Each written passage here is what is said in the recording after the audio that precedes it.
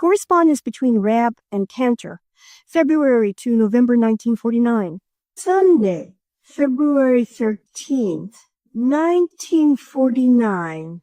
Dear Rab, don't look now, but you are writing a book on economics. That is, if you are agreeable to it, to working on a primer for students of Marxian economics along with me. Of course, I am assuming that you are not writing one at present, and that is the reason I have taken the initiative in this project. The way to begin is to begin. For this reason, I am typing up my outlines for the elementary and advanced classes in economics, just to give us something to go on. As you can see, they are written hurriedly, need development, which I always give verbally in the class, and perhaps correction, so do not be too severe in your criticism. I am just trying to get something down on paper the fastest and most convenient way I know how. I have our classes and writing for the WS, and also want to try some literary writing, and then it will be time for our open-air meetings soon, and on top of it all there is the divertissement side of education. I am sending you the first page, plus a brief outline of the work. I plan it in 2 sections, elementary, basic components of capitalism, and advanced, process of capitalist production. We could also say the static and the dynamic. But all this matter of form or material is irrelevant at the moment. Never has the need for such a work been as pressing as today. Everywhere I go, people ask me, where can I get one single book on Marxian economics that is not too advanced? The best I can answer is Kautsky's Economic Doctrines, but this is not up to date and does not contain illustrations applicable to the American scene. We can change the material around any way we see fit, but the important thing, and the hardest, is to begin.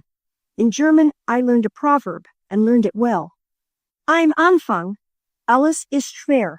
In the beginning, everything is difficult. Even if I merely provoke you to refute me or criticize, I shall have served my purpose, which is for us to get out of this damned lethargy and break the ice thaw, so that the torrents of socialist thought will roll over the capitalist landscape, flood it, and with the recession of the waters, bring the new soil of socialism. Boy, is the corn green! I am really serious about this, and I believe that we can make a real contribution to socialist thought. I hope you can see your way clear to going ahead on this. If so, I shall continue typing up my notes and sending them on their merry way. Let me know at once. Of course, I intend to go ahead with it anyway. The bug had drawn too much blood to stop, but it would help if this were a matter of collaboration. And your knowledge of Marxian economics won't hurt the stop, but it would help if this were a matter of collaboration. And your knowledge of Marxian economics won't hurt the project either. On the question of labor and labor power, I am a little clearer on what I meant in my last letter, and now I can see where my language could be taken erroneously and in good faith. I meant to say that labor represents the extent of labor power in use, not extension, which implies an addition, but I do not want to go into this in detail, as I am writing an article for the WS on the price of labor, as discussed in Hazlitt's 25-cent book Economics in One Lesson. I am going to call the article 2-bit Economics in respect to the edition in which it appears. If this be flippancy, make the most of it. So, if you read the WS I do when certain articles appear, you will get my treatment of labor and labor power. In this I want to trace Marxian development from Ricardo and Smith, and show where this vulgar economist Hazlitt is a pygmy compared to the classical economists, and a non-entity when compared with Marx.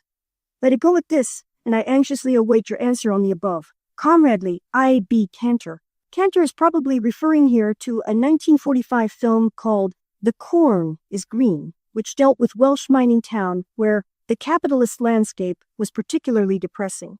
Enclosure 1. The first page of Cantor's proposed book, Economics of Capitalism. Economics of Capitalism. Introduction, Marxian Economics and Political Economy. In our class on Utopian and Scientific Socialism, we found that the material conditions are responsible for the political, religious, intellectual, social institutions, and that with the development of technology, the economic, which now embraced natural conditions, was the decisive. It is the understanding of the economic that permits us to see the different classes in society, the struggle between them, and the institutions of the state and private property. It is the economic alone that makes socialism feasible and inevitable, not humanitarianism or moral feelings. The 2 factors that made socialism scientific were this concept of historical materialism just expressed, and the theory of surplus value, which we will take up in this class. However, it is just as important to understand the place of Marx, and there has not been a major contribution to economics since Marx in political economy as it is to understand Marxian economics itself. The reason for this latter statement we shall develop presently. Development of economic theory. Every new set of economic conditions brings forth economic theory, which reflects that historical circumstance. This is the application of historical materialism. Marxian economics itself is a reflection of the advent and development of the Industrial Revolution. Before this were the classical economists, and before them the mercantilists. Beyond the latter, we need not go, because it is not within the confines of this work. Including mercantilism, there have been four principal schools of economic thought: mercantilism, classical economists, scientific socialists, and the vulgar economists of the bourgeois school of economics. Of course, there have been various schools in between, but since these were in the main branches from the main schools, we cannot give them a separate and independent existence. Such a school, for example, was that of the utopian socialists, whose economics was that of the classical economists, but who added developments which foreshadowed the school of Marx and the scientific socialists. Enclosure 2. Brief outline of the work, elementary and advanced sections handwritten in Cantor's writing. The Economics of Capitalism. A primer for students of Marxian economics. Elementary. Preface. Need to bring Marx up to date, and also the need for a sample pamphlet. No one in the field has written in light of conditions for workers in this country. Introduction. Place of Marxian economics in political economy. Theory of value. Chapter 1. Theory of value. Chapter 2. Function of the commodity, money. Chapter 3. Labor and labor power. Chapter 4. Surplus value. Chapter 5. Decomposition of surplus value. Profits, industrial commercial, interest and rent. Chapter 6. Labor capital struggle. Limitations of union. Part 2. Advanced section. Chapter 7. Methods of capitalist production, cooperation, division of labor, manufacture machinery and modern industry. Chapter 8. Definition of capital, parable and constant. Chapter 9. Evolution of capital, primitive accumulation. Chapter 10. Merchant to industrial capital. Chapter 11. Law of accumulation of capital. Chapter 12. Changes in conversion. Chapter 13. Law of falling rate of profit, complementary causes and contradiction. Chapter 14. Emergence of finance capitalism. Chapter 15. International development of capitalism. Chapter 16. Cartels, struggle for markets. Chapter 17. Economics of state capitalism. Chapter 18. Socialism, solution to capitalism. February 16, 1949. Dear Rab, just a note on something which came to mind while preparing for the economic class. Recall that Marquardt raised the question of whether or not the worker did get back some of the surplus value he produced, in the form of cheaper transportation, parks, etc. Our answer, if I remember correctly, was that we might as well speak of the worker getting surplus value back from police protection, military defense, etc., which are in the interests of the capitalist class. I am thinking of a deeper analysis. That is, surplus value is produced in the factories. At the point of production, under capitalist relations, the use values produced are immediately alienated from the worker, according to the labor time involved in reproducing his labor power. In other words, the only way the worker could decrease his exploitation would be by taking longer, more of the part of the working day, to produce and reproduce his labor power, and thus take away from the surplus value going to the capitalist. What Marquardt is talking about is real wages, but you cannot talk about taking back surplus value in the form of cheaper prices, etc. This surplus value has already been produced. That is why you cannot speak of the worker being exploited a second time when he buys from the merchant. Value remains unchanged once it leaves the production process. To describe the workings of the price system, of the market, etc., without using the law of value as a basis, is nothing more nor less than unadulterated bourgeois economics, purchasing power school, cheaper taxes for workers, low-cost housing, etc. Realistically, we cannot ignore the market, but without the law of value, the workings of the latter are incomprehensible. And without the law of value, the question of increased exploitation, yet higher real wages, increased mass of profits, yet lower rate of profits, crises, depressions, wars, all this would be a mass of contradictions. Not only that, but reformism is a result of abandoning the law of value and plays the bourgeois game of playing the market, law of supply and demand, etc. A reformist who calls himself a socialist is, objectively, a bourgeois radical. What's this about Fian adopting reformist policies? I'm interested not from a personal view, but from wanting to know her line of reasoning. Just finished 2-bit economics, and since I would like you to go over it personally, we'll type an extra copy with the one I send Doc Square. You will have it in a few days or so? I have more time for research now, so we'll start on the foreign trade and export of capital situation in the U.S. I think I can show that this is nothing but state-controlled. Want to blast the free enterprise advocates, as well as show the trend under capitalism towards the intervention of the state. Any suggestions? Comradely, I.B. Cantor. Washington's birthday, 1949. My dear Comrade Irving, I'm single-spacing this letter because I'm short of paper at the moment, but this serves to remind me to urge you to double-space your articles and leave about an 1.5 inch margin on the left side of the sheet when submitting manuscripts for the WS as well as for our joint efforts. This being a holiday and me not being confined to duties of lesser importance, such as a job, I've set aside today for a general letter to you on many matters. My handicap, since working as a proofreader on the newspapers, is that it has been screwy hours. I'm only a sub and must report every day at show-up time to be assigned to go to work at some later time, often as long as 4 hours later. Usually I have to work nights and must sleep days, and it raises havoc with everything. On my off days, I've either assisted Billy in his new venture in the printing shop, or helped out with detailed work in headquarters, or attended to some activities. Strange as it seems, though I've been busy, somehow my conscience has been bothering me in respect to spending my time to the best advantage for really useful and important things. In the midst of my soliloquizing on this anomaly, comes your call to arms. Don't look now, but you are writing a book on economics, a primer for students of Marxian economics. Yes, I heartily accept. Please allow me to comment on your notes on a separate sheet of paper after I finish this letter. I'm enclosing here with a book review from the financial page of this morning's Boston Globe Reviewing, Saving American Capitalism, edited by Prof. Seymour E. Harris, NOP $4. It is an attempt to draw up a blueprint for Operation Rescue of American capitalism and capitalism generally. Note well that even the book reviewer mumbles perhaps in his comments on the book.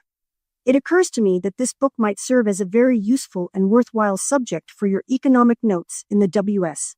Why not get a copy from the library and review it, or better still, write the publishers for a review copy on our letterhead and accompanied by sample issues of the WS. It occurs to me that I'm in a swell position to get economic articles into the Typographical Journal. Now that I am a member of the International Typographical Union, I'm surely entitled to submit articles to their journal, like I used to for the Machinist's Journal.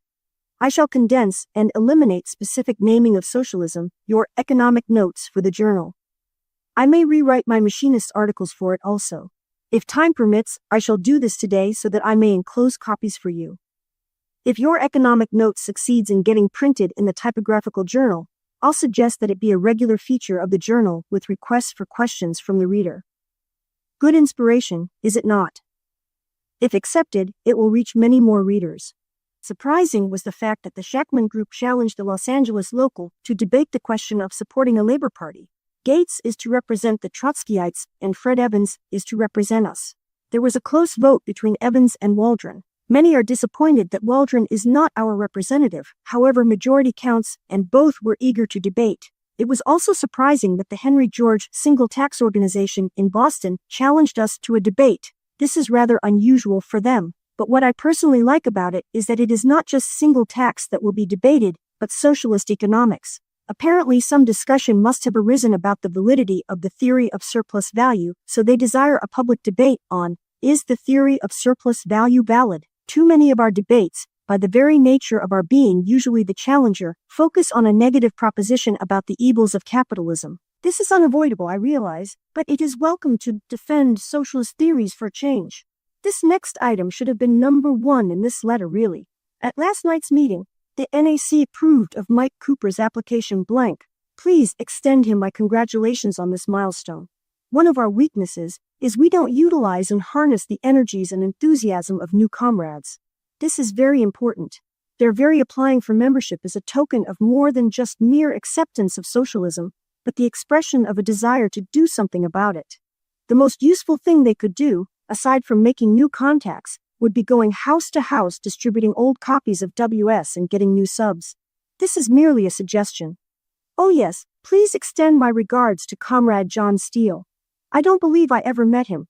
While on the subject of Detroit Local, would you deem it advisable for me to write Comrades Red Miller, Walter Kobus, and Ashton Gordon regarding reactivizing their personal attention to the Detroit Local? Also, would it be advisable for me to write them, as well as Ramsey and Glickman, regarding the ever-present plight of finances, a constant headache, but unavoidable? Also, should I drop lines to such as Bill Davenport and others? Write me what you think about my writing them. I certainly don't want to offend or irritate anyone. If you think it might help, and Chubby agrees that it might be a splendid idea, I'd be tickled to drop them all lines. In fact, if you agree, draw me up a list of those: 1. Who might help with finances, 2. Those who might help with work, and 3. Those who might help with attendance at classes, etc. Needless to say, comrades such as Chubby, Martin, and yourself who carry on, patiently, persistently, in spite of disappointments and discouragements, speak volumes. In a very real sense, a reformer is one who thinks in terms of the market. This is so, even though Trotskyites, Bolsheviks, and other reformers don't recognize it as truly descriptive of their reasoning, because their very policies revolve around reorganization of social institutions rather than the abolition of them. As for Anne and her adoption of reforms, she denies this vociferously. What she says is that the revolution is not necessarily going to be a class-conscious one of a socialist majority. For further elaboration of her views on this, why not drop her a line? So much for this.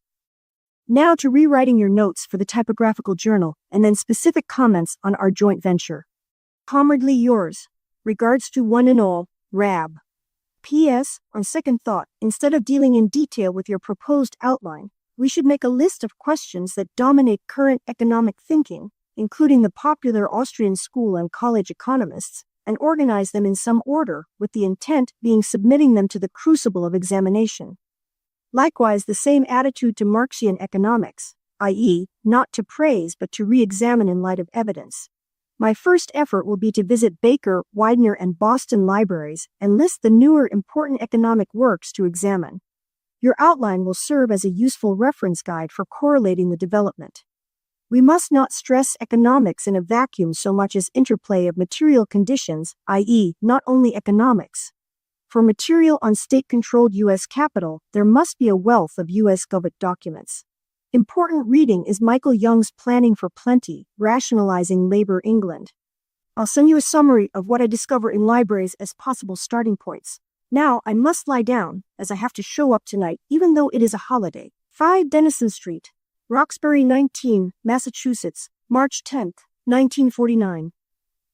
Dear Comrade Cantor, in going through the catalog file, I noticed that only one book bore title, State Capitalism specifically, signifying that the tendencies of modern economic development are not generally recognized as being just that. Under the categories of state socialism, government ownership, nationalization, etc., will be found the material needed.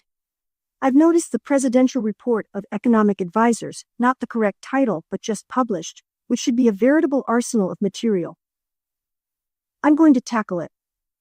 Thought, we do not want, do we, just a mere rehashing of the Marxian economic doctrines, but rather a study of 1949 economics intended as a popular statement, from a scientific socialist point of view, of the world economic forces in operation today. Let me know if I'm starting off on the right foot. I don't want us to be working at cross purposes with each other. A word of one personal difficulty I have. I am now a sub-proofreader on the Boston Hearst newspapers, which means I must report at 9 every morning and at 7:15 every evening. If I get work during the daytime, then I must sleep nights, but if I don't get work daytimes, then I must get more sleep so that I don't fall asleep should I get work that night. You have no idea what havoc this works in any organized routine for research work. Besides, I've had to spend some time helping Billy get a new location for his enterprise. But I'm determined to go through with this project with you. I've not yet really bitten into the actual preliminary work of organizing my share of the job. Rab. 5 Denison Street, Roxbury 19, Massachusetts, April 4th, 1949.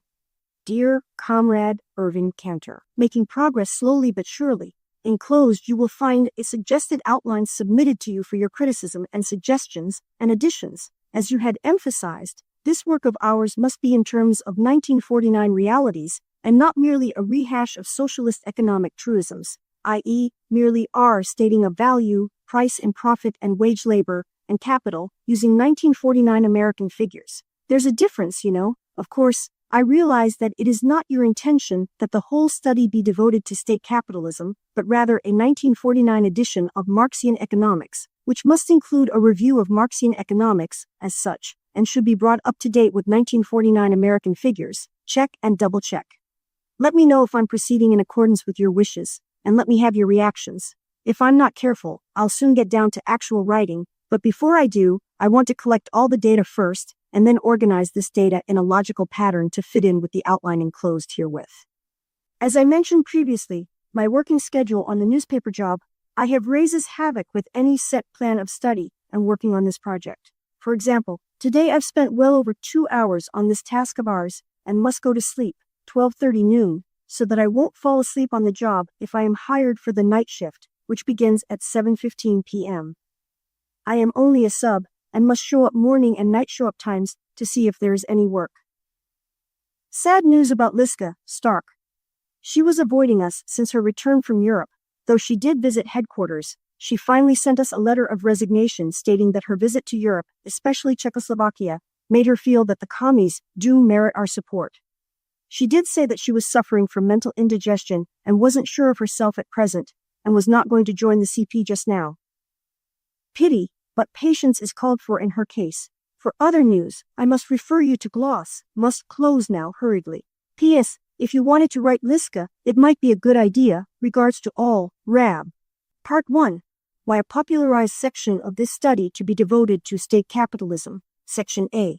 Proof of the historic necessity for socialism. Chapter 1. Capitalism has outgrown individual control or management. Chapter 2. Evidence of social cooperation. Chapter 3. Doomed to futility. Chapter 4. Non-essential step to socialism. Subsection A. Only way capitalism can function in absence of socialist majority. Section B.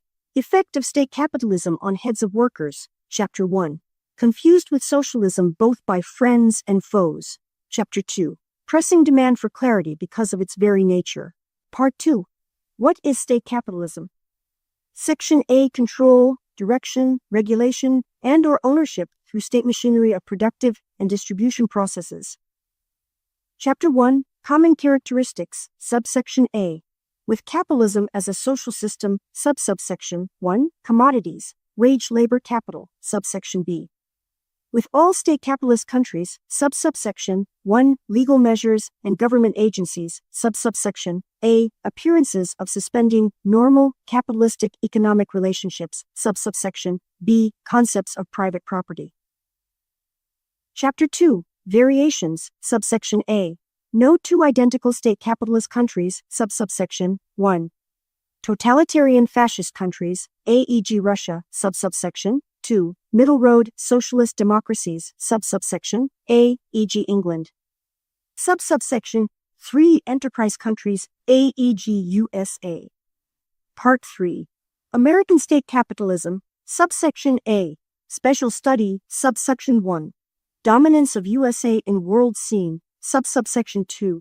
USA real key to socialist transformation of society. Subsection B. Section in this phase to be devoted to, not in this order necessarily. Subsection 1. Collective bargaining. Subsection A. Industrial disputes, hours and wages. Subsection 2. Utility rates. Subsection 3. Railroads and communications. Subsection 4. Trade policies. Subsection 3. Railroads and communications. Subsection 6. TVA. Subsection 7. Currency. Subsection 8. Banking. Subsection 9. Agriculture. Subsection 10. Housing. References being examined. T. Arnold. Folklore of Capitalism. Means and Where. Modern Economy in Action. Presidential Economic Report. E. Freund. Administrative Powers over Persons and Property. Scharfman, Interstate Commerce Commission. V.U. Key Jr., Administration of Federal Grants to States. J.H. Bitterman, State and Federal Grants in Aid, Authority and Individual, Harvard Tercentenary. TVA, NRA, Other Alphabetical Soup References. W.A. Robson, Public Enterprise. Rolfing, Business and Government. H. Feiner, Modern Government. O. Spengler, Decline of the West. E.S. Hilton, The Impasse of Democracy. Pareto's Studies. L. Mumford, Technics and Civilization. Barrel and Means, National Resources Commission. Technical Trends and National Policy. L. Roggen, Significance of Marxian Economics for Modern Trends. American Economic Review, March 1938. To 155, Anderson, Detroit, 13, Michigan. May 27, 1949. Dear Rab, please excuse this interminable delay in answering your letter of, I am ashamed to note, April 11th, in which you enclosed your outline. As a matter of fact, I have been thinking of it all this time, and already have done a good deal of research on the international phase of state capitalism, as you know from the articles I have written for the May and June WS, and the final one I have in mind for the July issue, in which I will draw the political conclusions. You see, I have a definite plan in mind, not only to utilize this material in a book form, but also to write articles for the WS as we go along in our research. So many books are contemplated, but are not finished, especially if the intended authors are working in the shop and also active in socialist work. Therefore, I am certain this material will be used when I compile it into articles for the WS, whereas the book remains a question mark. After all, the important thing about knowledge is to get it into the hands of the workers. And if this can be done in WS article form for the time being, so much the better. The book will work itself out. But it looks like a several-year proposition to me, unless we can drop everything, including working for a living, and give all our time to it. I want to make one suggestion. Let us make the note-taking or research uniform. I put all my research on 5x8 index cards. In this way I can incorporate them into a filing cabinet and use them in my classes, for which I also have 5x8 index cards. So often we take notes and lose them, they should be permanentized, if that is a word, so that in the future, if someone wants to take up the research where we have left off, they will have all the previous research cataloged and in available form. Now, another suggestion, let us divide the research, each one taking those subjects and fields with which she is best acquainted, or can most easily work in. For example, I have already done quite a lot on the international phase of state capitalism. As a matter of the fact, the 3 articles I will have written will pretty much cover the subject for American capitalism, although we will have to deal with British labor capitalism also in this field. I am also going to investigate to what extent American capitalism is being financed by government bonds, which will show the trend towards state capitalism. The results, which I will write up for the WS, should be very revealing. Now, in order to get down to cases and divide up the material, it is important to know what we're looking for. While your outline contains much we will have to deal with, I think it is not very logical in its sequence. You start off with the necessity of socialism. I think we should end on this point after proving that capitalism, even under its state form, cannot solve the contradictions of the market. What we should do is to accumulate the material first and let the conclusions work themselves out. On a separate page, I am jotting down a few notes to give you my idea of the outline to be followed. As you can see from it, there must be a 1-chapter summary of Marxian economics as he stated it, only in a very popular fashion. Suppose you take this, a fast, condensed version of Volume 1 of Capital. Next, the trends of capitalism since Marx wrote his economics. This will bring in Russia, England, German and Italian state capitalism also, and the US. I can take Germany and Italy, because I already have some material on it. You take Russia since you have the material in Boston, and we will have the British question if you like. I can take the international phase, you the national, the domestic economy. The US will be the major point, as I agree that socialism is not highly probable throughout the world, until American capitalism is brought to its knees. Here again we can make the same division as on the British question. I have the international research well in hand. That leaves the domestic scene to you. Here again we can make more divisions of labor, if you wish. It seems then that we should examine the different liberal schools of economics, such as the Kaiserlings, etc. They raise questions about the possibility of planning under capitalism, etc. We should state and answer same. Then come the conclusions about the necessity of socialism. Oh yes, you have a point about the effects of state capitalism on the heads of the workers. Good. This deserves a separate chapter, perhaps right after the economic presentation. I still think that the best procedure, and one I follow in my research, is to go on accumulating the facts, and then let the headings and divisions fall out in the process. Let me know what you think of my divisions of labor, as marked on the separate page. Comradely, I.B. Cantor, August 4, 1949. Dear Rab, I am pleased to learn George Lynch would like to settle in Detroit, as that would give us the one person necessary for the NAC, as well as supply another teacher of our classes. In this respect, I extend a welcome hand to him if he wants to come and stay on the place until he can get located here. I cannot myself obtain work for him. There is much unemployed in Detroit, although he could probably get on where I work if he wants to work hard on production. Tree surgeons around here are mainly employed by the city, I believe, although there are some private concerns. Comradely, B. Cantor, 21155. Anderson, Detroit 14, Michigan. Wednesday, November 30th, 1949. Dear Rab, I have finally drawn up a rough draft for the class on economic theories of today, and would like to get your opinion on it, as well as the opinion of others I can reach. Before going into any explanations, let us see if I have the right approach. The purpose of such a class, as I see it, is to bring Marx up to date, which means going into the present-day theories of economics, and also the practice of nationalizations, state capitalism. This is the criticism which has been directed at the WSP, that it does not deal enough with present-day theories of economics, but remains wrapped up in the dogma of the law of value. Now I am not interested in answering the critics, but in developing Marxian economics into the present period of history. I agree that to remain steeped in value, price and profit is not to carry forth the essence of Marxism, namely the changing material conditions, and the necessity of constantly examining, probing, and proving. This was the attitude with which I approached the subject at the conference. Incidentally, in drawing up this outline, it occurred to me that this is the book that has to be written, Economics Since Marx, the one book that is necessary to bring Marxian economics up to date. Dobbs, Strachey, Schumpeter and the others tried to do this job in a way, but it is only the WSP, with its principles, that can do the job correctly. I am not proposing that we start writing a book, but perhaps in drawing up this class, as a series of articles, we can develop them into a book. Perhaps in drawing up this class, as a series of articles, we can develop them into a book. So now let's get to work, first, agreeing on the outline, and then assigning the individuals to do the work.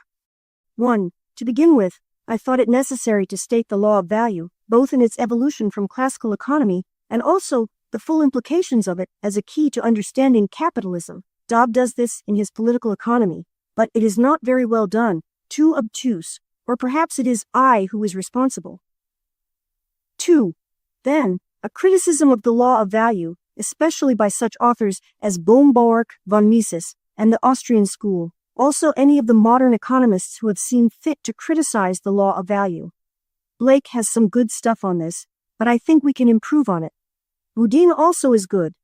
3. Now the economic development since Marx wrote, nothing in the way of analysis, but just presenting the changes as indicated in the outline. Lynch has sort of taken this, but nothing definite yet. 4. This economic development serves as a prelude, in my opinion, to examining the present-day school of economics.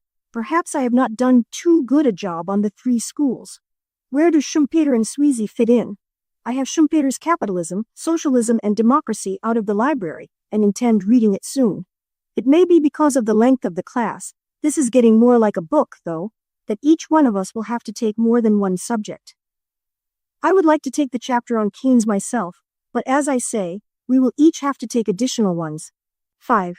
On the analysis of present trends, I have put theory in with practice under all three countries, Russia, England and US, but it is fairly obvious to me that theory in each could well be a separate item, especially so in the case of Russia, where they have gone into this quite thoroughly, calling wages, social return, etc. Leontiev has some of this, but I know there is much more available from that outfit in New York, which translates Russian textbooks. What do you think of this? Separate theory and practice, combine them in one lecture, a gigantic task, or deal with Russian theory and practice separately, and combine the other two. 6. Finally, we should end with a re-examination of Marxian economics in the light of the preceding. Is it valid today? Must changes be made? New terminology, etc. Quite a job. Now as to what I want from you. 1. Criticism of outline and your suggested changes. 2. Place of Schumpeter and Sweezy in present-day economic theory. 3. What item or items you are willing to take. 4. Who would you suggest to collaborate on this, keeping in mind the subject matter. 5. Whether it wouldn't be advisable to write these up as articles or essays so they can be published, mimeographed or multigraphed, as a textbook, Economics since Marx. This is our contribution, or rather our chance to make a contribution to Marxian economics, and we should hammer our heads on it. Personally, I would rather we were spending time in organizing socialists, but from the experiences I have had, this next period is going to be one of developing Marxian theory in preparation for the activity which will come later. One other thing, you are familiar with articles that have appeared in the Western Socialist. Has there been one on the meaning of property? If not, I would like to attempt same, going into the difference between personal and private property, as socialists understand it, anti-Düring, and also the changes in property relationships, especially the present form of state property. Also, has there been an article on the meaning of state socialism? I am handicapped in writing, in that I am afraid to duplicate. I know I mentioned the necessity of writing an article on fascism while I was in New York last week, and someone said this has already been done. I know this is a big order, tackling this class or book or what have you on economics, but I think we can do it before the next conference. As I wrote Gigi, I will go with Martin tomorrow and seek a headquarters. We have 5 for the NAC now, Mike Cooper having passed 2 weeks ago.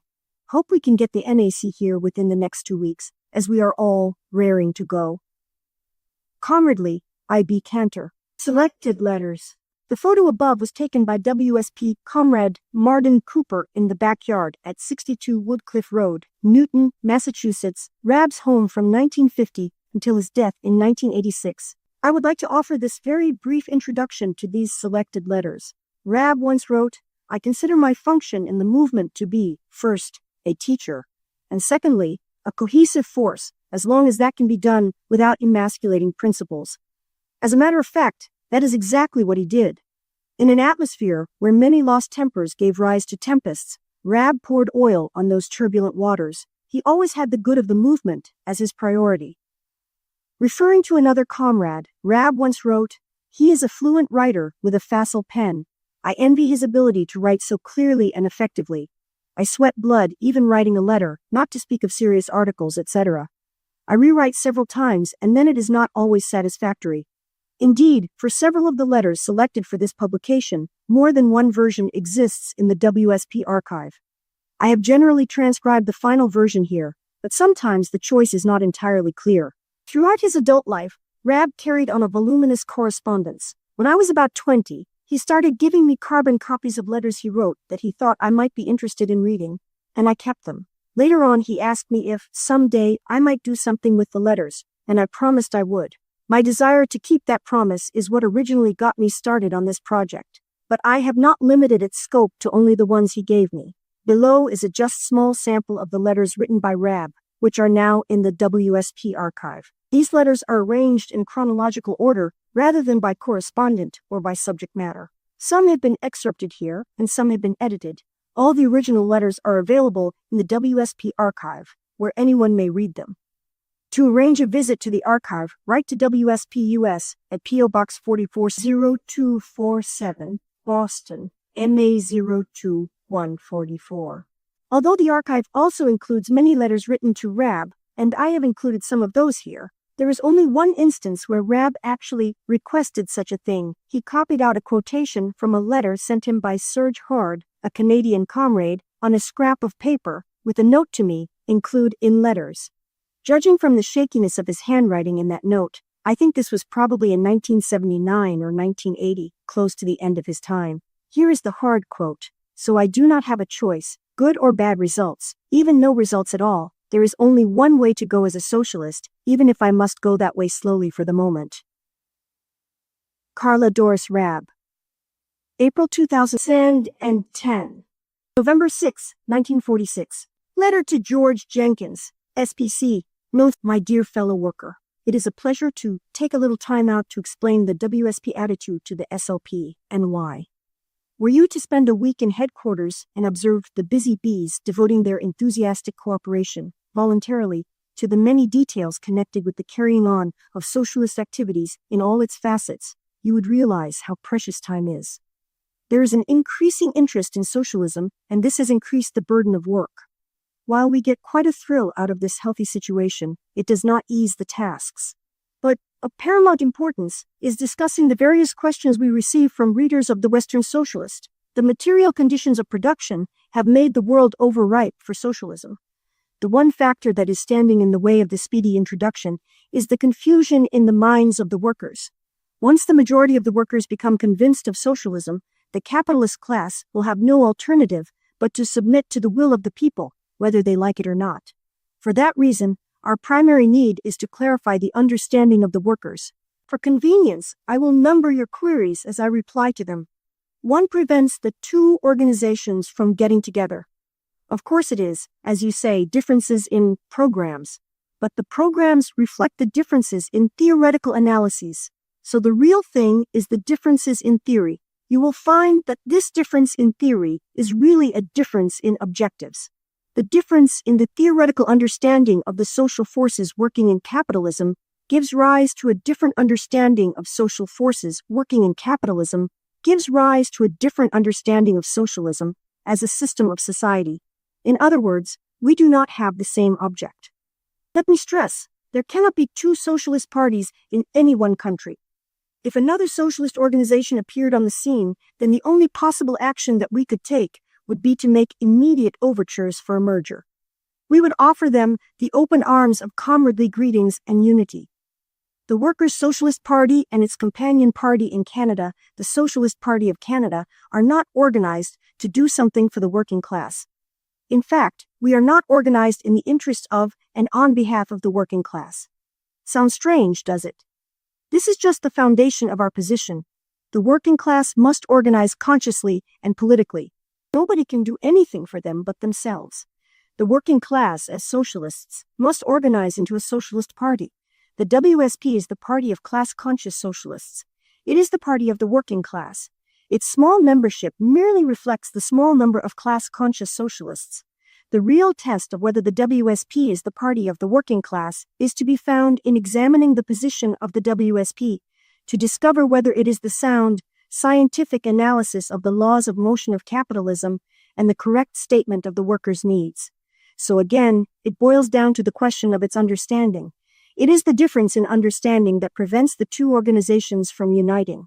2. You note, and we are very glad that you made this observation, that the SLP campaigns for industrial unionism, that is one of the major points in the SLP analysis, that not only distinguish it from the WSP, but demonstrate the unsound understanding of the nature of capitalist society by the SLP.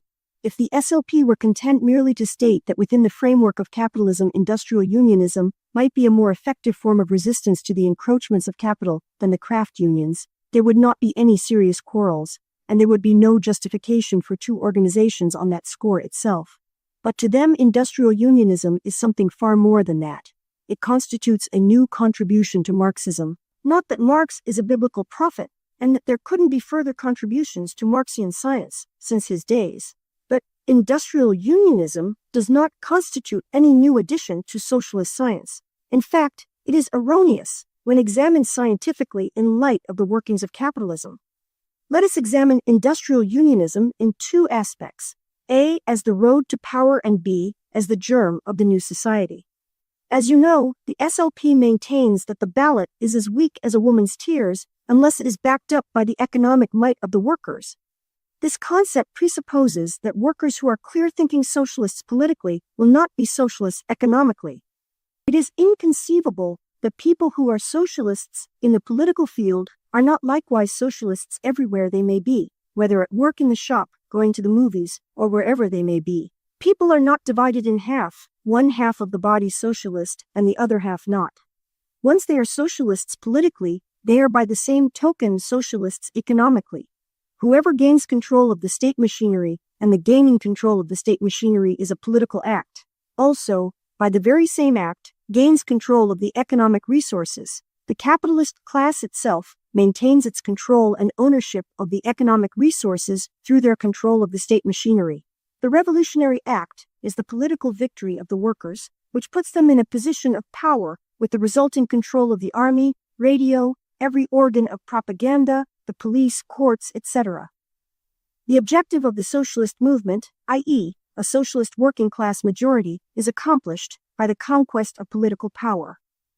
This is the essence of understanding the nature of the state, the central organ of power.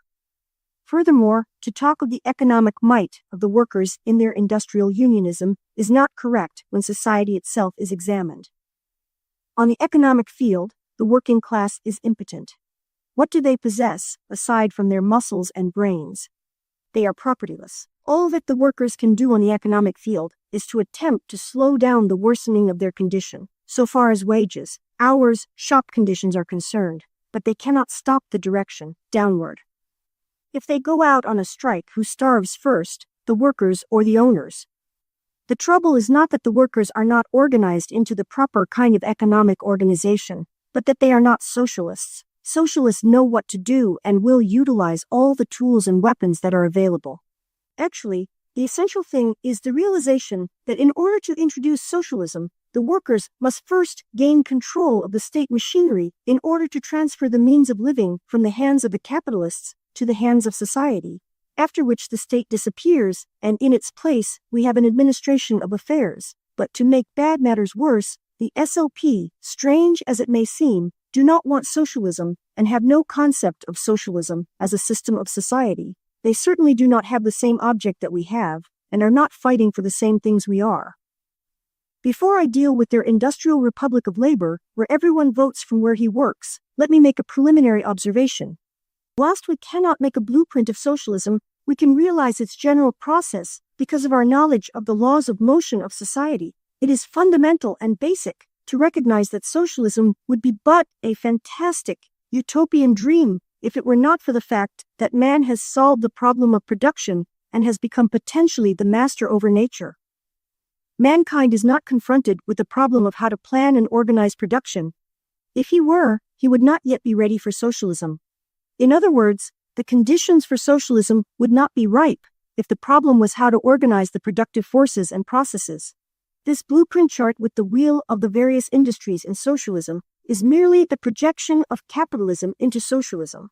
This SLP wheel demonstrates that they have no concept of even the outlines of a socialist society. Even a superficial view of the world today, under capitalism, already reveals that the world is an integrated, socialized, interrelated unit, economically, and is not divided industrially. Socialism means a classless society, not an industrial union society, where the very socialist relationships are so closely intertwined that production cannot be conceived as functioning industrially. History has passed the SLP by. The problems of a socialist society are everything but that of production, in spite of all those detailed charts of the clairvoyants. In socialist relationships, the arrangements are for leisure, culture, refinements, sanity, each day being an adventure in living, square pegs and square holes, social behavior, in short, the identity of interests of every individual and of society as a whole. How ludicrous to those living in a socialist society will appear the SLP worries about industrial divisions and voting from where you work. The SLP doesn't realize that when plenty and abundance become the order of the day, it completely changes people's behavior and attitudes. But to show how far from having any grasp of socialism the SLP are, and how they are thinking in terms of capitalism, consider their notion that workers, under socialism, get the full product of their toil. In the first place, there are no workers under socialism. There is no working class section of society, but all are equally members of a classless society. No problem of equal share with equal work could possibly exist in socialism. People in a sane society would not be that limited in vision or behavior. Just the reverse, the inspiration of socialism is that, being social animals, people give according to their abilities and receive according to their needs without any thought of getting their full share, a meaningless concept in a sane society. Further criticisms of the SLP are their position that religion is a private matter and not a social concern, thereby ignoring the scientific, materialistic basis of socialism, their reverence for the American founding fathers, and their dogmatic sectarianism, in the sense of ignoring reality and looking at history to prove their ideas instead of making their ideas harmonize with an understanding of historic forces. Sorry, but I must close now. I am forwarding you some WSs that have some articles on the SLP. Be sure to let me hear from you again and soon. Yours for a world fit for human beings. I. Rab, National Organizer, Workers' Socialist Party. May 30, 1955. This open letter to Comrades Evans, Parker, Rowan, Turner, and all others interested, a criticism of the socialist movement, a re-examination, was published in Forum, July 1955, page 151. The great thought that has gone into this article is obvious, but it seems to me that you have lost sight of the general panorama of modern capitalism because of your enthusiasm for the incipient socialism you observe taking place. You have become so beguiled by the alluring trees that you don't see the putrefying forest. Here's how I see these same incipient socialist developments. If you want to see evidence that socialism is practical and possible today, see what modern capitalism is compelled to do in order to function. With all the socialist aspects of highly developed capitalism, it has not and cannot do away with the private property aspects of its inherent relationships.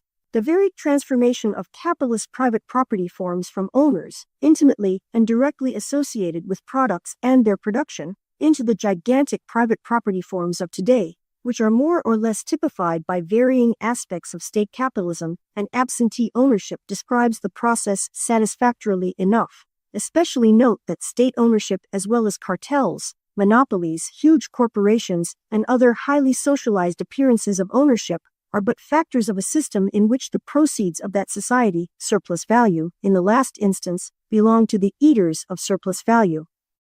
What I would emphasize from the observations of incipient socialism that you stress is that here is evidence that men are social beings and can cooperate in their common interest. Even in capitalism, observe how human beings can function. More particularly, we see increasing demonstrations that the highly developed technologies, the tremendous productive processes, the shrunken globe, the present-day problems of management and needs of efficient production bring into being the introduction of vast social measures. Most important, we see the conclusive proof, as it were, that the change from capitalism into socialism is a relatively simple matter rather than requiring intricate, complex, involved measures. In fact, haven't we always maintained that if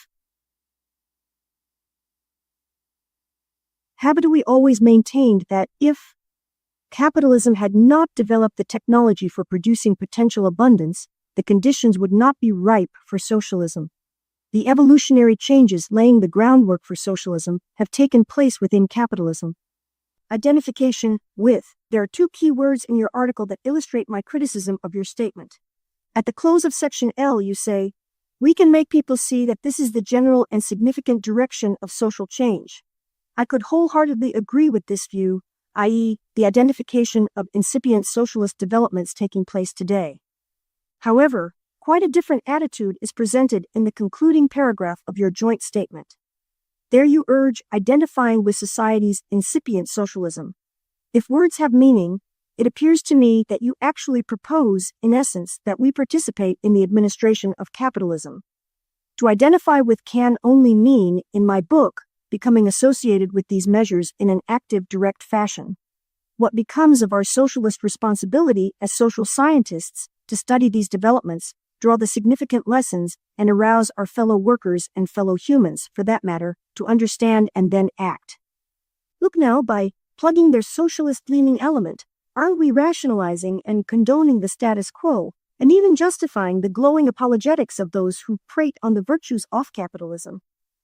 Capitalism must, of necessity, introduce these socialist-leaning measures for its own functioning, whether for better or for worse. It has become too gigantic to be operated otherwise. There is no need for our active participation, except, of course, as individuals making a livelihood in this society, being compelled to sell our commodity, labor power, on the market. I certainly do not want to do you any injustice. If I misconstrue your meaning of identify with, please clarify it for me. Snowball versus avalanche. You contrast two quotes from Comrade Gilmack and myself, as though one were an avalanche, and the other a snowball approach. Gilmack's article in Forum had for its theme that there was taking place in the heads of the workers a gradual evolution of ideas which also involved the cooperation of everybody for the change of society. He deprecated the gradualism based upon an assumed coexistence, as it were, of a partial socialist and a partial capitalist society, what is sometimes referred to as a mixed economy. The conditions propitious for socialism and making socialism mandatory include the socialist-leaning aspects of capitalism. I'm sure that Comrade Gilmack would not oversimplify the transformation of capitalism into socialism by saying that on one Friday at 2:15 p.m. we had capitalism, and presto, 1 minute later at 2:16 p.m., socialism was introduced via an avalanche. Comrade Gilmack is fully aware that the seed of socialism is fertilized within the womb of capitalism, and after a period of gestation, the new society is born. The essential core of the process is that the predominant social relations of capitalism give way to the predominant social relations of socialism. As for me personally, I lean very heavily to the view that it will be a very brief and a very simple matter. Not only are the conditions now overripe for socialism, but the only stumbling block I see on the horizon is the lack of a socialist conscious majority. That was the point of my statement that you quoted. Project yourself into the circumstances of a 20% minority, and you can easily visualize the behavior of those in control and the concessions they would offer. The momentum and geometric growth from a 20% minority to overwhelming, stirring, enthusiastic, inspired majorities staggers the imagination. To me, this is but a short step. The mechanism or modus operandi of the socialist change presumes the socialist consciousness and socialist majority rather than participation in socialist-leaning measures. The only validity I see in the terms snowball and avalanche are as descriptions of capitalism and socialist transformation. Capitalism is the snowball, and the socialist revolution is the avalanche. Socialist ferment. It is your contention that our task has become that of encouraging and accelerating the incipient socialism process taking place today by identifying ourselves with it. It raises the question, for what object? The answer you give, of course, is to precipitate socialism. Aside from the criticism above, this presupposes that the ideas of mankind are not affected by developments themselves. Is it possible you are not aware that man is also a thinking animal affected by his environments? Are you not aware that imperceptibly and unwittingly, in response to the very incipient socialism you observe, a ferment goes on in the back of everybody's head? It makes what had been taken for granted quite questionable. Formerly held ideas are transformed from being reasonable and rational into the very opposite. This ferment of ideas results in crystallizing socialist viewpoints. In a sense, this is the real strength of socialism. Science, truth, and necessity are all on the side of socialism. Equality. You emphasize efforts at equalitarian, cooperative endeavors as a contribution to socialism. Aside from the capitalist limitations, and what limitations they are, that you have recognized yourselves in the article, there is another aspect, it appears to me, that you are overlooking. We have no need to train men or encourage men to behave socially. That is the ever-normal behavior of Homo sapiens, even in property societies. For an outstanding contribution to the soundness and validity of this social phenomenon, I highly recommend a new study that has just now been published, 1955, The Direction of Human Development, Biological and Social Bases, by M.F. Ashley Montagu, published by Harper & Brothers, New York. It is a valuable scientific contribution that shows the basic cooperative nature of man. The book's documentation, its footnotes, appendices, and comprehensive bibliography make it a must in every socialist library. Montagu is not a socialist, and we would quarrel with some of his points, but he is a scientist in this field. Incidentally, this work illustrates the point that I was making on the latent strength of socialism and the ferment at work. I can't help noting another illustration of the fallacy of your reasoning on this point. The transformation of backward areas into a predominant socialist society doesn't require vast changes in their social behaviors. The vestiges of early communal existence have never been completely uprooted. It is an illusion to imagine that we must actively work for the furtherance of human cooperation. What we must work for is to help speedily inaugurate favorable environments where human cooperation can really function. I fear that you are confusing the efficient harnessing by highly developed capitalism of man's innate gregariousness and sociability with manifestations of growing equality. Conclusion. You correctly say that the party must apply itself to the presentation of socialism as a science and as a way of life. However, encouraging the growth of socialist tendencies in attitudes and institutions by identifying with the incipient socialism mistakes the function of socialists today. Our task is primarily that of arousing socialist consciousness on the basis of evidence and unfolding events that capitalism has outlived its historic usefulness and is now ripe for burial, that socialism is no fanciful utopia, but the crying need of the times, and that we, as socialists, are catalytic agents, acting on our fellow workers and all others to do something about it as speedily as possible. I hold that greater understanding and a better grasp of the socialist analysis results from the constant thrashing out of issues. A healthy membership is the reward of objectivity. For this reason, I deplore dropping members because of differences or disagreements. In practice, this makes it quite difficult to thrash out issues because members may fear dire consequences. Also, it would prevent any democratic changes by a majority of the party should they be convinced of the validity or need. Especially, I find it unwarranted to base actions against comrades upon articles written in Forum, the journal established for the very purpose of inter-party discussions. To those who ask, why do you want to be in the party if you disagree? The reply is that socialists want to be banded together for socialism. The party is not a competitive rival with others in a struggle to establish socialism. I do recognize that there can be justifications for dropping a member when an overt act hostile to the party is committed. But thinking things through and re-examinations are not hostile overt acts in that sense. It is still fresh in my memory how the dissidents behaved while I was in England. Their behavior was just the reverse of hostile. They were selling literature on the streets, speaking on the platform, active in their branch meetings, etc. Finally, specifically, in this very article that I am criticizing because of my disagreements with it, appears the following comment. It is the hope of the four signers that their statement will enable the issues involved to be more widely discussed and with as little as possible of animosity or interruption of current party work. The changes we suggest in outlook or activity are not put forward as an ultimatum or as a program now to be adopted. October 27, 1958, Rab was an active member of the International Typographical Union from 1949 to 1973.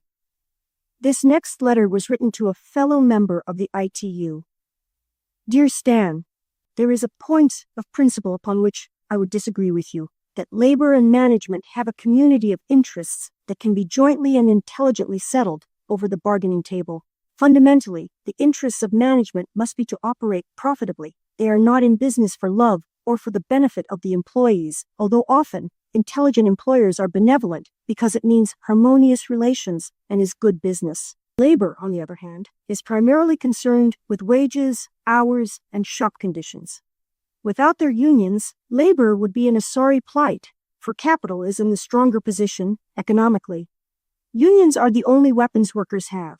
You have had ample experience to realize where labor would be if they had not resisted and fought. You are badly mistaken if you imagine that anyone can serve both these conflicting interests. Inevitably, you will find yourself facing all kinds of quandaries and headaches, worrying yourself sick. But you will have to serve the interests of the publishers or resign. I am writing this because I believe you are honestly mistaken. The mere fact of your refusal to sign a contract with the Herald Traveler without a proviso that, in case of a strike, you will have the option of joining the men and women on the picket line speaks volumes for your good intentions. Unfortunately, you will learn the hard way that you cannot serve two masters. Your thinking can't help being affected by the very nature of your responsibilities. Already you have stated, the newspapers have financial problems, and the day of flag waving has passed. Unwittingly, militant unionism is easily transformed into flag waving. After listening to your comments at the last union meeting, I refrained from taking the floor for fear of seeming to imply that you were selling out. I am positive that you had no such idea in mind. But at the same time, I did want to emphasize to the membership my disagreement with the principle that you stated, which should be voiced. I only wish I knew how to make these remarks without making it seem to be personal or an attack. but merely as a statement of a basic principle of unionism. I would appreciate it if you would recommend that this letter be published in our local bulletin. I cannot think that the American people, after the scrutiny and education of this campaign, during which they will be able to see through the fog of misrepresentation and demagoguery, will fail to recognize that the two great issues which are here presented to them are, first, whether we shall retain, on a sound and permanent basis, our popular, constitutional, representative form of government, with the independence of the judiciary as necessary to the preservation of those liberties that are the inheritance of centuries. And second, whether we shall welcome prosperity, which is just at our door, by maintaining our present economic business basis and by the encouragement of business expansion and progress through legitimate use of capital. May we not hope that the great majority of voters will be able to distinguish between the substance of performance and the fustian of promise, that they may be able to see that those who would deliberately stir up discontent and create hostility toward those who are conducting legitimate business enterprises and who represent the business progress of the country are sowing dragon seeds. Who are the people? They are not alone the unfortunate and the weak. They are the weak and the strong, the poor and the rich, and the many who are neither, the wage earner and the capitalist, the farmer and the professional man, the merchant and the manufacturer, the storekeeper and the clerk, the railroad manager and the employee. They all make up the people, and they all contribute to the running of the government, and they have not any of them given into the hands of anyone the mandate to speak for them as peculiarly the people's representative.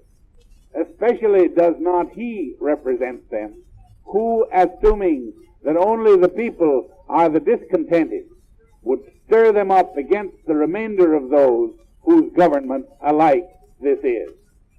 In other campaigns before this, the American people have been confused and misled and diverted from the truth and from a clear perception of their welfare by specious appeals to their prejudices and their misunderstandings. But the clarifying effect of a campaign of education, the pricking of the bubbles of demagogic promise which the discussions of a campaign made possible, have brought the people to a clear perception of their own interests and to a rejection of the injurious nostrum that in the beginning of the campaign it was then feared they might embrace and adopt. So, may we not expect in the issues which are now before us that the ballots cast in November shall show a prevailing majority in favor of sound progress, great prosperity upon a protective basis, and under true constitutional and representative rule by the people. January 19, 1959. Dear fellow worker weaver, please find enclosed 2 Vive cents to cover an annual sub to press, plus a copy of each back issue that may be available. The readers of press must be quite perplexed as to what press stands for. The proletarian party was bad enough in its futile efforts to be Marxist and Bolshevik at the same time.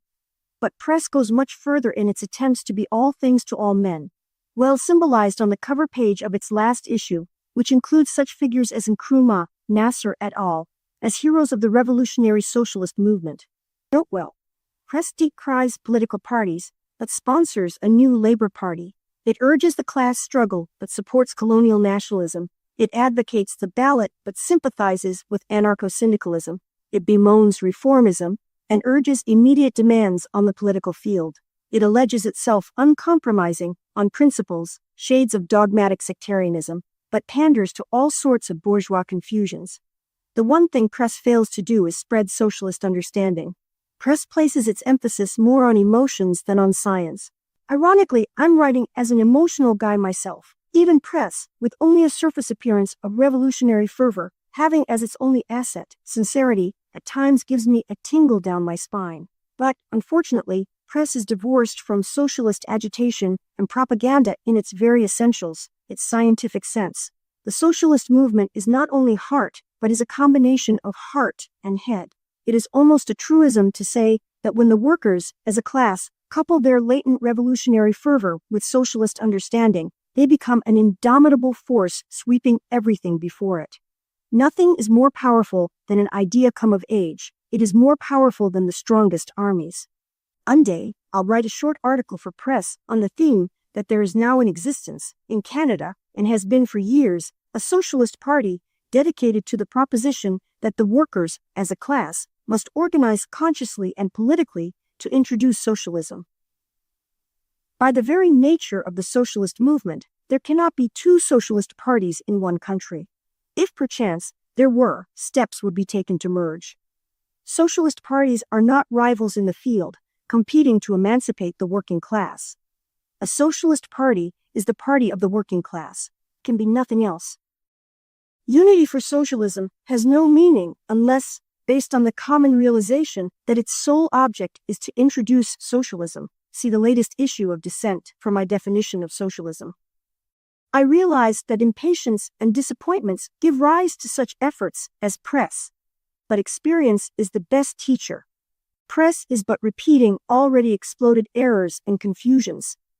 The acid test of scientific revolutionary socialism, in theory and in practice, is the unfolding of history. There is no royal road to socialism. The crying need of our time is for class-conscious, revolutionary, scientific socialists.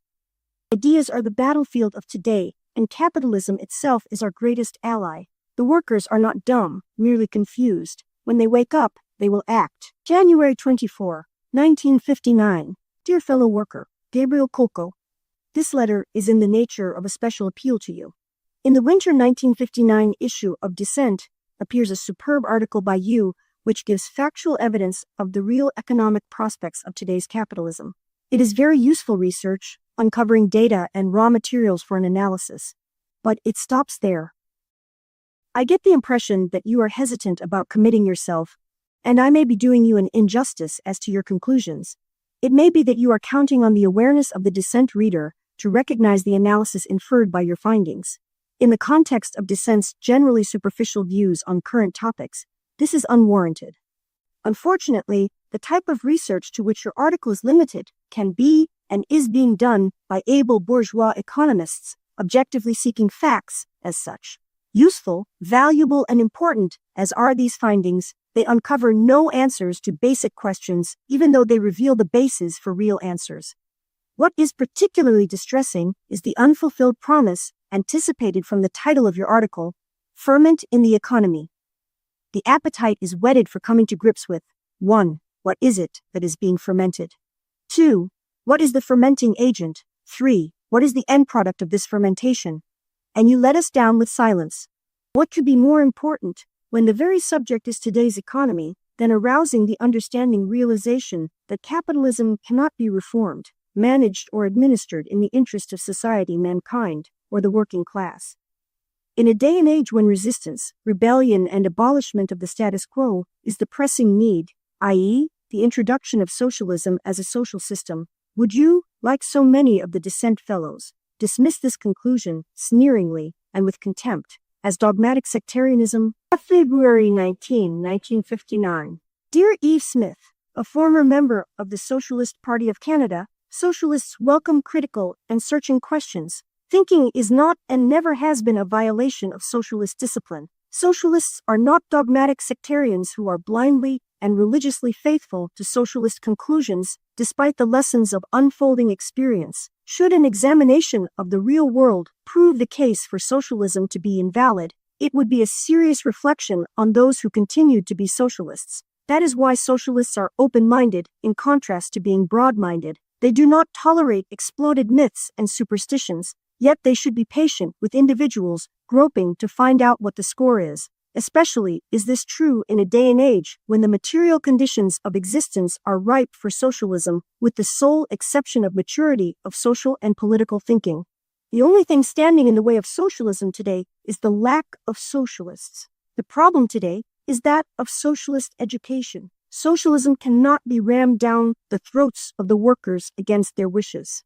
By its very nature, socialism is inherently democratic, i.e., it requires a conscious socialist majority. This cannot be overemphasized, for it is the clue to socialist tactics and programs on the basis of historic necessity. Socialists are leery of the word radical. Actually, socialists are not radicals in the common usage of the word. We are rather revolutionary. Under radical must be included a hodgepodge of confusions, worse confounded with the added burden of being just nebulous, vaporous discontent based on blind misconceptions. Examine some radical pronouncements and see for yourself. Don't take my word for it. What accompany is included in the term radical? Of course, there is no question whatever that there is a need for some sort of unity of understanding, as you put it. But that is the function of a socialist organization, i.e., a socialist party. It is clear that in the contents of such an organ as press, the only possible result could be greater befuddlement as to what it is all about. Press reminds me of the Arthur Morrow Lewis book on blind leaders of the blind. There is no question that the same criticism I made of the word radical might be applied to the word socialism. That word also means all things to all people, hence my letter to dissent. The problem here is that of the poverty of language. Historically, socialism, as a science, has become identified with Marxism. In spite of the various schools of socialism, it is a generalization of social evolution viewed in a process of motion that ties up the scientific findings of archaeology, sociology, economics, etc., into an interrelated whole. Socialism has been called, and with some validity, the queen of the sciences. Then there is the problem of blackout and unawareness of the existence of the WSP and SPC. I will not quarrel that there are secondary factors that have mitigated against socialist organizational work. Some instances are personalities, smugness, intolerance, disgust, and a host of others. But these are secondary factors that apply to all groups. We are victims of a capitalist environment. If you want to see a cross-section of mankind today and what a terrible indictment it makes of our society, examine the socialist movement. Yet, it is remarkable and outstanding that taken as a whole, there is more genuine humanity, more inspiring behavior, more real people to be found in the socialist movement than anywhere else. The bond that ties us together being what it is, forever putting an end to poverty and insecurity and all the ills that flow from a dog-eat-dog jungle and inaugurating a sane society, fit for human beings to live in and of itself, reflects itself on socialists and their behavior in a marvelous fashion. Not that socialism is to be judged by the behavior of socialists. It is not. Socialism does not stand or fall on the basis of the behavior of socialists. But as to the narrow, rigid, doctrinaire workings of the WSP and its sister parties, this is only an appearance. To be uncompromisingly opposed to the nonsense of Genesis as against the soundness of organic evolution is not being doctrinaire or rigid by any stretch of the imagination. Even at this late date, outwardly, it appears as though the prevailing thinking is in support of Genesis, and that evolutionary concepts have failed to convince the great majority. But, in spite of this superficial observation, actually no one really quarrels with Darwinism anymore, in spite of all the lip service contrariwise. The testimony of the museums, popular magazine articles, school and college courses, etc., speaks volumes to the effect that Darwinism has become the established point of view, even though it is not always the accepted point of view. In spite of all the daily and repeated annihilations of Marxism, it is now more widely and firmly established than ever. Every basic explanation of historical processes in the universities is rooted in Marxism. All the analyses of sociological studies are based on the Marxian approach. The more they scorn and ridicule Marxian materialism, the more does it serve as the rationale of conclusions reached by the scholars. Gordon Childe, the social psychologists, even contemporary novels and plays reflect the imperceptible influence and recognition of the Marxian point of view. With Louis Boudin, we can repeat with more justification than when he said it. Marxism has become the established explanation, but has not yet become the accepted explanation. Whenever current thinkers deal with their subject matter scientifically, it is done on a Marxian basis. Just ask yourself, in the past 50 years, aside from the SPGB et al., what work has been done by way of propaganda and agitation for socialism? Answer: practically nothing. Not by the German Social Democrats, not by the Scandinavian Socialists, not by the CCF, the SPA, etc., not by the CPers or their splinters, These are the very ones who moan that socialist propaganda has failed, but they never tried it. They have been so immersed in fresh thinking, not that there is anything but praise for fresh thinking, that they have had no time for sound thinking. If only all these energies that have been devoted to immediate demands, especially to get into a position to administer capitalism through election victories, had been devoted to socialist agitation. Just imagine the progress of the movement. The workers never hear the socialist message. You bet there are plenty ways of improving our propaganda. The socialist movement desperately needs fresh blood and fresh ideas for spreading knowledge. Once it has been established that the principles are sound and valid, then the drive becomes, in your accurate words, how to promote them. That is where our thinking and discussion should be concentrated. Junking truth and understanding in favor of erroneous and wasteful activities that only divert workers from coming to grips with their situations is not only useless, but inexcusable. If we are sound, we must muster our strength. Here is the challenge that all critics of the companion parties must answer. What is so new and different in the circumstances of 1959 that it requires a different objective than the abolition of capitalism and the establishment of socialism? What is the new shortcut that can bypass the necessity for convincing the great majority of the necessity for socialism? What other steps can be taken today that will alter the workings of present-day society to something other than exploitation and a continuation of the present class relationships? Finally, you ask in regards to my dissent piece, was capitalism ever administered in the interest of society or the working class? Yes, most certainly it was, in the historical sense. Although capitalism has now outlived its historic usefulness, social evolution could not have skipped capitalism. We owe a debt of gratitude, figuratively speaking, to capitalism. It transformed the handicraft tool to the gigantic socialized machine. It shrank the world into a closely knit economic unit. It revolutionized transportation and communication. It spread literacy from 5% to 90% of the population. In a word, it laid the groundwork for socialism. As the Communist Manifesto emphasized, the best interests of the workers in 1848 was the victory of the bourgeoisie and the growth of capitalism. It is really ironic to hear the manifesto quoted today out of context in defense of compromise with the bourgeoisie and reforms. In another sense, let us not forget that capitalism is our greatest ally in making socialists because of its very workings. May 23, 1959. Ben and Fanny Kosor were both active members of the New York Socialist Education Society in the 1920s, and were among the first comrades to join the New York local of the WSP. My very dear comrades Ben and Fanny Kosor, this personal letter is an appeal to your deep-rooted socialist conscience.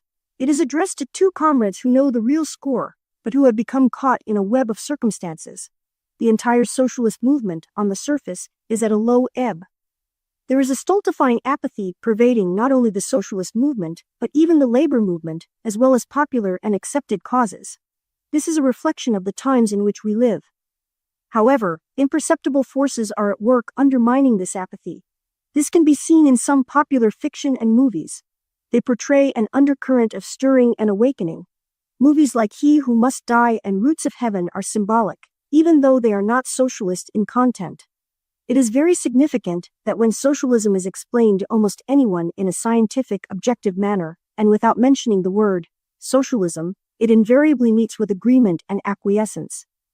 Just try it and see. The power of words as instruments of propaganda could not be better illustrated. In socialism, utopian and scientific, Engels makes the point that when concepts that had been taken for granted as being reasonable become obviously unreasonable nonsense, you are on the verge of a social change. Nothing is more powerful than an idea come of age. It is more powerful than the strongest armies, sweeping everything before it. Furthermore, ideas may crystallize overnight after a slow process of accumulating changing concepts. By the very nature of their understanding of social forces, socialists are optimists. They see the panorama of interrelationships. They may and do err with respect to dates, etc., but they are not wrong about the process of social evolution into revolutionary changes. History, science, and above all else necessity, is on the side of socialism. It can no longer be denied that society today is faced with the alternative: chaos, extinction versus survival. Confronted with such an alternative, socialist ideology comes of age. It is easy to get discouraged. But what else is meaningful or useful? Granting the validity and necessity of socialism, We have no alternative save doing socialist work, especially in light of the fact that the primary need today is socialist understanding and a socialist majority. July 12, 1959. A letter to the editor of the magazine Dissent. Writing as a socialist, Joseph Buttinger analyzes the limitations of the ugly American in the summer 1959 issue of Dissent. After reading the article, the following questions come to mind. 1. What is the merit in criticizing the people and methods our government employs in order to implement our foreign policy? And what is the need that exists for a book to castigate the shortcomings, sins of omission, and blunders that in the eyes of Asia falsify America's real political will, which is described as a foreign policy that aims at a world of freedom, justice, and economic progress for all? My emphases. Who is this R? Can it be denied that the U.S. government is the government of the American capitalist class? Does it represent the economic or political interests of the working class? Aren't the basic issues involved in American foreign policies rooted in the economic rivalries between competing national sovereignties, rival bandits for spheres of influence, markets, and economic advantages? Aren't the shibboleths of freedom, justice, and economic progress but propaganda slogans to rally workers, the vast portion of the population, to fight a war alien to their interests? Who is falsifying America's real political will, its real aims? 2. On what grounds does Mr. Buttinger contend that on the skill with which we use the weapon of foreign aid in the pursuit of political aims in the international arena hinges the question of survival or annihilation?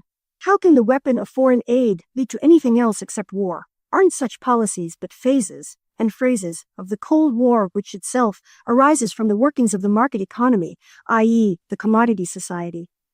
Inexorably, international conflicts of interest result in war when they reach the explosive stage. Such weapons may be consummated in annihilation by one or the other of the imperialist camps.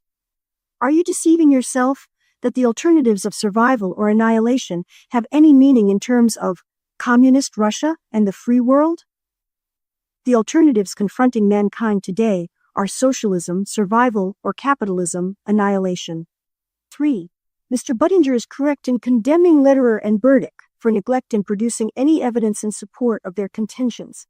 But can he produce any shred of evidence to demonstrate that American foreign policy is a matter of concern to the American socialist movement and worthy of support? Can he show how capitalism, which he does support, can be administered in the interests of society or of the workers? August 8, 1959. A letter to Rab from Frank Marquardt. There is more information about Marquardt in the chapter note for pp. 74-75. Much more can be learned about him from an Auto Workers Journal, and his papers are to be found in the Walter P. Reuther Library of Labor and Urban Affairs at Wayne State University, Michigan. Look in the manuscript and records collections for the Frank Marquardt papers. Dear Rab, this is going to be a difficult letter to write because I want to inquire about something, and I am not sure that I can convey exactly what it is that I want. So, let me attempt to give you the general idea. If I don't succeed, you can write and let me know. If I do succeed, maybe you can give me a clue as to where I can find what I want. Where can I get hold of an article or a pamphlet or a book, or even a chapter in a book which goes somewhat into detail on human relations at the point of production? I would like to make a study of unionism in this context. Many books have been written about collective bargaining, which, as you well know, deals with hours, wages, and working conditions. But such books are superficial because they accept the social relations at the point of production as given. They do not analyze these social relations in order to show the limitations of collective bargaining within the framework of those relationships. Workers are divorced from the means of production. Unions function to offer workers some protection within the limits of this divorcement. Therefore, unions do not and cannot give workers an opportunity to have a real say in the vital processes of our society. Unions, like the workers who compose them, are cut off from the roots of social processes. I hope this will give you a clue as to what I am looking for. If I say any more, I'm afraid I will only search for words which will say the same thing in a different way. Surely someone must have written on this theme before, some socialist, maybe in the Standard or some other paper. Maybe Maddock has, or knows of someone who has. Much is being written about unions these days, but not from the standpoint I mention here. You read about new dimensions in collective bargaining, about the role of government in collective bargaining, about racketeering, about labor's political action program, but you don't read about the real meaning of exploitative work relationships at the point of production or relationships on the job. Any helpful ideas will be appreciated. Please give my best wishes to your family, particularly your wife and daughter, the sensible members of your family, and to the book merchant Gloss. As ever, Frank. August 25, 1959. My dear Frank, speaking for myself, it seems to me that there are sections in William Morris's factory work, as it is, and as it might be, that are relevant. Also, I can recall references by Kropotkin dealing with the attitudes of workers among themselves and making a comparison with the behavior of capitalists among themselves. Another thing, I anticipate a pitfall in dealing with human relations at the point of production. After all, point of production is not synonymous with mode of production. The point of production is not synonymous with mode of production. The point of production is not a social relationship of production, but a basic facet of this social relationship. The pitfall lies in economic determinism, answers, i.e., equating behaviors with the means of production. Social relations among humans are not limited to the point of production, even though the only source of surplus value production is to be found at the point of production. That said, however, many evidences of solidarity and militancy can be observed in times of stress, in wildcat strikes, etc., at the point of production. The real key to human relations at the point of production lies in the examination of the class struggle. November 7, 1959. This next letter was written to my then fiancé, who was in England, as described in Chapter 5 above. My very dear George, I'm the world's champion procrastination in writing letters. It takes an urgent matter to me, at least, to get me to the typewriter. Not that I'm not genuinely concerned about the personal interests and problems of comrades and close associates, but somehow it is difficult for me to thaw out on such matters unless someone takes me to one side, as a confidanter, as a father confessor. I suppose that's one reason that for me to be a conversationalist or correspondent is a difficult proposition when it comes to small talk. Another factor is that I'm the ex-champ hen-scratcher of hieroglyphics. Until your letters started coming, I had undisputed right to the title. I acknowledge my defeat to a better man. Because of my atrocious handwriting, I resort to a typewriter. Even on this score, I'm both a poor and a slow typist. Incidentally, I suggest you get a cheap portable typewriter for the benefit of those having to read your manuscripts. So, I'm the last person in the number 62 domicile you should expect a letter from. This speaks volumes for my very special regard for you. I'm particularly interested in dealing with your comment on inflexibility in socialist parties of the stamp of the WSP. I am well aware that there is an element of truth in your impressions. There are occasions when the attitudes expressed surely give such an appearance. If I didn't feel that you were sympathetic to the socialist case, I'd not bother writing these comments. There is a distinction between inflexibility, meaning rigid conclusions retained despite the weight of evidence, which is dogmatic sectarianism, and inflexibility, meaning holding to and fighting for conclusions based on the corroborations of evidence. Another way of saying the same thing is to realize that open-mindedness and broad-mindedness are not synonymous terms, though both have the connotation of flexibility. You will admit, I trust, that broad-mindedness is far from being a virtue. The earmark of broad-mindedness is tolerance for all sorts of superstitions, quackery, and nonsense. This has nothing to do with the democratic right to express views, which is basic and for which we always fight. Your liberal intellectual is a good example of broad-mindedness. He has the serious limitation of lacking convictions, merely straddling all sides of all questions. Especially in today's world of confusion, worse confounded by the prevailing political ignorance, we find the broad-minded acceptance of untenable apologetics for poverty, war, patriotism, and a welter of notions in support of the status quo. Many profound thinkers on radio and TV panel discussions stubbornly ignore the lessons of experience. In a sense, they are the real inflexibles in the name of flexibility. On the other hand, in the context of these remarks, there is hardly a virtue greater than open-mindedness. The open-minded person does not close his mind to evidence. If unfolding developments prove his conclusions untenable, he has the courage to discard those conclusions. He is not loyal or religious concerning his views. come hell or high water. This applies as well to socialism. If the socialist case proves to be all wet, it would be a serious reflection on us to cling to it. On that score, suffice it to say that science, truth, and social necessity are on the side of socialism. Enclosed, you will find a copy of an article I wrote for Forum, the discussion journal for SPGB members to thrash out moot matters. This very journal itself is evidence that socialist parties are not inflexible. Note well, the title of my article is There Room for Differences of Opinion in a Socialist Party? I was a little too long-winded on the subject of inflexibility. I enjoy reading your comments on shows, entertainments, and reading. It is a pleasure to see you taking advantage of a full life culturally. This way, your experiences become really meaningful.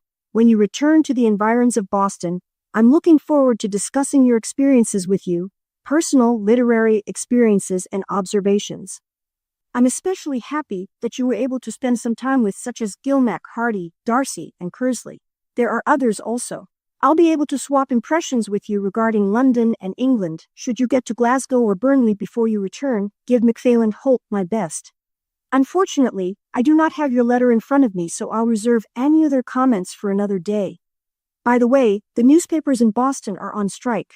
This includes yours truly. One thing stands out: when the chips are down, the only weapon the workers have is the strike, and when they are determined, no alleged leader can sidetrack them. November 27, 1959.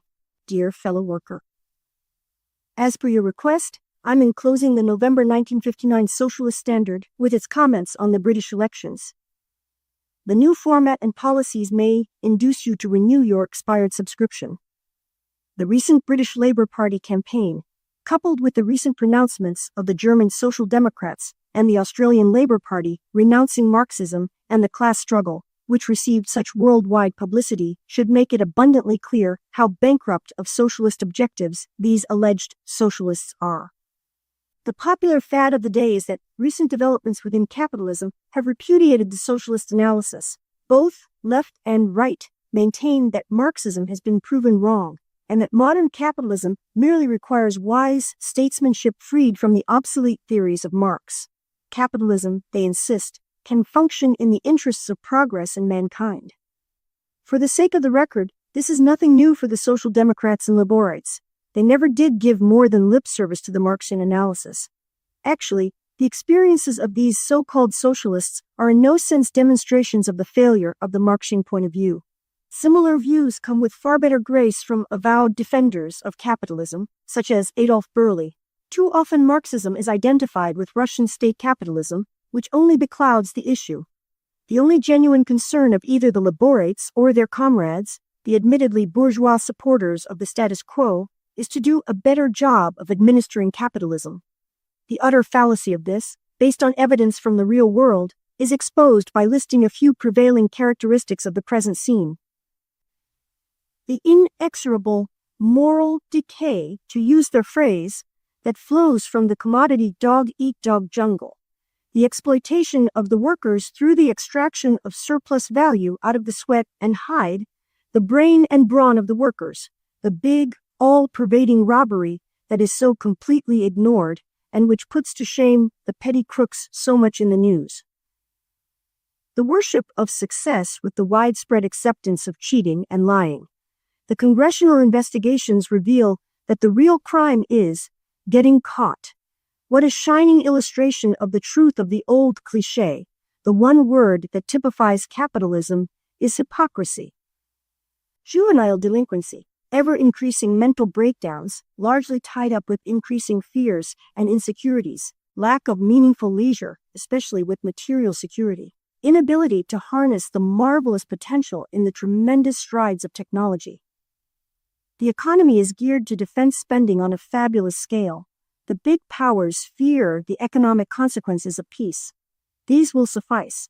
All this serves as a background for my comments on your article in Dissent. I liked it very much. It was meaty and contained a great deal of important information. My criticisms are not concerned with what you said, but with what you did not say. It is no defense, in my book, to say that the subject is so broad that you could not cover the whole field. Your topic was New Problems for the Unions. All you did was to present the facts that constituted the raw materials for making some conclusions. You were content to list the problems. Such an article as you wrote could have appeared in Fortune magazine, or in some economic or sociological journal. In such a magazine as Dissent claims to be, it was expected you would go further. Of course, it is fine that you pointed out the limitations of unions being confined to a job-oriented framework, the use of rhetoric relating union goals to national interests, conflicts between membership and bureaucracy, and the anti-working class interests of many union procedures. Much of all this is well known, and admitted with remorse and regret by the very unionists caught in the trap of functioning as a stabilizing force. We have an overproduction of such analytical articles. What is needed is articles coming to grips with, so, what about it? The nearest you come is, by a labor movement, I mean an association of trade unions, more important, of trade unionists, who feel that in some sense they are committed to a vision of a more selfless and devoted life than can usually be provided by our commercial society. Not one word do you say about unions as the economic phase of the class struggle, the inherent strength of unions when banded in solidarity for common interests, the need for political action for social change, or any similar observations that constitute meaningful problems for present-day unions. I cannot resist the temptation to note that your article does indicate your earlier exposure to socialist influences. You went a little further than the other contributors to the issue in stating that the new problems should be met with purpose, with strength, spirit, with the flesh. As in the quote above, on the vision of life, you become lyrical when dealing with things that are really close to your heart. You are not really happy in the company you are keeping.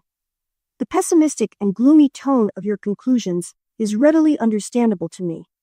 Here is Dissent, a journal whose concerns include advising the U.S. government on better ways of conducting their foreign policies and a primary interest in smoother operation of capitalism that they describe as the socialist approach. Dissent policy is far more concerned with the evils of Russian dictatorship than with the evil of poverty amidst potential abundance. Because they think only of practical measures within the framework of capitalism, socialism appears a long way in the distant future. The advantage of a socialist is that he has the knowledge and understanding to think outside the framework of capitalism. That is why a socialist can be an optimist on the basis of historic necessity, truth, and science. The answer to that question, so, what about it, is what is needed are socialists. Hindsight is always brilliant, but it is far more difficult to understand the times you live in. It is later than you think. I also enjoyed Wittick's article on the UAW limitations of unionism. There is no teacher like experience. They learn from their mistakes, especially when they make their own mistakes. Workers, under pressure of circumstances, do act. The descriptions of the day-to-day experiences and behaviors of workers in the Detroit auto factories hint at what workers will do when they wake up to the facts of life. Of one thing you can be sure, when workers find out the real score, they will act intelligently in their own interests. Woe betide the friends and advisors of workers who finally understand the social forces at work in society. Note well the silence on this phase of the subject in any of the Dissent articles. Finally, please find enclosed a copy of the latest Boston Typographical Bulletin. It contains my advice to my fellow members to read this issue of Dissent devoted to workers and their unions. The information is important for unionists to read, even if it doesn't go far enough. I have had several items in the bulletin, such as, is labor the cause of inflation? Wages and prices? Who are the featherbedders? And reprints from the Western Socialist. So, you can see I'm not commenting from any ivory tower or in an academic sense. Let me tell you, the really serious limitation, far more serious than the limitations of unions themselves as adjuncts of capital, is the behavior of those alleging to have socialist views inside unions. Marquardt's response on a card postmarked Dex Chapter 1, 1959. Dear Rab, just a word to thank you for the best thought-provoking letter I've received from you since my convalescent days in Rochester. Actually, your letter provides an outline for a sound talk on socialism, and thanks for the plug in your union bulletin. Mighty glad to get the Darwin issue of SS. Yes, when I return to Detroit at end of Jan, I will subscribe again. How come Gilmack did not talk in Detroit? Why didn't the Deadheads arrange a meeting? December 15, 1959. My very George Gorill, some time ago I mailed you some copies of the WS having articles on Canada. Not being sure if you had something specific in mind, I sent a few issues. Not only that, but I pulled a fast one by taking advantage of your good nature to send you complete issues instead of just clipping out the specific articles. I'm trusting that you might find other articles that might prove interesting, if not inspirational to you. Sneaky of me. To hell with the expenses of extra postage, says I. I got a real thrill out of the fact that our first letters to each other crossed in the mails. This shows where our thoughts were, independent of each other. By the way, that includes Ella. And I want to tell you about Ella. She has some wonderful qualities. I say that not because I'm prejudiced, but on the basis of some 43 years attachment. First of all, she underestimates herself and is the acme of modesty. She is free of any sham of any kind. When necessary, she can be brutally frank, yet very considerate for the feelings of others. She has a remarkable way of sizing up people. Personally, I'm very naive, and I tend to judge people at face value. I've often been disappointed, but in the long run, I'd rather not be too quick to misjudge or condemn. She has been a significant influence on her children in exposing them to socialist concepts and viewpoints. Note the distinction between exposure and duress. She is a wonderful mother and grandmother. One recent development gave me a real pleasure. In past years, there used to be boys' clubs, science clubs, and party activities that exposed a generation of young people to a socialist outlook. Now that generation have become parents themselves, they realize that they were not helping their own youngsters to formulate healthy viewpoints about the world they live in, and they were becoming nervous and conscience-stricken about those youngsters being exposed to patriotic, religious, and similar environmental forces, which cannot be avoided. So, on their own, they organized a science club for their youngsters that meets every Sunday. They have had field trips to study nature. Sometimes they visit museums. They get movies, do scientific experiments, hear talks by the members or by the parents, etc. I'm enclosing a copy of a letter I wrote to Frank Marquardt of Detroit. He is a contributing editor of Dissent. I don't know if you are acquainted with Dissent or not. It is similar in some respects to Universities and Left Review of London. It is an intellectual journal written by and for intellectuals and the academic world of the universities. It claims to be rooted in socialist approach. It is a quarterly, and its last issue was devoted to workers and the unions. It had several interesting articles by about a dozen writers on that topic. Marquardt wrote me to send him any comments I might have had on his article, which accounts for the enclosed. A word about Marquardt. He was confined to a consumptive hospital, i.e., a TB sanitarium in Rochester, NY, for some time, many years ago. Out of a clear sky, I received a letter from him telling me that he was in my everlasting debt for having introduced him to socialism and making a socialist out of him. I couldn't even recall him. He mentioned how he met me on a park bench in Grand Circus Park in Detroit, and we struck up a conversation which changed his whole life. One thing I'm proud of is the number of seeds I've sown that have taken root all unbeknown to me. You have no idea how many times I've been approached by strangers thanking me for arousing their better concept of society and the world we live in. Over the years, I've contaminated plenty. At all events, he asked a series of questions and asked me to correspond with him. I first met him over 40 years ago, and he contacted me about 25 years ago. Marquardt can write. He has an excellent style. He has been educational director for the United Auto Workers Union and an editor for union papers. He has been in and out of both the WSP and the SPA at least twice. In 1947, he represented the WSP in its debate with Scott Nearing on Russia. He was superb. His one handicap is that he lacks both a formal academic background and a trade of any kind, which means his choices of work commensurate with his abilities are limited, especially since he has no business acumen. So he finds himself in the awkward position of having to compromise with his better knowledge on the jobs he has had as educational director and editor. At times, he has really shown amazing courage when the chips were down. He is troubled with a conscience, but the pressure of events and the nature of his associations have told on him. He foundered on questions of reforms and so-called sectarianism and dogmatism of the companion parties. He is never sure of himself, which is okay as far as it goes, but he seems always swayed by the last book he has read. He usually writes me for analyses on current items, such as Keynes, for example, or for material for articles he is writing. As an illustration, after receiving the criticism of his dissent article, he just wrote me, "Just a word to thank you for the best thought-provoking letter I've received. Actually, your letter provides an outline for a sound talk on socialism, yet the letter I wrote him did not contain anything basically new, only a restatement of the very points he has rejected for some time." I believe you may find that this letter to Marquardt has a strong bearing on the primary purpose of this letter, what constitutes the nature of a socialist party. The nature, the very heart and core, of a socialist party is that it is not for the workers. The party is not going to emancipate the workers or do anything for them. There is no dichotomy or separation of the workers and the party. Whilst Abe Lincoln was on flimsy ground when he spoke of government of the people, by the people, and for the people, because all governments are rooted in antagonisms of interests, it would be quite valid to say that the Socialist Party is the party of the workers, by the workers, and for the workers. Note well that I spelled Socialist Party with lowercase let parties that may call themselves socialist.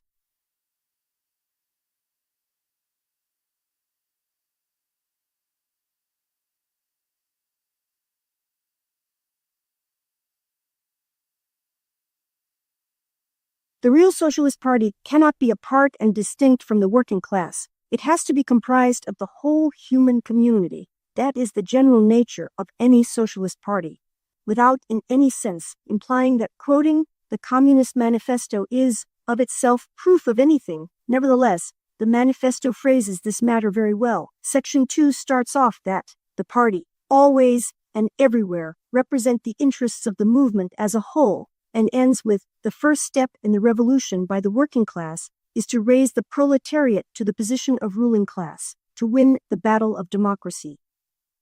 In other words, the work of emancipation, the transformation of capitalism into a socialist society, the transfer of the means of living from the hands of the parasites into the hands of society as a whole, is the conscious majority and political action of the working class, the Socialist Party. The state does exist. It is the central organ of power. Title and deed to its ownership rests in the political control by the ruling class. The state is the instrumentality of class control. When the workers finally wake up, they will use their party to change the civitas of propertied society into the societas of communal society. Today, working class understanding is at a very low ebb, therefore the membership in the party is puny. It is fantastic to think of a rivalry between socialist parties competing to emancipate the workers. Should another genuine socialist party appear in the scene, immediate steps would be taken to merge. Herein lies the emphasis of my letter to Marquardt on the distinction between socialist in quotes and socialist in its scientific revolutionary context. In fact, the thing that distinguishes the companion parties from all other alleged socialist parties is that we stand alone on being organized exclusively for the abolition of capitalism by the workers. In passing, let me mention that not all socialists are members of the companion parties. There are many socialists who are not attached to any socialist party, but this has no bearing on the historic nature of the Socialist Party. There are innumerable factors to account for individual socialists not being members of a socialist organization, but to focus on this out of its context is only to confuse and confound the understanding of the nature of a socialist party. You are very correct that there have been ups and downs in membership, in enthusiasm, and in organizational work.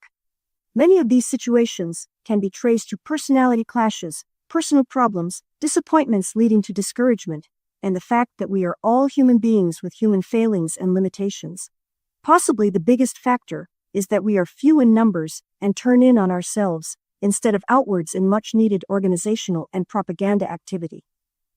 Situations do arise because of emotional stresses and strains. Differences have assumed paramount importance. As you must know from reading my article on Is There Room for Differences of Opinion in a Socialist Party, I certainly do not condone heresy hunting, but I stand far from alone. The New York comrades, after reading my article, pointed out the tyranny of words as tools. No one in the companion parties really disagrees with the sentiments I expressed. You should remember that the companion parties are democratically controlled by the membership. They are genuinely democratically constituted parties on the basis of their principles. The objectives of socialism itself are reflected in the very nature of our organizational procedures, in much the same way as the other socialist parties' organizational procedures reflect their concepts of leadership, dictatorship, etc. This is the salient item to bear in mind. there is a justifiable fear of emasculating scientific, socialist principles based upon the evidences of the real world. Were the doors opened wide to mere sympathizers and well-wishers, or those with non-socialist or even anti-socialist concepts, we would soon cease being a socialist party. Above all else, it is mandatory that a socialist party be made up of socialists. The criterion of what constitutes a socialist is very simple. One does not have to be a Marxian scholar to be a socialist. Recall my definition in the article I sent you on what constitutes being a socialist. It might be well to reread it right now. So much for this, for the present, at least. The interesting thing is how small the memberships of the other so-called revolutionary parties are. It makes shambles of the misconception that the WSP is small because of our procedures. The Socialist Party of America, the CFF in Canada, the Trotskyites, the Commies, the SLP, the Laborites, and so on, all have serious declines in membership. It was not due to lack of activities or intolerance of really unsound, untenable ideas or any of the favorite criticisms of the WSP. It was not for being dogmatic and sectarian that they lost members and influence. This is a historic and social phenomenon. Mainly, I would ascribe it to a public apathy that arises when high hopes raised by social reform programs only lead to disillusionment. The socialist programs, advocated by the socialists of the left, were incapable of solving the problems confronting society because they never even came to grips with the root causes of those problems. To do so would require a real socialist analysis. The appeal of the socialist programs was easily adopted by the Tories and conservatives. All the socialist organizations bemoaning that the capitalists were stealing their programs only accentuates disgust and apathy with politics and politicians. It has become obvious that such programs are bankrupt of any accomplishments except winning a chance to administer the status quo. On the other hand, the workers never or hardly ever hear the socialist case. Funny, on those rare occasions whenever they do, it often makes sense to them. A ferment is at work. What used to be nonsense is beginning to make sense. Socialist ideas are rising into view, not so much because of socialist propaganda, but because of the lessons of experience. It is notorious indeed that more and more books, more and more articles appear constantly to refute Marxism, and I don't mean the Russian distortion. We even find the so-called socialists, ever looking for sheer votes, joining their bourgeois comrades in opposition to Marxism. You see the angry young men. These are healthy signs of groping, even though it is groping in the dark. You see growing signs of refusing to be conformists, of resentment and resistance. I'm not going to belabor the obvious awareness on the part of many, if not most, that something is rotten in society. But you don't see them joining up with the socialist movement. Our strength is the necessity of socialism. Our weakness is our own limitations. I, for one, am well aware that if we did a hell of a lot more work, we would see a great deal more encouraging results. But this much is sure, experience is the great teacher. Marx put it beautifully, 20 years go by, and you seem to make but the progress of a single day, then comes a day in which are crystallized the experiences of 20 years. That is where you come in. That is where the youth come in. The only really useful thing that makes life worth living is to spend it in convincing your fellow youth that it is about time to put an end to poverty and insecurity in a world of potential abundance. Life fit for human beings is possible here and now. The most inspiring task in all history lies on your young shoulders. It is, at long last, possible to put an end to the evils of modern society, because man has become the master over nature, potentially, if he would only free himself from the shackles of the commodity society, the dog-eat-dog jungle. I close this portion of the letter with 2 quotes. The first one is from Victor Hugo. There is one thing stronger than all the armies in the world, and that is an idea whose time has come. This dedication is in a new book of poems, of Dust and Stars, by Vernon Ward, Exposition Press, NY 127 pp. $3, an anarchist. I shall not enslave myself. I must be free. To see with unprejudiced eyes, to speak the truth fearlessly.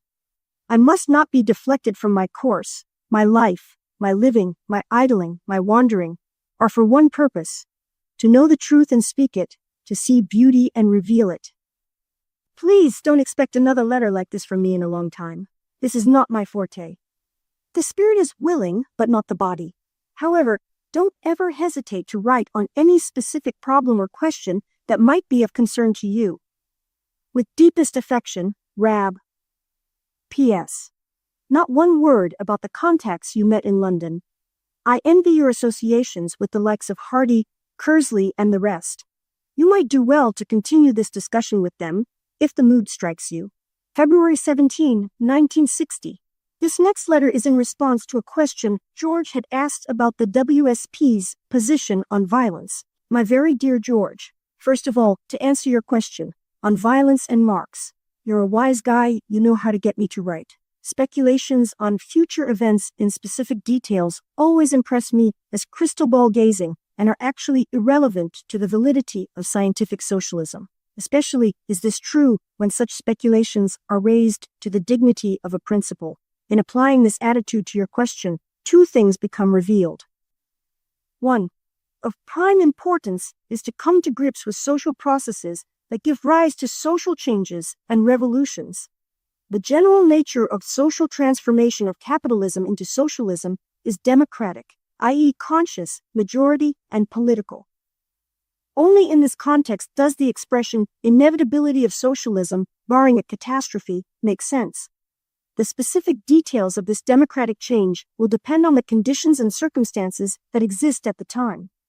Though I personally feel it is most unlikely that there will be any need for violence, I cannot dictate to history what to do.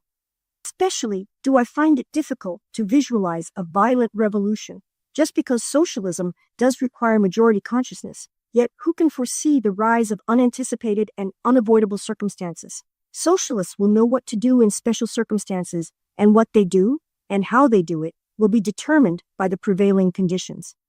Suffice it to say that socialists do not advocate violence. Further, a majority does not require violence, but the final resort of a minority must be to violence. The WSP advocates the ballot.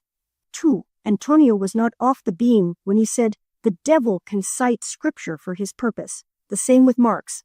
I would go a step further and say that to quote Marx as proof and court of last resort would be dogmatic. This is especially obvious in the many Bolshevik emasculations of Marx, many of them taken out of context. The essence of the Marxian analysis is summarized in the paragraph above. A case in point is the Communist Manifesto. The last chapter of the manifesto is possibly the most quoted reference for rooting and advocacy of violence in Marx. The communists disdain to conceal their views and aims. They openly declare that their ends can only be attained by the forcible overthrow of all existing social conditions. Let the ruling classes tremble at a communistic revolution. The proletarians have nothing to lose but their chains. They have a world to win. Working men of all countries, unite. To quote this magniloquent peroration while utterly ignoring of the emphasis in the manifesto itself, especially in Section 2, is inexcusable. The classic message of the manifesto is, all previous historical movements were movements of minorities. The proletarian movement is the self-conscious, independent movement of the immense majority. The proletarian movement is the self-conscious, independent movement of the immense majority. And we have seen above that the first step in the revolution by the working class is to raise the proletariat to the position of ruling class, to win the battle of democracy. Ironically, the very quote cited by the advocates of violence, who are also advocates of minority action and vanguards, is not of much comfort to them really. Consider the force, not a synonym for violence of numbers, the force of necessity, and above all, social forces, in the essence of Marxism. Whether resort be had to violence lies in the lap of history, but I'm optimistic enough to have faith that mankind, including many capitalists, are becoming aware of the necessity, the urgent necessity, for socialism, and that the inspirations of socialism spread like wildfire when the inadequacies of wars, poverty, national sovereignties, and the capitalist jungle become all too obvious. Would that I had the pen and power of a poet. I note that you are soon to visit Holland. Do me and yourself a favor, contact the North Holland Publishing Company in Amsterdam. They are a well-known firm, and you won't have any difficulty locating them. They are the publishers of Pennequick's Anthropogenesis. Will you please ask them for Anton Pennequick's home address and visit him, if at all possible? I'm not sure if he's still living. He must be over 90 now. H.I.S. one of the greatest scholars you'll ever meet. In fact, When Harvard celebrated its tricentenary, they honored the 39 greatest scholars with special honorary degrees.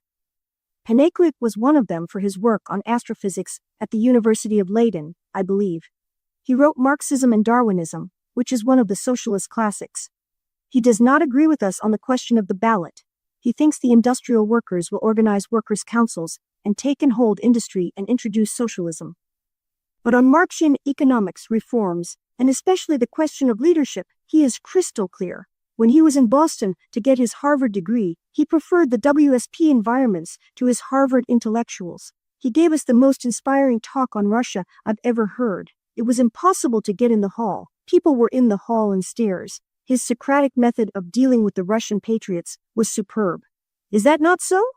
Lenin, in his State and Revolution, deals with Pennaquick, who opposed the Bolsheviks at the very beginning on the basis of the dictatorship of the proletariat versus democratic majority.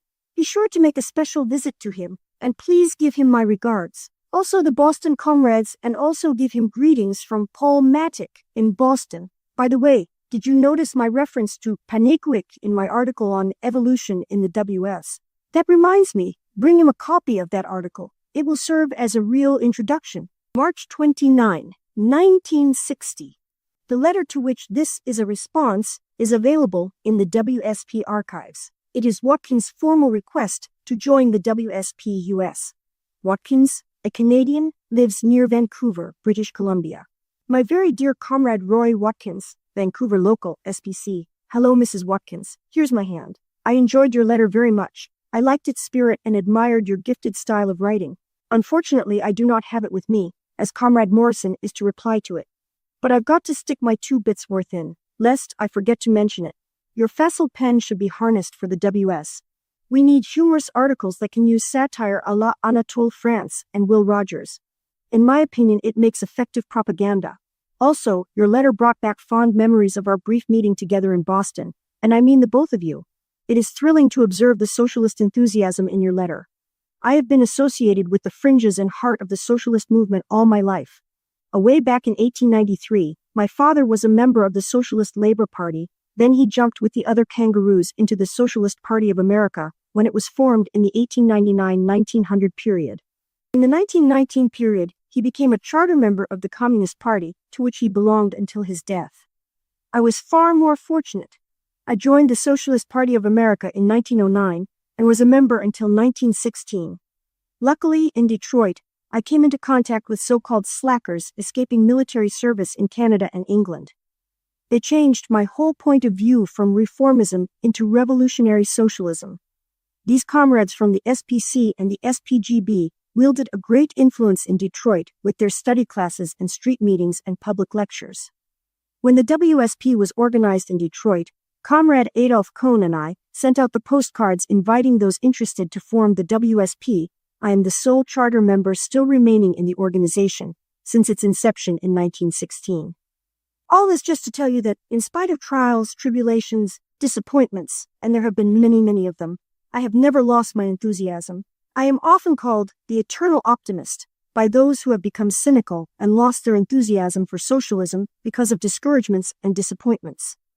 It might even be said that to retain your enthusiasm is an acid test of your socialist understanding. It is so easy to fall by the wayside because something happens to dampen one's enthusiasm for one reason or another. The fact still remains. There is no other solution except socialism.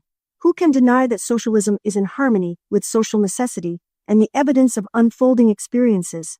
Now to come to grips with your desire to form a Vancouver local of the WSP.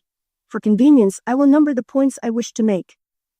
1. Not because it is contained in the Communist Manifesto, or because it was written by Marx and Engels, either reason for quoting would make us not only authoritarian, but dogmatic sectarians, but because it summarizes the very nature of socialist political parties.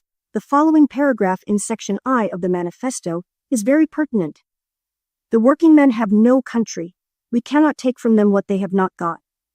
Since the proletariat must first of all acquire political supremacy, must rise to be the leading class of the nation, must constitute itself the nation, it is, so far, itself national, though not in the bourgeois sense of the word. Stop to think of the predominant objective of all our activities. Arouse the workers to vote for socialism. Immediately, We are barred from the ballot because we disqualify ourselves because we are an international group on the political field and not a Canadian political party. This does not mean that we aren't essentially and basically an international party, but we are compelled for democratic reasons to be companion parties rather than an integrated whole. There is no other alternative, if only to register the growing sentiment for socialism via the ballot.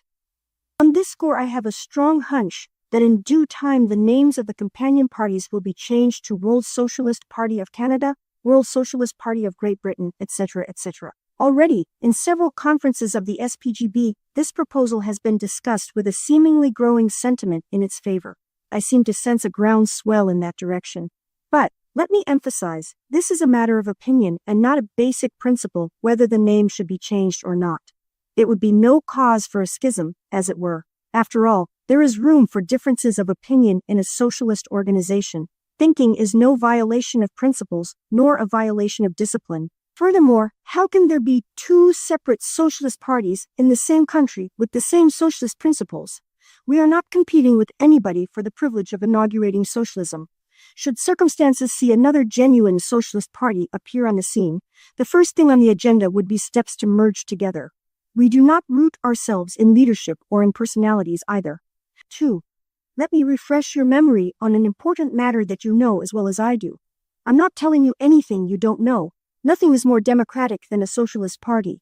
The very organization of a socialist party brings into being procedures that flow from its socialist understanding. Its organization reflects its principles. Consciously and deliberately, every socialist party is controlled by its membership. That is why so much emphasis is placed on the application blank, so as to assure a socialist membership. No party conference has the power to make motions, other than purely procedural ones, that are not first submitted to a referendum of the membership for acceptance or rejection.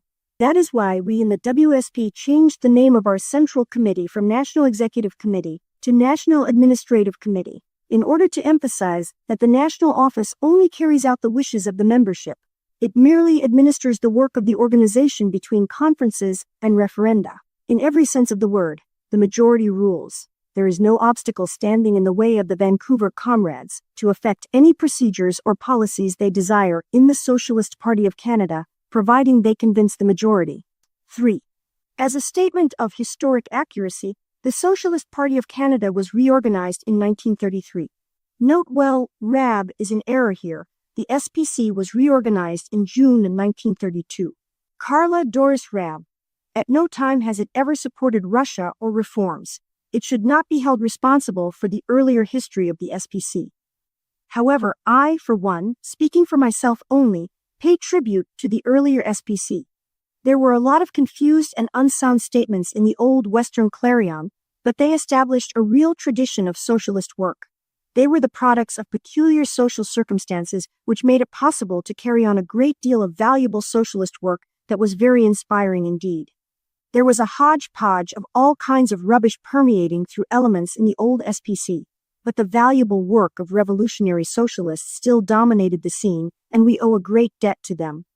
We should pay tribute to the groundwork they laid down. It has left its mark on Vancouver. 4. In the last two conferences of the WSP, I presented as an agenda item that the SPC be urged to initiate a referendum of their membership to establish the procedure of sending delegates every year to the annual WSP conferences. There are matters of joint and mutual concern that do not affect only the U.S. I refer most especially to the Western Socialist, which is a joint publication of both parties, and that is to the good.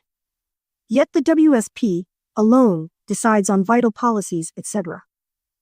A case in point, the WSP, alone, decides on vital policies, etc. A case in point, the WSP is right now running off a second referendum on such an important question as to whether non-members may write for the WS. Personally, I favor it, to my great regret. The conference voted against my motion on the grounds that such a procedure is not feasible at this time on account of distances and expenses involved. Incidentally, I also wrote to individuals in the SPC on this matter. I'm going to bring it up again at the next conference, for I consider it important. But in one way, such an item should emanate from the Canadian comrades. However, I mention it because it falls in line with your thinking. I had never intended to be so long-winded. I want to close with this thought for your consideration. The best interests of the socialist movement would be served by the organization of a healthy, active local in Vancouver. The sooner the better. It would be inspiring and encouraging indeed to socialists everywhere to see young blood with enthusiasm and eagerness for work following in the footsteps of what there is of revolutionary socialist traditions in Vancouver. Enclosed, you will find a copy of this letter for you to show the comrades in Vancouver. Roddy Aarons, the new comrade in Vancouver. I hate to admit that his name escapes me. I owe him an apology, and various and sundry of those concerned in socialist propaganda and education. May 7, 1860. Like Roy Watkins, John Aarons was a member of the SPC. My dear comrades, the Watkinses and Aaronses, your letters touched me deeply. Here's a hug and kiss for all of you. I'm looking forward to the day when I can deliver them in person. I hope none of you will be offended by my writing a joint letter to all of you, but I must because of pressure of time. First of all, let me review the reasons why the WSP changed its name, not once, mind you, but twice.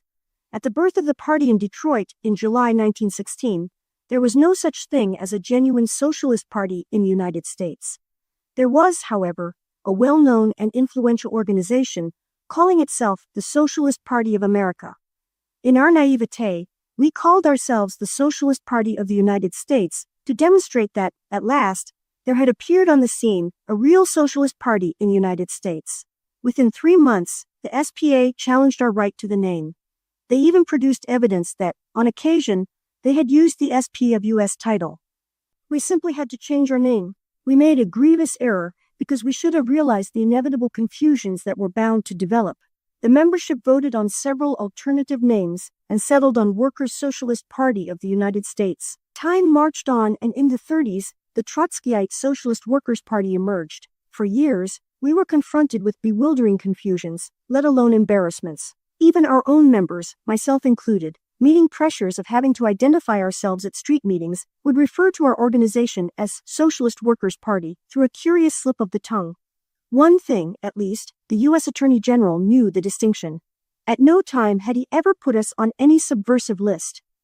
An interesting sidelight, I once met a disgruntled Trotskyite who told me that at the organizational inception when the proposed name was discussed, they were advised not to use the name they selected because of our existence. They pooh-poohed us with sneers and adopted the Socialist Workers' Party name.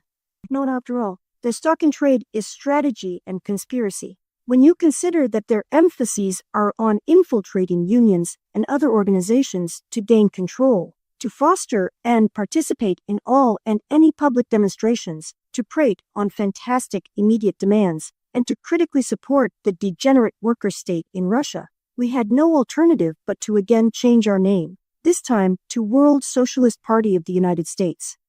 No happier selection could have been made. The irony of events beyond our control brought forth the title which truly expresses in a few words both our object and our policy, the global nature of socialism as a social system, and the working class political victories to inaugurate socialism. My purpose in reviewing the history of the WSP name was to indicate that, in my humble opinion, there is no immediate or urgent need for changing the name of the Socialist Party of Canada. Let me emphasize that, if I thought there was, I would add my voice in favor of such a move here and now. But more on this topic.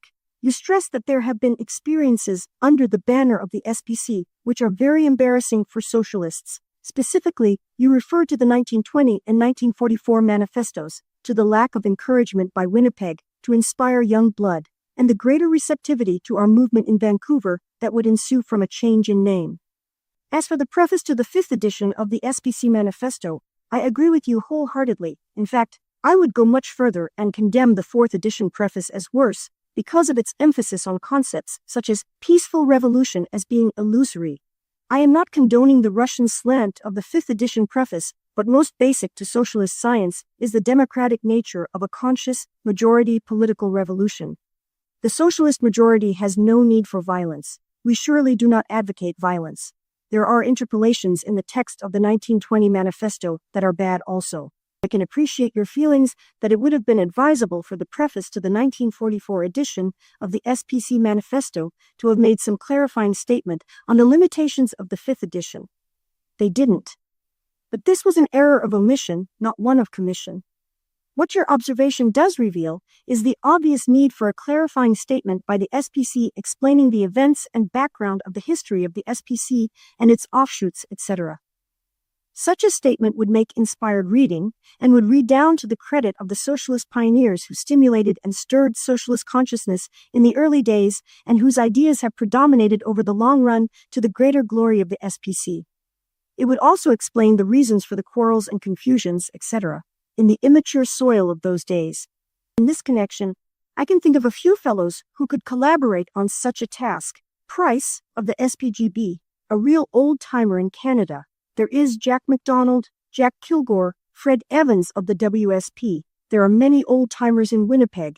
There is Devore of Edmonton. See the enclosed WS article of his in number 1 1959 issue, and a host of others.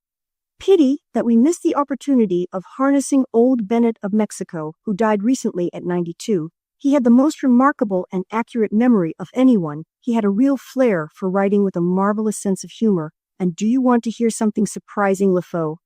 In spite of his practical measures nonsense, he has a soft spot for the real, genuine socialist movement. On occasions, he lets the cat out of the bag. I suspect he not only knows better, but regrets getting caught in a dilemma. Once one is bitten with the virus of revolutionary, scientific, Marxian socialism, one never really discards it, in spite of themselves. Sick. They are like those who, having become convinced of Darwinism and organic evolution, really never accept Genesis, in spite of all their apologetics. That is the latent strength of the SPC. Another thing, you betray emotional feelings, and we all have them. You state that, unless Winnipeg is receptive, you are helpless. Think this over very carefully. Winnipeg is helpless if the majority does not see eye to eye with them. None of the companion parties can be dominated by any committee. Your problem is not Winnipeg, by any means. We have comrades in the U.S. who make the Winnipeg comrades appear as whirlwinds, in comparison. In fact, they have a very stultifying effect on me because of their pessimism, lethargy, and cynicism. Actually, in contrast, our Winnipeg comrades who, under great odds, do attempt to hold lectures, do hold regular DEC meetings, do write articles, do get WS subs, impress me as vital, dynamic, and energetic, to quote your words. Of one thing I'm sure, if they were to witness a surge of socialist activities in Vancouver, they would really be thrilled and inspired. I can see, in my mind's eye, volunteers from Winnipeg, straining at the leash to rush to your aid. A team of wild horses couldn't restrain them, if I know the Winnipeg boys. Which reminds me, after interminable delays by our printer, we come first for him after all his other accounts. We are constantly in debt to him, but happen, at the moment, to be in the most favorable financial position we have been with him in years, thanks to using the Earl Fund to pay him $750 recently. At last he's getting around to finishing the 100,000 leaflets we ordered. There are 10 leaflets, and we ordered 10,000 of each. Each one of them are superb, succinct, effective leaflets for popular distribution. They are worthy of concentrating our efforts as they constitute replies to popular superstitions. On the matter of personal antipathies, antagonisms, etc., a word at this point might not be amiss. The socialist movement is made up of individuals who are a cross-section of mankind, such as they are. They, I should say we, are products of the workings of the capitalist milieu, victims of the vicissitudes and tribulations of life. Yet, it is amazing that in spite of all, when the chips are down, bitterness evanesces. I've seen this happen many times. There are exceptions, of course. There is a bond that ties us together closer than one realizes, the inspiring nature of our objective. Our task is to be a catalyst, the triggering agent that transforms majority ideas from bourgeois into revolutionary ones. What more glorious task faces mankind than forever putting an end to poverty and privilege? And all the time, we have a powerful ally. Capitalism itself provides the lessons of experience. When I was a youngster, my mother used to tell me, behave so as not to reflect on the movement. Everyone is condemning socialism because of the behavior of socialists. She had a powerful impact on me, but still she was not quite correct. The validity of socialism does not hinge on the behavior of socialists by any means. But I found that, somehow or other, their very socialist understanding does affect socialist behavior in ways that anticipate the coming socialist society, as social human beings.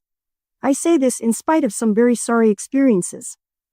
As long as I'm rambling off the subject of this letter, there is another thing to consider. As the movement gathers momentum with the resulting increased socialist activity and growth, personalities will become less noticed and less important. Now, to return to the matter at hand, socialist parties are not exempt from making serious mistakes. The socialist movement is a living organism. Members become impatient at the slow growth, disappointed with results of hard work, disgruntled with behaviors and reactions towards their pet proposals, discouraged with prospects, etc., etc. They become enamored with lures of shortcuts and royal roads to socialism. Every socialist party has skeletons, as it were, in its closet, and there is no assurance that changing the name will prevent more of this in future. Enclosed, I'm including an article I wrote for the SPGB forum on this very topic, entitled, "Is There Room for Differences of Opinion in a Socialist Party?" The forum has not been published for some time because of lack of funds. After all, propaganda activities take precedence. The overriding consideration is to bear in mind that the companion parties for socialism have been consistently sound on the general principles of socialism. We can boast that, over the years, history, the real acid test, has corroborated and confirmed the analyses presented in the Socialist Standard, the Western Socialist, and the party literature. Especially in Canada, when the SPC is mentioned, in spite of the things you mentioned, it is immediately associated with the SPGB, WSP, etc. On this very score, Comrade Luff, of Victoria, has some interesting information that I believe he has conveyed to you.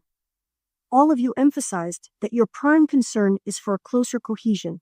You don't stand alone. This very correspondence and the general interest engendered in the Vancouver potentialities speaks volumes for this common concern for closer cohesion. Thanks to Roy's cut through the red tape, damn the torpedoes letter, he has stirred us all. You asked me not to be hesitant about writing and criticizing your letter. I'll do better than that. Let me emphasize the positive things that I earnestly believe are of prime importance. To my best knowledge, there are not less than 6 comrades who already form the nucleus of a vigorous local in Vancouver. In addition, there are on tap comrades and sympathizers only waiting to be harnessed for socialist work.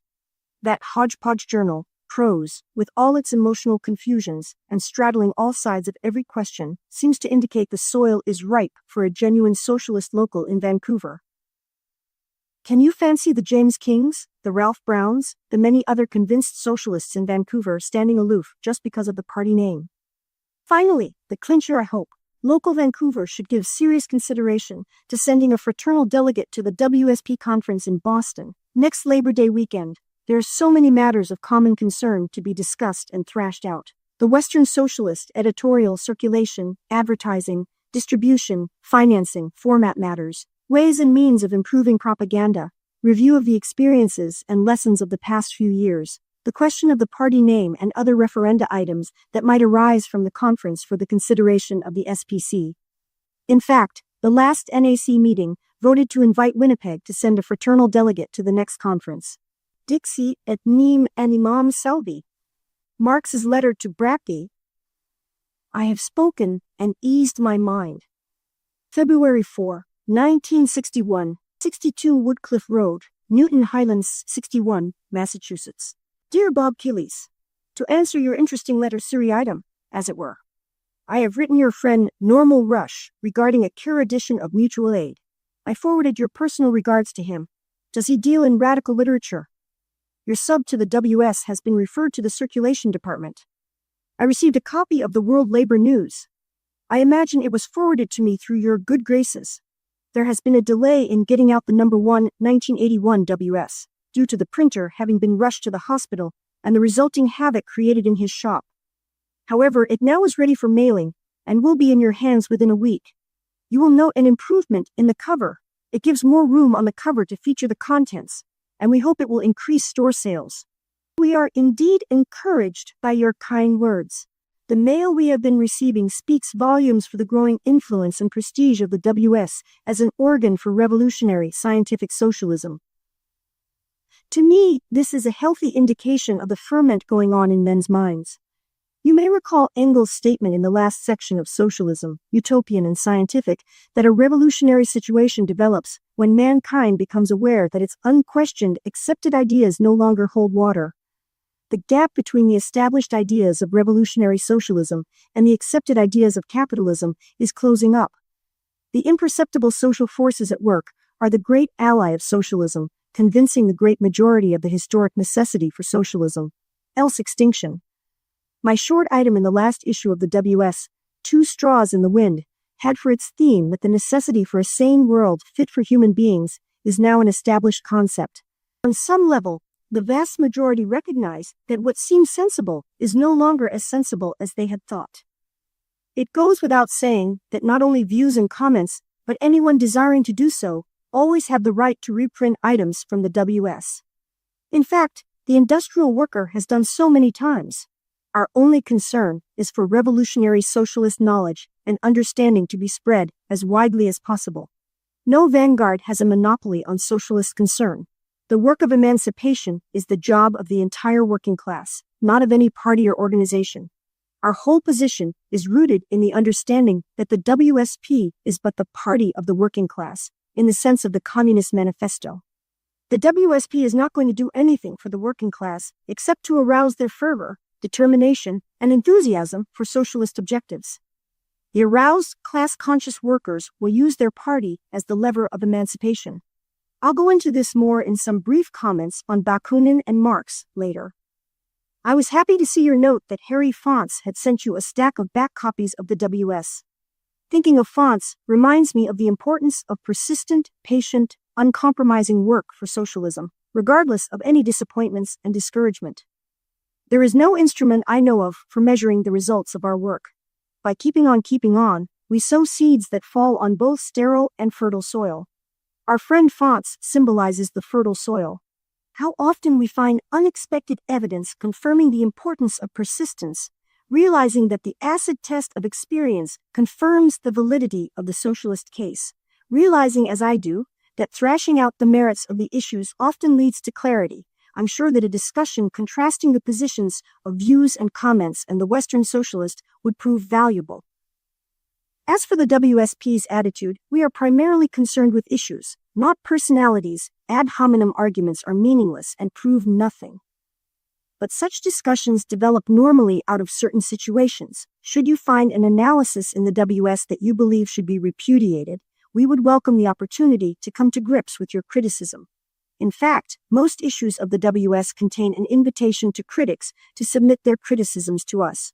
Incidentally, I was amused by a slip of yours, namely your being enraged at Ashley Montague's plagiarizing Kropotkin's idea of mutual aid. You are not falling into Herbert Reed's category of British nobility, are you?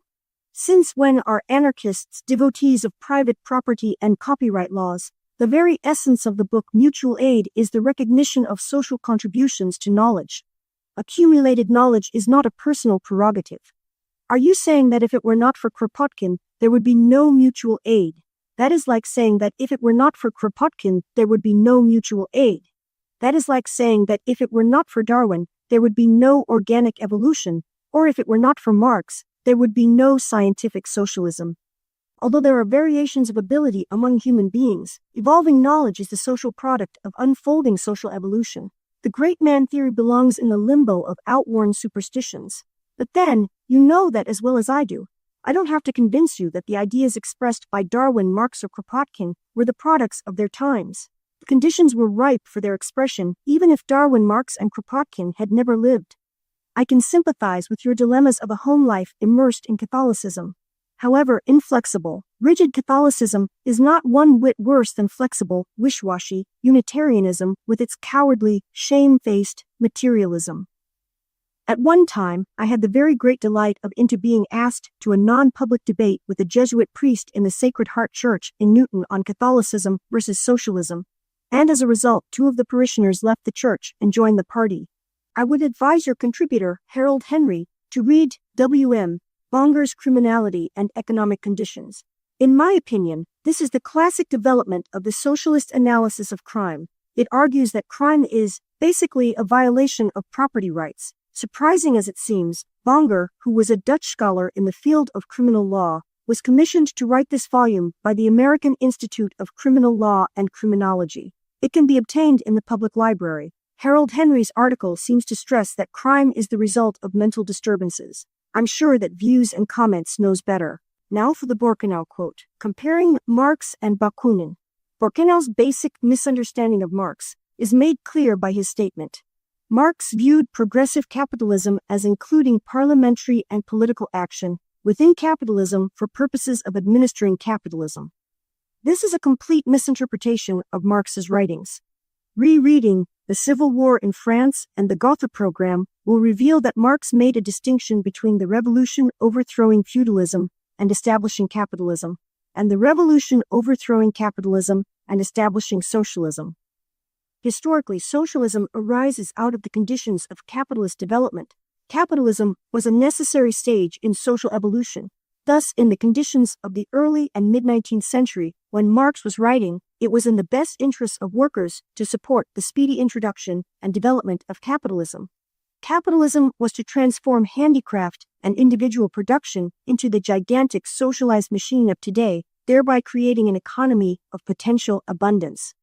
It was capitalism's market economy, its drive for profits, and its exploitation of labor that made possible the shrunken economic world of today, with its rapid communication and transportation, and its high development of literacy, the very material conditions that give rise to the grave diggers of capitalism, the class-conscious proletariat. Within capitalism is another question entirely. The capitalist state is the central organ of power in the hands of the capitalist class. Marx called it the executive committee of the ruling class. Whether we like it or not, at this point in time, the state is the club that keeps us in submission. It can never be administered in the interests of the proletariat or of society as a whole. It can only be administered in the interests of the capitalist class. It is true that counterfeit socialists, including Social Democrats and the Second International, holding attitudes of gradualism and reformism, have sought to administer capitalism in the name of socialism. But what has this to do with Marx? Nothing could be more foreign to Marxism than to administer capitalism. Borkenau has missed Marx's point altogether. Possibly what causes Borkenau's confusion is his failure to distinguish between parliamentarianism, in the sense of using the parliament for the purposes of administering capitalism, and the Marxian contention that the class-conscious proletariat must capture the state machinery for the purpose of transferring the means of living from the hands of the parasites into the hands of society as a whole. This is the socialist revolution, the working class, organized consciously and politically, conquering the powers of government and transforming this instrument of oppression into the agent of emancipation and overthrow of capitalism. There is no implication anywhere in Marx's writings of the nonsense of parliamentary action within capitalism as alleged by Borkenau. With the socialist revolution, the capitalist state will disappear, and in its place, the people democratically will establish an administration of affairs appropriate to socialist society. Yours for a world fit for human beings. Rab. March 4, 1961. My dear Larry Nathanson, it is understandable why some comrades are so concerned in making sure that a new member is a convinced socialist, and being a convinced socialist does not mean being a Marxian pundit. It really boils down to the fact that a genuine socialist party, because of its objective and principles, is, and cannot be otherwise, controlled democratically by its membership. As I shall try to illustrate below, its bond of comradeship and unity is rooted in the barest minimum of socialist principles, which may be summarized as socialism is a product of social evolution. The socialist revolution is inherently democratic because of its nature of being conscious, majority, and political, and that socialism is based on the social relations of a community of interests between all the members of society and society as a whole. There can hardly be any compromise on these three general principles.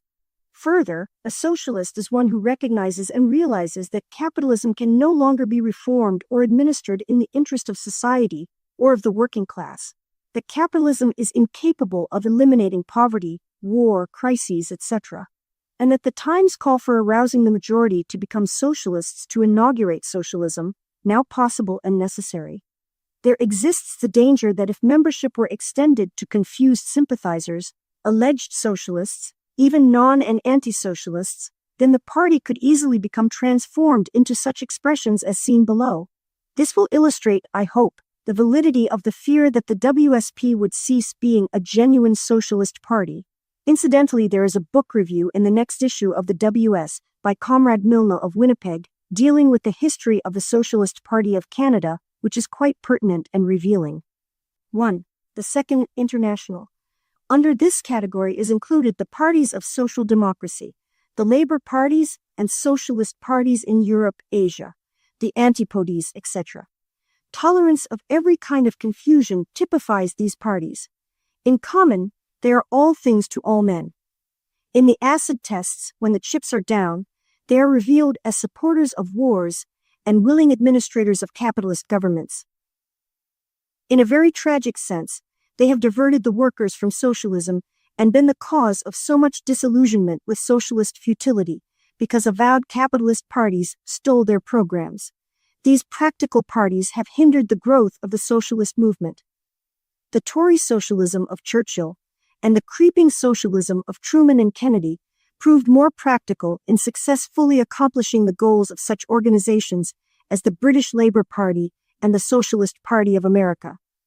And in these parties, policies are decided by conferences and executive committees rather than by referenda of the membership. The companion parties for socialism can never grow so large that they will not be governed by the membership. They delegate administrative and procedural work to committees, but the membership as a whole pass on motions of conference dealing with principles and policies, not routine matters, which are always submitted to referenda. We don't have leaders, only spokesmen and administrators. 2. The Third and Fourth Internationals.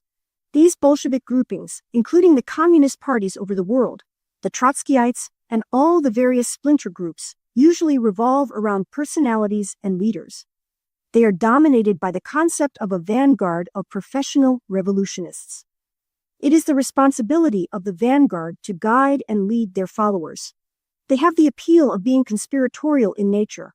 They stir the emotions with their grassroots activities of organizing demonstrations and protests on any and all questions, ranging from cheaper milk, lower taxes, etc., to riots, etc., that will serve the interests of China or Russia.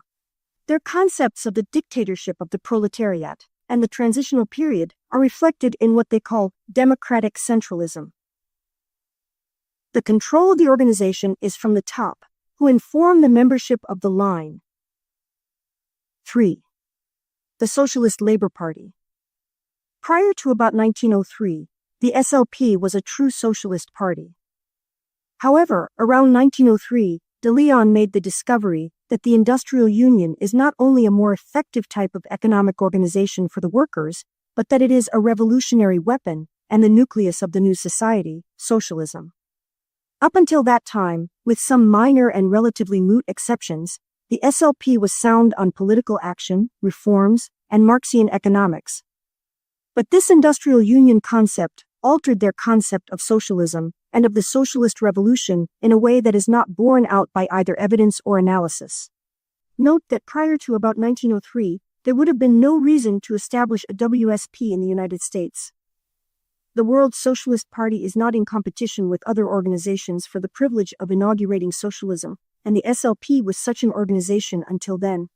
Should there ever appear, at any time, an organization dedicated to socialism, we would immediately make overtures for combining forces. How can there be two socialist parties in one country? We recognize that it is not the WSP, but the working class itself that will use its political victory to overthrow capitalism. It is the politically organized conscious socialist majority that will use the World Socialist Party as their instrument. As the Communist Manifesto emphasizes, it is the party of the working class. Note above the bond that binds us together. For purposes of this letter, let it suffice to say that the socialism the present SLP envisages is but an extension of capitalist relations, even though they retain the language of a classless society, much as do the Bolsheviks. No wonder Lenin praised de Leon's contribution of industrial unions as the basis for the Soviets.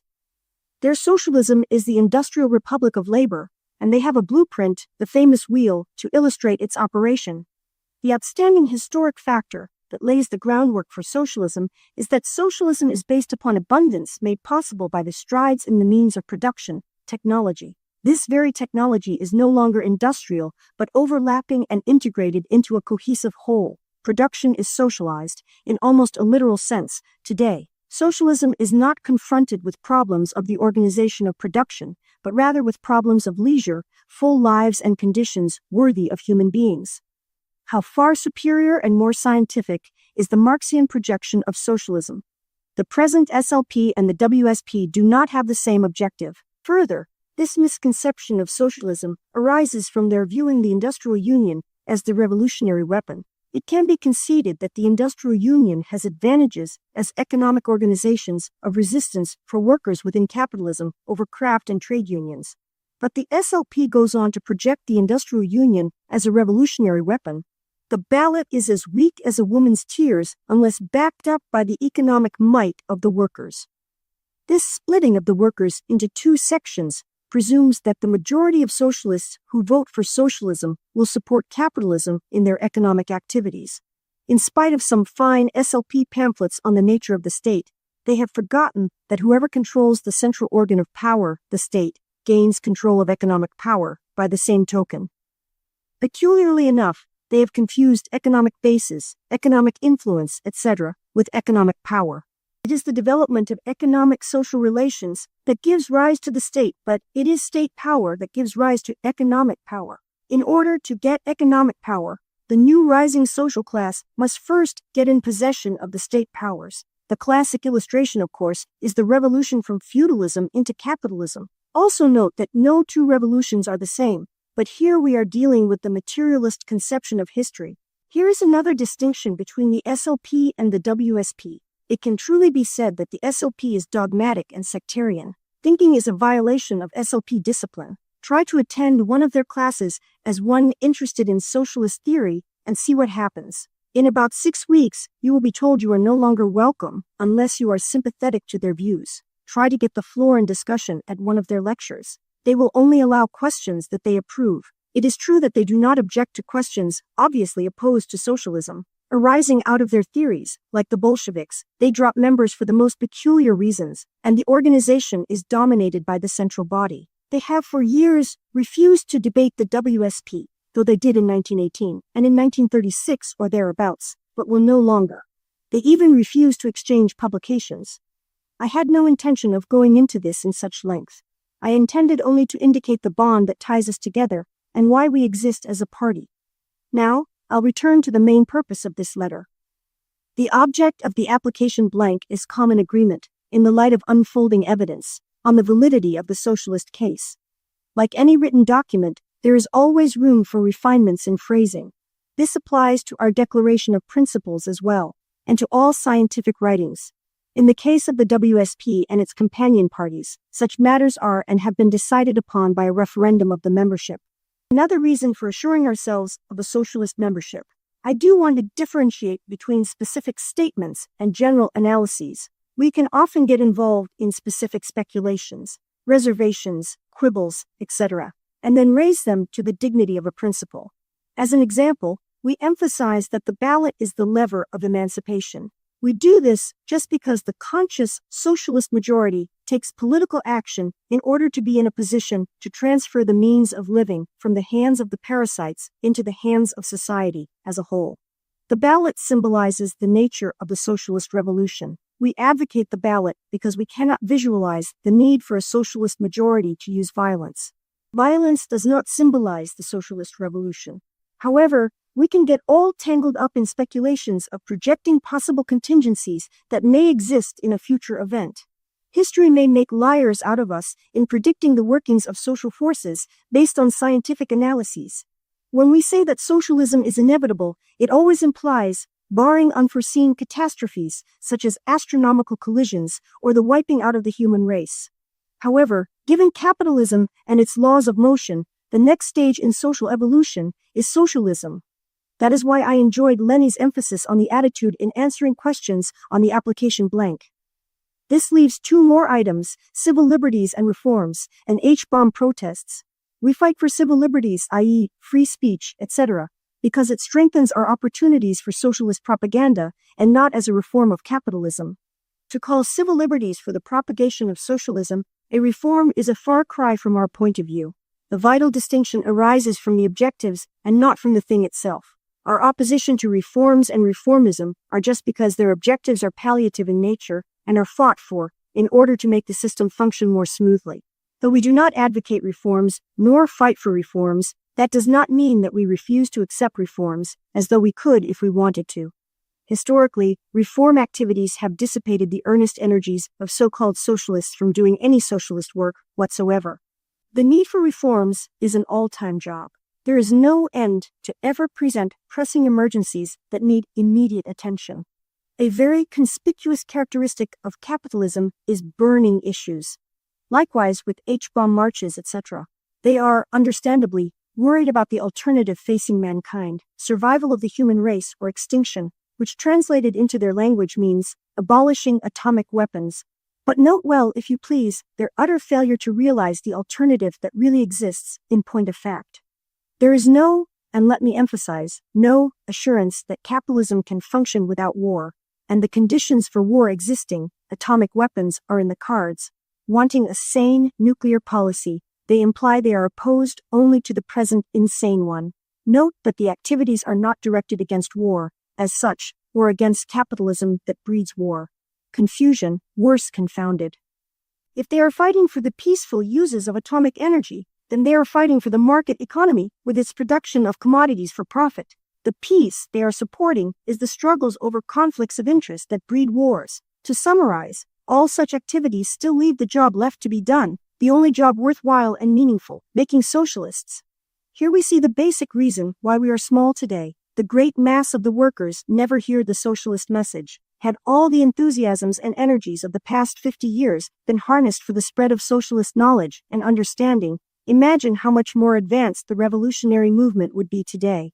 The history of the practical socialists sneering at the impossibilists and theoreticians finds them landing in the camp of capitalist politicians.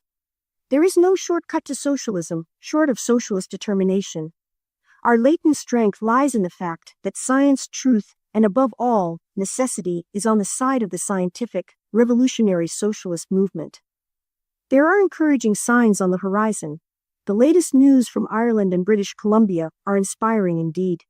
And even if the immediate prospects were gloomy, what other course of action lies in front of us? Socialism cannot be rammed down the throats of the majority against their wishes. We have the glorious task of arousing our fellow workers to speedily introduce socialism. The alternative facing us is socialism or chaos. We'll keep on keeping on, despite disappointments and discouragements, aware that, in the long run, socialism is invincible. March 13, 1961. Robert S. Killis, 17 West 100th Street, New York 25 NY Tamor. Dear Rab, Friday, my source of info showed up and gave me one copy of I.F. Stone's Weekly, which contained an article on the alert incident. I'm enclosing a typewritten copy, and I'm sending another copy along to Harry Morrison of the WS Editorial Committee directly. So far, it's all I have, although I looked up the Times article at my branch library today. I'm going to get the 2 Washington papers at the newspaper division of the NY Public Library.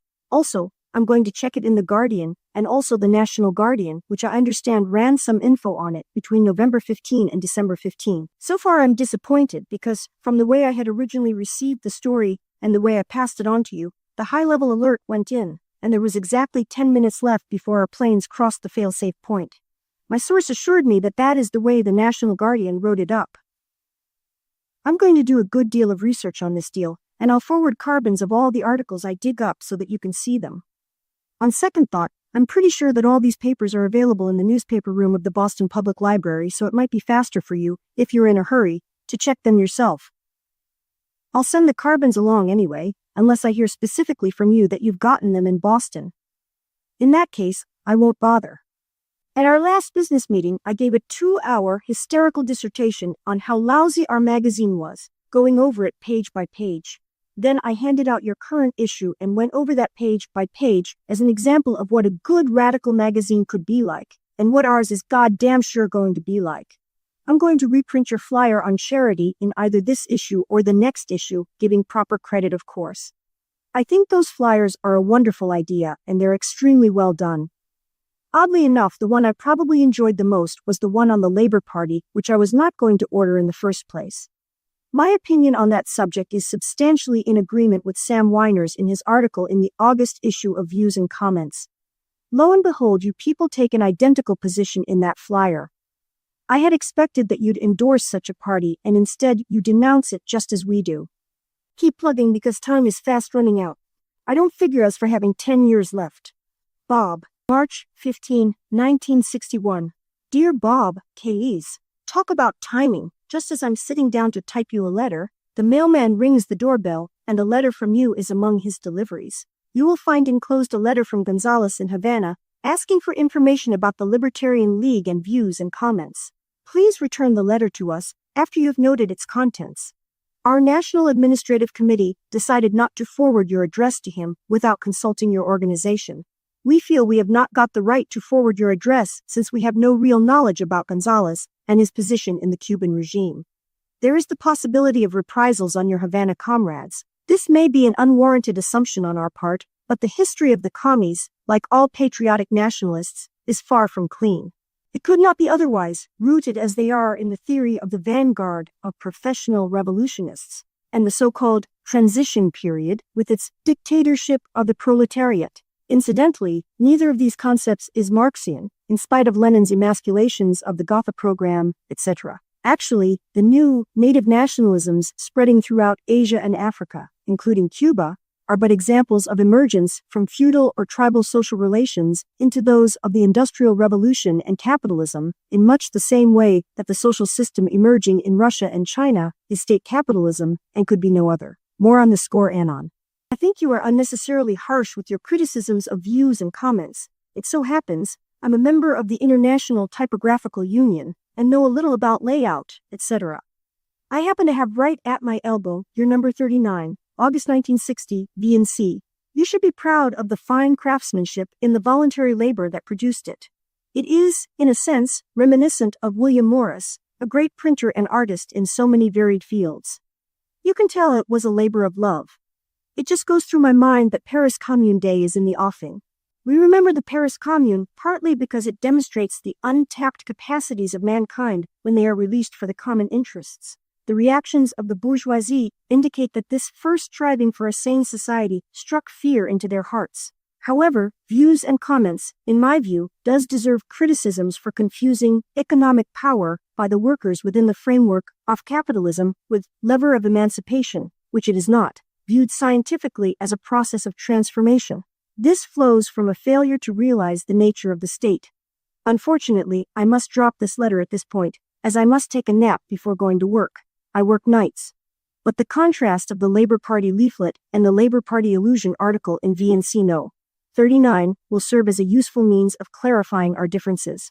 In a few days, I will resume this letter with a more extensive development. Suffice it to say, for the nonce, that the workers do not have economic power as long as they are wage slaves. Economic power has no meaning when it is confined to just withholding your labor power from production, which still leaves economic power in the hands of the masters. Economic power flows from having political control of the state machinery.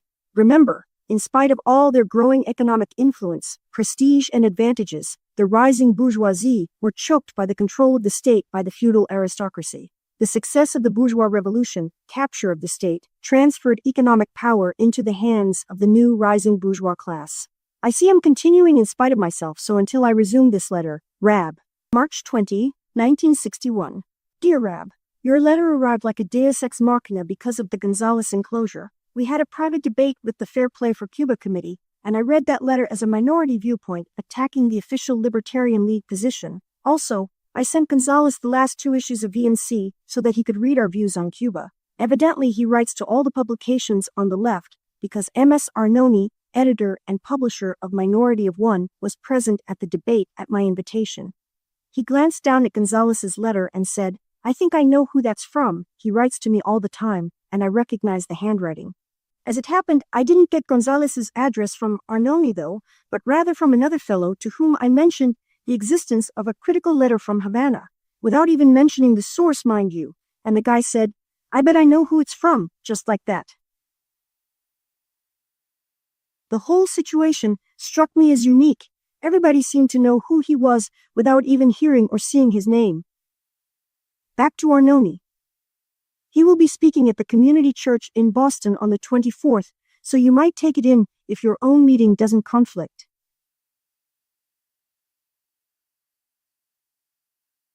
Here, too, was a series of ironies. I had heard that he was going to be in New York, and that he was somewhat of an anarchist. Thus I invited him to our private debate on Cuba, and as it happened, we had him chair the meeting. When I phoned him, however, he mentioned that he would be with a couple from Boston and wanted to know if they could come with him. Naturally, I agreed. Later I got to talk to the Boston couple. Their name was Charteris. When you're away from New England, of course, you describe yourself as a Bostonian even if you live in Springfield, it seems. Anyway, I inquired where exactly they lived, and it turned out that they lived 4 blocks from my mother's house in Somerville. Oddly enough, at the time my own wife was in Framingham visiting her sister who just had a baby. All in all, it was an evening of remarkable coincidences, especially with Arnone scheduled to speak at the community church where I was married by Mr. Lothrop 5 years ago. Reeve and see again, the number 39 issue which you cite, is the one issue that we had to hire a printer to run off, after we'd had the plates made up saying, all labor donated. More irony. I'll reread your and our views on the Labor Party. Have you read the wobbly stuff on the general strike? They don't want to withhold their labor power, but rather take over with a stay-in strike. Remember in the 1920s, the Paris trainmen struck by continuing to work but not charging fares, winning their demands immediately. Bob. March 21, 1961. In the archive is a letter to Rab from Benjamin Spector, M.D., coordinator of anatomical material for Tufts Medical School, to which Rab donated his body as an anatomical gift. It is apparently in response to a letter from Rab which is no longer extant. Excerpted here is the paragraph of Dr. Spector's letter to which Rab responds. Once a body is sent to the medical school by the coordinator, then the medical school uses the body for the promotion of anatomical science. One statement in your letter bothers me, namely, I do not object, however, to having a socialist message being given in place of superstitious rituals. Would you be good enough to tell me what you had in mind by the phrase superstitious rituals and the phrase socialist message? To which Rab replied, Dear Dr. Spector, the key sentence in your letter for me was, the medical school uses the body for the promotion of anatomical science. This is an excellent description of my desires. Like a true scientist, your bump of curiosity has not been dulled by the vicissitudes of life. It is a credit to you. On an accompanying sheet, you will note what I had in mind by the phrases superstitious rituals and socialist message. Sincerely yours, I. Rabinovich. Superstitious rituals. The tremendous strides in science, flowing out of the Industrial Revolution, have revealed, on the basis of evidence, the physical material nature of existence.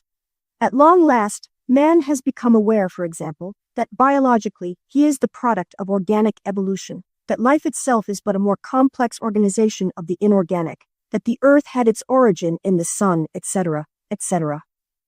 No longer does man, that remarkable animal with his brain capable of generalizations, require such hypotheses as are found in Genesis, with its Adam and Eve story, its mythological explanations for the origins of life and the earth, etc. It can be said, almost axiomatically, that the scientific method has become established as the valid approach to get meaningful answers. This is so, in spite of the fact that most people have not accepted scientific conclusions in their rationalizations. It is significant, indeed, that no one is religious any longer about the things he knows. His religion is confined to his beliefs, such as the awesome, the mysterious, the unknown. It has been aptly said that with every step forward scientific knowledge takes, religious superstition retreats. This is a relatively new phenomenon. The history of religious opposition and resistance to such concepts as the round world, the heliocentric theory, the germ theory, the theory of evolution is well known. But, in the acid test of corroboration on the basis of unfolding evidence, science emerges vindicated. The traditions of the past die hard. Men's ideas do not keep an even pace with newer understanding, but eventually, they do catch up. In your field of medicine especially, has this become obvious. Dr. Dooley described the medicine of Laos, prior to his arrival, as necromancy, witchcraft, clay images, sorcery, and Beetlejuice. But how do you distinguish the Laotian medicine from Christian Science healing by absent practitioners? The power of prayer, the Mary statues and St. Christopher medals, the banishing of evil spirits, a throwback to the bloodletting cures. Black magic still serves the role of medicine. It is amusing to observe one religion's sneer at the practices of others. Jews ridicule the Immaculate Conception and the Trinity, while themselves subscribing to the Angel of Death and Rosh Hashanah, the latter particularly untenable in light of modern geology. This week's Time magazine, March 17161, has two powerful illustrations of the current shamefaced materialism of so many churchmen today. It quotes Episcopal Bishop James A. Pike and his counterpart, Time's description, in the Roman Catholic Church, who find it difficult to reconcile the supernatural with the findings of modern science. They are caught in the dilemma of apologetics. Socialist message. In order of social evolution, a new social system, socialism, now is looming on the horizon. Yesterday's handicraft tool has become transformed into today's gigantic socialized machine. The profit motive and conflicts of the market economy cannot be adapted to the requirements of the potential productivity of the new strides in technology. Abundance for all is now possible. It can hardly be denied that wars, poverty, insecurity, and crises arise from the social and economic relations of a commodity society. The primary consideration of commodity production must be sale. No sales, no production. Capitalist society was a necessary and useful stage in social evolution. It sped up the introduction of literacy, it fostered rapid communication and transportation, it hastened the growth of science, it laid the groundwork for the solution to the problem of production. Now the conditions are ripe for producing for the needs and wants of mankind. Abundance has become the order of the day. Cooperation based on the harmony of interests between all the members of society and society as a whole has become possible and necessary. The alternative to socialism is chaos and possible extinction. Socialism, not a brainstorm, a scheme, nor a utopia, appears on the scene because the conditions of existence have made the times propitious for a world fit for human beings based on cooperation and brotherhood. By nature, Homo sapiens is a gregarious social animal. If he weren't, he could not have survived against the adversities of nature. The September 1960 issue of the Scientific American is must reading for a review of the latest findings on the evolution of the human species in every field of investigation. Socialists appreciate such manifestations of inspiring social thinking and behavior as is manifested by the memorandum. It also indicated that outworn ignorance and metaphysical fears of life after death are giving way to enlightened understanding. Similar projects would have been inconceivable in the past because of the predominance of superstitions. The very attitude implied in the memorandum is a forecast of how wonderfully human beings will behave when the social environment is favorable. July 10, 1961. Rab wrote this letter shortly after George and I officially joined the SPC. My very dear comrades and grandchildren, two very close bonds indeed. What a joy when they intertwine. Either could stand on its own as is, but lucky indeed am I to be so rich, to borrow an unfortunate vestige of traditional thinking in what counts. Which reminds me, I am still working in the cellar and came across two items of interest to you. One was a letter my mother wrote on the limitations of school education in her days. Her theme was that the school system is not geared to the best development of children. It was written in 1906. She described the limitation of the mother with her problems, of the poor with their difficulties, and the schools with their failure to develop the child's capabilities. Shall I send it to you? The other was a paper I wrote when I was at Ohio Northern University on agricultural societies. I based it on my concept of socialism at that time. It was written when I was in the SPA, and before I had any genuine glimmer of scientific revolutionary socialism. If you want to see it, I'll send it to you. I wrote Brody. He is the SPGB member who lived in Montreal for 4 years before he had just recently moved to Toronto. I asked him if he had any names or persons I might contact by phone while I was in Montreal. I gave him your address for his information.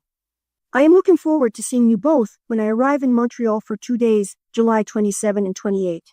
I am anticipating the pleasure of Max and Jenny's smiling faces, as well as chatting with Motel, i.e., Mark. By the way, I expect to arrive in Montreal about 11 a.m. Thursday, July 27. George, please give me street directions from my entry in the outskirts of Montreal to 400-555 Draper Ave. To take a bus would be foolish, being too time-consuming with bus schedules being what they are. Besides, I'd enjoy a leisurely drive to Montreal. I really appreciate very much your concern for me. By the way, if it wouldn't inconvenience you, could you phone Abramovitz if he knows Mass's and Peggy Cassidy's phone numbers? I just might phone them while I'm in Montreal. Time will not permit my visiting anybody, as you can well realize. On the Judge Parker and Mary Worth comics, Ella is mailing them to you regularly. I'd suggest you first check the dates on the cartoons for the sake of chronological order. Chubby asked me why don't I give you a sub to the Globe. Chubby is staying over for a couple days. I imagine you will hear from others about the picnic. Everyone seemed to have a swell time. Must close now, as I'll have to take a nap. Can you hear Ella hollering? When are you going to sleep? August 4, 1961. This letter is addressed to an old Montreal contact with whom Rab had reconnected on his recent trip there. My dear Sam, a note of appreciation for a kindred spirit. I'm looking forward to seeing more of you in the future, both in Boston and in Montreal. One thing I can't promise is to be a good correspondent. This is my great weakness, neglect and procrastination in writing. The intent is there, but not the execution. Only when the situation demands do I write. It is because I'm so favorably impressed with you as a human being that I am here at the typewriter.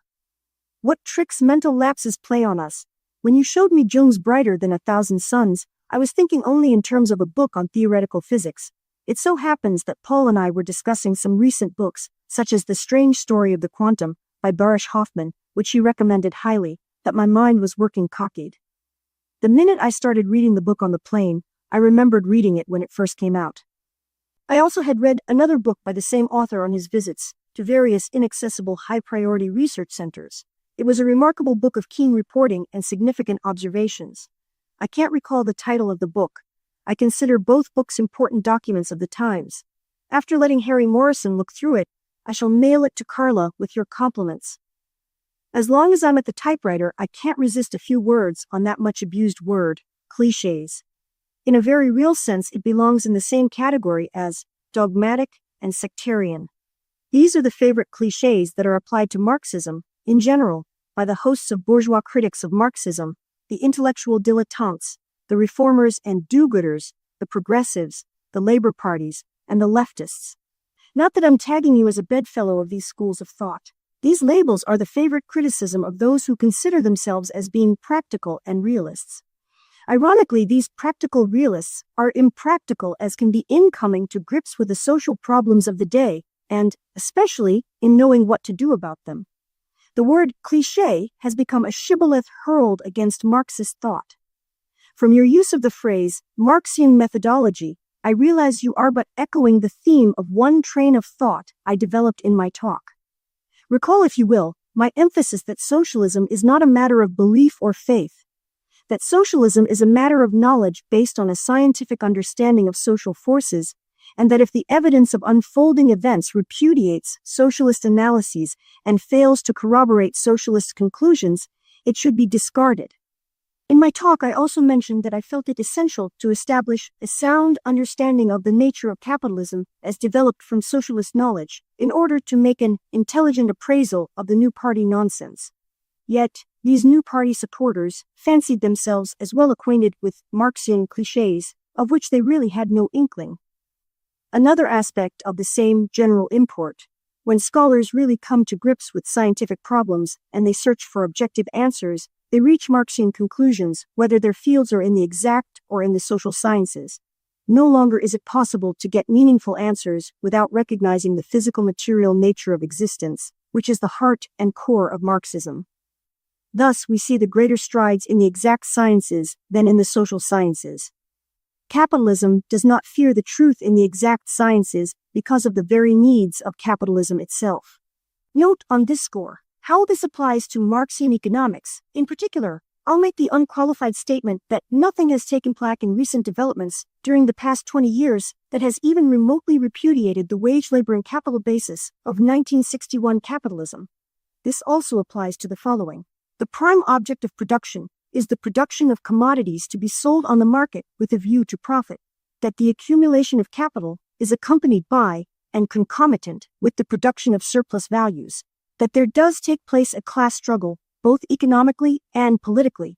That the transformation of ownership from entrepreneurs to gigantic combines and state ownership still finds a class whose members are the eaters of surplus value, even though they may be government bondholders, bureaucracy, or a party.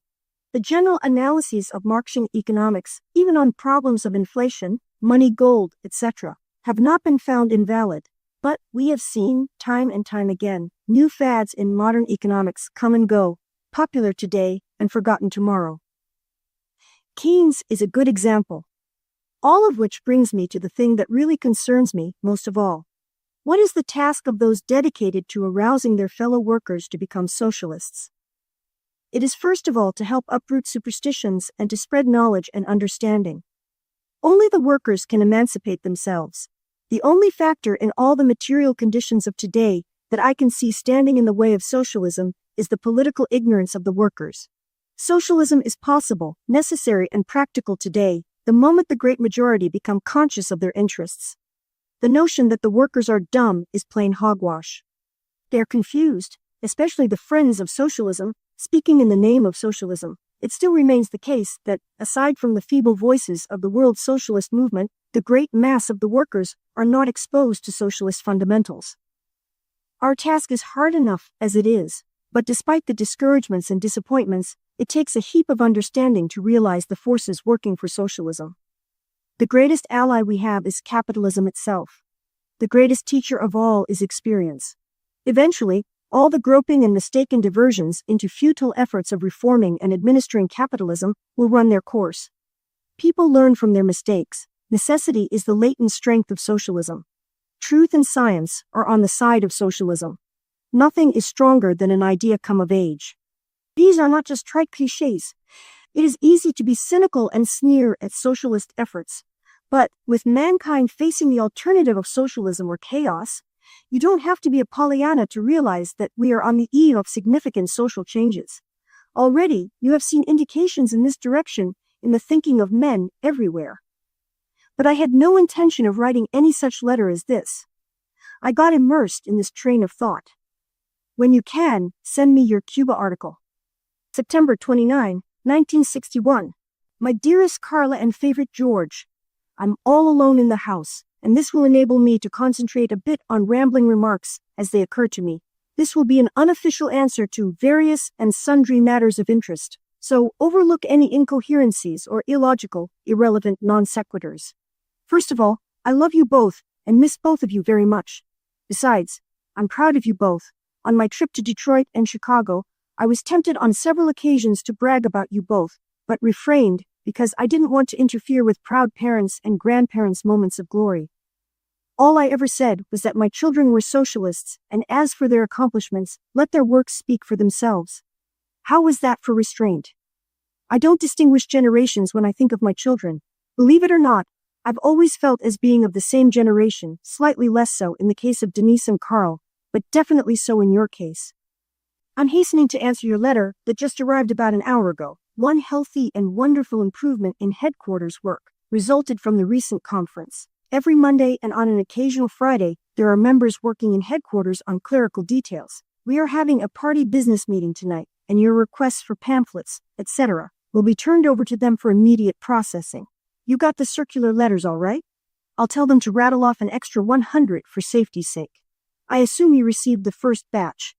Incidentally, somehow I had a sneaking suspicion that Boone might make a surprise visit to the conference. I did send him, COU, a copy of Hardy's article in the latest SS on the Khrushchev promises. It should be very helpful to him in clarifying the confusions. I can really understand how a literal acceptance of the Khrushchev statements could be very thrilling if they are taken at face value, instead of being understood in their context. I listened to my Montreal tape, and to Gilmack's 6 short talks on dialectical materialism, MCH, labor theories of value, before Marx, value and price, money and surplus value. They are all short, between 20 minutes and a half hour. They are gems of clarity and brevity. Make my tapes sound very inferior. Billy is going to make 2 copies of Gilmack's tape for general distribution, one down under and the other throughout Canada. What a valuable means of conducting a meeting for educational and propaganda purposes. What a help in those areas where just such tapes are especially needed. As for my Montreal tape, I was satisfied with the contents, but very unhappy with my sloppy manner of talking. It seemed to me that the contents rose above the delivery and made them useful, in spite of the speaker. If results count, the talk was well worthwhile only because the subject matter treated made it worth listening to, and it was obviously well received. Witness just 2 reactions. The spark plug of the new party, Alex, who personally told me of his impressions, and I don't believe he was just spoofing in the circumstances, and what you say about Trevor Goodger-Hill's interest in the party. Which reminds me, application blanks for Montreal must be obtained from the SPC. Write J. Milne, 601 Garwood Ave, Winnipeg, Manitoba. Incidentally, Jim Milne has not only fond but vivid memories of you as a little shaver. Let's hope one result of the Montreal meeting is a local. It was wonderful to read your letter describing the work you and, especially, that Dynamo George, are doing on behalf of the Montreal Gilmac activities. Mail your bill for expenses direct to the NACO Harry Morrison. I don't think it would be fair to bill Winnipeg because our treasury is in the best shape in years on account of some good donations. And after all, we are really one organization, except for national considerations for organizational procedures and political activities. I have 2 copies of Anthropogenesis in the house. One may be George's. At all events, I shall mail it to him under separate cover. On the Toronto TV, it so happens that Comrade Edith Cantor in Detroit has a friend in Toronto, connected with a radio station, who may be of help for getting Gilmac a hearing.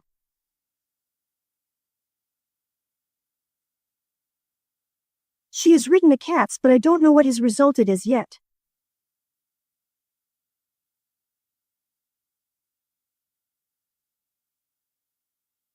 I was hoping that Gilmac might have an opportunity to see something of New York.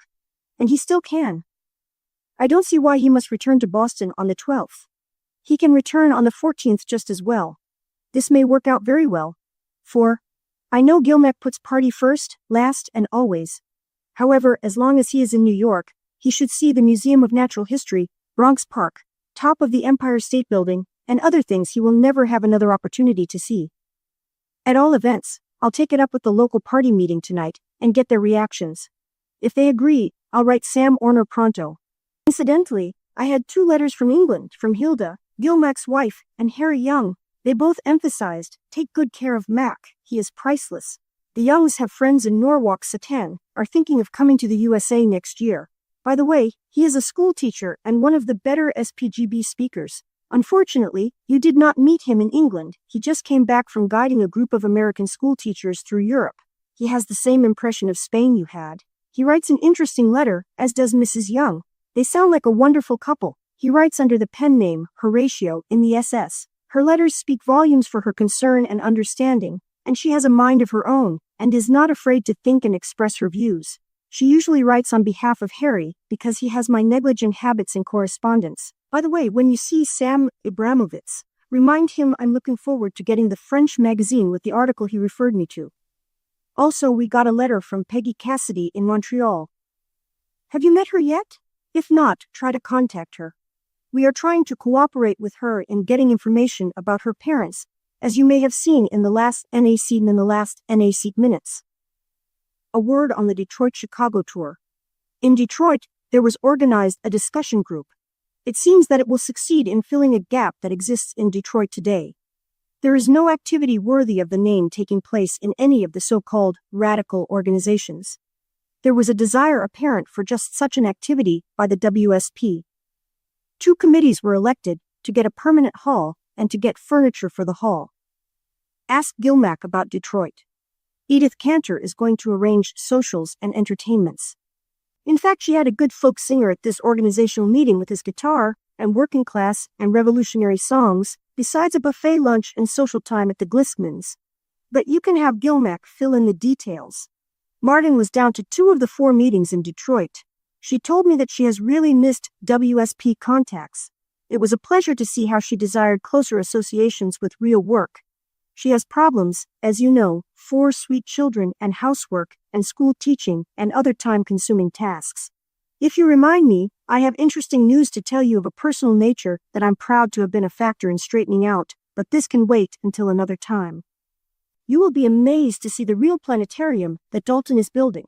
The Museum of Science helped him out with some discarded equipment, and junkyards furnished other material he needed.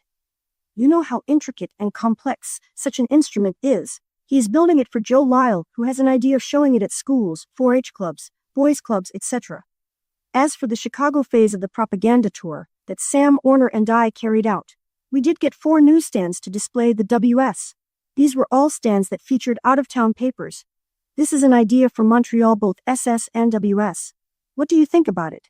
If it impresses you, let me know and I'll give you further particulars. Sam was interviewed by newspaper reporters on the basis of his taxi union activities. On the University of Chicago and Roosevelt University campuses, we got encouraging responses in the sense that eyes lit up at the mention of a socialist meeting. I got 1 sub on campus and 3 came down to the meeting.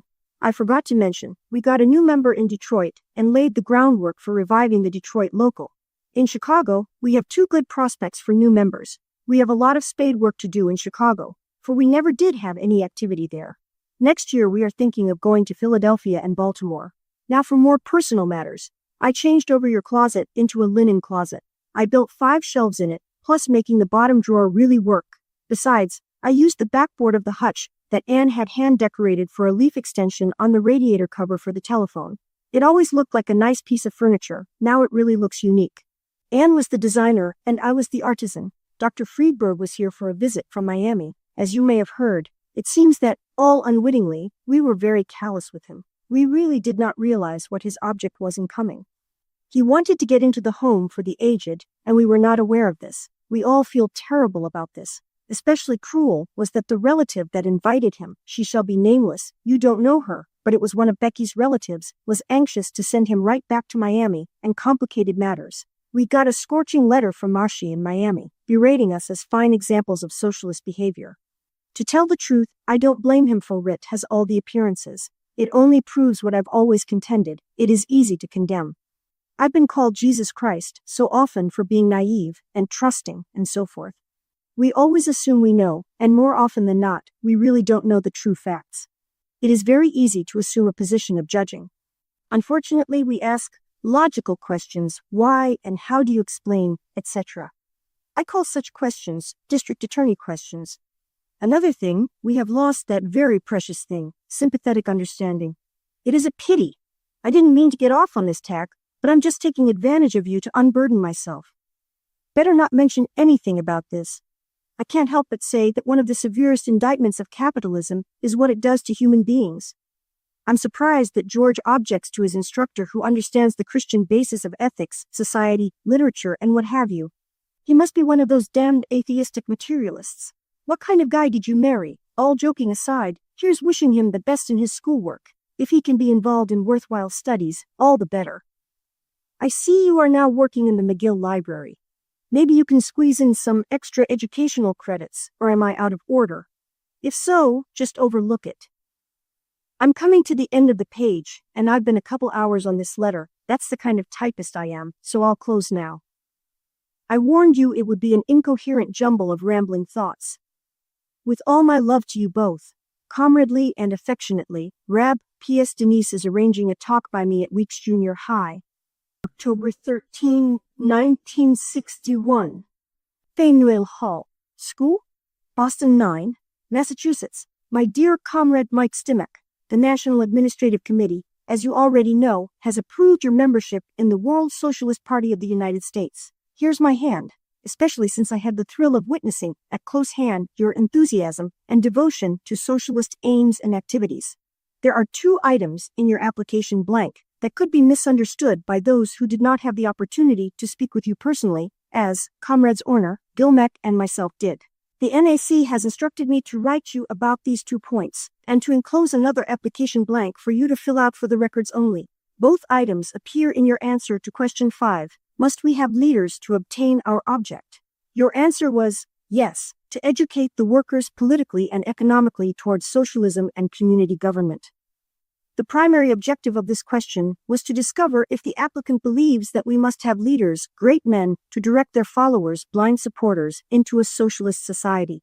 Otherwise, this question has no significance. Teachers are not leaders any more than writers or speakers are leaders. Their function is to spread knowledge and understanding so that the workers, the conscious majority, may emancipate themselves. Quite a different story, is it not? In the interview with you at the Glickman meeting in Detroit, hearing your answers to the application blank, you gave an excellent explanation on this very point, so we are well aware of your understanding of this matter. It was only the poverty of language that is involved in the answer you wrote down. The other item was the community government quoted above. The word government is often confused with the word administration. Itis, a very common misconception, until one realizes that government is but a synonym for the state, that is, rulers and ruled, governors and governed.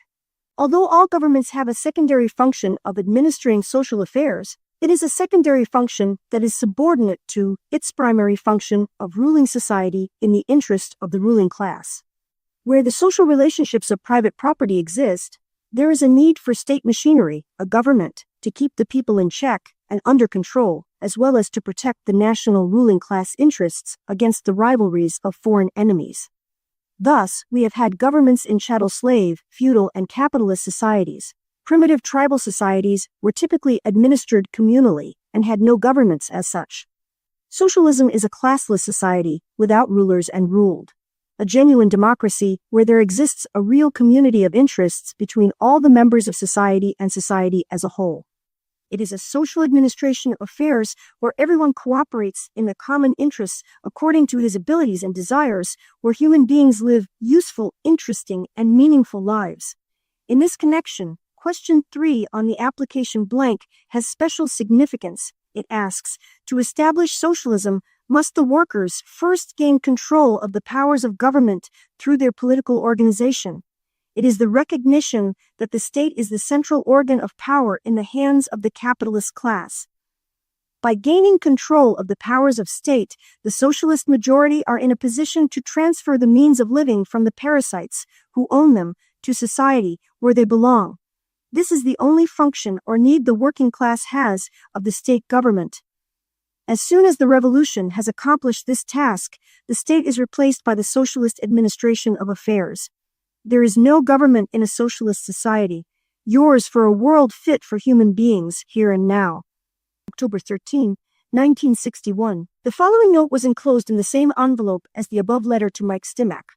Rab ran out of room at the bottom of the page. Karla Doris Rab, 2006. Dearest George and Karla, I made an extra copy of this for you, with malice aforethought. It is an object lesson that it is not necessary to be Marxian pundits to be qualified for membership. I wish you could meet the comrade. He could be a symbol of the common conception of an average overalls worker. He oozes genuine devotion to socialism in every pore of his body. He is a far cry from a scholar, but a worker eager and anxious to do what he can for socialism. And he has a real understanding of what it is all about. Boothie is not literate in the scholastic sense. Over the past 9 months, he has bought all kinds of literature to read, leaflets to distribute, a lifetime sub, and made substantial contributions. He reminded me of George, in the sense of being a dynamo, but he lacks George's skills and finesse. It is the Mike Stimacs who are the backbone of the movement, when the chips are down. Even his very name seems to fit him. If one were to write a novel of a factory worker, the name Mike Stimac seems to fill the bill. He worked hard to push the Detroit meetings, but he is no George Gorell. That is a matter of variation of ability. Bob Nathanson had another heart attack. He was rushed to the hospital, but he is back home recovered, as it were. He told me that Larry was offered the chief resident physician job in Stanford University Hospital. He was very flattered to receive such an offer, but he prefers to settle around Boston, or the East Coast at least, and turned it down. We'll be seeing Gilmack Sunday, and we'll get all the news. For the nonce, I'm really in the dark as to what transpired. Whoa, I see I must stop here. Papa Rab, I wrote this to Rab from Montreal in response to the letter on the previous page. The rest of it is rambling and personal. November 12, 1961. A letter regarding the new discussion group in Detroit. Dear comrades, Cobus and Edith Cantor, please excuse my delay in writing you concerning your questions about the Detroit discussion group. Even before I could answer, I had to consult the NAC for their opinions. On top of this, I was involved in an avalanche of work, the time-consuming work of the WS editorial work with Comrade Morrison on editing, proofreading, revising, laying out, dummy, etc. Then the job of transcribing Gilmack's talk on tape on dialectical materialism for the Western Socialist. It is in the new issue about to appear. I had to do a little research for a talk, and an article on Africa. So please realize that it was because of pressures of time, including working for a living, that was responsible and not neglect or unconcern. I trust you found Comrade Katz's letter helpful for the discussion group procedures. Special efforts should be made in Detroit for new subs for the WS and SS, especially the WS. Also, efforts should be made to get more newsstands. I looked through the periodical correspondence that Comrade Orner forwarded to me. It was Voljoviak 1961. I had never seen it or heard of it before. I would like to have met them when I was in Detroit, speaking only for myself. I have an empathy, not sympathy, for the Wobblies, anarchists, and similar groups. Their instincts are genuinely proletarian. I have a sort of a bond for them. From the issue I saw, I have an impression that their thinking is along such lines. When the chips are down, as they were in Spain, their activities were neither pro-Russian nor pro-liberalism and patriotic. They are not in the camp of capitalism, at least not consciously, in the same sense as the Bolsheviks, social democrats, or social reformers. Just because of their misunderstandings of Marxian science, their grasp of the social forces at work is limited. In spite of their instincts, they do spread serious confusions, as noted in their critical attitude to the political nature of the socialist revolution, the highest expression of the class struggle. As soon as time permits, I hope to write a letter to them briefly summarizing my criticisms, such as James Boggs's view that everybody in the U.S. should have a right to a job, or all the proceeds of American productivity and taxation should go to these purposes, education, medical care, etc. What socialists oppose above all is jobs, the very badge of slavery and exploitation. Under socialism, the social relations are those of common right of access by all men to satisfy their needs and wants. Jobs are not rights except in a bourgeois sense. As for taxes, they are essential to the maintenance of the capitalist state. In fact, in the long run, the workers don't pay taxes, which are based on property ownership.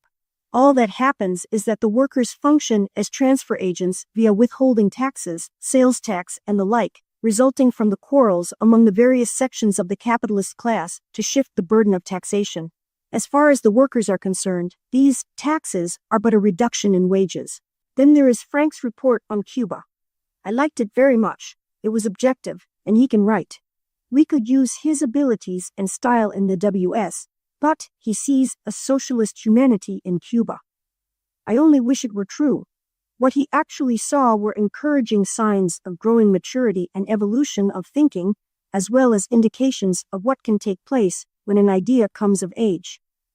The dilemma of Cuba and of the new independent native nations of Africa and Asia is their belated emergence into capitalism in a shrunken world already ripe for socialism in the mid-20th century. They are too late for capitalism and too early for socialism. They can only function as new state capitalisms with all kinds of state economic planning. These new independent nations, tied as they must be to the major powers for aid, trade, economic needs, etc., soon develop their own native ruling classes and native bureaucracies. All this, mind you, in the name of socialism and with socialist leaders. In particular, let us not forget the great damage to the revolutionary socialist movement by the Russian Revolution. The energies and enthusiasms for socialism were dissipated and diverted from socialism. Disillusioned by Russian developments of the validity of the socialist case, superstitions now develop concerning mixed economies and fascist or new types of capitalisms appearing on the historic scene and other new profundities. Socialism has been retarded many years by the erroneous concepts of Russia in the sense that it weakened Marxian organizations fighting and agitating for socialism. It still remains true that in spite of appearances, the Russian Revolution was not a socialist one. A socialist revolution there, in the absence of a socialist revolution in the West, was not as yet possible in 1917. This lesson should be borne in mind in respect to Cuba, Africa, and Asia. On second thought, you are at liberty to show these rough notes to correspondents, to be used as a reader's view, if they wish. I honestly don't know when I'll be able to get my desk clear to tackle it the way I would like to. To Cobus, special regards to Mary. Give Stimac a special shake of the hand. I was very impressed by his enthusiasms for socialist principles and for WSP policies. He is the genuine article. The Stimacs are the real backbone of the movement. To Edith, special regards to your daughter. Give my very best to all those I met in Detroit. Here's my hand to both of you. January 12. 1962. Another letter regarding the new discussion group in Detroit. My dear comrade Edith Cantor. At long last, and after several starts, I've set everything aside to answer your last letter, a very thrilling one to me. I've just completed the dummy pages of the new issue of the WS. I believe you will like the new issue. It will contain an excellent article on the John Birch Society, especially worthy of review in the discussion group because of some prevalent confusions regarding American fascism. It is amazing the many immediate and burning issues that constantly crop up to divert revolutionists and leftists from socialism, as though anything could be more current than socialism itself, which is the real burning issue. The realization that Russia had put back socialism many years gave rise to my article on the dilemma of Africa in the new issue. It is tragic to observe the excitement of so many sincere devoted partisans of Cuba, Africa, and Asia for the growing socialism, translated state capitalism, taking place. Unwittingly, these enthusiasms are obstacles and hindrances to socialist work. It is about time that friends of socialism realize that socialist organization, socialist education, and socialist fervor, in its place, they are working for administering and reforming capitalism, which is choking society, no matter what form it takes. In this connection, this fellow, DeVore, of Edmonton, Canada, has a swell article on catchphrases and slogans. All in all, this is one of our better issues and should prove to be very helpful to the Detroit comrades in clarifying the issues involved. The great pity is to see this refusal to learn the lessons of experience and to observe the persistence of socialist superstitions that merely echo the old clichés of practical realism. It is amusing to listen to the scorns and sneers directed against dogmatic sectarians by those who cling to proven futilities in spite of the evidence of the workings of social forces. I trust that 11 Faneuil Hall Square sent you the back issues containing our criticisms of the new Democratic Party in Canada that you requested. Enclosed is a copy of a letter I sent to correspondents. It will have to substitute for a personal discussion for the time being. By the way, it is interesting to note that views and comments, anarchists, mind you, who are critical of Marxism, have a better grasp of Cuban developments than does correspondents. Wiener, editor of Views and Comments, has a well-documented article in a recent issue of the Industrial Worker IWW, quoting from original sources in Cuba on the relations between Castro and the Cuban rebels. It is very revealing reading, especially in view of the characteristics that distinguish a socialist revolution from bourgeois insurrections. It is a pity that circumstances thwart the active participation of comrades from other places to be side by side with the three Detroit stalwarts. Under the circumstances, you are doing valiant work. The important thing is that, through your efforts, many who would not otherwise be exposed to socialist influences are becoming aware of the socialist case. Here we see in action socialism in practice.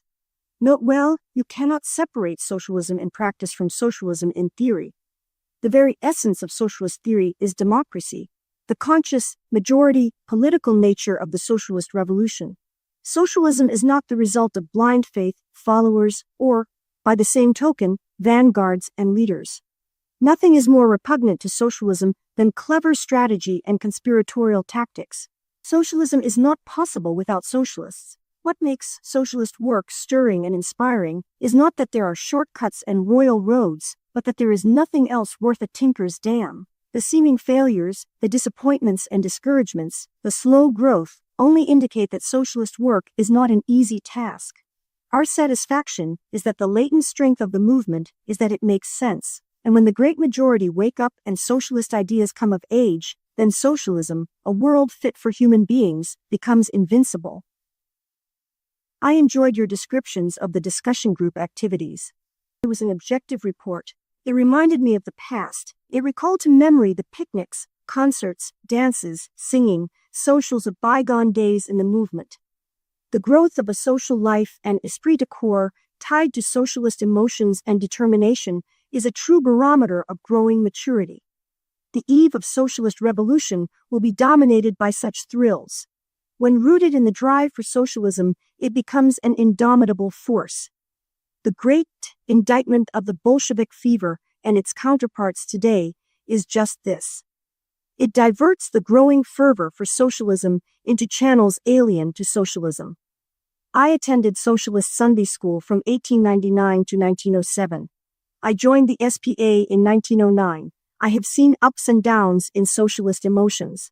Just recently, I skimmed through a volume of William Morris's letters and noted the sentiments for socialism expressed in many ways, one of which was a concert at which there were readings, music, recitations, community singing with Eleanor Marx, Edward Aveling, Belfort Bax, William Morris, George Bernard Shaw in his earlier days, and many others participating. We had it in Boston during the Hayward Place days. We had it very inspiringly in Detroit in the 1915 to 1918 period. Your jazz musicians and their unassuming love of each other and their cooperative behaviors are normal for human beings. Even capitalism has not been able to uproot man's gregariousness. What capitalism has done to human beings makes it unworthy of any support, especially in 1962 when conditions are ripe for socialism. You may be surprised to learn that our Dock Square headquarters was the place to go if you wanted real jazz. 3 jazz musicians became members of the party. Nat Hentoff attended our study classes. Finally, as for the next party conference, personally, I'm all for holding it in Detroit, as you will note in the NAC minutes. There is a serious drawback, and that is the difficulty of key workers in the detail and administrative phases of the party work going to Detroit. Milne and Winnipeg would go to either Detroit or Boston. The Cats would go to either city. I suspect that Karla and George Gurel from Montreal would prefer Detroit, only because of her reaction to your letter. You remember Karla? She married a Montreal comrade, and they are both members of the SP Canada. She visited us over the holidays. I'm afraid that British Columbia comrades would find it difficult to attend. The decision will be made by the majority vote of the party referendum, and I would not be surprised if the vote was for Boston. My affectionate and comradely greetings to Cobus and Stimac. Remember me to all friends and acquaintances. February 3, 1962. My dear comrade J. H. Williams, greetings and salutations. Here's my hand. Welcome to the ranks of the revolutionary socialist movement. The past few weeks have witnessed a minor breakthrough. Several youngsters have manifested an aroused interest in the socialist movement, whose only object is the inauguration of a sane world worthy of human beings, which has at last become possible, practical and necessary. May it gather momentum.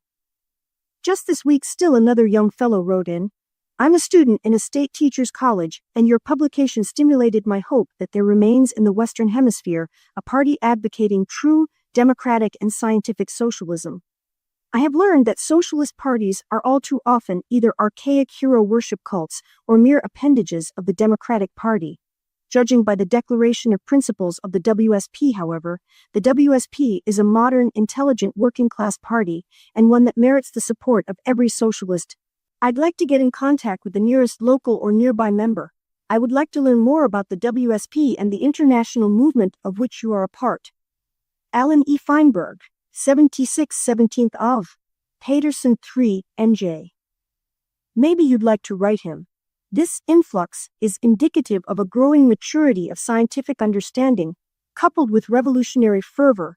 All of the new contacts were the products of the WS, and their other reading, rather than the results of personal associations and discussions, usually the more productive source of new recruits. It is reminiscent of one of Marx's comments. 20 years go by, and you don't see the progress of a single day, and then comes a day in which is crystallized the progress of 20 years. As long as I'm writing to you, I'm enclosing some correspondence with views and comments. Because of your comments on views and comments, I thought you'd find them of interest. Please return them when you are through with them. I'm a poor correspondent. It takes something mandatory to get me to the typewriter. I'm a slow, incompetent typist, and an excellent hen-scratcher, illegible hieroglyphics would be a compliment. However, should you ever desire to come to grips with some problem of theory or any other matter, do not hesitate to write. Must close now. Yours for Socialism. Rab, P.S. Socialists are always optimists. June 1, 1962. Written as a letter to the editor, Boston Globe. Dear Sir, Nuclear War Solutions. Uncle Dudley, Friday, June 1, 1962, asks very meaningful question. At a time when man is seeking the mastery of space, it is well to have reminders from time to time of Earth hazards. But what do such reminders teach? Uncle Dudley notes that the Physicians for Social Responsibility organization urge an energetic search for new solutions. Then he adds that surely, in many fields outside medicine, there is need for such a quest. Wonderful, as far as it goes. However, solutions require examination of causes. The basic cause for modern wars, including nuclear war, is capitalism with its production for sale and its accompanying conflicts of national economic interests. Conditions are now ripe for socialism, i.e., production for use, and where all mankind cooperate in the common social interests. In a sane world fit for human beings, the social forces breeding wars disappear.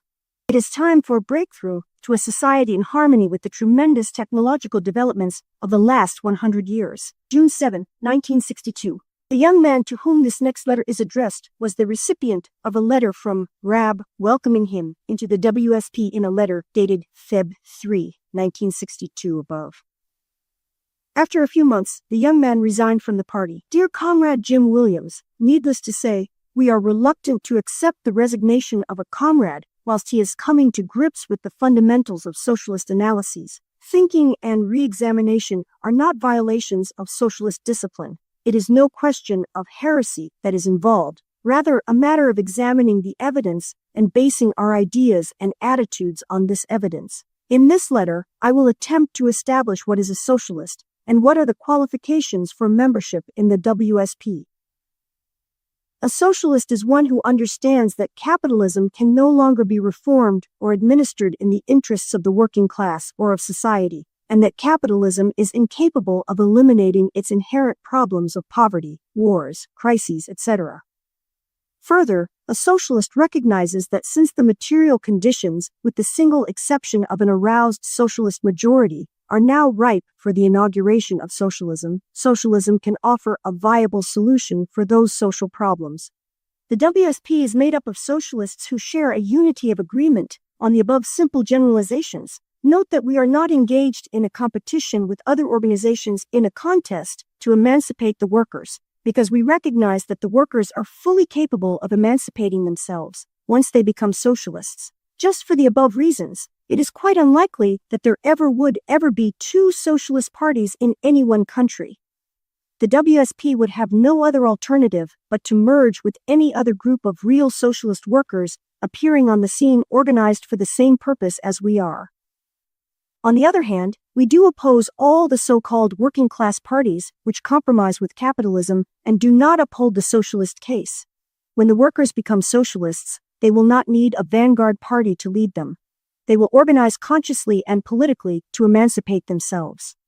As to any fears that there is no room for differences of opinion in a socialist party, this simply isn't so. Socialists have varying opinions on matters of a speculative nature, on interpretations of current events, on attitudes on music, painting, and other cultural matters, specific aspects of science, even on projections of the actual workings of a socialist society. To cite a few examples, socialism will or will not come in our lifetime. Atomic wars, not wars in general, can be avoided by capitalist governments. Trade unions, not unionism, are anti-working class today, and a host of others. On the other hand, here are some items on which all members would agree. The conscious, majority, political nature of the socialist revolution, the material nature of existence, Marxian science on materialist conception of history, the law of value, the class struggle, attitudes on leadership, reformism, and religion, the general nature of socialism as a system of society. It would be wonderful indeed if circumstances could permit you to be in Boston for the conference. You would find a congenial socialist environment. June 14, 1962. My dear Bob, your letter, draft manuscript, and $5 check arrived okay. The spirit of your letter spoke volumes for you as a person. I admired your attitude very much. Incidentally, the validity of socialism or the socialist revolution does not hinge on the character of individual socialists. The acid test of the soundness of the socialist analysis can only be assayed in the crucible of the unfolding of social forces themselves. This is why I personally avoid any ad hominem attacks or arguments, because they prove exactly nothing. You know, one can be an angel and be dead wrong and vice versa. On my way to work, I delivered your letter to Harry Morrison, so that he might correspond with you directly on details for printing your criticism in the WS. It goes without saying that your letter should be printed in the WS. The thrashing out of issues can lead to greater clarity of understanding. Although we are not primarily a debating society or discussion group, we are aware that the actions and activities we engage in reflect the quality of our knowledge and understanding. Our primary object is to change the world. The great obstacle to the socialist revolution today is ignorance, compounded by confusion and superstition. Who can deny that the historic conditions are ripe for socialism? Lest we forget, the job of emancipation is the task of the great majority, the working class. That is why we do not rely on leaders, intellectuals, or vanguards. The only matter I would emphasize to you is the need for your final draft to be about 1,100 words. This will allow about 3,000 words for your criticism and Harmo's reply, about 5 full pages in the WS. August 11, 1962. A letter to his sister Dinah, with a statement on the futility of reformism. The event at Newton South High School referred to in this letter was arranged by Martin Smith, one of Comrade Len Feinzig's nephews. My dear Dinah, enclosed are 3 recent issues of the WS. I earnestly trust you to glance through them, especially the checked articles. You would be amazed at the growing impact and influence of the WS. 2 incidents will suffice. The Dean of the University of Washington wrote us that he finds the WS indispensable for his classes, and the head of the Sociology Department of Colby wrote for bundles of WSs to give to his students. He also mentioned that he has made a display of WSs on his bulletin board to illustrate the real case for socialism. Forgive me if I seem unduly impatient with you. It is becoming increasingly apparent from that old master teacher, the experiences of life, that do-gooding reformism, community efforts, even the mistaken resistance of real heroes like the anti-segregationists and anti-bomb demonstrators, are all futile in coming to grips with the problems that concern them. The practical men all turn out to be merely utopian visionaries. The times call for socialist enthusiasm, fervor, and determination to speedily put an end to the chaos and dire effects of today's world. The nonsense of the propaganda hokum, "You never had it so good," is becoming only too obvious for all to see. Socialism in 1962 is the only live issue of the day. Also find the clippings sent me from the Newton South High School paper. There were 125 kids in the lecture hall, and the response to the socialist case was good to see, especially the grilling given to the conservative. Above all, it would be wonderful if you would take in at least one of the items of the conference, listed on page 2 of number 4, 1962 WS. Affectionately yours, Ike. October 10, 1962. My very dear Bob Cayles, just as I was about to write you, in comes the mailman with your R-marked copy of the latest WS, with your critical comments on Harmo's treatment of your views. As soon as I see him, I'll give them to him. As long as I'm writing you anyways, a few thoughts that occurred to me. In my eyes, you are in a dilemma because you are riding 2 horses running in different directions. Your pacifist horse is all het up with the burning issue of eliminating the horrors of nuclear war, tantamount to mitigating the workings of a vicious system. Your socialist horse is genuinely concerned with a revolutionary change in society, eliminating the cause of all wars, including the nuclear one. My dear Bob, the sad thing here is that the lessons of the past 75 years and more are lost on you. If there is one generalization that could be applied to the Bolsheviks, Social Democrats, those anarchists who supported World War I on the issue of fascism versus democracy, and those socialists who supported both world wars, it is that they stood for their pet burning issue and socialism. Recall the phrases, immediate demands and ultimate demands. We used to be told, and are still being told, that in the meantime, we must fight for some priority issue, and you revolutionary socialists should join our ranks to recruit for socialist objectives. Observe the net result. Capitalism is being administered by socialists, and in many cases, in the name of socialism. There it is, in all its stark nakedness. Had all that wasted energy, devoted, sincere, sacrificial as it may have been harnessed for socialism, what a movement or society we would now have. It is easy to forget that human beings are also part of the material conditions and that they play the active role in social change. It is ironical that, in spite of your healthy revolutionary instincts, and there are hosts like you. Herein lies the latent strength of the socialist movement. You find yourself compelled to rationalize your defense of pacifism, and having to be in a camp that I fear is distasteful to you because of the views of the majority of its participants, granting that there are many who have courage, dedication, and deep sincerity. As for your desire to write your criticisms of the WSP, it goes without saying that we welcome criticisms. The WS is primarily concerned with the most important work of agitating, educating, and organizing for socialism. With our limited funds, we can only get out a 24-page paper. So, if you have several matters to thrash out, why not take one topic at a time? Incidentally, you'll be glad to hear we had to increase the last issue to 4,000 copies. October 12, 1962. This letter is to Paul Matic Jr. See Chapter 5 of the biography for insight on Rab's relationship to the Matic family, and why Matic Jr. is addressed here as Otto. My dear Otto, just a few comments on your school paper, From Philosophy to Social Theory. I am very grateful to your father for his kindness in loaning it to me. If you ever have a spare copy, I'd greatly appreciate your giving it to me.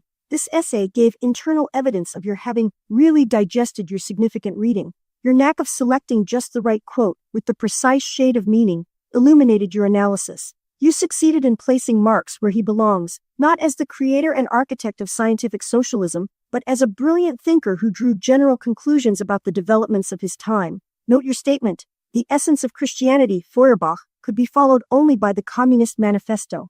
Again, your recognition that the evolving analyses by Kant, Fichte, Hegel, Feuerbach, the early Engels, and the young Marx were conditioned by the social and economic forces of the late 18th and early 19th centuries. Plus, your comment that what was lacking in the work of the pre-Marxists, my phrase, such as Hess, Stein, and the utopian socialists, were the discoveries, to use your language, of the role of the proletariat as the revolutionary principle, and that capitalist society itself is the agent of its own transformation.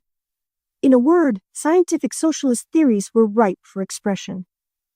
Just as the young Marx, in the historic period of emerging materialist understanding of the new social theories, later developed into the mature Marx of revolutionary organization for social change, so I look forward to the young Matic, a product of the period crying for a revolutionary change in society, becoming transformed into a participant in the actual introduction of a socialist society, a world fit for human beings, at long last possible, practical, and necessary today, here and now.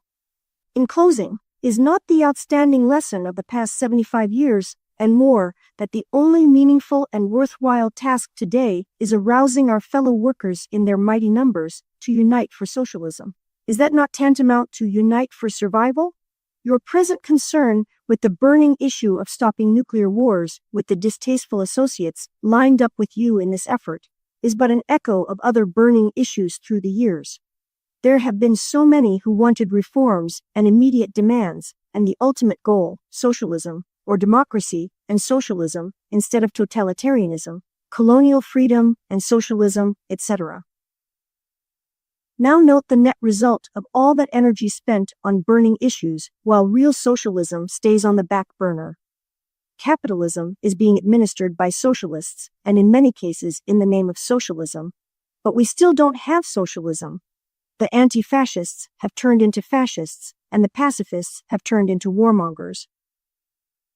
The evidence is all standing there stark naked in the history of World Wars I and II.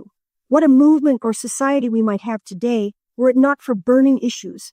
Lest we forget, human beings are also part of the material conditions, and they must play the active role in social change. December 4, 1962. I do not know the identity of the person addressed here.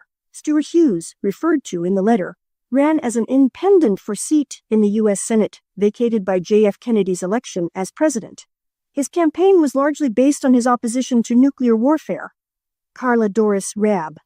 Dear T.A. Austral, your prompt reply to my notations on Hughes's campaign circular speaks volumes for your concern for a peaceful world. This concern you share with the vast portion of mankind, including even the heads of state who may find themselves in the midst of a war they do not desire or want.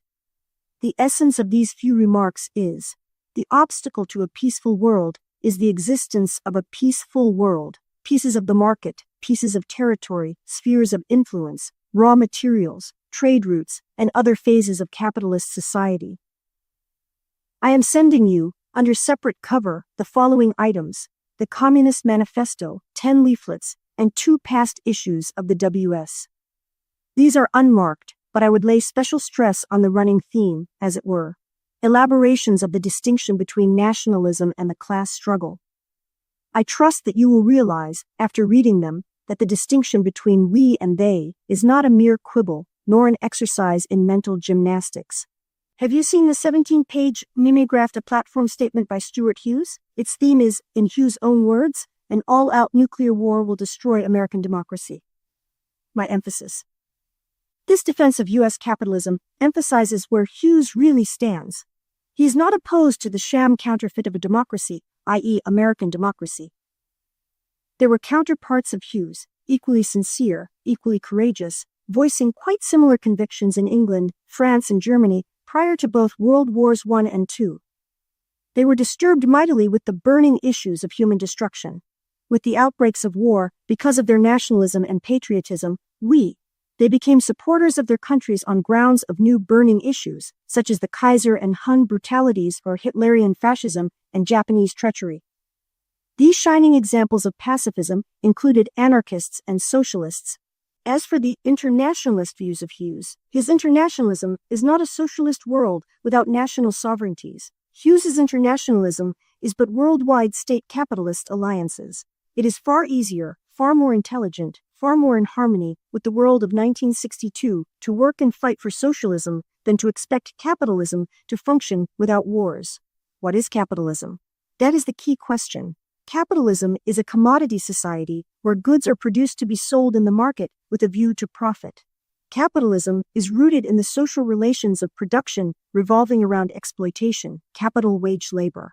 The Wall Street Journal is more astute than the pacifists in observing that war is nothing but business at an explosive stage. After you have had an opportunity to read these items I sent you, I will be delighted to spend time with you exploring further this vital question of our times. The alternative facing mankind is socialism or chaos. December 27, 1962. Davis, to whom this letter is addressed, was one of the old-time New York comrades. My dear comrade Charlie Davis, and hello Ruthie, my love, I have not read either The Tangle Bank by Stanley Edgar Hyman or The Marxists by G. Wright Mills. You may be perfectly correct that they misuse the word Marxists in their books, which I most certainly will try to get. In fact, I'm inclined to believe that they do misuse the term. However, this does not vindicate your conclusion that they point up the fallacy of adhering to the Marxist title. Here we are facing the problem of language as a living thing. An excellent case in point is the new, completely changed, not just revised, but starting from scratch, Merriam-Webster Dictionary. You must have seen some of the many reviews of this edition in the literary columns. The new edition is revolutionary. You would be amazed at some of the new definitions and the inclusions of so many vulgar and other words, hitherto considered beyond the pale. Such are the changes taking place in frankness, rather than hypocrisy, in moral concepts. This new edition is raising havoc in the publishing field because of its emphases on new usages, making obsolete so many of the accepted grammatical procedures. Just one item that it will take years to adjust to, the breaking of words. Haven't we, from time to time, pointed out the misuse and manhandling of such words as materialism, dialectics, value, capital, and a host of others? To us, a scientifically valid definition is a key item. Merely substituting other words for socialism, wealth, Jew, that arch example of distorted definitions, and so many more illustrations I could mention, does not solve the problem. However, there is no substitute for scientific definitions that relate to the analyses and understanding of processes and relationships. All that is accomplished by changing new words for old is that the substituted word, in its turn, becomes subjected to the same abuses that the original word was subjected to. There is no question of the connotation of Marxism in the scientific, let alone the historical understanding of the word, in spite of its friends and enemies. Now, a word on your criticism of Gilmock's Russia puts the clock back in the June 1962 SS. Ask yourself these questions. Can you deny that the Russian Revolution did have a corrosive effect on the world socialist movement everywhere, especially in the period from 1917, 1935? Is it Sunday supplement stuff that the Russian Revolution did stir and inspire large segments of our own members, have you forgotten the sneers and scorn heaped on us by those who should have known better, because we did not recognize a socialist revolution when it took place? In light of developments which revealed a healthy instinct groping for a society, Gilmack was, in my humble opinion, more than justified in saying that the world socialist movement would be a far greater force and factor today had it not been for the wasted energies and illusions of the Bolshevik counterfeits as far as a genuine socialist revolutionary movement is concerned. January 8, 1963. My very dear comrade Aimee, and a hug and kiss for Virginia. It came as quite a surprise to me to learn from Comrade Don Poirier that some time ago you had written a letter to headquarters that you were considering continuing your membership in the party. No one else can recall such a letter. Of course, we would have entered into correspondence with you on this matter, and we would have respected your final wishes. Your letter must have been lost in the mails. A common complaint in the Boston Postal District is the notorious service. Just recently, a friend told me of some experiences of his that seem incredible. Since no action was ever taken or discussed regarding this matter, you are at liberty to reconsider whatever impulse may have triggered your letter, in my opinion. All of us are creatures of sudden actions. The effects of disappointments and discouragements do leave their mark when it seems that all is in vain. But the validity and urgent necessity of a socialist majority to inaugurate a socialist society, a world fit for human beings, is the driving force for us to keep on keeping on. Socialists are basically optimists because they realize that people are not dumb and morons, but only confused. Can it be denied that socialism is practical and necessary here and now if man is to survive? I've coined a slogan. The obstacle to a peaceful world is the existence of a peaceful world. This says it all, in the sense that capitalism can neither be reformed or administered in the interest of society or of the working class. Having so recently received 2 inspiring letters from Virginia, impels me to urge you to write the NAC on your present reactions and intentions. It is tough enough getting new members without losing old ones. The next NAC meeting will be on Jan 20, 1963. Once one has become convinced of the socialist case on grounds of understanding, and not mere belief, it is difficult to be sold a bill of goods such as Genesis, Flat World, and the host of superstitions, including socialist ones. In this vein, I just got a significant letter from Comrade Betty Hoffman Henneberry in Key West. You must remember her from the old days, she wrote. I am sending a small check. Although the children's toys seem so important at this time, I know that this is the best present I can give them. My political convictions have never changed, and I doubt they ever will. All this after a very long silence. This is the latent strength of the socialist movement. Incidentally, you would be intrigued with Vincent Henneberry, Betty's husband. He is a full man, in the William Morris sense. He is a sculptor whose modern junk sculpture has been featured in a magazine article, an artisan who built his own coastwise boat and sailed it from Boston to Key West, a poet of sorts, and a really great guy. He is sympathetic to the WSP, but has never really been exposed to WSP environments. January 10, 1963, to the editor of the Boston Herald, 300 Harrison Ave, Boston, Mass. Dear Sir, Fraser and the printers strike.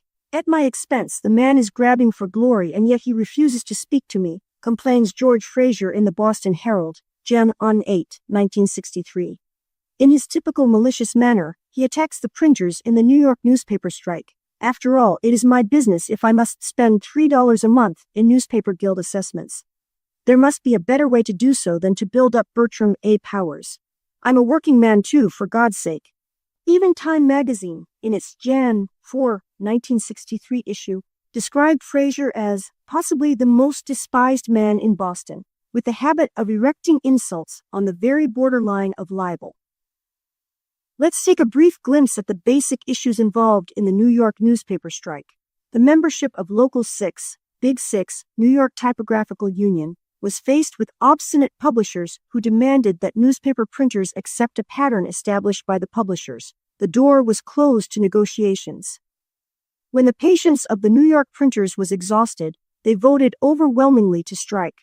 Even at that, they struck only 5 of the 9 New York newspapers. 4 of them were at liberty to continue publication, if their real concern was the public interest.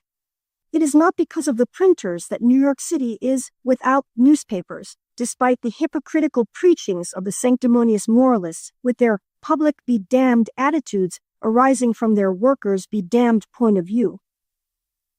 Condescendingly, Fraser claims he loves labor, whose endeavors have given us the better way of life.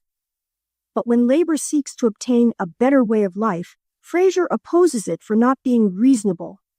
Labor had to fight every inch of the way to gain what little it has. Only by resisting the pressures of unsatisfactory working conditions, too little pay, too long hours, and other hardships did labor achieve any results.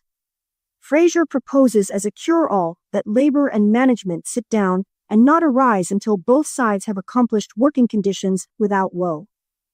He overlooks that his proposal does not eliminate the woes. There is a basic conflict of economic interests. Employers must be concerned with lowering labor costs. Employees must be concerned at the minimum with a sufficient wage to support their families.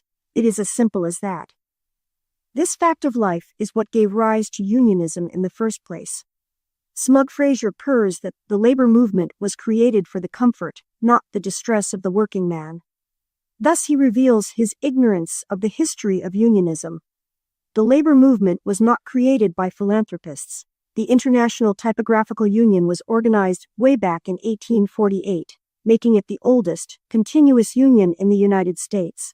It arose because of the solidarity of union men in their common interests. This very solidarity gave rise to democratic procedures. Especially is this true of the ITU. Every clause in the ITU Book of Laws had to be submitted to referendum. No assessment can be made without a referendum. No action can be taken without the approval of the membership.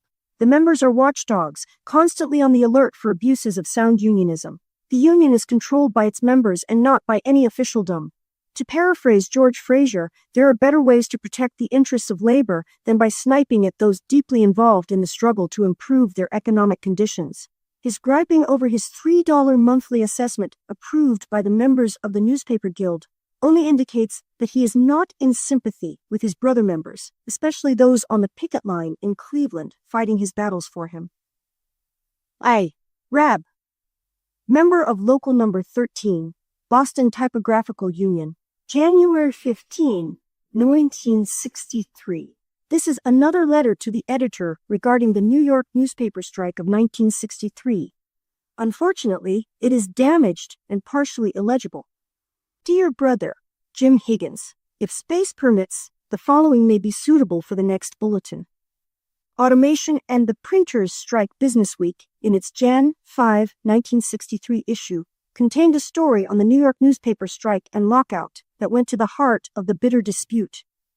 The theme of the article was that it wasn't merely a strike over wages, but that the printers see their jobs menaced by automation.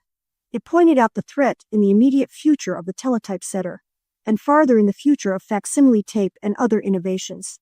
Said Business Week, now is the time for a show of strength, they the printers feel, to remind the publishers who they are and what they can do while they can still do it. Now is the time to administer such a dose of militancy that win, lose, or draw, a publisher will think twice before deciding to introduce job-cutting machinery. At the least, he'll understand that he must negotiate the terms of its introduction, and that the price will be high. And that the printers are justified in their fears is seen by other articles in the same issue. For example, that 2 newspapers are using RCA 301 computers virtually to automate the process of typesetting, and several other new developments, among them this item on the Palm Beach Post-Times. At present, this is the only paper using teletypesetting in the Perry Publications chain and still requires a typist to produce the finished tape, but eventually this system. The letter becomes illegible at this point. Karla Doris Rab, 1991. This system, observes Business Week, saves about 40% of the time needed to convert copy to print and may add job security fuel to the blazing newspaper labor troubles. Requires no signature. February 15, 1963. My dear Jean, and believe me, I sincerely mean this, that whenever any form of government becomes destructive of these ends, it is the right of the people to alter or abolish it, and to institute new government laying its foundation on such principles and organizing its powers in such form as to them shall seem most likely to affect their safety and happiness. I can well imagine your reactions if you did not know the source of this quote. It is the very heart and core of the opening section of the Declaration of Independence. An even milder statement stirred you to report me to Higgins, as per your first reaction when you first spoke to me.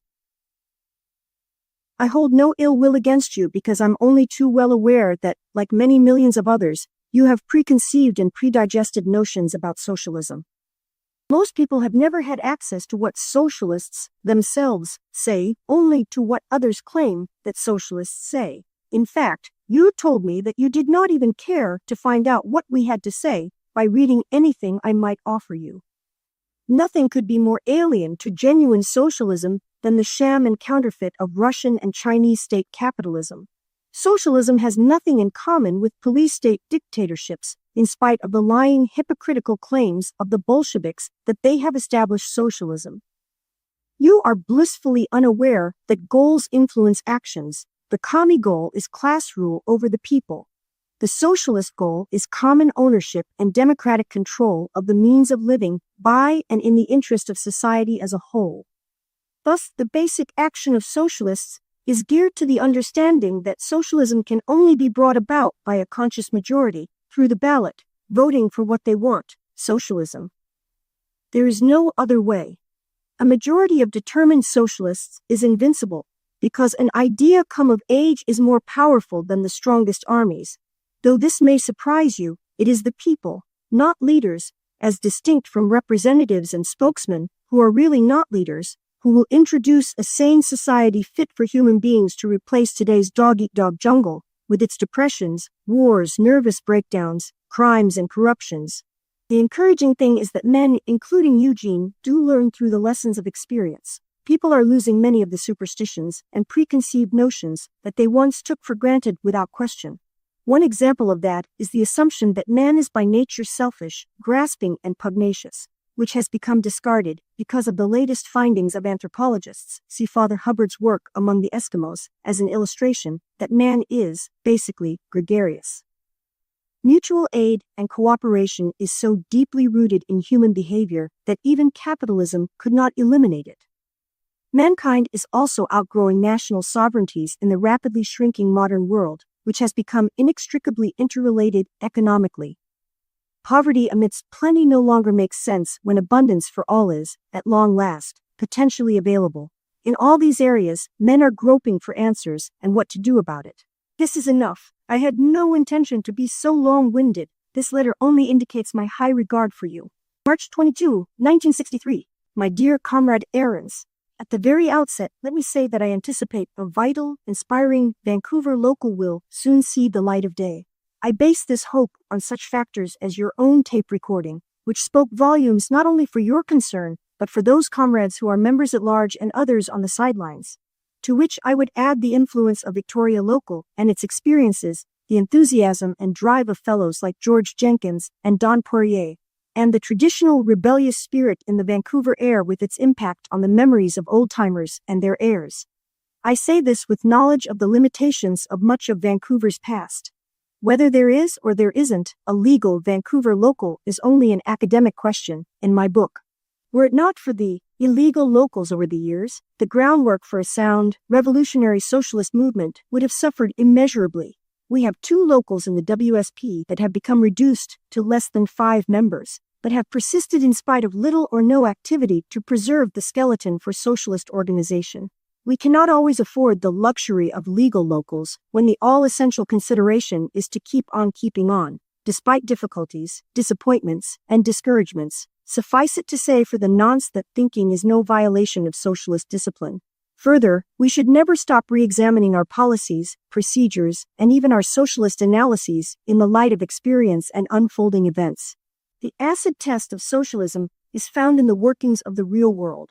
The bond that makes us as one and inspires us is the recognition that capitalism can no longer be reformed or administered in the interest of the working class or of society, and the understanding that conditions are now ripe for socialism, which is the solution for society's problems. All that is lacking is a socialist majority. This says it all. This is the essence of our principles. Let's take two observations in your taped message on approach and on unions to see what happens when differences of opinion are raised to the stature of principles or position, and are given an importance and emphasis they do not deserve. There is no golden rule for a good approach or a correct approach. It is a question of judgment only. Of course, there are many ways in which we can improve our propaganda methods and writings. Methods of approach are well worth discussing and applying. But the acid test of socialism is not the type of approach the party uses. The smallness of the party is not the result of using wrong approaches. Critics within the party have resigned on just such grounds. Opponents of the party have resigned on just such grounds. Opponents of the party have stressed our alleged dogmatic sectarian approaches. Critics sympathetic to the party have stayed out of the party because of our erroneous approaches. Lest you misconstrue my remarks, I am well aware of your attitude on this question. I'm merely indicating that so many of us have dignified opinions and differences as principles or positions, which they really are not. In my opinion, one of the most abused words in the socialist vocabulary is position, used on every conceivable subject matter. On unions, the class struggle is one of scientific socialism's three great contributions to knowledge. Unions deal with the economic phase of the class struggle, not its political phase. The realization of the class struggle leads to the understanding that the politically awakened working class will vote for socialism. See my article on the NY newspaper strike. We advocate unionism, the economic phase of the class struggle, but we certainly cannot support much of union activity. Opposition to unions is not a disqualification for party membership. On speakers' tests, it is the word speakers that confuses this matter. There is only way that I know of a socialist becoming a speaker, and that is by speaking at every opportunity he can. Waiting to become an official speaker before speaking for the party would really hamstring socialist work. Every effort should be made to develop speakers. The object of what is called the speaker's test is to assure that those speakers who represent the party in debates and in major addresses, as well as those who serve on major committees, such as national committees or editorial committees, have the necessary knowledge to serve in such capacities. Years ago, the WSP changed the name of Speaker's Test to General Knowledge Test so that there would be no confusion on the object of the test. On uniformity of party forms and party rules, this is in the cards, as far as I can see. Already, the SPC and the WSP executive committees are discussing joint conferences. More than likely, the proposals for joint annual conferences will be submitted to joint referenda in time for the next Labor Day conference in Boston. We have been informed that the SPGB is sending Comrade Grant as a fraternal delegate to the next Labor Day conference.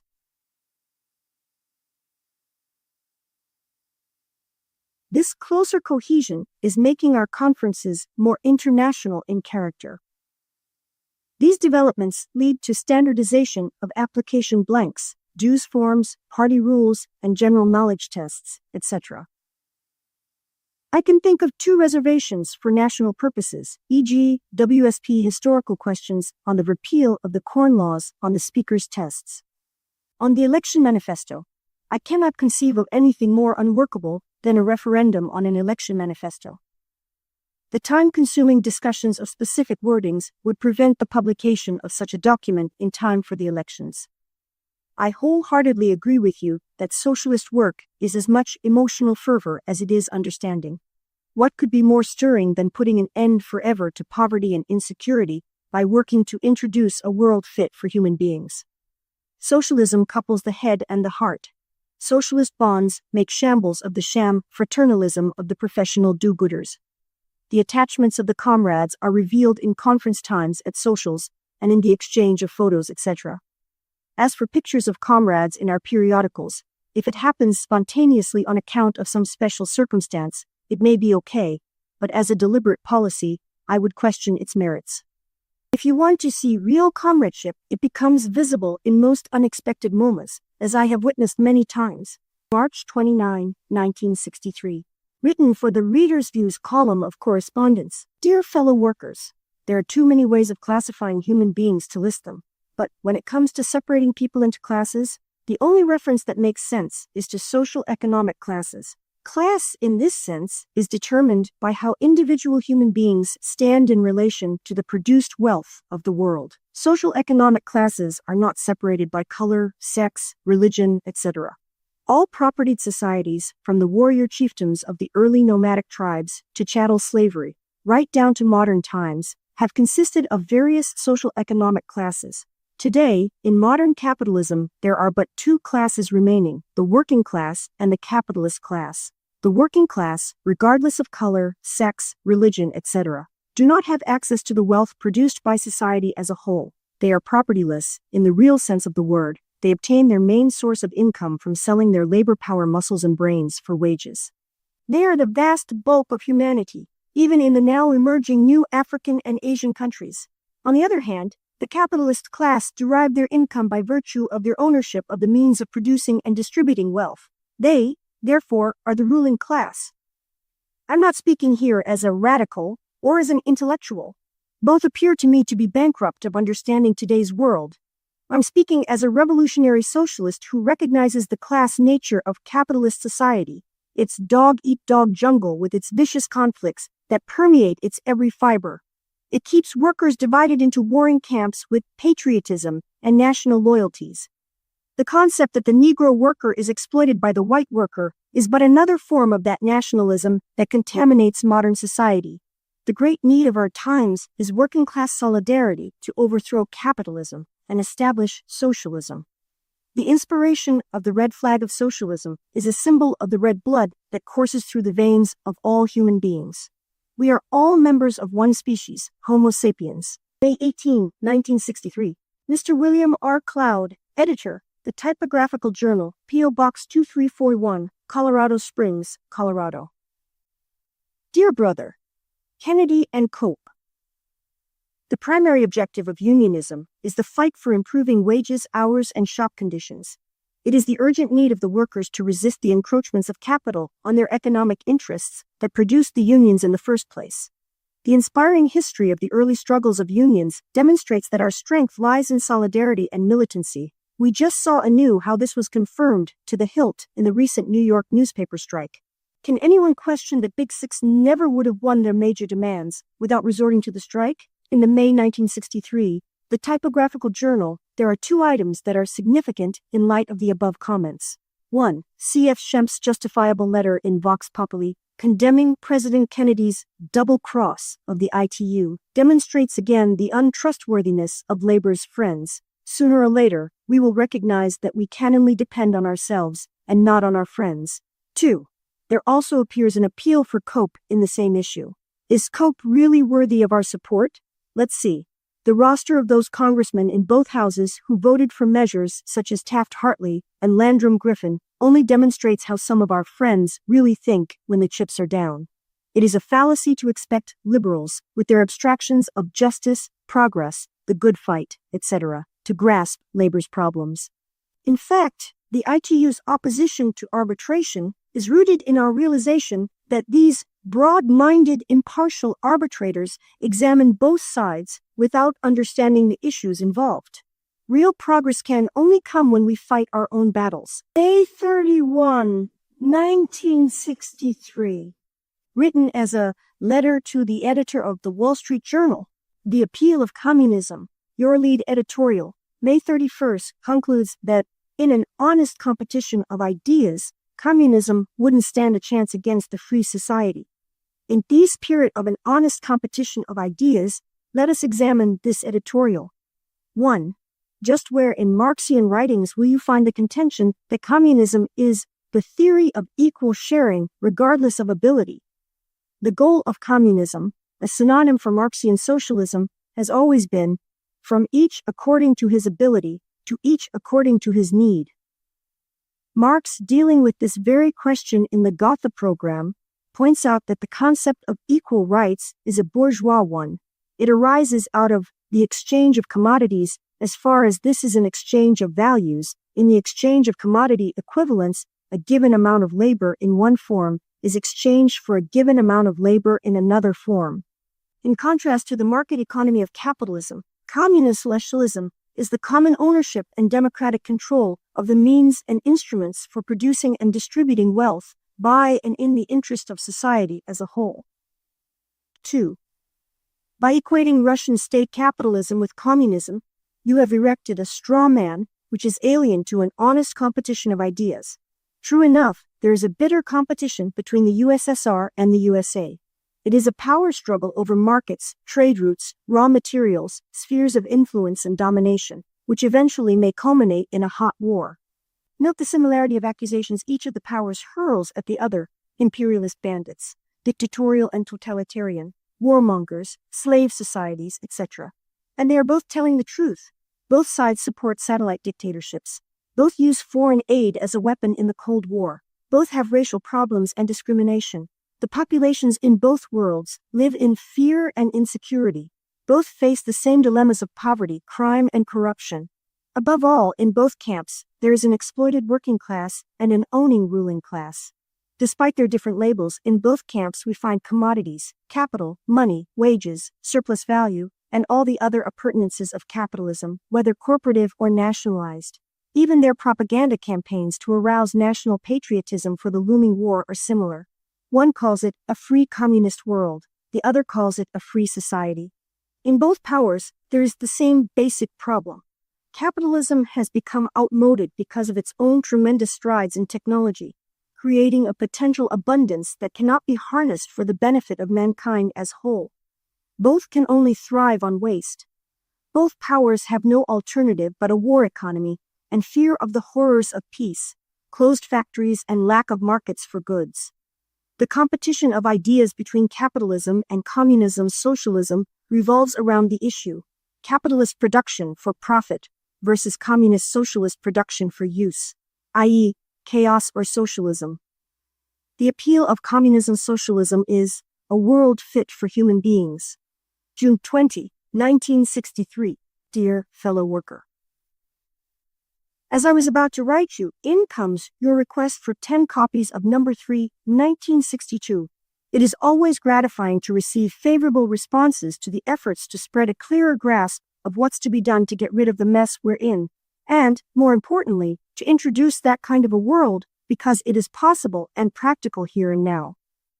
There are many signs of stirrings, groping and confused as they may be, the Negro crystallization, even with their serious limitations of racial consciousness and chauvinisms, the Stop the Bomb movement, especially the section of it that stirs you so very much, and the underground evidence that ideas are catching up with the material social conditions of the mid-20th century, such as the compulsions on the church to alter their tenets, actually from weakness and futility of their dogmas, not from strength and profound convictions. Yet these stirrings still do not consciously reflect socialist fervor and matured understanding, which are in process of being crystallized. Lest you misinterpret, the church is not and cannot be socialist. Enclosed, you will find your copy of Spies for Peace, the exposure of the regional seats of government plans for the British government. Coincidentally, the June 1963 Socialist Standard just arrived with 3 comments on the Spies for Peace, pages 98, 96, and 88. I'm enclosing a copy for you in place of the comments that I was going to make. In general, the point of view expressed is the same as my own. In relative importance, I would stress the attitude developed on page 98. Thanks for the bomb, direct action, and the state, direct action pamphlet number 7. Regarding its reference to the SPGB as being unaware that Parliament is not the real seat of power, and that the Parliament is only a facade for the real rulers. Question: what is the central organ of power used by the real rulers? If it isn't the state itself, the state has demonstrated its function as the executive committee of the capitalist class. You will never hear the syndicalists, at any time, mention just what is the seat of power of the ruling class. It only points out incidents, in a vacuum, out of context of the workings of the state, such as the Richard Ackland comment of the atom bomb debate in Parliament. They can't deny that the final decision must be determined in Parliament when the chips are down, just because modern capitalism cannot function with military dictatorships as a process. That is bad enough. But it compounds the felony by asserting, page 8, that the SPGB is seeking to be returned as a parliamentary majority. Where did the SPGB ever, at any time, agitate such a program? We are uncompromisingly opposed to any leadership policy or principle. We urge the socialist majority to vote for socialism, and socialism alone. If the workers depend on the SPGB or the WSP or the WSP may sell them down the river. Nothing could be more repugnant to the SPGB and the WSP than the idea of voting for the SPGB, so that the SPGB might do something for the workers. On page 13, a distinction is made between direct action and political action, which is called indirect action. The key question is action for what? We are organized for action to change the world from capitalism to socialism. We are not concerned with the problems of administering capitalism. Capitalism cannot be administered in the interests of the working class or of society as a whole. Nor are we primarily concerned with the economic phase of the class struggle, unions, although we are always prepared to fight the economic struggles between the wage slaves and their parasitic masters over the division of the wealth produced by the workers. We are also always prepared to fight for civil liberties. Workers who are scissor bills as satisfied, contented slaves are poor prospects for socialist revolution. The fight for civil liberties is basic, just because democratic forms are powerful tools for socialist victory. The work of introducing socialism is the work of the working class. Socialism is democratic both in objectives and means. Our end, or objective of socialism, which is real democracy, shapes our means, which can only be democratic. This is socialist action, real direct action. Now glance at the syndicalists. If they had the majority convinced of socialism, the weapon in existence for the majority to use is the ballot ready at hand. The trouble is not the franchise, but the political ignorance of the workers who support capitalism. But the syndicalists fancy that socialism is a working-class society in which the social setup is a syndicalist one, sort of an industrial union government. Their thinking is far removed from a socialist society. If society is faced with a problem of how to carry on production, it is not yet ripe for socialism. The historic mission of capitalism was to solve the problem of production with modern, highly technological developments. In a socialist society, leisure and interesting, useful lives are the concern of mankind. Socialism is a classless society, in which the state has been superseded by an administration of affairs. July 24, 1963. Dearest Karla and George, enclosed is a statement I wrote for the next NAC meeting. I hope both of you can attend so you can take part in the discussion. Lovingly, Papa Rab. My views on the Negro demonstrations for 7/28/63. Negro demonstrations arose from the resistance of the colored rank and file to their humiliations and discriminations. In my opinion, these demonstrations are not the result of a Negro bourgeois conspiracy. The uprising was the consequence of a boiling point having been reached. If anything, it demonstrates the power of an idea come of age. The socialist analysis of the situation should recognize and emphasize the serious limitations of racial and nationalist views, even while sympathizing with colored people's reactions against second-class citizenship. This, in my opinion, is the socialist position. This is not support of the Negro confusions and patriotic attitudes. September 26, 1963. My very dear comrade Larry Nathanson, it was a delight reading the note accompanying your WS renewal.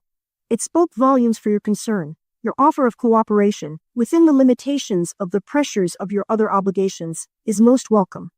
However, the object of this note is just a matter of definitions. Let me define what we mean by reforms. They are efforts to introduce measures into the legal machinery of the state for smoothing out the operation of capitalism. The difficulties that arise from the irreconcilable contradictions of the system require remedial measures. Thus, the advocacy and fight for reforms, such as nationalization, social welfare, tax relief, and the host of proposals as can be found in the programs of all the socialist and communist parties that are geared to the amelioration of the conditions of life with a view to a better administration of capitalism. What confuses this question is when such activities as resistance to the encroachments of capital and the fight for civil liberties are equated with reforms as though they were synonymous terms. Just two illustrations will suffice for the nonce. 1. Workers going out on strike over wages, hours, shop conditions, etc. Their objective is to resist increased exploitation. This is not a reform activity. Or 2. Socialists fighting for civil liberties, the right to speak on street corners, distribute circulars house to house, equal time on TV, etc. The strength of the socialist movement is that it is the task of the vast majority. Democratic procedures are the essential conditions for the social change we are working for. They themselves are the special products of the material conditions of the 20th century. Civil liberties are revolutionary weapons in the hands of socialists and the socialist majority. This is not a reform activity. The fight by workers for their economic interests within the framework of capitalism is the economic phase of the class struggle. The fight for civil liberties within the framework of capitalism is a manifestation of the highest expression of the class struggle, its political phase. The acid test. Neither of these two illustrations have as their objective legislative enactments to administer capitalism. Reforms have no significant meaning in any other context. There is some excellent writing on this very topic. One of the most effective brochures is Rosa Luxemburg's Reform or Revolution. I have it at home if you wish to read it. November 22, 1963. My very dear Comrade Landis, I couldn't live with myself if I delayed any longer replying to your letter. I get pangs of conscience for my neglect of your correspondence. It is only because of pressures of the moment that I keep putting aside writing you until tomorrow. You have always represented to me one of the stalwarts of the movement whose concern is for the abolition of capitalism and the establishment of socialism. You have had a long history of such concern. We may place differing emphases on vital aspects of the revolutionary change, but it is not on the question of compromising with capitalism, on adjusting to this chaotic system, or of trying to reform it. For me, the emphasis must be on class-conscious political action, just because this is the thermometer for measuring the fervor and determination to get rid of this system. A majority of socialists will know what to do about introducing socialism and will take the necessary steps. The strength of the capitalists is not only in their control of the state machinery, but they also have all the advantages on the economic field, especially with the slave status of the working class. The workers are weak, indeed, economically. Unfortunately, political revolutionary action has become confused with parliamentarism, lick-spittles of capitalist interests. The two have nothing in common. Also, I would emphasize the materialist basis of existence, rather than our opposition to the church or anti-clericalism. Our struggle in the battlefield of ideas is against superstitions, which includes the whole gamut of confusions which prevent the workers from seizing power. The Catholic Church is no worse and no better than the liberals, progressives, bourgeois materialists, etc. In actual fact, the Catholic Church is far from an inflexible organization, as witness the current ecumenical discussions. The advances of the 20th century are compelling the Church's adaptations to progress. Note well, you can put your finger on the Catholic Church. There it is. But far more insidious are the deceptions of the friends of socialism. Like Hearst, you know where his papers stand, but the NY Times and Progressive Nation, etc., are honest in little things, and thus they effectively sidetrack us on the big things that really count. As for fascism, gaining ground, the great superstition of the present day is the concept that the free world is democratic. Capitalism is always prepared to resort to repression. Witness the history of the past 200 years. The menace we face is capitalism. In the name of anti-fascism, we had World War II. Both world wars were fought on behalf of democracy. Incidentally, you will be interested in seeing the second article on Vietnam in the WS about to come off the press in about a week. Democratic forms have nothing to do with democratic social relationships. These democratic forms conceal the mailed fist. Even in Hitler's Germany, Mussolini's Italy, or Stalin's Russia, propaganda and public support was essential for their terrorism and brutality. In these times of rapid communication and transportation and spread of literacy, democratic forms are vital to capitalism. Those who wonder that Germans and Russians fell for dictatorial fascism should see the nonsense swallowed by advanced Americans. Personally, I am not pessimistic about the working class. They are not morons or idiots. It is easy to become contemptuous or to underestimate the capacity and intelligence of the workers, but who else but the workers carry on the activities of society? Experience is the great teacher. The follies of all the efforts to make present-day society work in the interests of all humanity are making their impressions on the minds of this generation. Science, truth, and above all else, necessity is on the side of the socialist revolution. The alternative facing society is becoming more obvious, as witness the undercurrent of disillusionment as expressed in movies, novels, intellectuals, even in the findings of the Foundation's reports.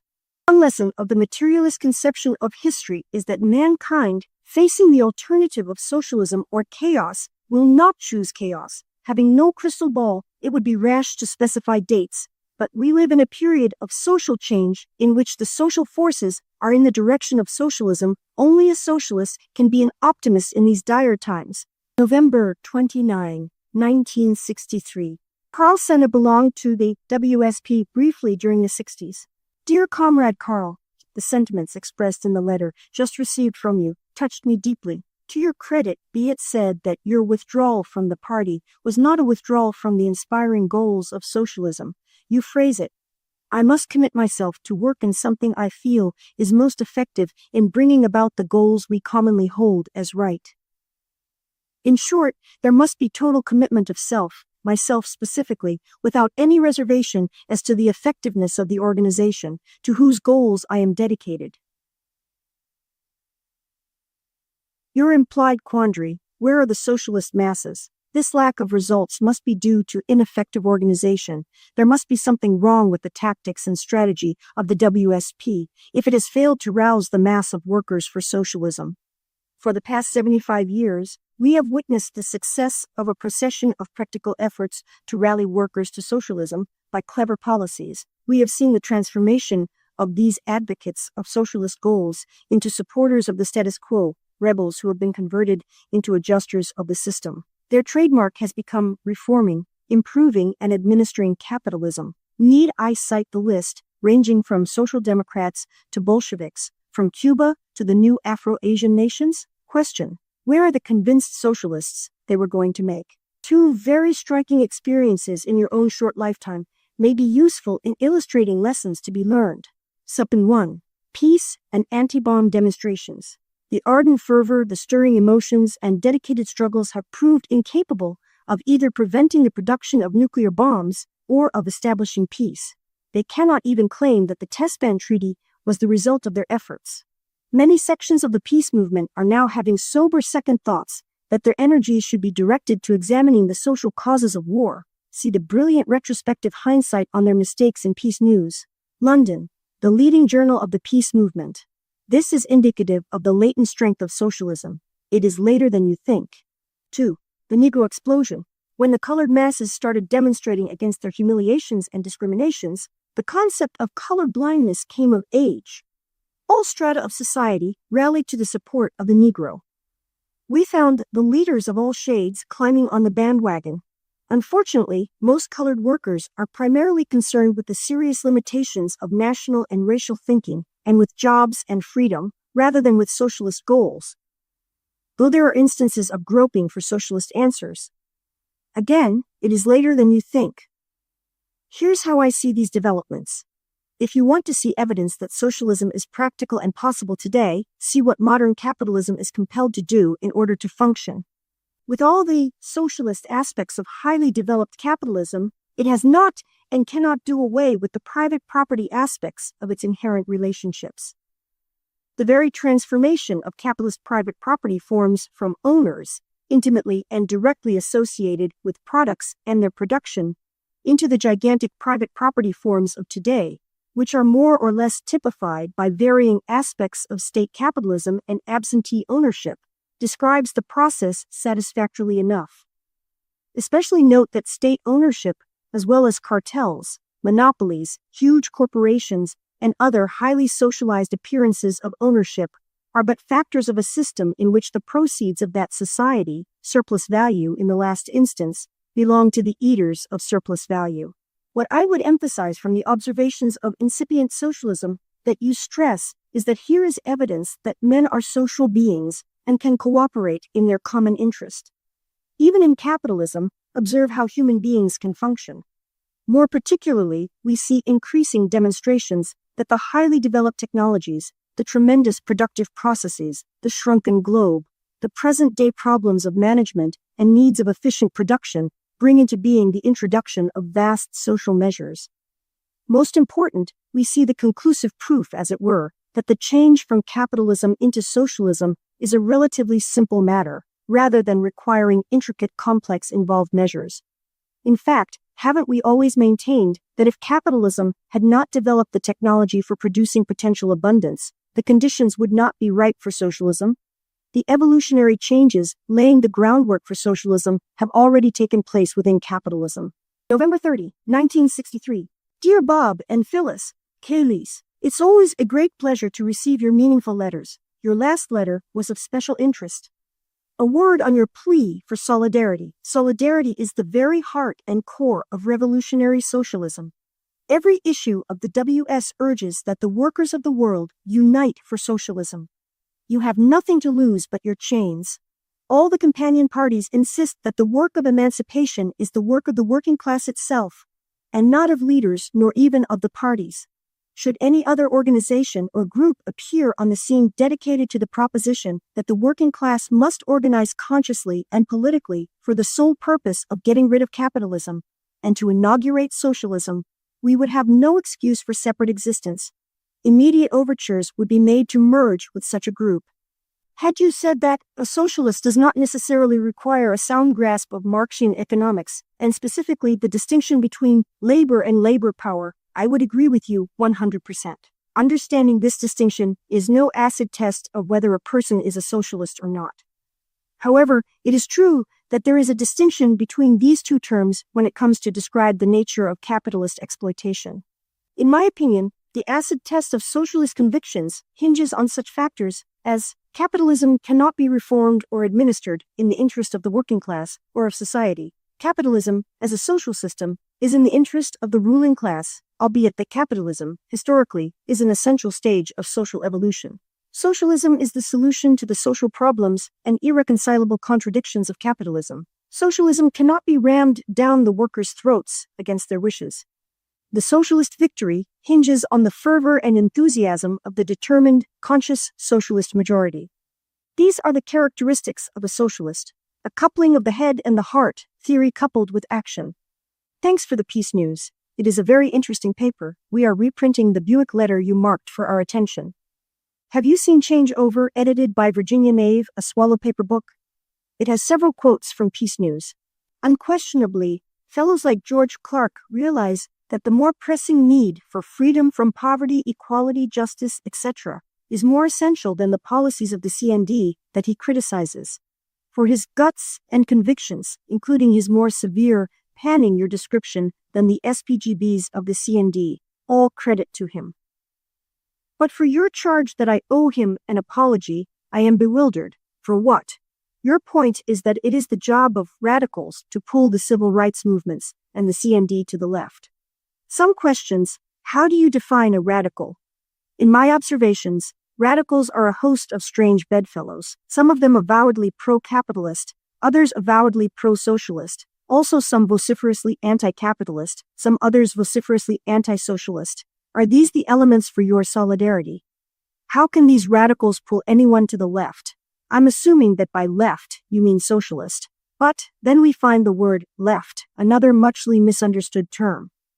Left is a catch-all for all kinds of dissidents, from dictatorial Bolsheviks to humanitarian anarchists. Am I right? Sooner or later, the lessons of social development will reveal that the real alternative is socialism or chaos. There is no shortcut or royal road to socialism.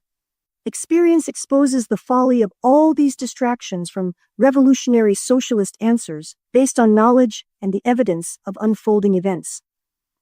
The world socialist movement never claimed a monopoly on socialism. All that it claims is that, at this moment, it stands alone in the fight for socialism now, as the first and only objective.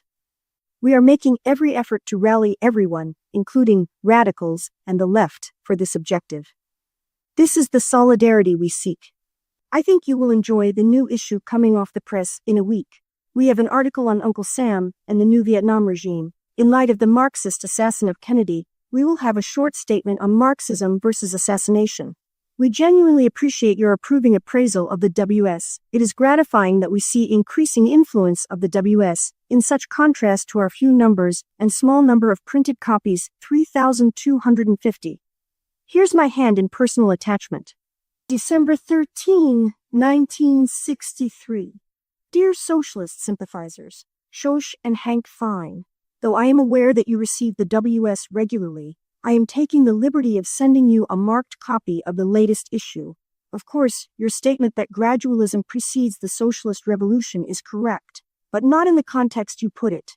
The culmination of the social changes taking place gradually within the framework of capitalism is that the ground is laid for the transformation into socialism by the socialist revolution. For superb development of this social evolution into socialist revolution, read three classics: Communist Manifesto, Preface to Capital, and Socialism, Utopian and Scientific.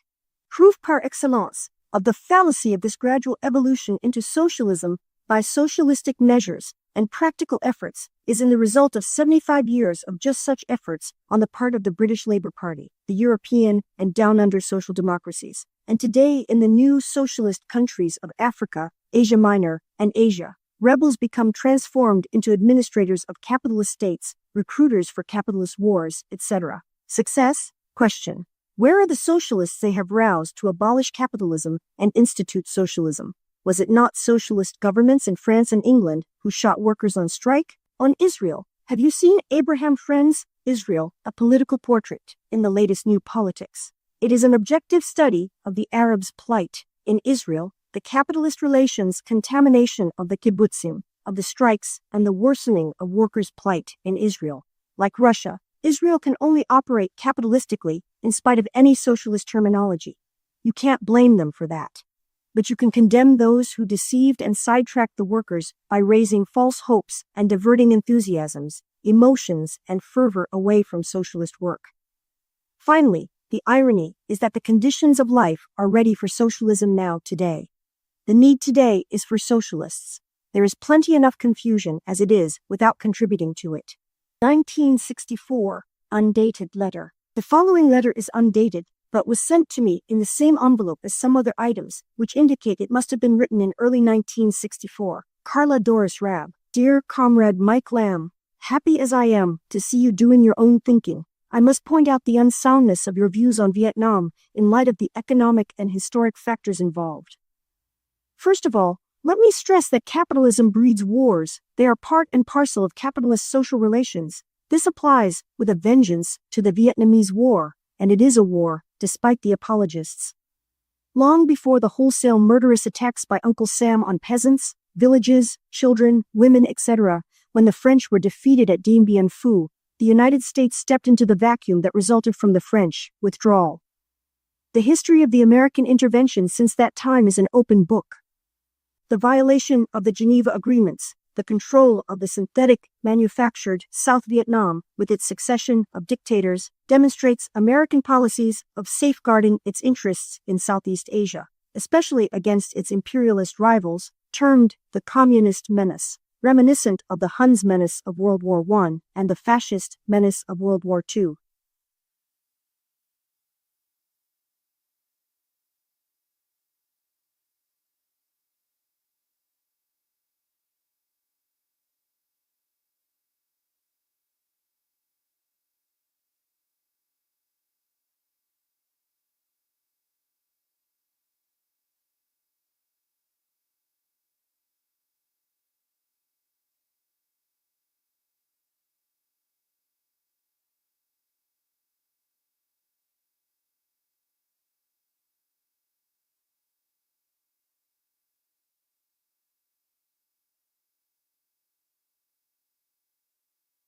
Above all, there would not be and could not be any Vietnam crisis were it not for the internecine conflict of interests engendered by capitalist national sovereignties and power interests. One thing that I admired so much about you was your determination not to become a member of the armed forces, yet you unwittingly leave yourself open for participation in a war on Vietnam on behalf of the peasants. On the concept that it was a different kind of war, social democrats, radicals, pacifists, commies, etc., rallied to propaganda appeals of brutality, humanity, freedom, and whatnot to both world wars, the Spanish Civil War, etc., by the recruiting sergeants. In a very real sense, the only ones who can boast their hands were clean in this respect is the world socialist movement. Finally, can't you see duplications of Vietnam in all corners of the globe ranging from the Far East through Asia Minor, onto Africa and Europe, crossing the seas to both Americas onto the Pacific. I earnestly trust that I may have contributed some awareness of the real issues involved in Vietnam when the chips are down. Here's my hand, as ever. January 27, 1964. The following is a letter Rab wrote shortly after her birth, on January 21, to his great-granddaughter, who was named after his mother, Sarah Friedberg Rabinowitz. The letter is a little garbled, since Rab could think faster than he could write, but I think the meaning is clear. Karla Doris Rab. My dearest Sarah Rachel, one day you will read this message from your great-grandfather. He is leaving it in the loving care of your two wonderful parents, endowed with such genuine characters and fine intelligences. They have just experienced one of the greatest joys of life, working together in loving cooperation in bringing you into this world, and, what's more, are now starting to share this loving companionship with you. You are blessed and fortunate in the special environment to which you will be exposed. They named you Sarah for a very special reason. Had you been a boy, they would have named you William Morris for the same special reason. These two pioneers had the same inspiring vision in common, a cooperative society, full of love and brotherhood in the midst of useful, interesting lives, worthy of all the little Sarahs everywhere, in place of today's dog-eat-dog jungle, where men's lives and work are separated, where men work for their living instead of living for their work. The knowledge that you are in the fifth generation, starting with the earlier Sarah, and in the revolutionary tradition stimulated by William Morris, may serve to arouse you to take your place in the one task really meaningful and worthwhile today in your generation, on the basis of your own understanding rather than on any blind acceptance or mere faith. With all my love, Papa Rab. February 6, 1964. My dear comrade Eve Goodman, your sketch was most delightful. I can anticipate George and Carla's joy at seeing it. Just a minor correction, little Sarah Rachel is the fifth generation. She was named Sarah for my mother. She was the pioneer revolutionary socialist in the family. She never fell for the Russian bug, nor for Jewish confusions. She was free from religious superstitions, unqualifiedly. Both comrades Cohn and Baritz visited my parents in Boston while I was still in Detroit. It was my father who had originally convinced her of socialism while they were still in Russia, but in his later years he became enamored of the Russian bug and the Jewish problems. He never swallowed the religious nonsense. Clarity on this was too deeply ingrained. My father went through these phases. In 1893 he joined the SLP. In 1899 he became a charter member of the new SPA. In 1921 he became a charter member of the CP. An amusing incident. The CP gave him a banquet in celebration of his 75th birthday and 50 years in the movement. They promised to allow me to make a few remarks, but shunted me aside. Tell me, how could I make a stink about it? Had the new baby been a boy, they would have named it William Morris for the same reason they named it Sarah, a pioneer in revolutionary traditions. When I spoke to Sarah the other day, she told me not to rush her. She would take the WSP speaker's test when she got around to it. I was about to forward the enclosed reply I drew up in response to many requests for my views on the referendum issue, when your welcome airmail letter arrived. Remember me to one and all. An amusing incident. The CP gave him a banquet in celebration of his 75th birthday and 50 years in the movement. They promised to allow me to make a few remarks, but shunted me aside. Tell me, how could I make a stink about it? Had the new baby been a boy, they would have named it William Morris for the same reason they named it Sarah, a pioneer in revolutionary traditions. When I spoke to Sarah the other day, she told me not to rush her. She would take the WSP speaker's test when she got around to it. I was about to forward the enclosed reply I drew up in response to many requests for my views on the referendum issue, when your welcome airmail letter arrived. Remember me to one and all. March 2, 1964. Dear comrades. Dilmac and Eve Goodman. Being a lazy guy and limited in time, plus being a slow typist, I'm going to answer both your letters thusly. There is much overlapping in the contents. Dear Eve, I couldn't agree with you more. Socialist pressures on their children do often create resentments and resistances. There is no substitute for exposure rather than persistence. I've been fortunate in having very favorable advantages, such as being able to organize and direct boys' clubs and science clubs when the kids were young. My emphasis was on making ideas fit facts, rather than on making facts fit ideas. This is effective in creating the healthy attitude for hearing the socialist case. At no time was the heart divorced from the head, but the coupling of the heart was on the groundwork of the head. Then, of course, there was Ella, without whose enthusiasm and support there would have been no results. In a word, I had the lucky breaks, and no special credit for superior wisdom is really involved.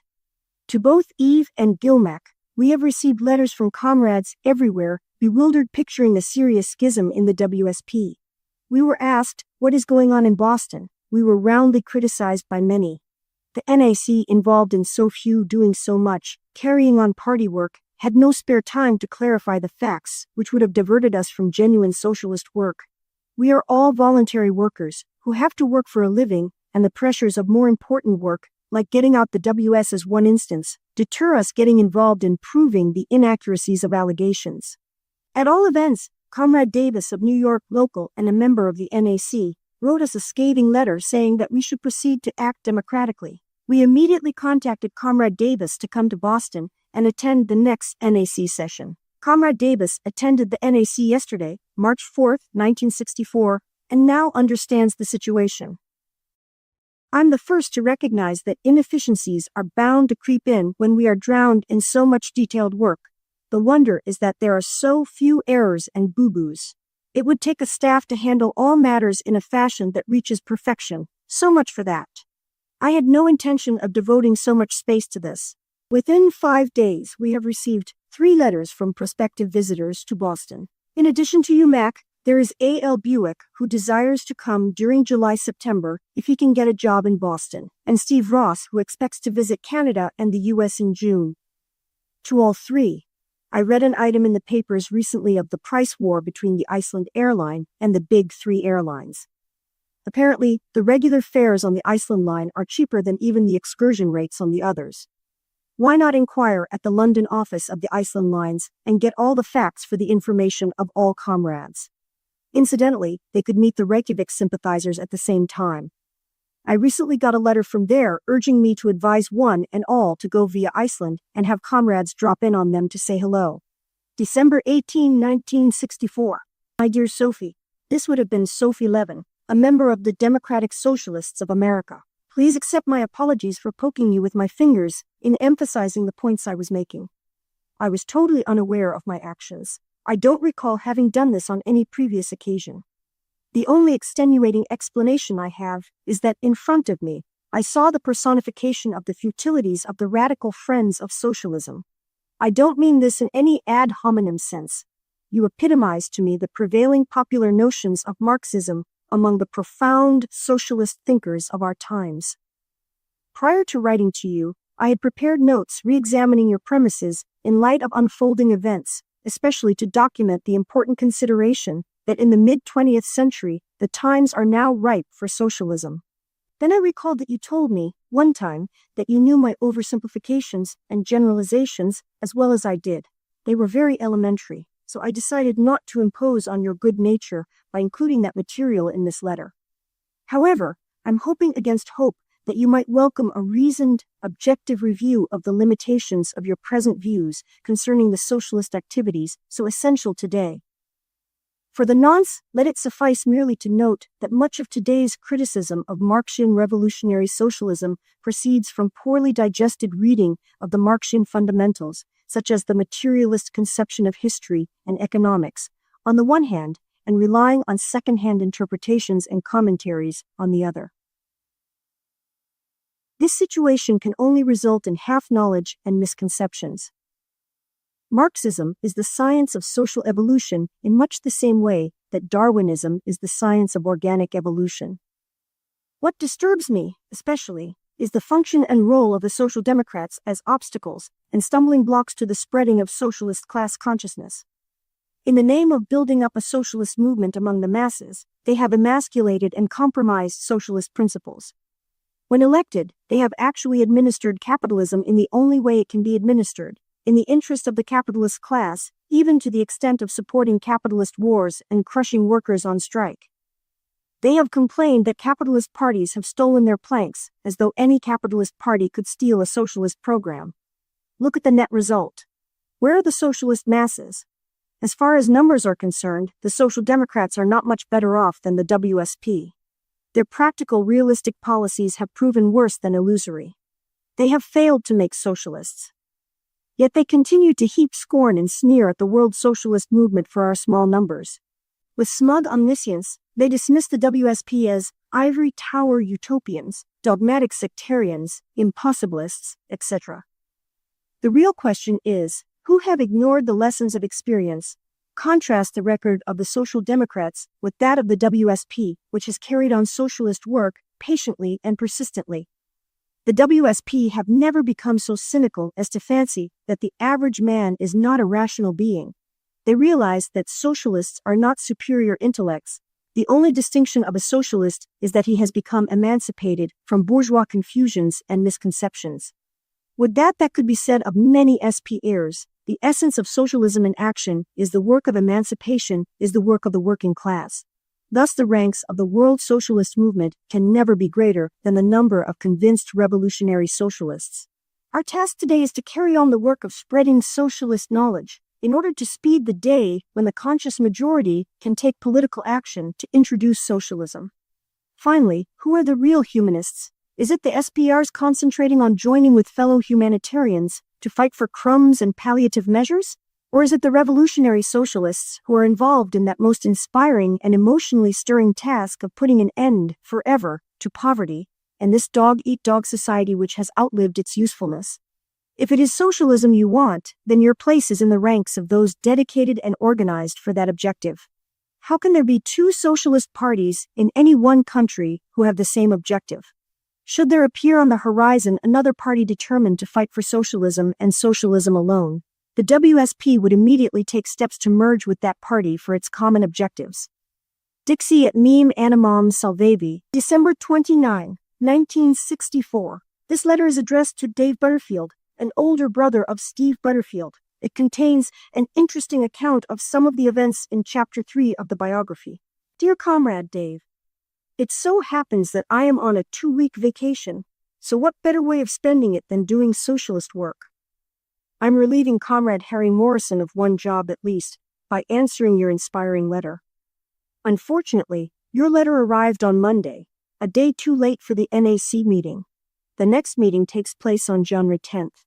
I'm one guy that really realizes your feelings. One begins to need the moral support of fellow socialists.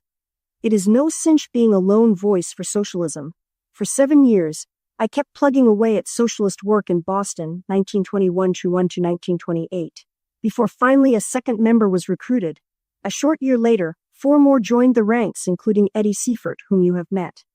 During these years as an individual, I conducted classes, gave lectures, even directed boys' clubs, looking forward to crystallizing a local.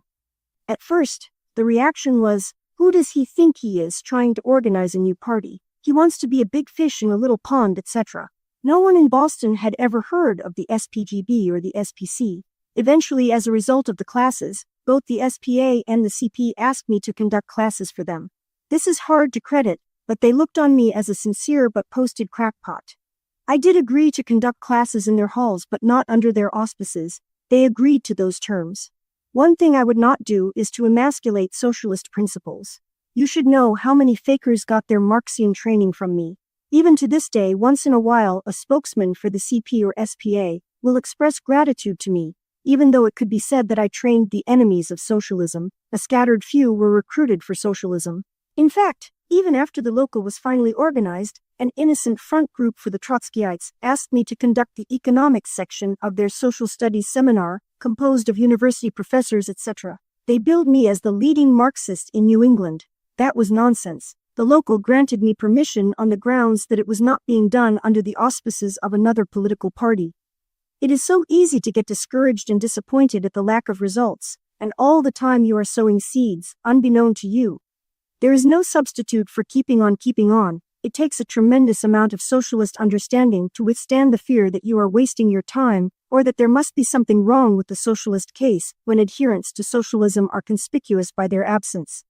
We have lost many members who were impatient and reconsidered their views on the grounds that the policies and practices of the socialist movement were fallacious. Yet I doubt that very many of these have forgotten the socialist message. Let me emphasize, there is always room for bettering and improving propaganda methods. That is an entirely different story. I'm talking about the socialist case as such. After all is said and done, what is more inspiring or emotionally stirring than instituting a world fit for human beings, which has, at last, become practical, possible, and necessary. History, science, truth are all on our side. Our greatest ally is capitalism itself, which is making our case for us. As you say, I'm outgunned by professional organizers, and such fellows are imbued with leadership and vanguard attitudes. In light of the sound judgment you displayed by noting that the work for socialism must stress our views on capitalism, poverty, and socialism, my best advice to you is to play it by ear. You have indicated that, they can't get around me, means your task is to expose the futilities of rent strikes, pressures on City Hall, and the host of reforms advocated by CORE and the Young Democratic Socialists. Let me tell you that you will be confronted with sneers and scorn by those who fight for something in the meantime and who are actively participating in the workers' struggles. The lure and fascinations of protest demonstrations and making demands is very attractive. In a sense, it indicates how deep-rooted discontent with capitalism really is, and it demonstrates the latent strength of socialism once the masses wake up to the need for changing the system instead of adjusting to it. But, and this is the vital point, these activities are not in harmony with the immediate needs of our time, the making of socialists. The lack of socialists is all that stands in the way of socialism now. You can put these guys on the spot by asking, where are the socialists you have obtained by your efforts? Their vaunted fresh approaches prove to be very stale indeed. For over 75 years, their antecedents, the Fabian socialists with their gradualism, the Labor Party with their enthusiasms, the Bolsheviks with their revolutionary programs, actually gained victories on such policies and programs. On their hands is the recruiting of workers for capitalist wars and the crushing of workers on strike. All those socialist governments merely wound up administering capitalism for the capitalist class. And that is all that CORE and the Young Democratic Socialists will be able to do if they gain their objectives. I remember old Whitey, one of the legends of the real socialist movement, who, when heckled by one of these activists, answered, "If it is action you want, take a physic." As to specific things you can do, your idea on obtaining newsstands has proven workable in the past. You can do as a Vancouver comrade does, leaves back issues of the WS in barbershops, laundromats, and buses. Sid Cat in Toronto has the best idea. He goes down a block of houses one week, giving a free sample WS to each tenant, telling him to read it, and he will return the following week. When he returns, he asks how they liked it and gets into a discussion. He has got several subs that way. In your case, your best bet is to let your voice be heard, and you are already doing that. Your idea of reprinting outstanding articles from the WS and SS with Judy's cooperation on the duplicating machine is superb. See enclosed more on this below. Just one word of comradely caution. Use judgment. Work for socialism. That is the only task really worthwhile. But do not jeopardize your schoolwork unnecessarily. Remember, a fight for free speech is not a fight for a reform. Free speech is a valuable socialist tool. In place of your article submitted to us, I believe you will find the enclosed extract very timely and effective for the purposes you have in mind. It scores the very points you wished. You made a couple of economic errors in your article, e.g., if the capitalist pays the worker high wages, the selling price is high. If he pays him a low wage, the selling price is low. Just the reverse is true. Rising prices causes rising wages, and vice versa. Wages is a commodity, like all other commodities, and sells at its value in the long run. Also, you omitted altogether that the worker is exploited through the mechanism of surplus value, unpaid labor time, and that is the cause of his poverty. Of course, your statement that the cause of poverty is class ownership is correct. But the secret of his poverty is disclosed through understanding the mechanism that was Marx's contribution. Many non-socialists are aware that class ownership gives rise to poverty, but they cannot explain how.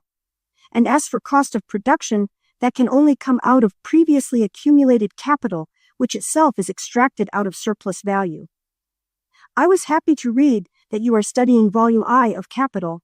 Just for the hell of it, look through the index for these particular items: surplus value, prices. Be sure to question me about any problems that arise. In the meantime, I'm having Karla look through the WS index for articles on value, especially that gem, the marketplace. There are two opposing views about the WS held by comrades and critics alike. We have had hot sessions at some WSP conferences on that subject. There are those who claim that the WS is too scholarly and over the heads of the average worker. Then there are others who hold that the WS is too simple and elementary. They can't both be correct. My own view is that neither is correct. The first group fancy that the average worker can't grasp theoretical questions, but how wrong they are. Just look at popular magazines and the newspapers. Even such magazines as Saturday Evening Post and Life have serious literary criticism, scientific articles, and art analyses. Even the Hearst Press, pandering to scandal, and the races have pundits and columnists, as well as complicated do-it-yourself articles and sport reviews that are gibberish to a non-posted reader, but require a brain. These organs, despite their slanted news and trashy conclusions, use 500 words if they pertain to the subject, and there is no substitute, and words when they are apropos. These media cannot be accused of writing down to their readers. If the expression, using the worker's language, has any meaning, it applies here. The second group, in some, but not all cases, consist of intellectual snobs, to coin a phrase. Their stock in trade is profundity. They assume that a clear-cut development without footnotes and scholarly treatment, a la Dissent, and the professional society journals is elementary. The true mark of the master of a subject is his ability to reduce it to clear language free of frills. The writing in the WS can never be superior to the writers themselves. Every effort is made to cull out the best articles, rewrite whenever necessary, and put out the best product we can within our limitations. Some of the writers are really gifted. Others, like myself, are lousy. One strange thing I've observed about sympathizers on the fringes of the movement, when I hear a comment like, "Gee, the last issue of the WS was a dandy," it is evidence to me that, at last, that sympathizer is becoming conscious of what socialism is all about. Finally, as a suggestion to you, why not write an article on campus activities, or on some clipping in the newspaper, or write a review of a book you are reading, or of a significant movie or play you saw? Just to start the wheels turning in your cranium. January 3, 1965. Dear Comrade Brownrigg, I have an idea for a very useful article for the WS. If I were not faced with so many uncompleted projects left hanging in the air, I'd tackle it myself. I don't want to approach those now writing for the WS, nor do I want to ask the SS editorial committee to suggest a writer for this in view of the difficulty they now have in getting volunteers to rewrite the religion and racism pamphlets. A light dawned on me as I was puzzling what to do. Why not Brownrigg? Your valued comments and suggestions for the WS indicate to me that you are just the fellow for this task. In case you might say, I can identify a bad egg but I can't lay one, all I can reply is, I hae me duts, as our Glaswegian comrades might say. I have just plowed through the almost 1,100 pages of Ayn Rand's Atlas Shrugged. Because she is being widely discussed on the campuses and in the press, I wanted to read what she had to say. To summarize her views, the looters, government bureaucrats, and conniving, cheating entrepreneurs, phonies, as it were, are leeches. They do not contribute ideas, inventions, or brains to production. They want profits without earning them. They preach the public good, unselfishness, brotherhood, all meaningless double talk, and practice greed and a thoroughgoing hypocrisy. Their practices can only lead to the ultimate decline and ruination of the economy. The only reason they remain in power is because the genuine, legitimate capitalists consent to be governed by their rules.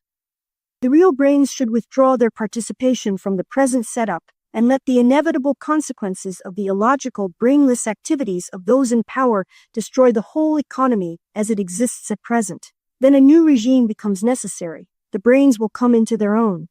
Free trade and free minds will predominate. Real values will be traded. Honest values will prevail. There will be no limit on profits because they will have been earned. Men will be guided by reason. All the relativistic thinking will give way to absolute thinking. A equals A. Should you be stimulated to tackle this article, as I earnestly hope you are? Atlas Shrugged is a signet paperback selling for 95 cents. Let's hear from you. The trials and tribulations of the socialist movement arise really out of concern with the soundness of the movement or with disappointment with the seeming lack of concrete results. It still remains true that socialist work does remain the only task really worthwhile. Thus, socialist organization is vital to spreading socialist understanding and knowledge. This is the bond that rises to the surface to consolidate our efforts. There are hosts of socialists outside our official ranks. With the march of time and events, these will rally to the inspirations and fervor of the socialist objective, inaugurating a world fit for human beings. This is our latent strength. In the meantime, we keep on keeping on. What more can I say? January 7, 1965. Dear Comrade Steve Butterfield, Comrade Harry Morrison and I just went over some manuscripts for the forthcoming WS. He brought over your letter dealing with your views, just received this morning. No one could quarrel with a member who desires to call the principles of his own life a religion. That is his right and prerogative. If he prefers some special personal definition of the term religion that satisfies him. However, there is a question of semantics that enters the picture. There are commonly understood and commonly used definitions of this term. You recommend that the party stop defining religion as a system of belief, including the concepts of God and an afterlife. But we find that just this definition of religion is most generally current. Especially, we find the following. The classic 11th edition of the Encyclopedia Britannica devotes 15 pages to the question of religion, ranging the entire gamut from primitive to higher religions. More than one page introduced the subject by analyzing what is meant by religion and its historical background. It refers to ancient writings and ends up with recent studies, especially E.B. Tyler, Max Muller, Herbert Spencer, Grant Allen, J.G. Fraser, and others. In fact, it pays tribute to the study of comparative religion for paving the way to the science of anthropology.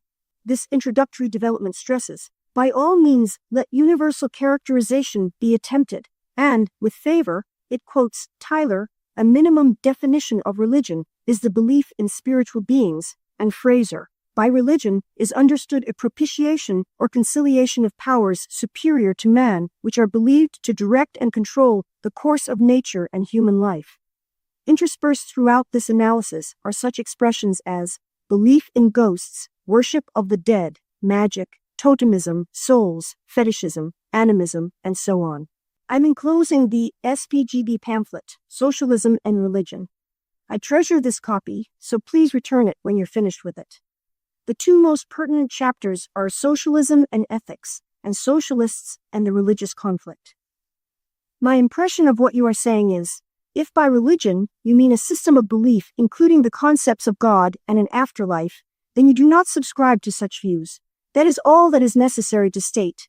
Obviously, you do not agree with any mystical, magical explanation for the physical material phenomena constituting the universe and existence, and you do not need to go beyond that.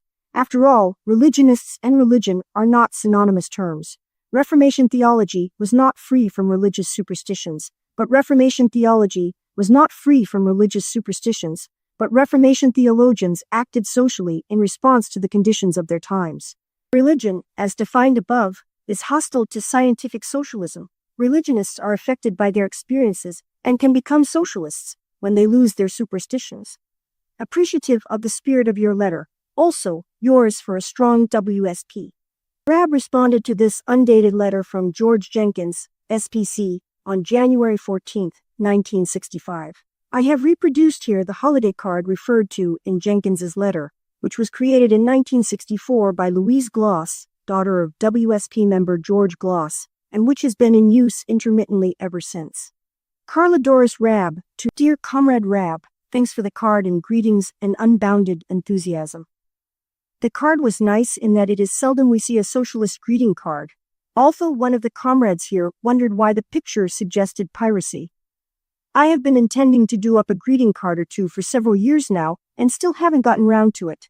We have the duplicator here now too, which would handle black and white stuff in color too if more money was spent on it.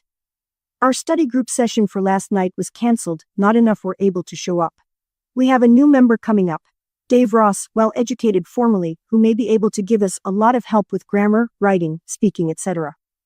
The WS this last trip was a good one. Regards to you and the rest of your family and the comrades in Boston, comradely, George. January 14, 1965. Dear Comrade, George Jenkins. Thanks for your cooperation in notifying me so promptly of your receipt of the 4-track WSP 1964 Conference Good and Welfare tape. In time, tapes will come into more general use for party propaganda, official communications, and correspondence. Note the recent SPGB motion to set money aside for tapes, the Vancouver intention of taping your meeting with them on the controversy, and the pioneer work on tapes by the WSP. I'm writing Vancouver that you will forward the above tape to them when Victoria is finished with it. I've also asked them to let me know when they receive it, and I'll then let them know where to forward it, in turn. Eventually, there will be improvements in handling tapes. At all times, there will be need for efficient cooperation in circulating tapes. Which reminds me that the reason why you have not received the list of tapes you had requested some time ago is because we are revamping our inventory of tapes and our clerical work procedures. Incidentally, I've just listened to 2 tapes, Buick on historical analysis of Bolshevism to present time. This is a scholarly presentation and really worthwhile, and my own on American foreign policy, which is informative on current matters, even though the delivery is poor and there are a couple bad spots on the tape. It was good to read of another prospective nail in the coffin of capitalism, Dave Ross. The WSP has a minor influx of such nails, ranging from 16-year-olds, 3 high schoolers, to postgraduate college students. One in particular, Dave Butterfield, who has a teaching fellowship, is doing good socialist work on the University of Cincinnati campus. 4 of these younger comrades now write for the WS, Stan Blake, Bill Jerome, Lamb, and Giano. Lest I forget, Toronto was very enthused about Dennis Greige, trusting my memory on his name, of Vancouver, who visited there last summer. Speaking of Vancouver, and speaking only for myself, I'm hoping that the bond of socialist objectives, intimately tied up with socialist organized activity, prevails in Vancouver. These controversies, to me, indicate genuine concern for sound socialist organization. They reflect 3 fears: emasculating socialist principles, reactions to the seeming appearance of heresy hunting, disappointments in slow growth of membership with apprehensions that something is wrong with our policies and practices. Other factors also enter the picture. The goddamn system affects individual socialists. Personality problems and resentments arise. Differing attitudes are rationalized as principles, etc. But the place for socialists is in the Organization for Socialism. This takes priority. After all is said and done, all the parties in the world socialist movement have no alternative but to operate and function democratically, and this democratic procedure always rises to the surface, in spite of hell and high water. This is inevitable because our very objective itself affects and influences our behavior as an organization. It is true that there are more socialists outside of the various parties than in them, and I mean socialists in our understanding of the term. This can be seen in the ex-members who are sound on theory, on many of the hangers-on in the fringes, and in the sympathizers who could pass the application blank test. However, what cannot be lost sight of is, socialism also requires action to change society, the organized socialist movement. Just a thought. If you could succeed in designing a series of inspiring socialist greeting cards, you would satisfy a real need internationally. January 8, 1965. Below is a letter to Rab from Adam Buick, later to become General Secretary of the SPGB. Dear Comrade, thanks for the things you sent me on the ITU. As a matter of fact, Lipset, Coleman's and Lyot's book is on my sociology reading list. I just finished reading it over the Christmas vacation. Quite interesting, but what I don't understand among academics is the way they attribute to Robert Michel's the theory that organization means bureaucracy and a new ruling class. This is an anarchist theory which Michel's consciously notes. The real reason why I'm writing is that one of our comrades who is interested in William Morris would like to read George Grell's thesis on him. He wants to know the exact title, date, university, etc., so that someone can acquire a copy for him. Did you say Gilmac had one? I was interested to see that a local of the SPC was formed in Toronto. Was that a result of your visit? How was Ron suddenly unconverted? This would be Ron Yurkowski, KDR, 2006. I see Harry Morrison has got you to draw up a letter on violence for our EC. I hope you've not got the wrong end of the stick as to what the discussion is about. It is not a repeat of your Cantor controversy. The official party position is, and always has been, peaceably if we can, forcibly if we must. At the last conference, Paddington Branch presented a resolution which said that the very nature of socialism precludes the use of violence, etc., which was taken to be a demand for a revision of the party position. I hope Harry doesn't see any affinity between his position that the ballot is the only way and that of Paddington Branch, which was, you will remember, a hotbed of Turnerism, which was against all political action. Paddington Branch maintain that conditions will have changed so much as a result of the spread of socialist understanding that the question of violence will be more or less superfluous. Incidentally, I haven't heard from Bill Jerome, though I've been meaning to write to him. How are things going with Bill and Joni, fraternally? Adam. Give my greets to the other comrades. January 16, 1965. Dear Comrade Adam, it was good hearing from you. Comrade George Jurell is not sure whether Comrade Grant or Comrade Gilmack has his thesis on William Morris. He is anxious that the thesis be returned to him when they have finished with it. It has not been published, and he will need this copy eventually. Our comrade in Oxford is welcome to borrow it. Is he a member of the Oxford group of the SPGB? Before commenting on chit-chat news, two matters interest me. 1. The question of violence, and 2. Michelle. You are mistaken in assuming that Harry Morrison got me to draw up the letter to the SPGB EC on violence. Let me quote the 22 November 1964 NAC minutes. If you would like to get these minutes regularly, why not write to headquarters? The secretary read his draft letter to the EC of SPGB on subject of their statement on violence. The letter stated that although we find nothing in the opening paragraph to disagree with, it being a statement of fact, that we would prefer that an official party position on violence contain no conjecture, even reasonable conjecture, of what will happen in the days immediately following the mandate by a majority of the population to abolish capitalism and introduce socialism. That there seems to be no unanimity of opinion among the members on this point, and that we should stick to a simple statement on our attitude to the question of violence, a statement of fact. The WSP, be it noted, took the following position as a result of a referendum in 1953. We advocate the ballot as a means of attaining socialism, and anyone who advocates violence as a means of attaining the socialist victory cannot be a member of the WSP. Motion, the letter be sent to the EC. Carried. Now, for my personal views, I cannot agree with you that the official party position is, and always has been, peaceably if we can, forcibly if we must. No word is more abused in the socialist vocabulary than the word position.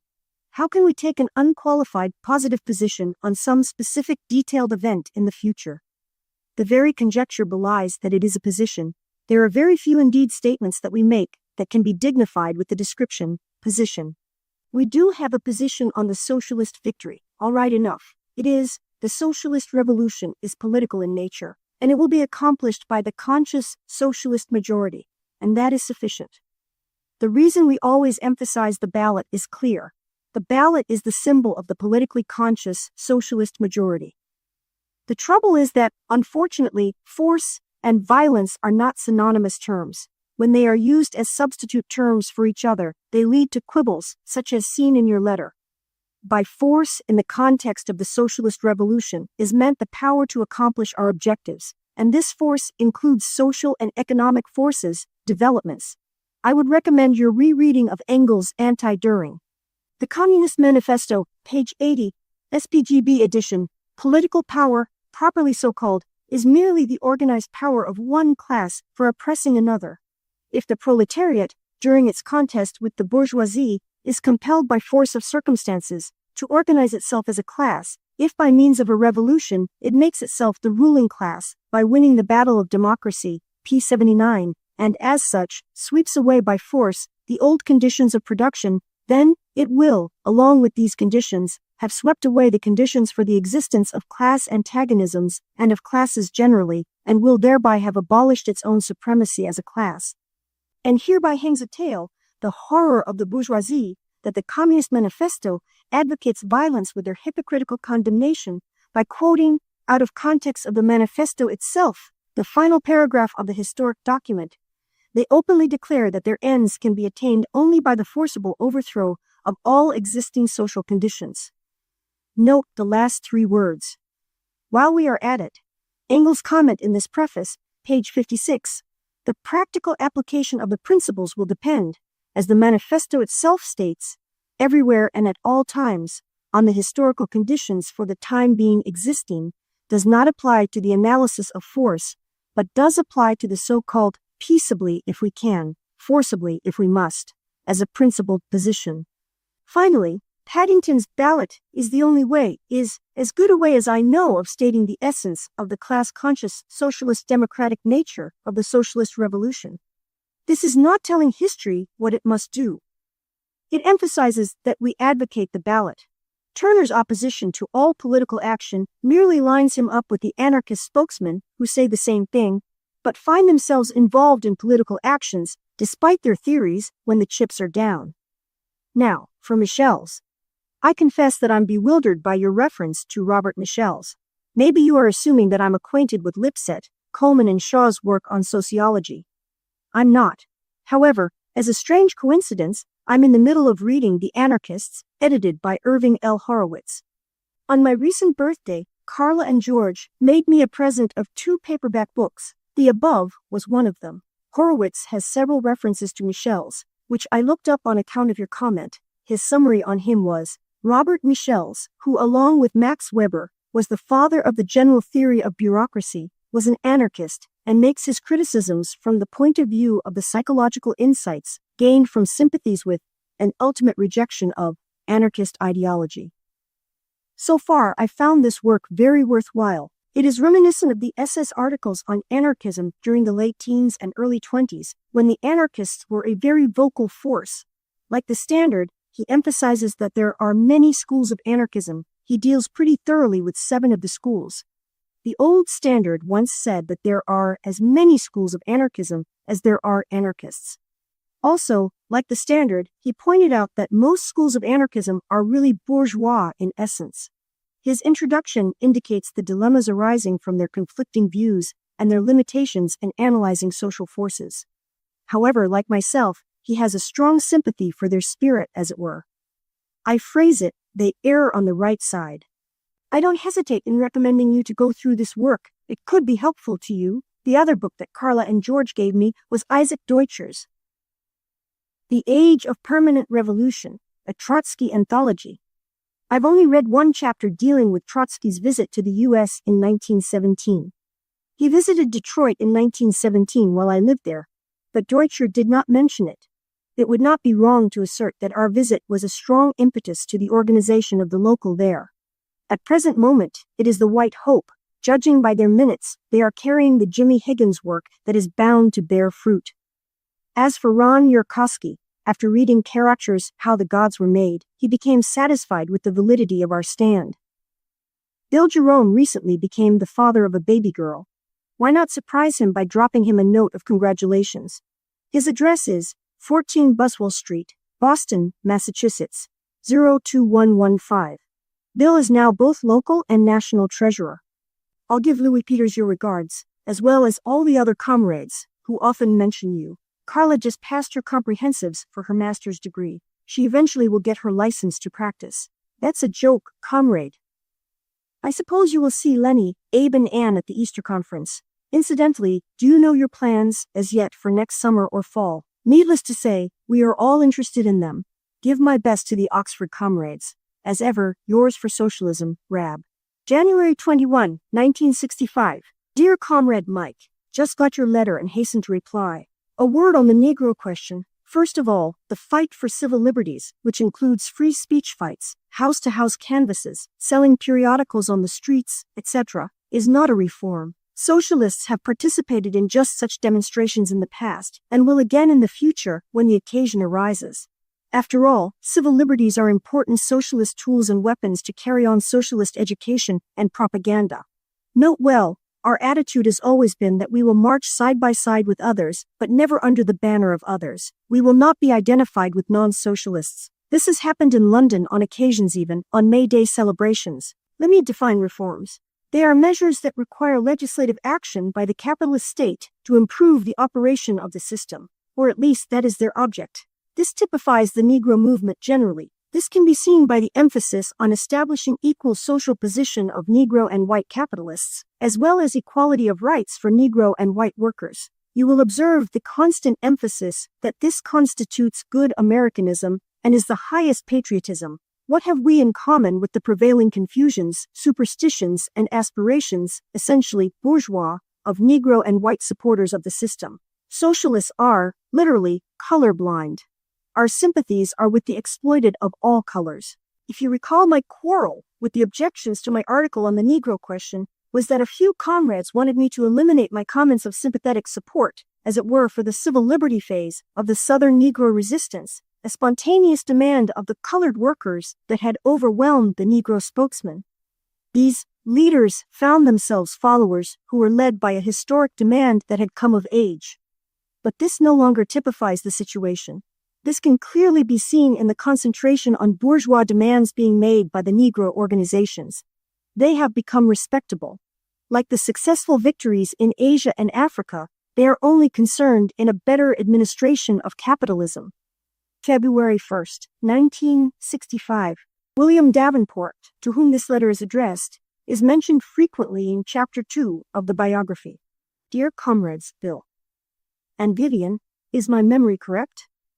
Many a time and oft, my memory roams nostalgically to our memorable associations in Detroit in 1915, 1921, and then in Boston soon after. A great deal of water has passed under the bridge since those days.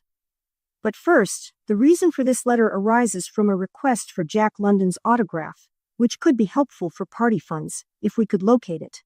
I've already written George Ramsay, likewise, in case his memory might help.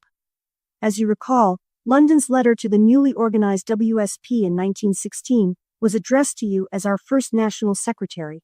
It was reprinted in the Socialist Standard and later in the WS. There are now 5 generations of socialists in the family, starting with Ella's and my parents, whom you had met, and ending with my 1-year-old great-granddaughter, Sarah Rachel. In 1893, my father was a member of the SLP in Boston, and previously, my father and mother were involved with socialism in Russia. As you know, Ella's father was an organizer for the SPA in the 1903 period in Wyoming, Colorado, and other western states, arranging tours for Debs and other SPAers. My father ran the gamut from SLP to SPA to CP. My mother had a better understanding of genuine socialism than my father, as you may recall.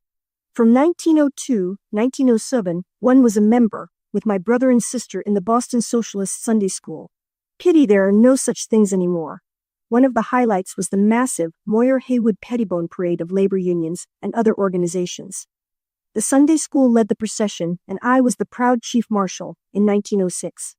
Later, in 1909, in order to get a Roxbury SPA local going, I was given special permission to join and serve as secretary, despite my age.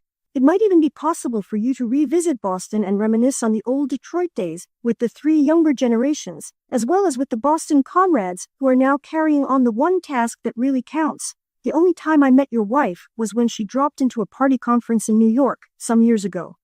I vividly recall my impressions of her as a sincere, genuine human being, even though we had differing views of what should be done for advancing the socialist case.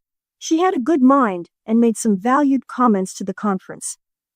As you know so well, I'm a poor correspondent. It takes a pressing matter to get me to the typewriter, and there are always many of them, creating the illusion of my being a prolific correspondent. I would appreciate news of you and yours. February 1st, 1965. Dear Comrade Dave, sorry to have delayed my reply, but this is the first opportunity I've had the time to do justice in coming to grips with your inquiries. I can very well appreciate the confused dilemmas that seem to arise when considering the socialist attitude on reforms, civil liberties, and I'm adding trade unions, for that is also bound to arise. We have realized for many years that we need a pamphlet on reforms. Comrade Felperin, the logical writer on this topic, is willing enough, but personal circumstances have interfered. He has made a special study of this question. Let me start by defining what we mean by reforms. A reform is legislative action by the capitalist state to institute measures that will make the system operate more smoothly. Usually, the appeal is made on the basis that these measures will improve the lot of the workers within the framework of the system in the meantime. There have been 2 excellent studies made on this topic. Rosa Luxemburg's Reform or Revolution and William Liebknecht's No Compromise, No Political Trading. The Negro question serves as a useful illustration. There we can see the distinction between reforms and a fight for civil liberties. 1. Generally speaking, the Negro movement concentrates on fighting for legislation to establish and maintain equal social conditions for both Negroes and whites, capitalists and workers alike. For the Negro capitalists, the objectives are equal privileges and social status with the white exploiters. For the Negro workers, it means equal job opportunities and wages with their white brothers. Always, the emphasis is on good American patriotism. Their efforts are devoted to enforcing constitutional provisions and compelling compliance with the laws. They support capitalism and share the same confused superstitions and bourgeois aspirations as the majority of their white counterparts.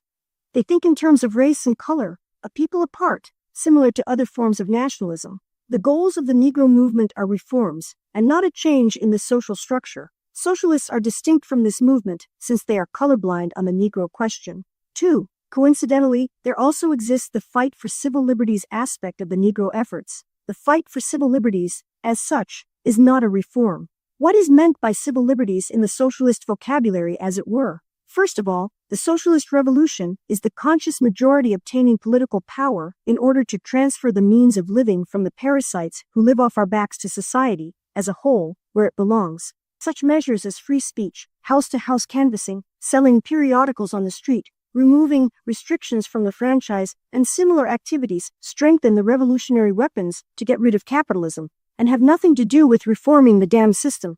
You may have noted the statement on the Negro question in No. 6, 1965 W.S. As to the extension of the franchise and civil liberties, generally, we naturally welcome improvements that occur in these. We have participated in the past in free speech fights, May Day parades, etc., but never under any other banner but our own. We insist on retaining our identity and not being associated with any united front efforts with those who are not dedicated to our object and declaration of principles. The economic phase of the class struggle, unionism, is sometimes mistakenly referred to as a reform. It is undeniable that many unions do engage in reform activities, but unions and unionism are not synonymous terms. The only thing that the workers, as a class, own is their commodity, labor power. The quarrel over hours, wages, and shop conditions has nothing to do with reforming capitalism or improving the lot of the workers. The workers are compelled to organize into unions by the very conditions of capitalism, i.e., the division of the new value produced by the workers into its two component parts: variable capital, the workers' share, and surplus value, the capitalist's share. Through the mechanism of unionism, the workers, over the long run, sell their commodity, labor power, at its value. Value, price and profit, is invaluable on this question. One quote will suffice: "They, the workers, ought not to forget that they are fighting with effects and not with the causes of those effects, that they are retarding the downward movement but not changing its direction." The above may suffice to indicate the replies to your specific points. If not, I'd be only too happy to elaborate. Now, for your economic questions. No different from any other branch of science, Marxian economics makes no claim to give explanations of every specific action and occurrence in the economic sphere. Like all sciences, it attempts to outline the general laws of motion at work and outline the processes at work. That is sufficient. Selling prices are not related to wages in the sense that high or low prices reflect high or low wages occurring in the production of these commodities. The most effective refutation, of course, is that the history of prices shows no such correlation. In fact, just the opposite is true. Higher wages accompanied by greater productivity resulting in reduction of labor times, incorporated in commodities, generally results in lower prices. The best indicator is that old standby of the official economists, steel. It just shows the power of the propaganda used by the press, urging the workers not to strike for higher wages. It can only mean higher prices and the continuation of that bugaboo, the spiral of wages and prices. In spite of all the hogwash, the law of value is still true. Commodities sell at their value, in general, with all the admitted exceptions. It is amusing, the consistent refrain of the bourgeois economists from Marx's time to date: "You were correct yesterday, but you are wrong today," both in the simple capitalism of Marx and the complex monopoly capitalism of today. Prices cannot be arbitrarily fixed for any length of time, not even by national capitals. In spite of iron controls and legislative actions, yes, and executive edicts, the competition of new processes, new sources of power, new synthetic materials, and what not are at work, intensifying international competition on a gigantic scale, even leading to war scares. It is easy, but false, to ignore that the only thing that matters is the accumulation of capital itself. Fluid capital is ever seeking new avenues of investment. Capitalism remains capitalism, with its economic laws of motion, despite Keynes and the rest. The SLP and the SPA are fond of describing socialism as a society in which the worker gets the full product of his toil. This is an erroneous concept. Full product is only another expression of the bourgeois equality and justice. There is no class of workers in a socialist society. There are only citizens, members of society, who receive according to their need. If everyone got the full product, what would be left for the common administration of the affairs of the whole community? For a superb annihilation of the Lassallean full product concept, Marx's refutation of the Eisenachers in the Gotha program is a gem of analysis. It is worth reading. I can well appreciate that you don't have much time for letter writing. I'm no good as a correspondent. The only time I write is when it becomes mandatory. There is no need for any reply to this communication. However, never hesitate to ask questions, and if I can be helpful, I'm only too willing. February 23, 1965. Dear Comrade, Mike, Lamb, at the NAC meeting on Sunday, Feb 21, 1965, I took the liberty of urging the NAC to table your resignation until March 21st. I asked for permission to correspond with you on the matter. It was gladly granted. It is hard enough to gain new members, nails in the coffin of capitalism, without making special efforts to retain those who are distressed with qualms and reservations. For a time, the SPGB had an internal party journal, Forum, to thrash out differences of opinion among party members on theories, procedures, activities, and other matters of common concern. In the June 1953 Forum appeared an article I wrote on requirements for membership. I should like to quote some pertinent items for your serious consideration. Rab's article on requirements for membership is reprinted in full elsewhere in this book, so I am not including the excerpts Rab chose from it here. His letter to Mike Lamb continues. Has the group you mentioned in your letter any statement of their views? I would like to see it if it has. I don't have your letter at home. It is in headquarters. If it should prove that their real concern is to make socialists, it could result in an interesting discussion leading to strengthening the socialist movement in the U.S. The great need is for consolidating those who want to work for socialism. It is only too true that he who merely sits and waits does not serve the cause of socialism. Socialist activists have had impressive successes and victories in every field except one. The lessons of experience and history have proven beyond any shadow of doubt that they have not remotely convinced the workers of the need for socialism. From the activities carried on in the name of socialism, the one thing conspicuous by its absence has been any mention of the socialist case.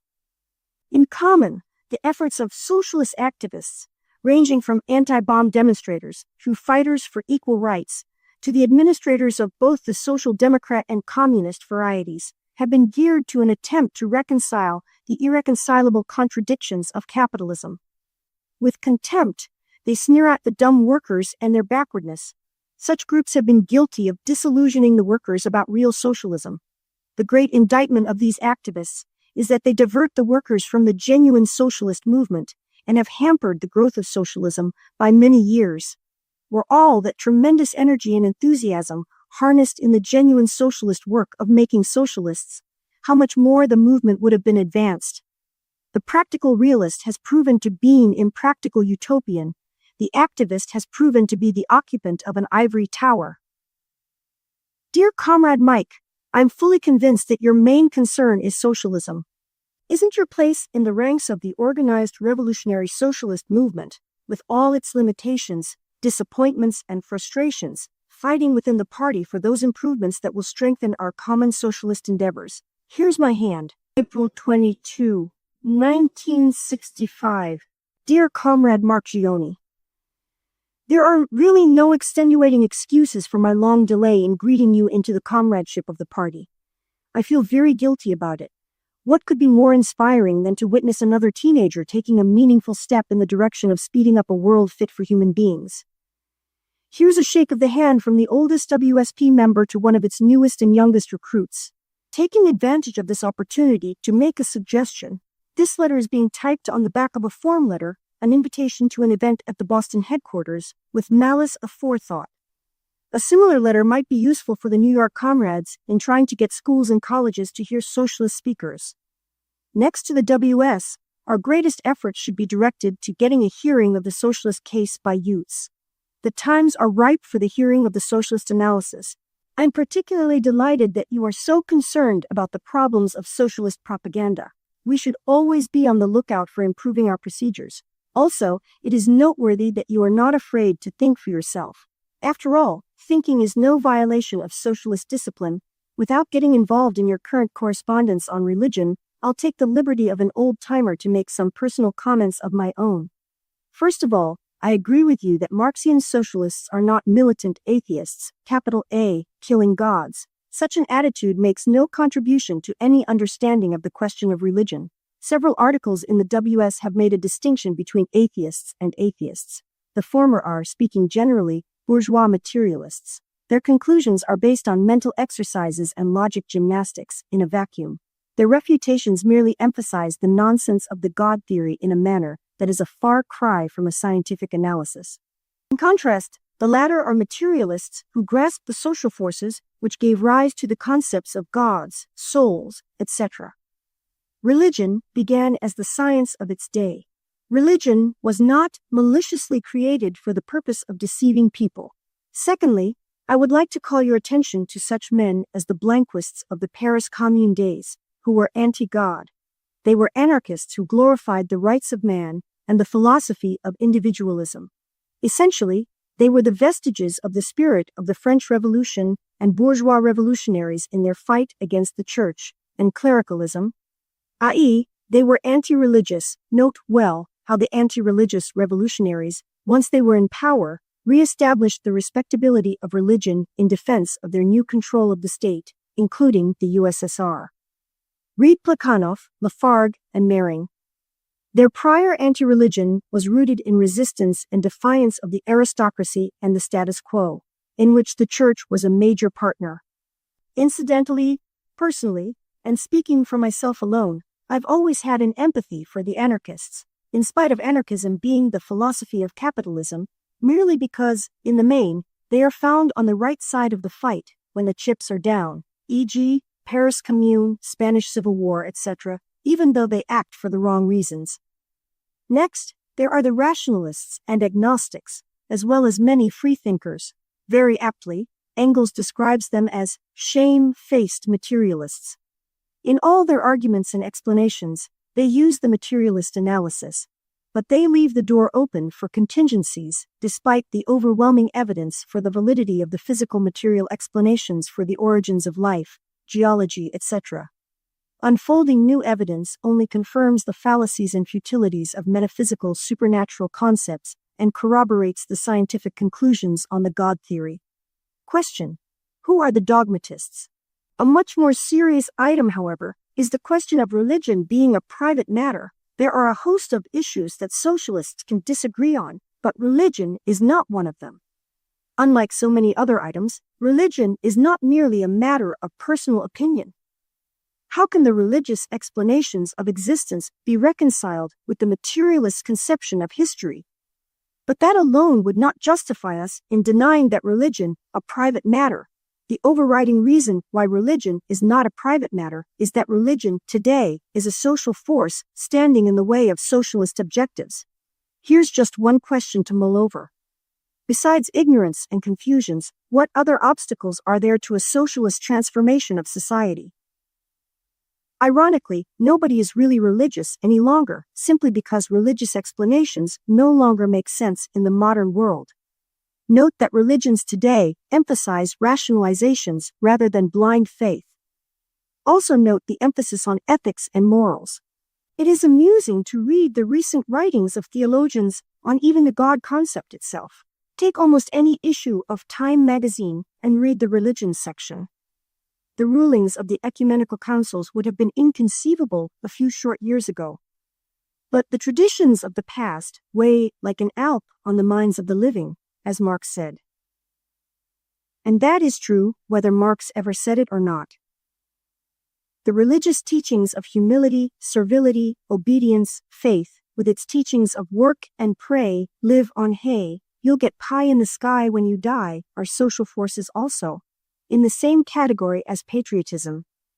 Herein lies the fallacy of the SLP. Two of their minor flaws are glorifying the Founding Fathers and religion being a private matter. Incidentally, this has caused them embarrassments on more than one occasion, a conspicuous one being having to retract an article by a spiritualist member in the Weekly People. I must close now. To sum up, just like reformism, religion stands in the way of socialism. The latent strength of socialism is that it makes sense and harmonizes with the lessons of experience. What inspires our young friends is the inspiration of socialism, from each according to their ability and to each according to their need.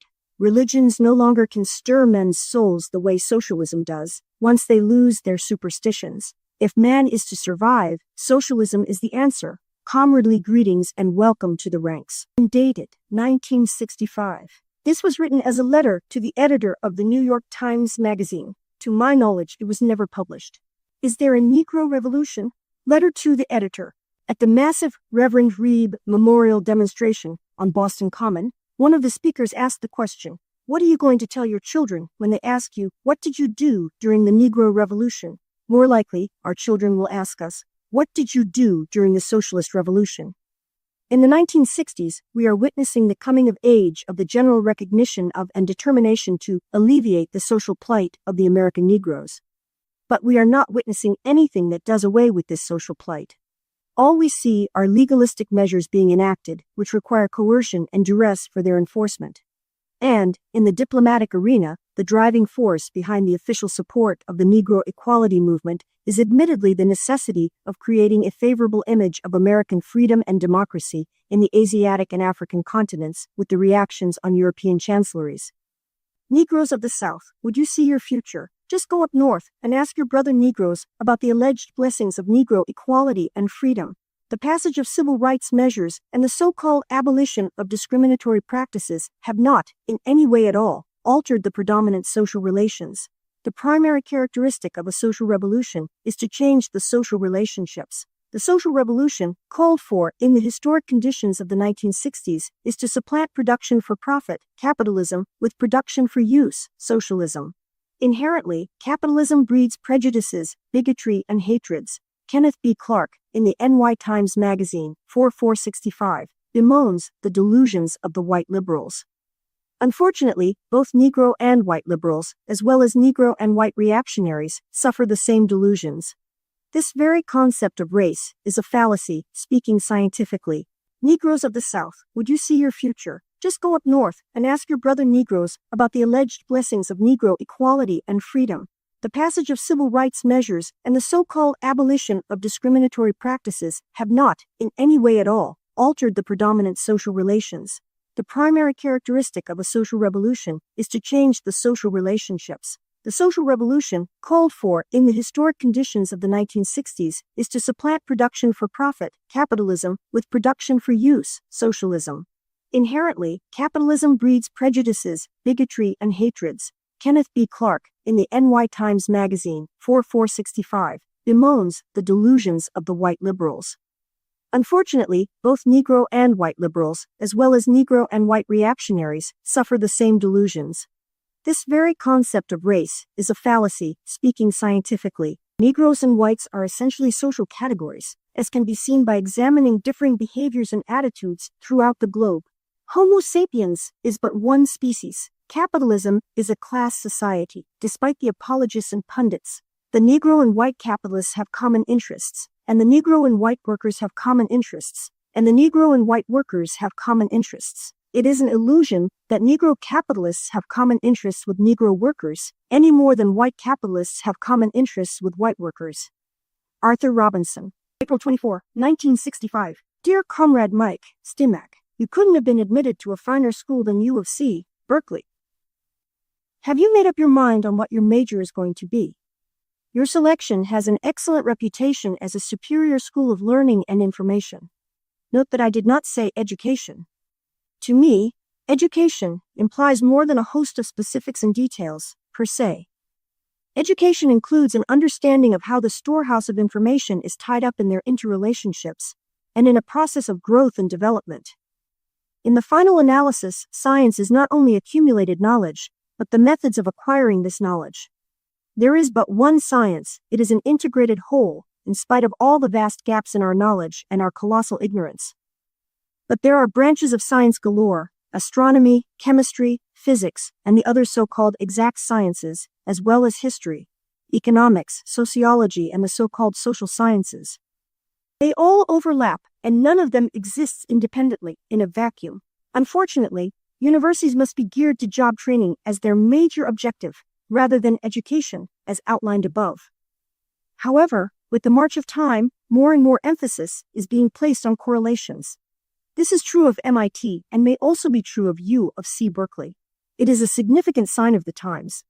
Peculiarly enough, brash though it sounds, socialism is the science of generalizations, i.e., it is the science of processes.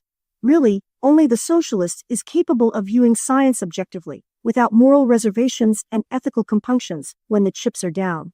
What is more inspiring and emotionally stirring than socialism and the fight for socialism, yet it is not rooted on merely ethical, moral, or philosophical considerations.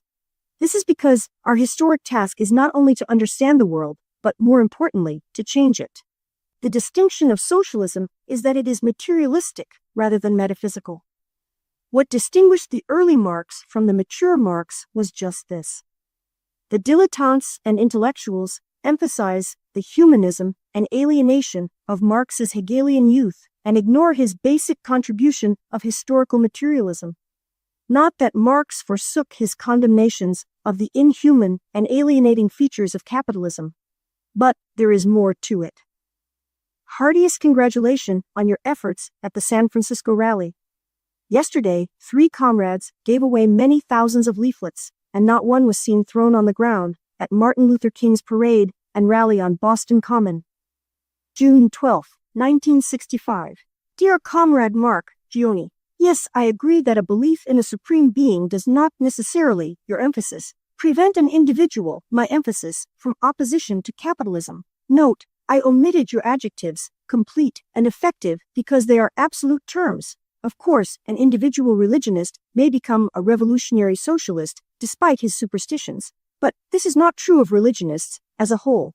In this context, please reread my last letter contrasting the religious and materialist views of social phenomena. Also, I cannot quarrel with your other statement that no new member of the party can be expected to have a complete grasp of Marxian science, and this applies most emphatically to all members of the party. For that matter, I know of no one who has a complete grasp of any science. Your absolute adjective, again. However, like you, I do believe we should avoid abusive harangues, as distinct from good satire, a la Anatole France or Mark Twain, a most difficult type of writing. Diatribes, as such, merely antagonize rather than convince, and I do believe you seldom see harangues or diatribes in the WS, despite our serious criticisms of anti- or non-socialist confusions. Finally, the strength of the socialist case is that it harmonizes with lessons of experience as it unfolds in its historical development. The socialist case is far easier to grasp than the unquestioned beliefs that so many blindly accept. It is important to realize that today, religion is only accepted, but no longer established, as the explanation for the beginnings of life or the beginnings of the earth. Even religious seminaries are compelled to give materialist explanations for those two phenomena, despite their rationalizations and apologetics. Bourgeois economics proves to be sheer gibberish and is difficult to make sense of when examined on its own merits. The reason why Marxian science appears to be profound is because it is not frequently taught and thus sounds strange. Just examine some of the strides being made now in the elementary schools in teaching the new mathematics and science, which has exploded many preconceptions on the matter of learning. Modern technology is compelling new methods of teaching profound subjects in schools in order to produce efficient slaves for exploiting. And the class nature of capitalism has succeeded in creating the illusion that the workers are dumb and cannot grasp real understanding, and must have leaders, as distinct from teachers, to tell them what to think. I trust, very earnestly, that I may have been of some help in clarifying those items that disturbed you. May the day come sooner than you anticipate when you can visit Boston. As ever, here's my hand. August 13, 1965. This letter is written to William Z. Red Miller. My dear Comrade Miller, as promised, here are my comments on your excellent essay on race, the term, and the myth. From their inception, the companion parties have repudiated the myths of racism. They have denied the alleged innate superiority of one group of people over another group of people. They have emphasized that the interests of workers the world over are to abolish capitalism and establish socialism. They have urged workers to do away with the barriers of nationalism and the prejudices of racial superstitions. The Racial Problem, a Socialist Analysis, a 78-page pamphlet published by the SPGB in 1947, describes the term and the myth of race in its Chapter 1, titled, What is Race?, as follows. All this shows one thing, the absurdity and futility of trying to put forward rigid theories about race. Nobody denies that differences exist between peoples, yet immediately we try to lay down any hard and fast theories from this fact. We land ourselves in difficulties. It is not surprising, in these circumstances, to find that certain scientists are in favor of dispensing with the word race altogether. Huxley, for example, suggests that the term ethnic group is a more correct scientific alternative, and the American anthropologist Franz Boas has put forward the word population. Such methods of overcoming the problem are obviously doomed to failure. No harm results from a scientist's use of the word race because he has full knowledge of its meaning and uses it accordingly. But if he thinks that by using a different word, he will materially assist in ridding the minds of the majority of false ideas about the subject, he is sadly in error. Even if either of these two terms was to become of general use in preference to race, these would, in turn, become subject to the same misuse as the word they were meant to supplant. Chapter I closes.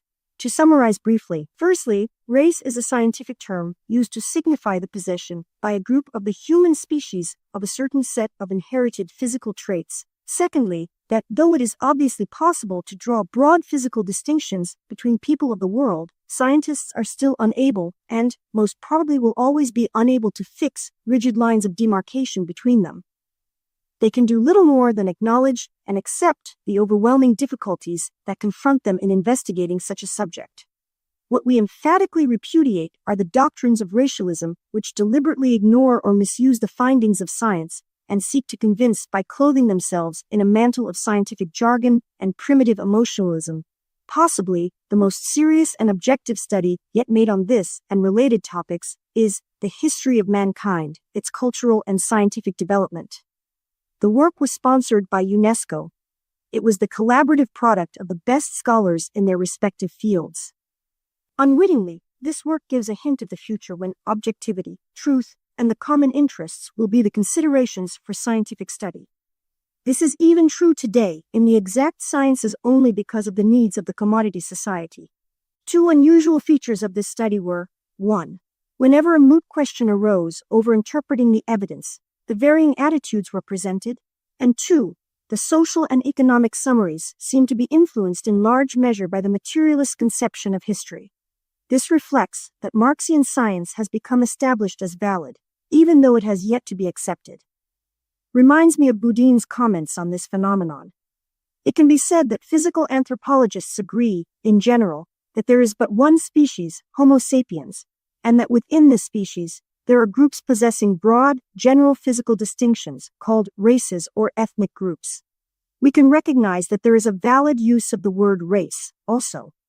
This is merely a caution on the poverty of language, a word on the use of words as propaganda weapons and head-fixing tools. Notable examples are the diatribes against materialism, dialectics, and value, a la Marxian economics, etc. Some years ago, a WSP conference had to discuss the merit of changing the term socialism to some other term, such as cooperative commonwealth, world society, and other suggestions, because of the confusions on socialism and communism. It was agreed that we do not repudiate our scientific terms just because of the bombasts hurled at them or because they are misused.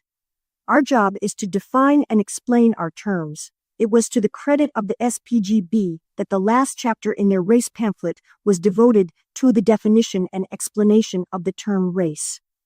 What we condemn in no uncertain terms are the doctrines of racism, and that is where you entered the picture. You tied up the social system, the educational institutions, the hysteria, and the fallacies of the racial contentions through an exhaustive research of the documentary evidence. In my humble opinion, you have an obligation to have your exposures of the racial nonsense published in the WS. Finally, as you may remember, I fought for eliminating the word race in the D of P. There are other changes I would like to have seen, e.g., changing common ownership to common right of access. This ownership business is but a projection of capitalist concepts into socialism, but I've come to the conclusion that the D of P is a satisfactory enough generalization of the socialist case. The world socialist movement is closely intertwined. To get involved now would divert the few active comrades away from our all-essential work. Such as it is, the D of P symbolizes the solidarity of the aroused working class when they wake up to their common interests. In substance, my comments on your essay will be on these lines when I discuss your essay when it reaches the floor of the conference. Affectionately and comradely, yours in revolt, reminiscent of the letters of a rebel I wrote for the Clarion and signed as above, August 14, 1965. My dear Comrade Miller, I find I neglected to include these remarks on your foreword. You recognize and do not deny that there are hereditary physical characteristics. You point out material factors that gave rise to them, and that they are the end product of the conditionings taking place in the environment. You are on sound ground here. But are you trying to infer that there are no interrelationships between biology and the environment? I want to warn you against oversimplifications when dealing with physical anthropology. You weaken your own case. The great strength of socialism is that the findings of science corroborate the socialist case. You have more than enough documented evidence to expose the bigoted superstitions of the racists and their scientific apologists and supporters without having to repudiate the science of physical anthropology in the same breath. I most earnestly hope that I may have been helpful to you. Above all else, I want to avoid getting involved in a polemical battle over semantics. Dixie Edmine Animam Salvavi, August 16, 1965. Dear Comrade Miller, in this morning's mail, I received unexpectedly a contribution to the discussion on race from Comrade Gilmack. I was surprised to get this, as we never communicated on the matter. Here it is. The only reason anthropologists wish to discard the use of race is because of the misconceptions that are attached to the word. Putting forward ethnic group as an alternative will not help matters as them, his conceptions will simply be transferred to the new phrase. It is not the word that is the cause of the trouble, but the mistaken attitudes which will still persist. Getting rid of the word won't get rid of the social background. On the same grounds, we should abandon the word socialism because of the misconceptions attached to it. The strongest proponent of abandoning the word race is Ashley Montague, who is in favor of replacing it within the cultural connection by caste, man in process, P100, Dread 34. Yet he uses the word race on occasions, for instance. The truth would appear to be that an individual's mental endowment or inheritance at birth consists of no more than certain broad psychophysical dispositions which are common to all mankind without distinction of race or sex. Man in Process, page 144. Montague distinguishes four major groups of mankind: the Negroid, the Mongoloid, the archaic Caucasoid, and the Caucasoid. These major groups number a large variety of different physical types, which are better called ethnic groups rather than races. Man in Process, page 34. On the basis of his definition of ethnic groups, page 132, what is wrong with continuing to call them races, as long as it is understood that it has no reference to mental endowment, and, in the long run, only refers to temporary stopping places like inns on the highways of time. Arising out of his conception of the oneness of mankind, Ashley Montague has this to say: had the religion of Christ been faithfully brought to the people, instead of the cults and dogmas, spiritual prevarication, bigotry, intolerance, and auto-da-fe which have to so large an extent served in the past, Western man could never have fallen into the spiritual uncleanliness in which he finds himself today. Page 123. The craving for decency, justice, and social stability cannot be achieved without love. We know that now. Christianity has always known it, and science has at last demonstrated it. More than anything else, man not only wants love, but he wants to embrace the whole world within his interest and to extend everything in it, his love and his understanding. Heartened by the support for this knowledge which has come from the wholly unexpected quarter of science, the Church must go forward in the renewed faith in its principles. Devotion to human ideals, love, sympathy, understanding, justice, and the embodiment of these values in human relations is the true religion of man. Failure to practice this faith is the only real atheism. Today, and hereafter, the Church, in leading mankind toward the practices of this faith, will have the support of many allies, the social scientists, and particularly the anthropologists. Let us then join head, heart, and hands and go forward together. Who was it that said, "I come on earth to bring a sword, to set a man at variance with his neighbor"? Christ. Who produced the atomic and hydrogen bomb? The scientists. I have only concentrated on Ashley Montagu's book because Comrade Miller recommends it in his essay. Incidentally, in spite of what I have said, I think Montagu's book contains some excellent material and is well worth reading, but critically. Gilmack. Need I say more? Only the socialist is a genuine scientist in the sense that he correlates all knowledge in all its interrelationships, just because he is a monist who sees all things in a constant state of motion. It is easy to fall into the trap of dualism and absolutism a la Montague without the background of Marxism. Note Pennicote versus Montague.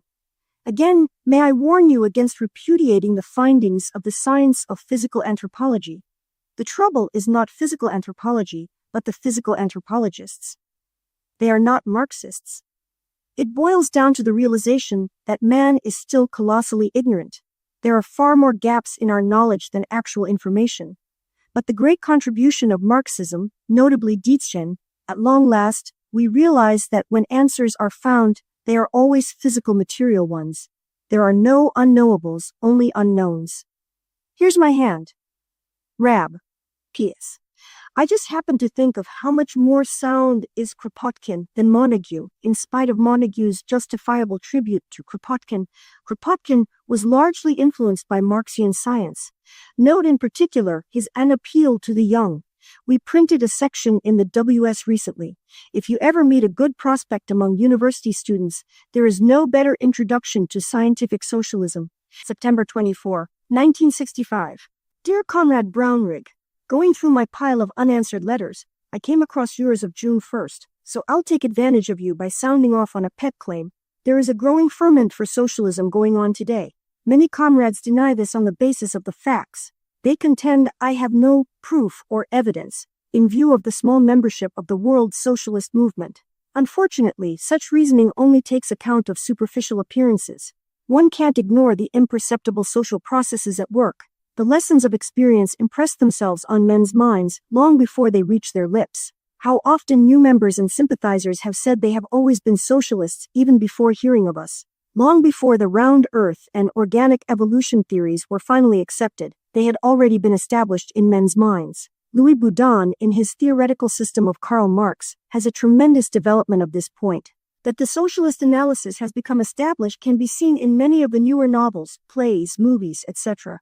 Even politicians like Eisenhower, in his United Nations speech, indicate that the socialist point of view makes sense. Current trends in sociology and social psychology demonstrate that when the universities come to grips within their fields, they reveal that what there is of any scientific value in their analyses are Marxian. Even the ecumenical councils reveal radical changes in established understandings. I'm not saying or implying that any of the above is socialist. Both Marx and Engels had pertinent things to say on this score. Marx's 20 years go by and you don't seem to make the progress of a single day, and then comes a day in which are crystallized the experiences of 20 years. And Engels that when concepts that had been taken for granted as reasonable become obvious nonsense, the conditions for a socialist revolution have become propitious. To me, one quite significant phenomenon is that when the socialist case is presented to almost anybody without mentioning the word socialism, rarely will you get an argument. Just try it yourself and see. It is the word that the head-fixing industry education uses as a means of propaganda.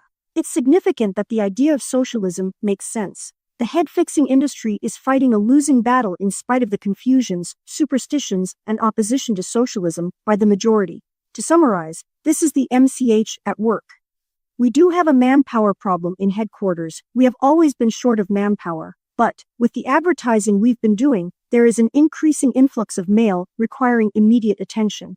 There are an increasing number of complaints over errors and failure of prompt attention. The records are behind, etc. We really require a full-time or at least a part-time office worker to take care of details. The Monday night work crew is no longer adequate. We do not have the funds for a paid worker. We do have comrades available who are willing but lack the experience for competent clerical handling of details. It's a wonder that we get the work done that we do. Finally, let's hope that Comrade Milne's trip to Toronto may have desirable results. The good of the movement should take precedence over all other considerations, taking for granted common agreement on socialist fundamentals. We decided not to discuss the SPC situation at the recent conference, trusting to the SPC to surmount their present difficulties. The conference was fairly successful. Let's hope the day is not far distant that the SPC have annual conferences. Every effort should be made in that direction. The road is open for combining SPC, WSP conferences with sessions set aside for autonomous matters. There's no need for any reply to this letter except if the mood strikes you. In closing, all honor to those in the WSP who disagree with my views on ferment. October 25, 1965.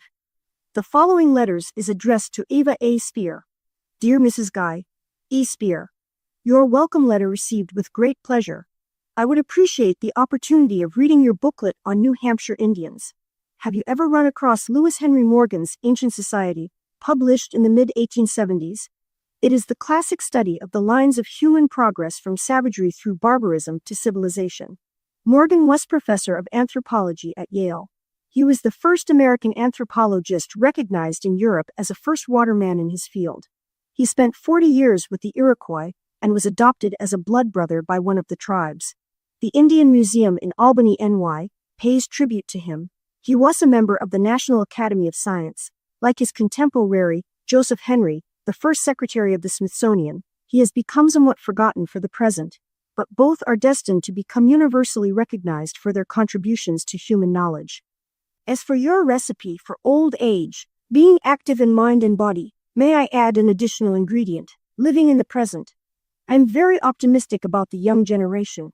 We live in a period which has seen tremendous strides in technology and science. Already society has, potentially, at least, solved the problem of production.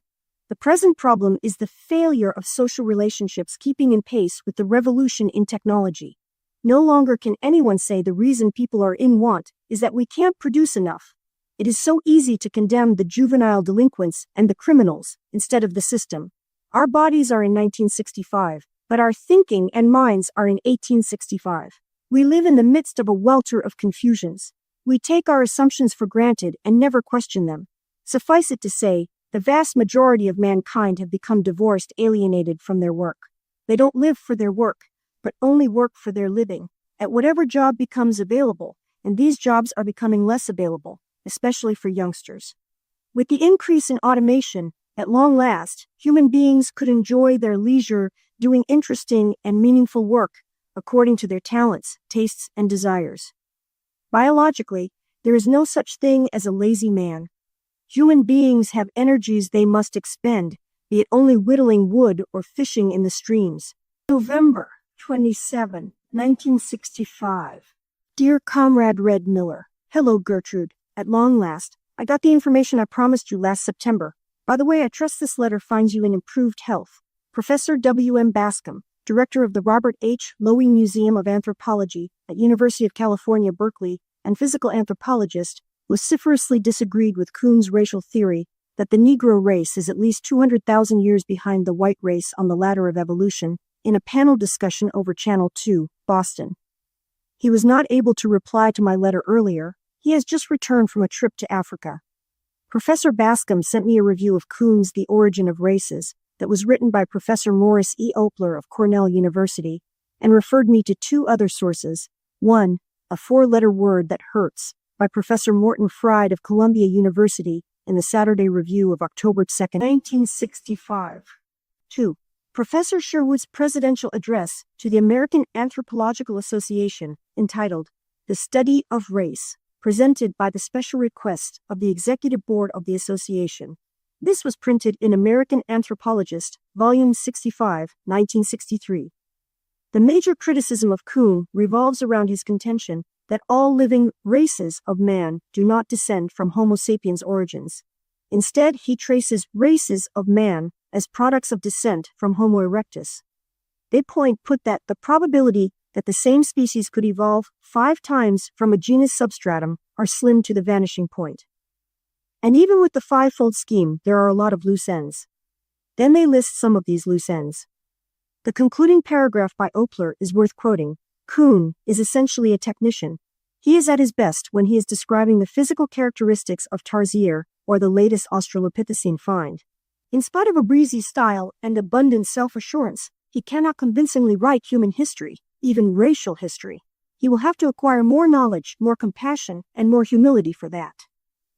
This is convincing evidence of the fallacy of race superstitions. December 26, 1966. Dear Comrade Vrooman, Comrade Aaron Smith, local Los Angeles, forwarded your very interesting letter to WSP headquarters in Boston. We regret the delay in replying. This letter is written in the same spirit of sincerity and objectivity manifested in your inquiries. I have listed seriatim, the 6 questions you asked. How to achieve the transition to socialism? What is the form of government under socialism? Isn't it necessary for the working class to organize into a nationwide socialist industrial union, in addition to the political organization necessary to vote out capitalism and to vote in socialism? Isn't it true that without industrial might and organization behind us, our political vote will be nothing more than beating the wind of capitalist reaction? Why does the WSP favor the continued use of the political state or emphasis by the working class when you recognize that socialism is a classless and stateless society, as per your paragraph 6 of your Declaration of Principles? How would you convert the historical organ of class rule to an instrument of emancipation?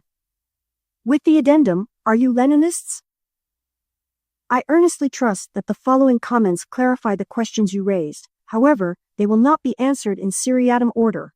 Before proceeding to the replies, one important observation. On the surface, it would appear that there are so many basic points of agreement between the Socialist Labor Party and the World Socialist Party that there is really no justification for 2 socialist parties in the United States, both of whom claim to be Marxist, revolutionary, and scientific. Both parties agree on the futility of reforms and on the validity of the law of value and the economic lessons it teaches. Both organizations accept the materialist conception of history and the class struggle.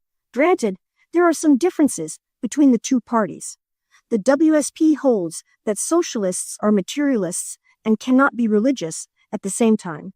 We do not regard the founding fathers of the United States with the same high esteem as the SLP.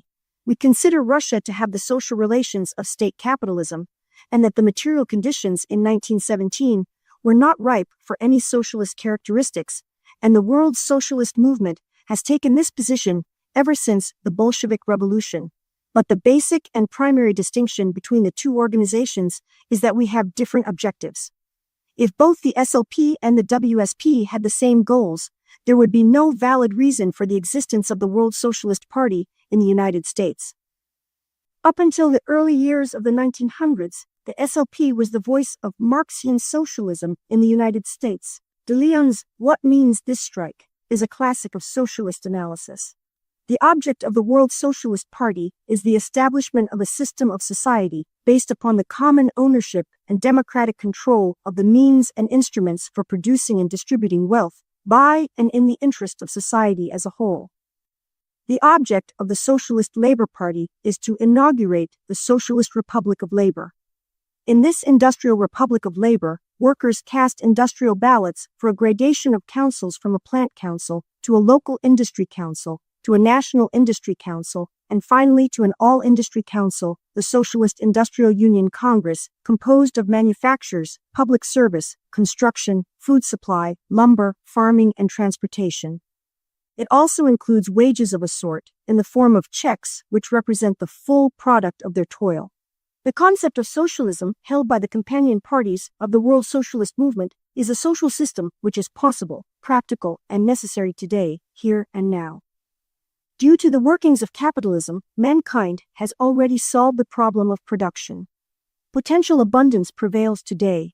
If this were not so, the material conditions of existence would not be ripe for socialism.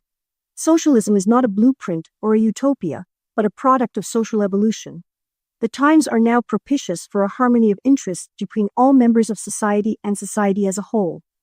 It is now possible for everyone to live useful, interesting, and meaningful lives where everyone gives to the best of his abilities and receives according to his needs. The real problem of socialism will be not the organization of the productive process, but the enjoyment of genuine, meaningful leisure. Socialists, as social beings, will come to grips with problems as they arise democratically, because all are imbued with the common interests. Socialism is an administration of affairs by the members of society. Unwittingly, the SLP projects the extension of capitalist relationships into its socialist society.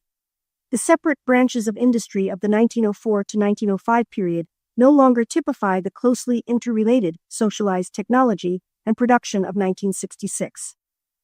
I'm a printer, and already the IBM 360, now functioning in many plants, has tied in transportation and communication, manufacturing, lumber, and public service as adjuncts of the graphic arts.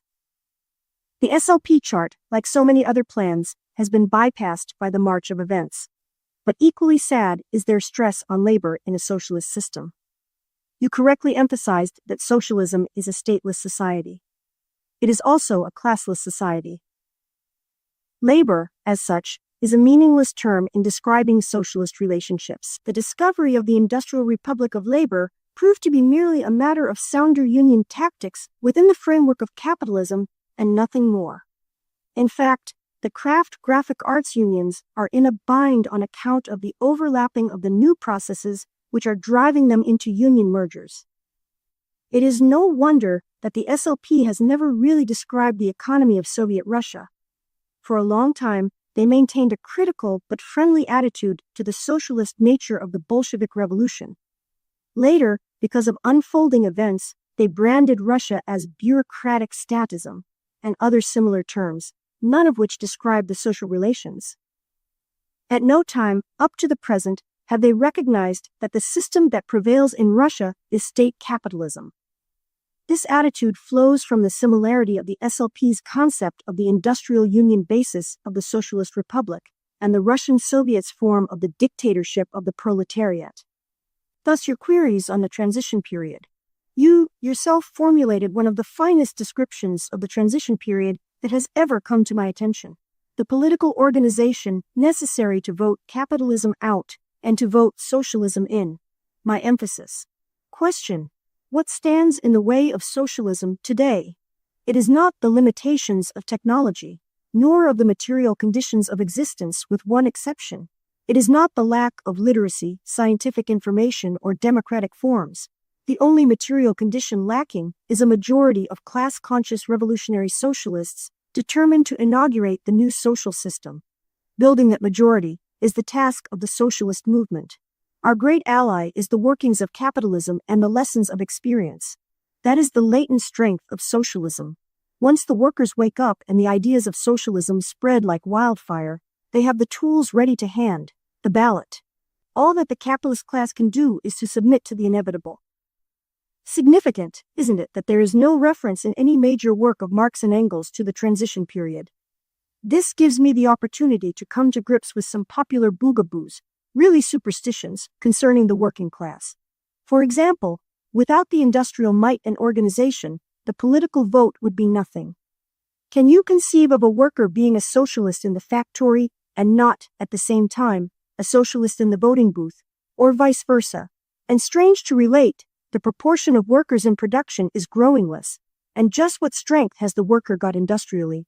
He has two alternatives, either starve or be driven back to work by the armed forces. What gives title and deed to ownership of the factory?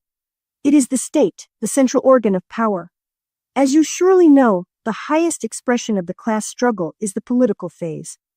Do I have to stress the limitations of the essential economic phase of the class struggle? Is this not the leitmotif of the Marxian analysis? I'm curious to understand how you misconstrued paragraph 6 of the D of P to mean that the WSP favors the continued use of the political state by the working class. The first step in the socialist revolution is to capture the powers of the state for the sole purpose of transferring the control of the means of living from the hands of the ruling class to where it belongs, the hands of society. You're voting capitalism out and socialism in. However, socialism cannot exist in one country alone. Should a socialist victory take place in one country, the workers will use the Telstar and all means of communication in their hands to send greetings to their fellow workers everywhere. We have seized power here, seize power in your country, and come to our aid. The very same forces that inspired the socialist victory in one country will exist everywhere else also. Lest we forget, there is no fear that a socialist victory will be overthrown at the next election. A socialist electorate will have elected socialist candidates, not on promises, but because they wanted a wageless, moneyless, profitless, classless, stateless world. You asked, what form of government exists under socialism? In the context of Marxian science, there is no such thing as government in socialist society. This is not a semantic quibble over words due to the poverty of language. Government implies governors and governed. With the abolishment of the property basis of class societies, the necessity of governing vanishes and is replaced by the administration of affairs by the members of society. The only question that remains unanswered is, are you Leninists? In the context of this letter and from the articles you have read in the WS, I think the answer should be obvious. I have made every effort to answer your queries in the same spirit of sincerity and objectivity as motivated you in the first instance. I am looking forward to your reactions. Dearest Karla, enclosed self-explanatory items for your file. I've overlooked some items recently. With love and affection, Rab a letter to his sister, Leah Nathanson, upon receipt of her belated birthday gift to him. Dearest Leah, I'll never forget two admonitions Mama impressed upon me. Even though experience and unfolding understanding have revealed their limitations, nonetheless, the essence of her urgings made a deep impact on me at the time, and ever since. Mama and I were very close. 1. Remember, never behave so as to reflect on the socialist movement. This arose from her constant exposure to constant condemnations, such as, look at so-and-so's behavior, and he calls himself a socialist. Years later, I came to realize that she had not completed the sentence with an essential qualification, but the validity of socialism does not depend on the behavior of socialists. 2. Never forget that you came from a long line of self-immolators. Of course, this was not literally true, merely family exaggeration. At the time I must have been about 12 years old. I believed it and felt proud of such heritage. However, she was correct in an historical sense of the long line of martyrs for truth and humanity, throughout the ages, in the history of revolutionary thinkers and doers for social changes. I lay no claim to such a role. You can understand why Karla, a dedicated socialist, became inspired to name her firstborn, Sarah. All this just to thank you for your most appreciated birthday gift. In Mama's memory, I donated your gift to the only task really worthwhile today. Affectionately yours, he didn't sign the carbon he gave me, but probably signed the original Ike. Comrade Larry Nathanson, Leah's son, and his wife Anna were by this time parents themselves. My very dear Larry, hello Anna, and the boys. I was going to write you anyhow, on the Fortune article. February 1968, page 130, so I decided to write a long-deferred letter to Leah, with a copy for you at the same time.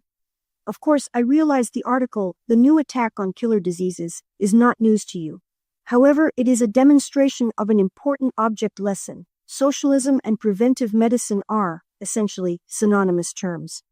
The restrictions of capitalism, concerned as it must be with palliatives for immediate remedies, cannot come to grips with basic necessities. It permeates all aspects of life. The bond between socialism and preventive medicine is genuine science, the study of processes and interrelationships in a constant state of motion. Last night, I listened to an interview, I forgot the doctor's name, on Channel 2, on heredity, life's biggest gamble. The title does not reflect the interview, but it would attract listeners. The speaker, like so many doctors and scientists, somewhat socially conscious, a sign of the times and an omen for the future, was encouraging in his comments. But two things are worthy of calling to your attention. 1.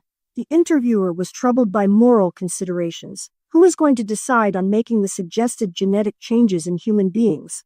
The speaker was very good in explaining that human beings are basically social, gregarious, and intelligent. He did not mention that one indictment of capitalism is what it does to human beings. 2. The speaker was worried about the population explosion, and this was his one weakness.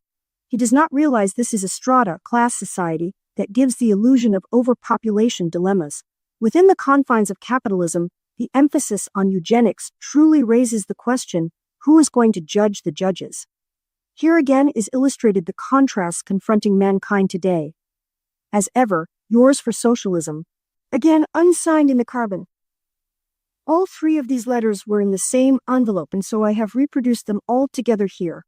Karla Doris Rab. December 12, 1968. Excerpts from a letter to Carl Senna. Your piece in last Sunday's Globe was nostalgic for two reasons. 1.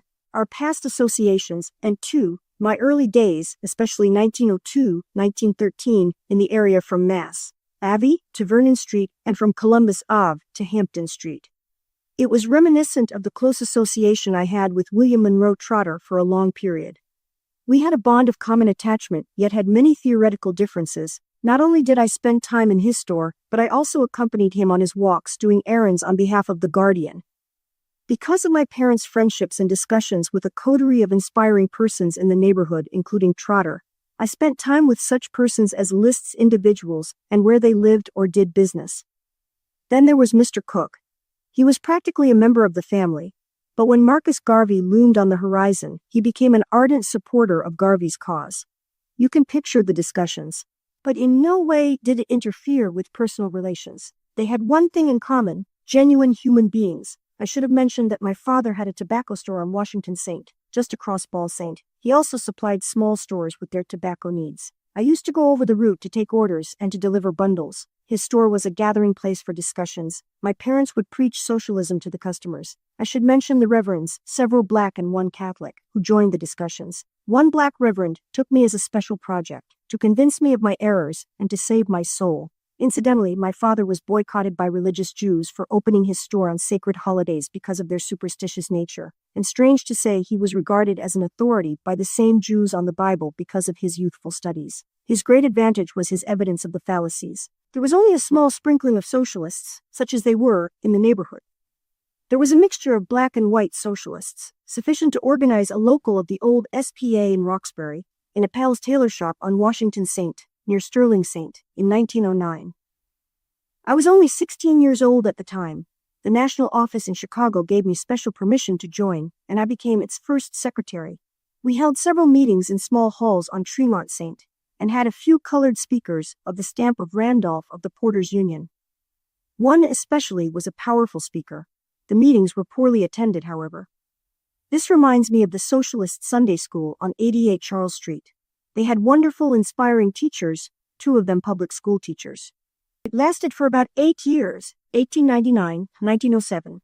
One highlight was when the Sunday school kids headed the parade down Charles Street to a monster mass meeting on Boston Common, organized by the Boston Central Labor Union on behalf of Moyer, Pettibone, and Haywood, convicted members of the Western Federation of Labor, on a framed-up charge of murder and testified to by perjured witnesses before a biased jury and a judge, reminiscent of the Sacco-Vanzetti case.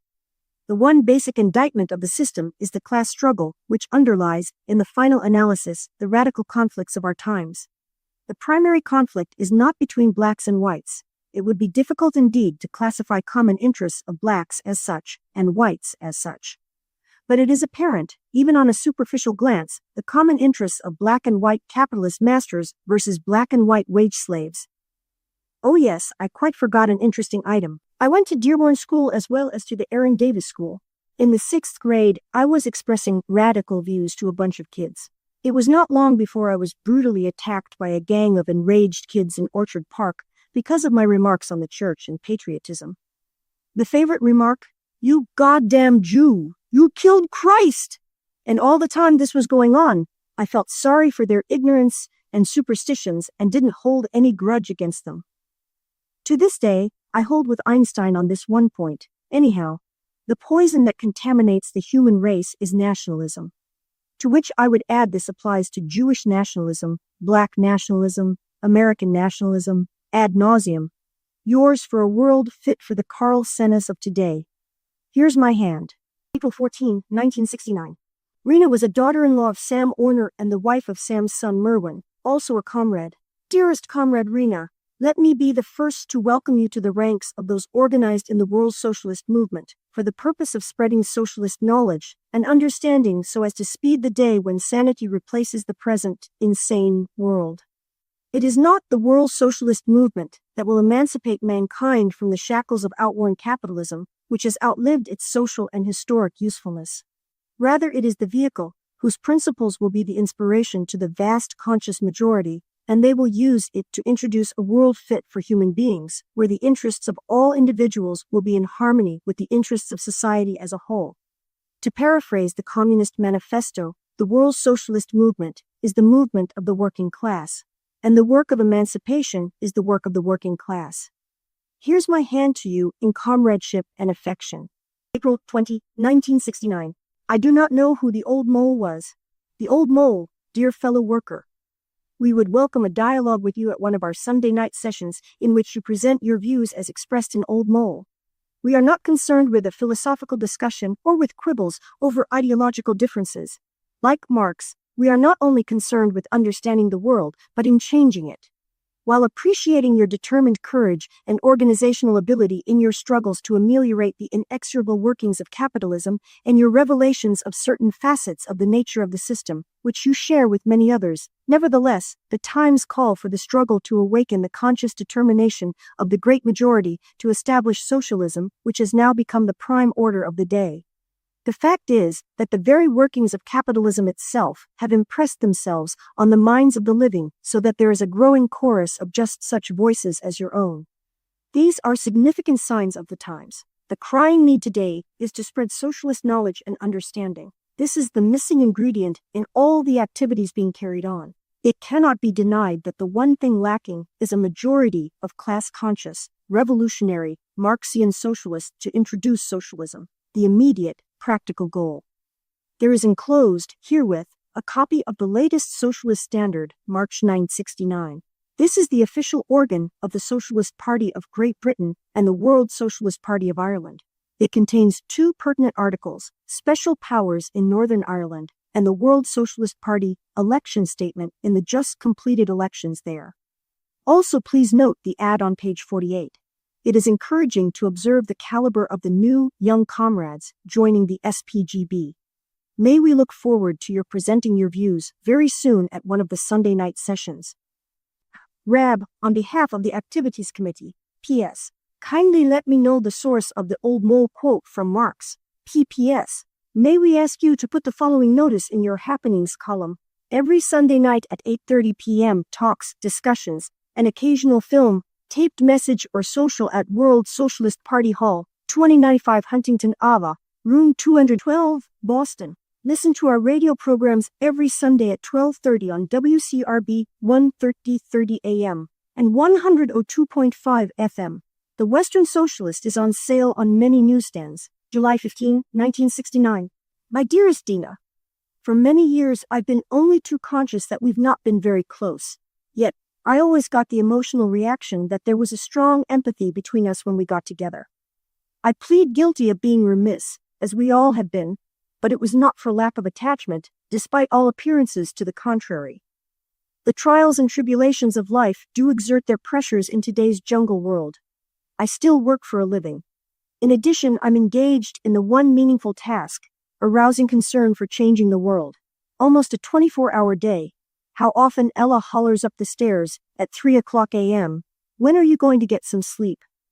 I refrain, with exceptions, from standing in judgment and condemning individuals, because I have sympathetic understanding of the frailties of human behavior, as distinct from human nature, which is inspiring, as behavior is also, on innumerable occasions. This applies to vicious criminals and compassionate angels alike. By nature, man is social and gregarious, despite the popularity of the notion that man has uncontrollable aggressive instincts. Herein lies one of the major indictments of capitalism. What it does to human beings, human behavior, such as it is, reflects the predominant conflict of interests that characterizes all propertied societies, capitalism especially. Yet so deeply rooted is human nature that capitalism cannot uproot it. Look around you, see the overwhelming evidence of how human beings can and do act, despite the system. the driving need for a sane world today is reflecting itself in greater and greater efforts for a world of brotherhood and cooperation. Witness some of the objectives of the youth. It is an encouraging sign of the times. I'd be grateful if you would let me have Judy and Wayne's address when you get it. I feel especially guilty in my seeming neglect of them. They are two of my favorite people and I have been meaning to visit them. Affectionately and devotedly, with love, Ike. February 25, 1970. This was written as a letter to the editor of the Typographical Journal. It may never have been published because of its length. Vox Pop. The Typographical Journal. Some Observations on Sound Unionism. Boston Typographical Union No. 13 has just completed its negotiations with the Boston newspaper publishers. The primary lesson, of course, is that the union is the only weapon we possess for improving our wages, hours, and shop conditions. And when the chips are down, the strike becomes necessary as a last resort. But that is not the whole story. Experience has shown that we have to fight just to break even. As it is, even though local Boston succeeded in winning, we believe the highest ITU wage scale in the country, the raise was only 7%, at a time when the cost of living had gone up 10%.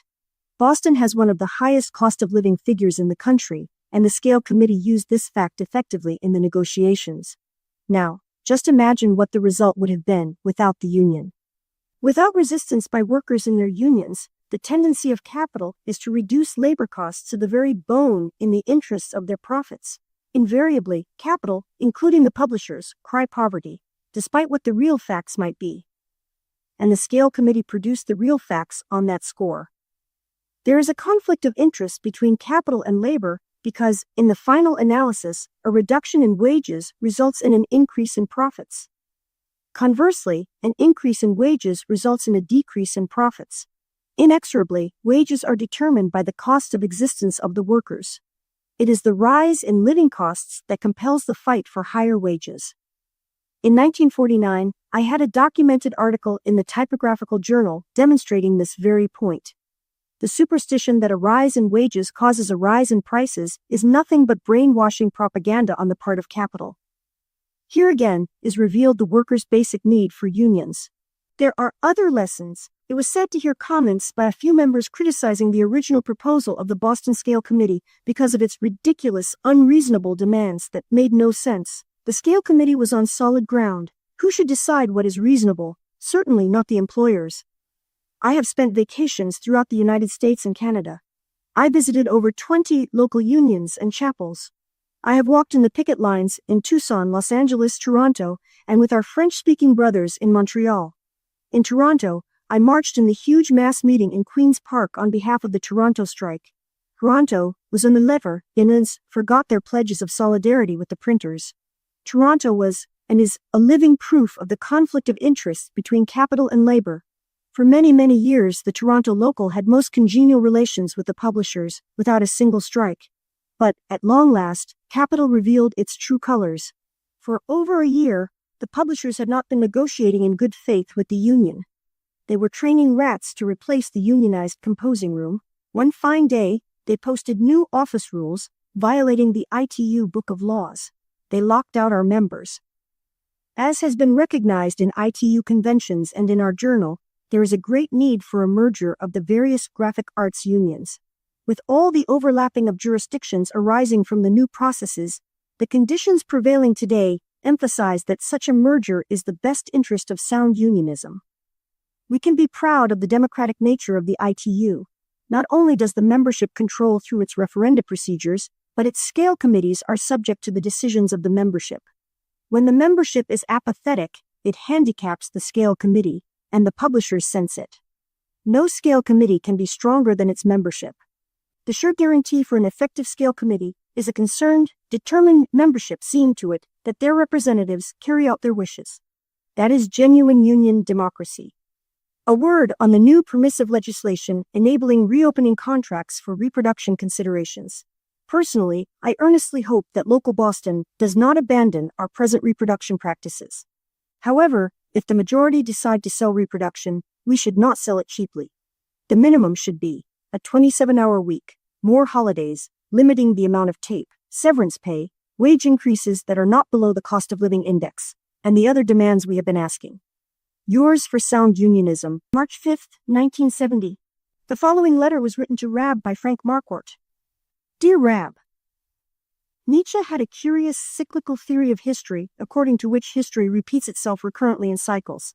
Well, my history is being repeated. In the summer of 1919, I attended a class in wage labor and capital given by a young man named Rab. It was held in the old Auto Workers' Hall. And now again, 51 years later, 51 years, good God! I am with a group of SDSers who are taking a class in wage labor and capital, using the fat Marx reader put out by international publishers and containing selections from Marx's wide range of writings. As I sit in this class, I ask myself, will these young radicals and others like them throughout the country find a way to advance the cause of socialism more effectively than my generation did? Thanks for the names and addresses of the 2 socialist contacts in Phoenix and Tucson. I will more than likely take a trip out that way and will try to look them up. By the way, has your Western Socialist in any of its issues or the Standard contained an article giving your party's views about the U.S. government's role in Vietnam? If so, could you please send me the article? Thanks. Kind regards to your fine family, and especially to Anne. In 1947, I did not understand her view of unions and disagreed with it violently. Today, I not only agree with that view, but believe Anne did not then realize how profoundly correct she was. Frank. September 6, 1972. On this date, Rab responded to the following letter from Oakley C. Johnson, which is dated July 26, 1972. Dear Rab, you ask what I plan to do with the data I am seeking. What I want is to do an essay on the events of 1919 and the role of the Socialist Party of Michigan. Karacher, Bat, O'Brien, et al. I do not agree fully with the SPGB or the WSP, but agreement is not important at this moment. I do want to do as objective and complete a study as I can. I intend to quote considerably from W. Jerome's historical article in the Western Socialist, May 1966, especially the sentence beginning. In particular, the Michigan section of the SPA came under the influence of the SPGB, collective action. I shall also quote, page 4, the sentence, the proletarian adopted the Declaration of Principles of the SPGB as its platform. I fully accept the point on page 3.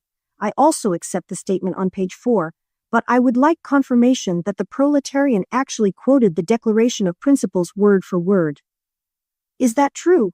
I did haven't any longer, a complete file of the proletarian to 1925, but I confess I don't recall this particular point. I can't explain why I don't recall it.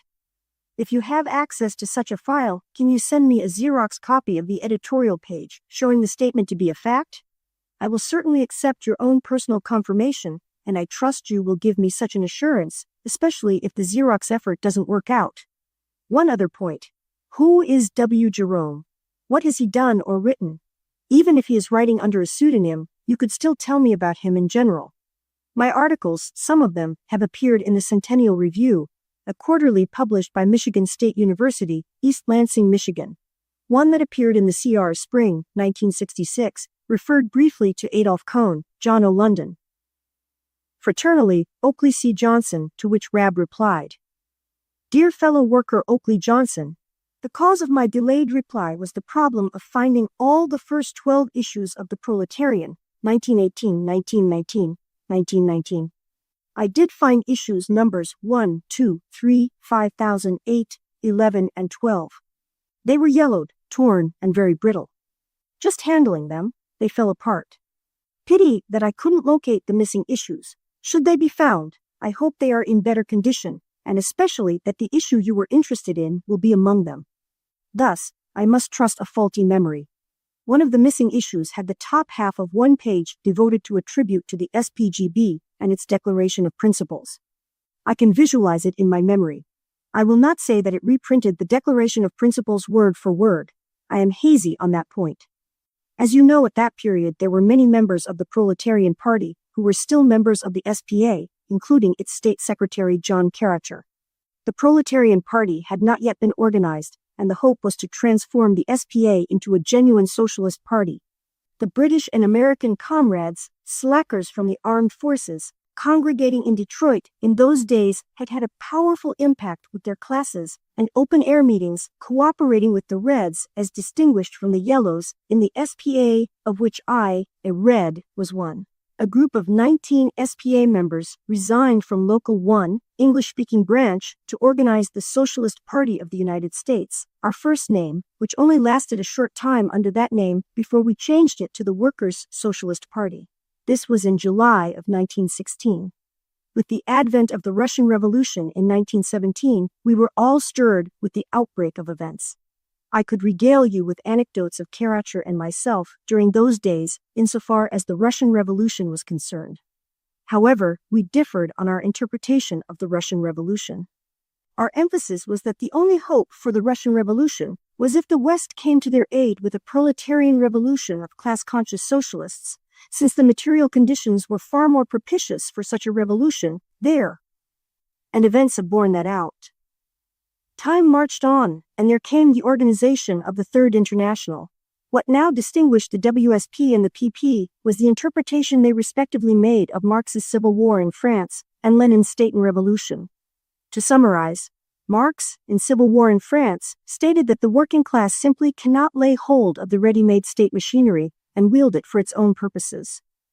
This was followed up by Lenin's amplification that Marx's idea was that the working class must break up and smash the ready-made state machinery and not confine itself to merely laying hold of it. This was far from being a quibble, but a fundamental recognition of the power of a class-conscious majority. As for Comrade Jerome, he is a Boston product who volunteered to write up the historic section of the anniversary issue of the WS. He passed through the whole gamut of higher education in the universities. Independently of his studies, he arrived at Marxist conclusions. He had never heard of us, but had decided to investigate all the organizations that claimed to be Marxist before joining one. Eventually, he found that, in his opinion, the WSP had the sound socialist position.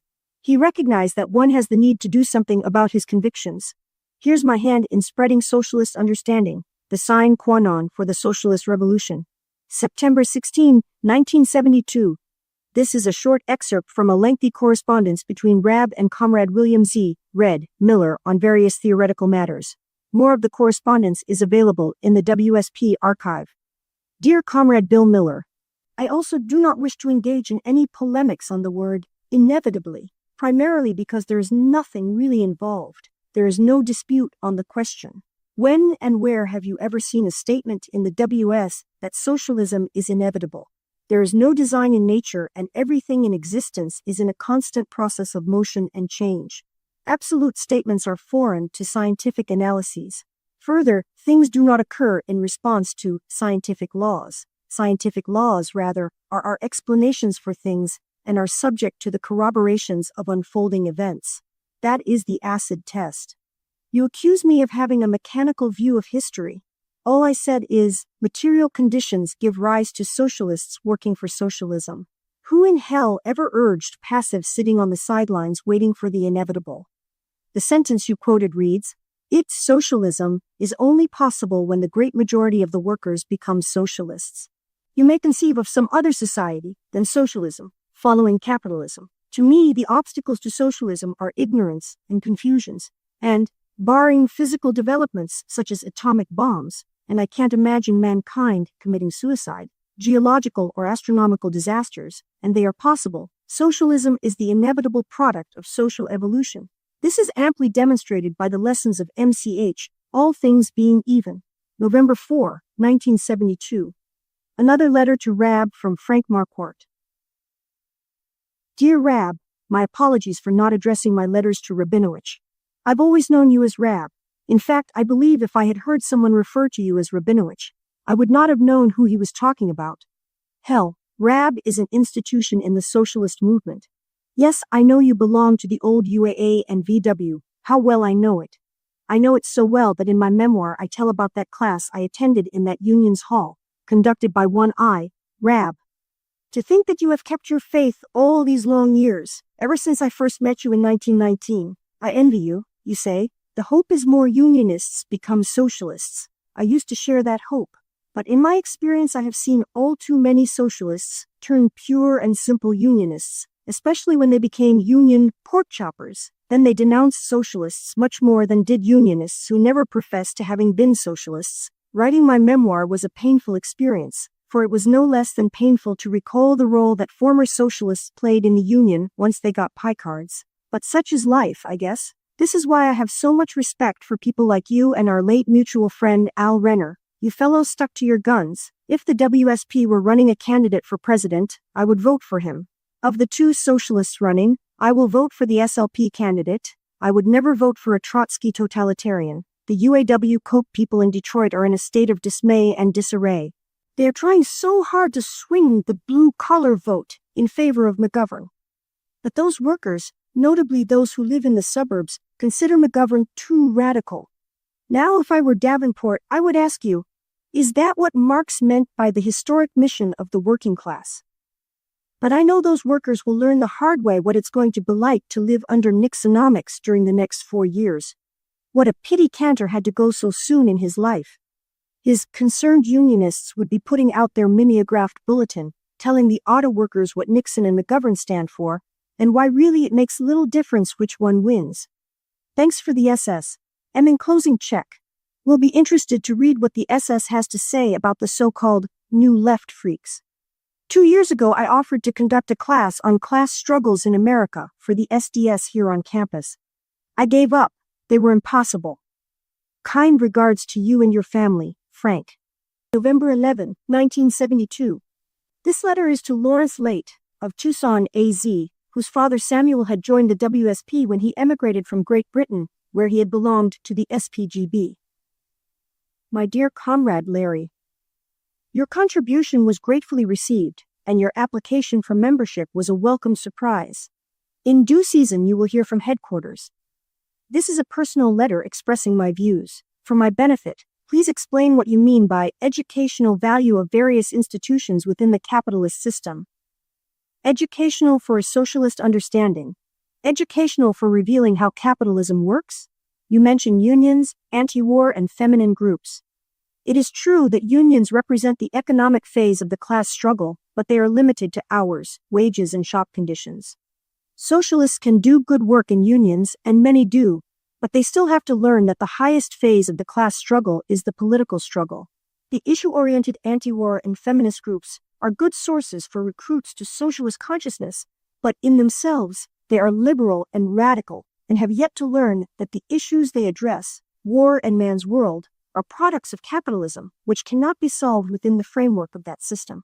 Socialists can do valuable work within such groups, carrying on socialist propaganda. Ironically, the same can be said of any groups of workers, not accepting hard hats and reactionaries. If anything has been amply demonstrated within the last 75 years, it is that reforms by socialist parties have not been able to change the real conditions of the working class. These practical realists, with their in-the-meantime activities, have sidetracked the movement from what is truly meaningful.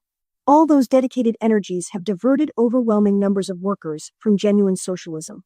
Had all these efforts and all that enthusiasm been devoted to socialist education, just imagine how much further advanced and inspiring the movement would be today. What is encouraging is that, in spite of them, we see many signs of the times that workers are waking up.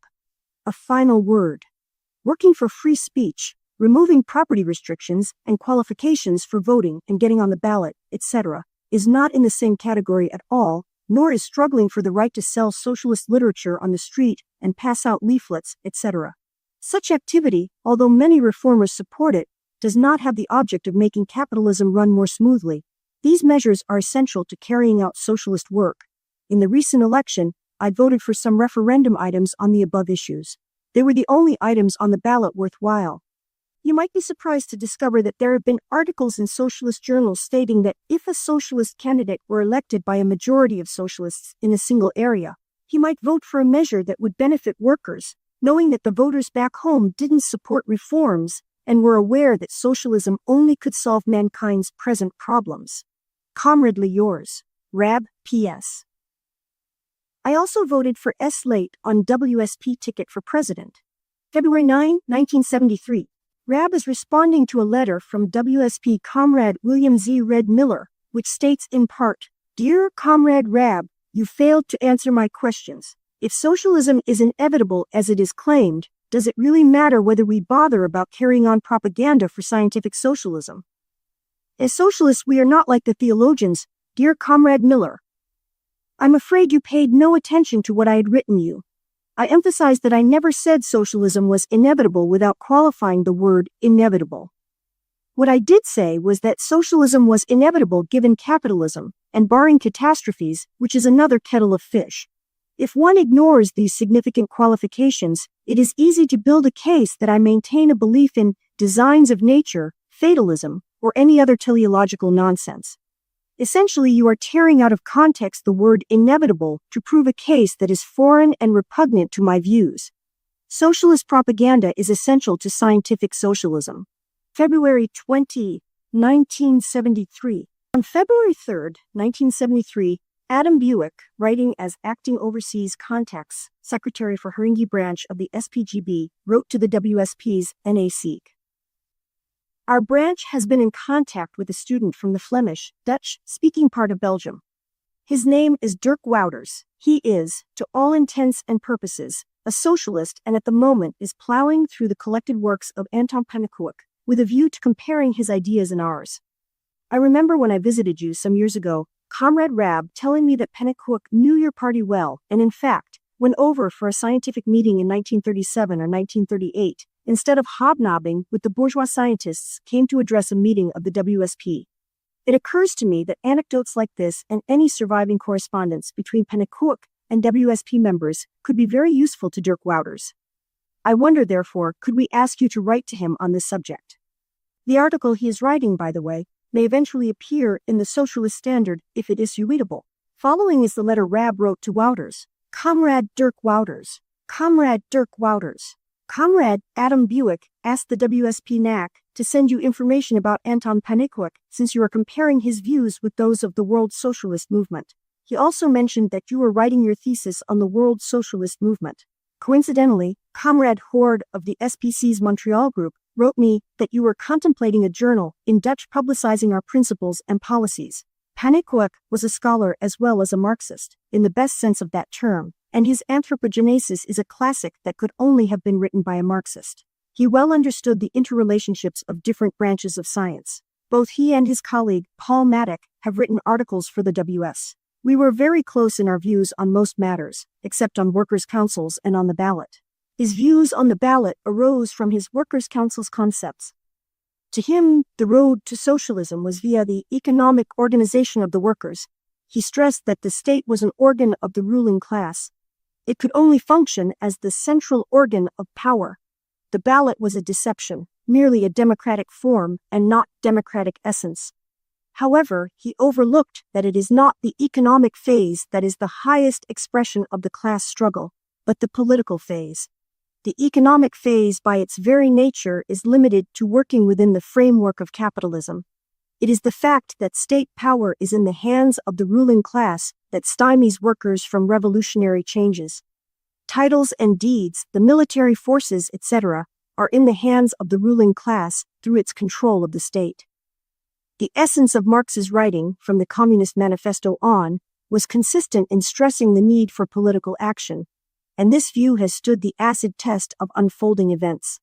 Just because the state is the central organ of power, it requires the political action of a resolute, determined class-conscious majority to accomplish the transfer of the means of living from the hands of the parasites to the possession of society as a whole.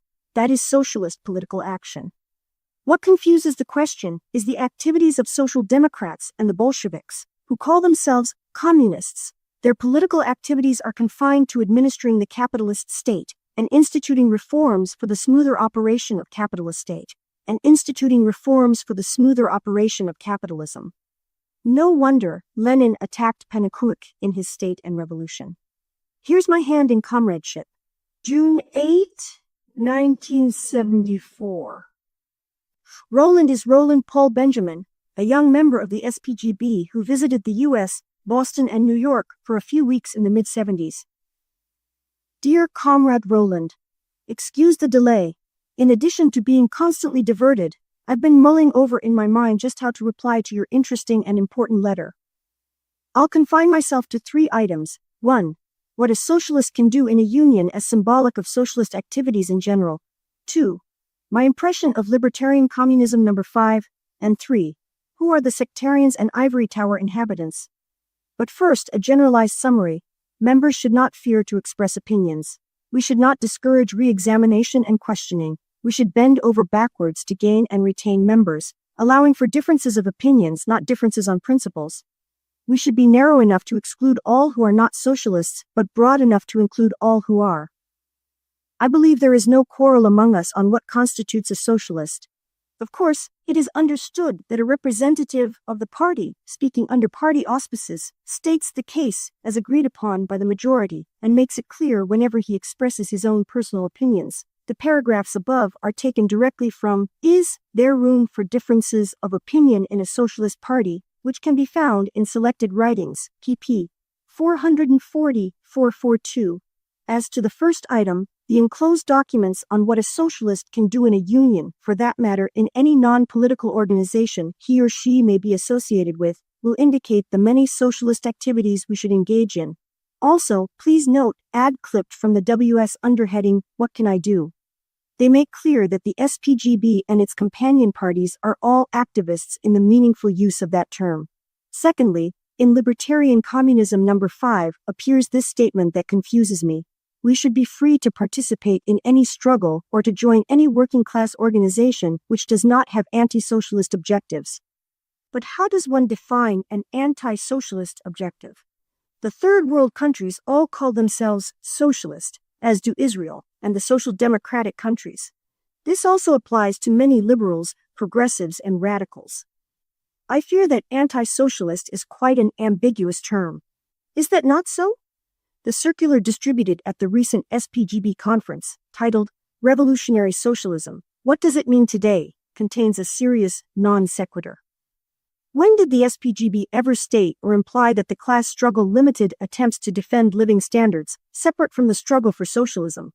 What they have pointed out, time and again, over the years, is that the political phase of the class struggle, its highest expression, is the struggle for introducing socialism, whereas the economic phase of the class struggle is involved with the resistance of the workers to the encroachments of capital. Thus, the conclusion that the SPGB is sectarian is sheer logic chopping. With the same reasoning, you could say Marx's statement on the limitations of the economic phase is also sectarian. The above refers to pages 2022 of number 5, Libertarian Communism. In your article titled Socialism, Anarchism and Anarcho-Syndicalism, you recognize that there is no school of anarchism. Incidentally, I was favorably impressed with your capability in writing.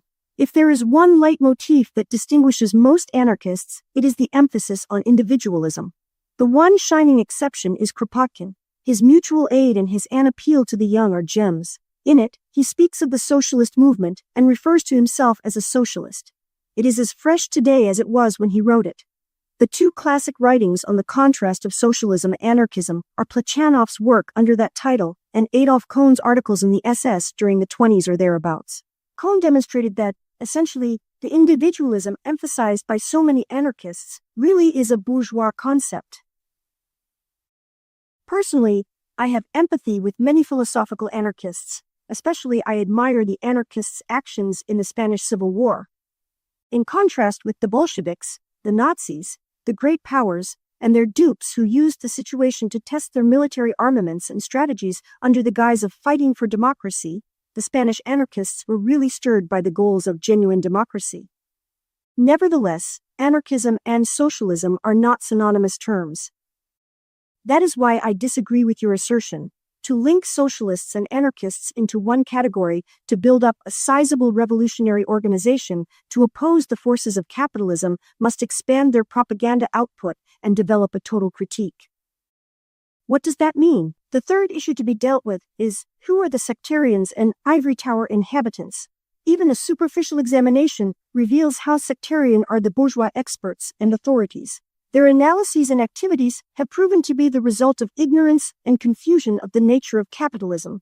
Their remedies constantly prove to be futile. This also turns out to be true of the practical realists of both the new and the old left, together with the social democrat activists. If the experiences of the last 75 years demonstrate anything, It is that these activists are actually running around in circles getting nowhere when it comes to increasing socialist understanding. If anything, they are the ones who symbolize ivory tower inhabitants.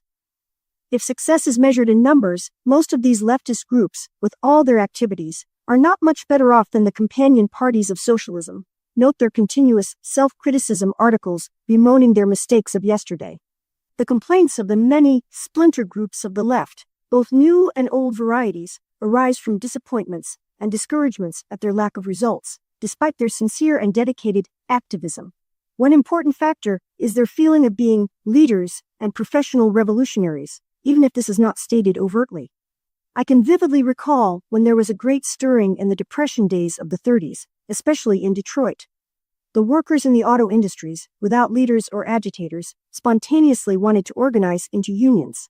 The ambitious careerists and the commies were taking credit for organizing the workers into unions through their efforts. Also, there were squabbles among these heroes for credit. It was as though they were taking credit for the rising of the sun. Marx's comment in the preface to the Critique of Political Economy, paraphrased, is pertinent. It is not ideas that make material conditions, but material conditions that give rise to ideas. Supplement this with Victor Hugo's famous quip, "Nothing is more powerful than an idea come of age. It is stronger than the strongest armies." While I'm at it, here's another cliché. He who only waits does not serve the cause of socialism. In conclusion, the world socialist movement is far from being sectarian or living in an ivory tower. It is a realistic, practical movement with a scientific analysis of what's to be done, which has stood the acid test of being corroborated by unfolding events. The one thing that counts. The latent strength of the SPGB and its companion parties is its democratic framework, free from administrative bureaucracy but governed by the majority of its membership. It is a pity that we no longer have the forum where this letter properly belongs. Dear Comrade Roland, here's my hand in comradeship and affection. June 11, 1974. These next three letters are correspondence between Fred Thompson of the IWW and Rab, regarding Rab's introduction to How the Gods Were Made. The text of the introduction can be found in Selected Writings, pp. 449-4555. Dear Comrade and Friend, Bert Rosen tells me you will be doing a biographical sketch of Karacher for a new edition of How the Gods Were Made. Glad to hear it. I happen to be reading something of the struggles within the Finnish Socialist Federation and the attacks after the 1907 Iron Range strike on the Finns for being godless. The Socialist Federation, of course, responded that religion is a private matter. It reminded me of the old discussion in socialist circles on that question. SPA taking the position that religion is a private matter and welcoming those of various faiths. I believe SPGB took the position that since religion is a social fact, it is not a private matter, but part of the enemy's arsenal. The Anarchy-Syndicalism, IWMA, otherwise known as the First International in its Statement of Principles, declares itself atheist. The IWW sings of pie in the sky, but has steadily taken the position that a union should not attempt to dictate a member's politics or religion, etc. I was wondering whether it might not be interesting, in case you have the documents handy, to put in a few sentences about this discussion on religion within the ranks of the radical movement, and the various views that have been held. A lad working with Friends Service Committee, can't think of his name, told me he is from Boston, and that you told him to give me your regards. Hope to get better acquainted with him. Yours, Fred. June 18, 1974. Dear fellow worker, Fred Thompson, copy to Bert Rosen. Copy to Bert Rosen. It is my intention to summarize the issue of religion as a private matter and its contrast with religion as a matter of social concern. Note, not primarily as a part of the enemy's arsenal, even though it is also that. The latent strength of socialism is its scientific analysis, which is in harmony with an understanding of the social forces at work in society. Its generalized conclusions are confirmed and corroborated by unfolding events. That is the acid test. This is great merit of Karacher's How the Gods Were Made. Regarding John Karacher, I intend to praise his contributions to socialist understanding. Also, I will be critical of his dictatorship of the proletariat confusions and his support of the Soviet Union. I agree with you that religion is not a union matter. It could not be otherwise, given that unions are primarily involved in the economic phase of the class struggle. Enclosed, you will find examples of what a socialist can do in a union, i.e., emphasizing sound unionism and presenting the case for socialism. Incidentally, I've been active in the union on committees and Jimmy Higgins tasks. But I've always declined nominations for administrative offices because to hold a union office would put me under obligation to carry out the instructions of the union membership, supporting COPE, urging buying of bonds, etc. To me, democracy in a union is paramount. To my surprise, I was given a special party by my union local at my retirement at age 80, independent of the regular retirement rituals. I forgot to mention that in the introduction, I'm thinking of mentioning our personal relationships. Despite any differences of opinions that developed after the Russian Revolution, we remained fast friends. In fact, when visiting Boston to speak for the Proletarian Party, he stayed with me at my home. As ever, yours for a sane world here and now. P.S. I'm still as optimistic as when we had our conversation in Chicago many years ago. We even thought of collaborating on Signs of the Times, indicating the trend to socialist convictions. June 24, 74. Dear Rab. Thanks for a chance to read the interesting clippings that I am returning. Glad to see you use your union prestige to get folks thinking about socialism. I expect our difference there is that I see socialism, or the ending of exploitation, as the full flowering of unionism, or the struggle to abate exploitation, while you tend to see them as efforts on rather separate planes. For integrating them theoretically, I have the backing of such statements as Engels' socialism is the expression in thought of the class struggle in fact. More practically, I mean by that in practice, I'd like to see union papers explaining that prices the world over, except in controlled economy, where subsidy has been used to avoid the price rise, have risen chiefly because too many of our class have been assigned by our masters to different work than the work we should be doing, so that our pay and the profits made on our labor from such work gets offered for a more limited supply of the needs of life.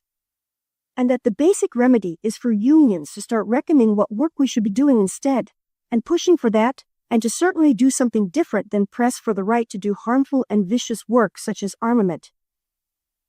Yes, I could probably have taken for granted without writing you, that in an introduction to How the Gods Were Made, you would mention the different views that have been expressed within the socialist movement regarding religion and the relation of the socialist movement to it. That is good. When we first reprinted the Pullman strike, I was disappointed that we had not added at least a page or so to give the main facts of the strike and to suggest what books say what about it. Since then, in our reprints, we have tried to be helpful to a wide range of readers by adding informative rather than polemic introductions. And this has helped the working stiff reader who digs history on his own account and has got a much wider classroom use for the various books. The Right to be Lazy coming out now has a life of Lafargue, very brief, but hard to come by otherwise, and some explanation of the circumstances under which he wrote it, and notes on the folks he talked about. I think it will be a better educational tool that way. With so few people knowing anything about Karacher, an account of him will not only make the book something plainly written by a real person, but also tie its debunking use to constructive social effort. How about a listing of 5 or 6 books one could recommend in the same field? Bert tells me he has so few copies, he would like to turn it over to printer. The introduction need not be long. In fact, it shouldn't be, primarily to tell who Karacher was, what sort of a fellow, his prime interests or concerns. He did that well for Engels, and I hope you can do it as warmly, but more briefly for John Karacher. Certainly no harm in mentioning that you could be friends and argue in a friendly way about the difference in evaluating the Russian Revolution, etc., but of course not going into the pros and cons of the arguments. I expect you, he and I all see the movement as bigger than its sundry organizations and parties, and consequently the need for the solidarity of a varied left, a differentiated left, capable of intelligent discussion of its differences. Some of my young friends today, I regret, do not seem to see this need. Best wishes, Fred Thompson. July 30, 1974. Comrade Stefan is currently a member of the WSP US. Originally from England, he is now a New Englander who contributes regularly both to the Socialist Standard and to WSP US literature. Dear Comrade Stefan, I remember you well, both in Boston and London. This letter will be brief. I'd like to make it longer, but pressure of work will prevent. I'll confine my comments to your 4 points and ignore the rest. All point 1. Yes, socialism does mean the conscious democratic self-activity of people in control of the means of life. Socialism is a social system. This is not an ism, No contradiction exists between in socialism people live in such a way, and socialism is living in such a way, your emphasis. That is mental gymnastics. The seed of socialism is laid in the womb of capitalism. It is a process transforming capitalist thinking into socialist thinking by human beings. Point 2. Just where does the SPGB say or imply that SPGB socialism, therefore, is a change in formal property rights achieved by legal enactments? The distinguishing characteristic of the socialist revolution is that it will be, for the first time in history, a majority revolution in the interest of the majority, which has become historically necessary. It will use the state machinery to transfer the means of living from the parasites to society as a whole. This is not an abstraction. Point 3. This comes from substituting human activities for socialist activities. I'm encouraged very much by the human activities we are seeing. They are signs of the times. Material conditions are giving rise to socialist ideas. My personal opinion is that socialists should work side by side for such objectives as civil liberties. By no stretch of the imagination do we fight for them as reforms, but as socialist weapons in the struggle for emancipation. But we should refrain from becoming part and parcel of such groups. The lessons of experience have demonstrated this conclusively. The ecology protesters, the communal practices, the neighborhood groups, the sincere dedicated humanists with their social concerns are good prospects for socialism, but they lack socialist class consciousness, and when the chips are down, they are steeped in non-socialist concepts. That is where we enter the picture, spreading socialist understanding. As for militant unionists, workers' councils and the like, many are on the right side for the wrong reasons. No one has been more active than myself in union activities. See Comrade Rowland for examples of the socialist work I've done in that field. Also articles in the WS. Let me define what I consider a socialist. It is not how scholarly he may be in Marxism and the sciences. He may never have read a word of Marx or socialist literature. He simply needs to realize that 1. Capitalism can no longer be administered or reformed in the interest of the working class or of society. 2. Capitalism is incapable of eliminating poverty, wars, crises, etc. 3. Socialism can solve the social problems confronting society today, since the material conditions are ripe for socialism, save the lack of a socialist majority. The letter ends here. It is very unusual for Rab not to end with some kind of closing, yours for a world fit for human beings. Here's my hand, etc., followed by his signature.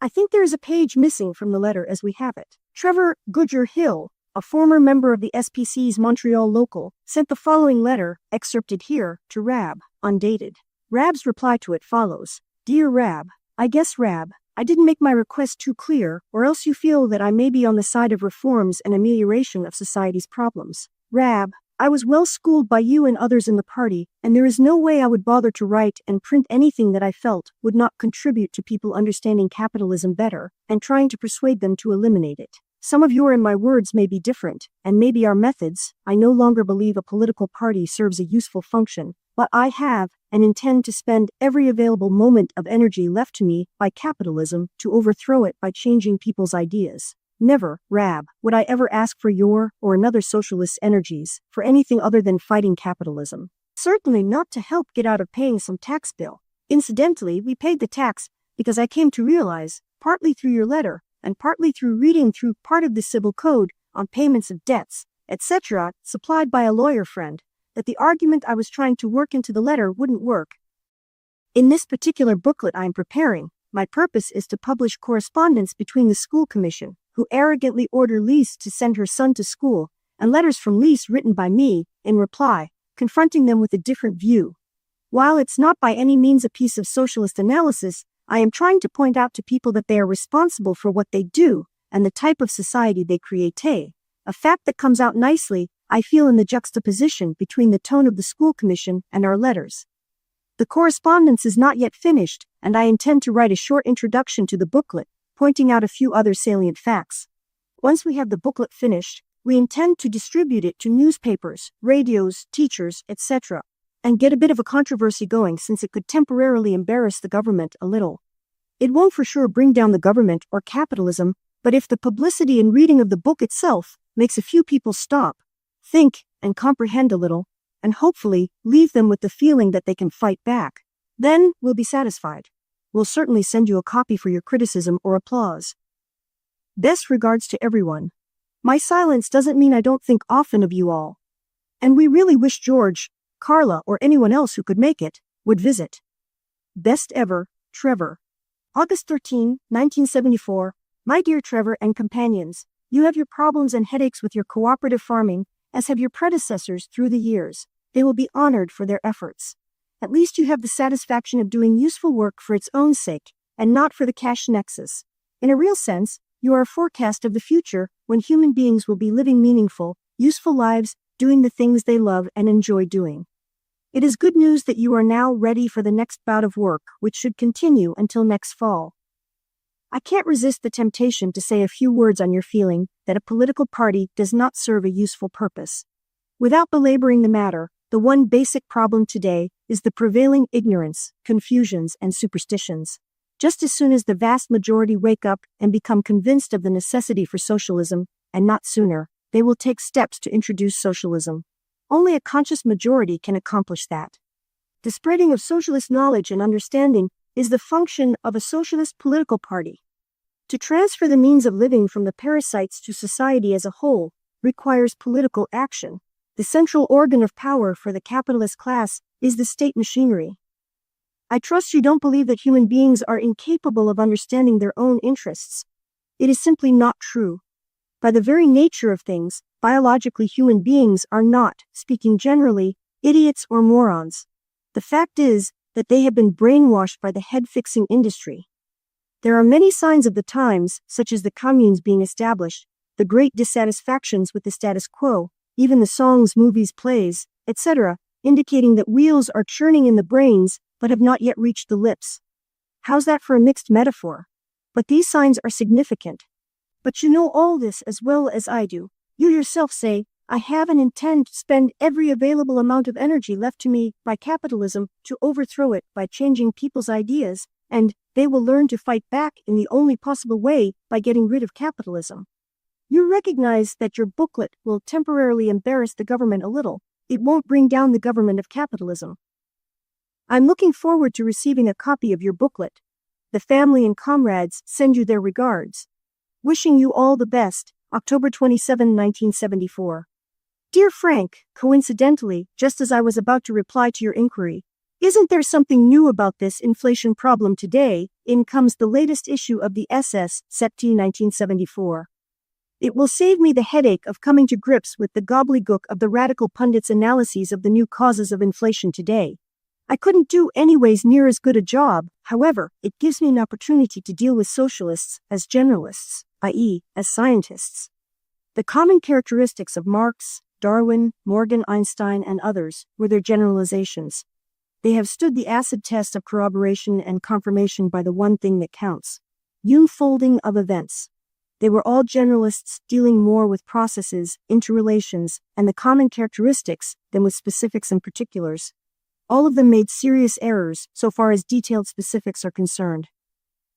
I can't think of a better example than the cause of capitalist wars. No two wars have identical factors giving rise to them. All the literature on wars emphasize a multiplicity of causes for capitalist wars. Yet when the chips are down, all capitalist wars are the consequence of the market economy with its commodity relations, and can't be understood by ignoring it. I was disturbed by dissent's constant concern for the correct policy by the USA in its foreign affairs, as I wrote you at one time. Above all, socialism is the science of generalizations. See enclosed chart I drew up in the mid-1930s to illustrate the point. Don't misunderstand me. Of course, we should deal with current events, that is important and essential. But we view them through scientific eyes, i.e., revolutionary eyes, rather than subjective eyes with a view to practical, realistic strategy and tactics. The theorists are the realists, and the realists are actually impractical theorists. As ever, yours for the one meaningful task today, socialist work. November 14, 1974. This is a letter Frank Marquardt sent Rab after reading the introduction to How the Gods Were Made. Dear Rab, congratulations. I think your introduction is very good. It brings back memories.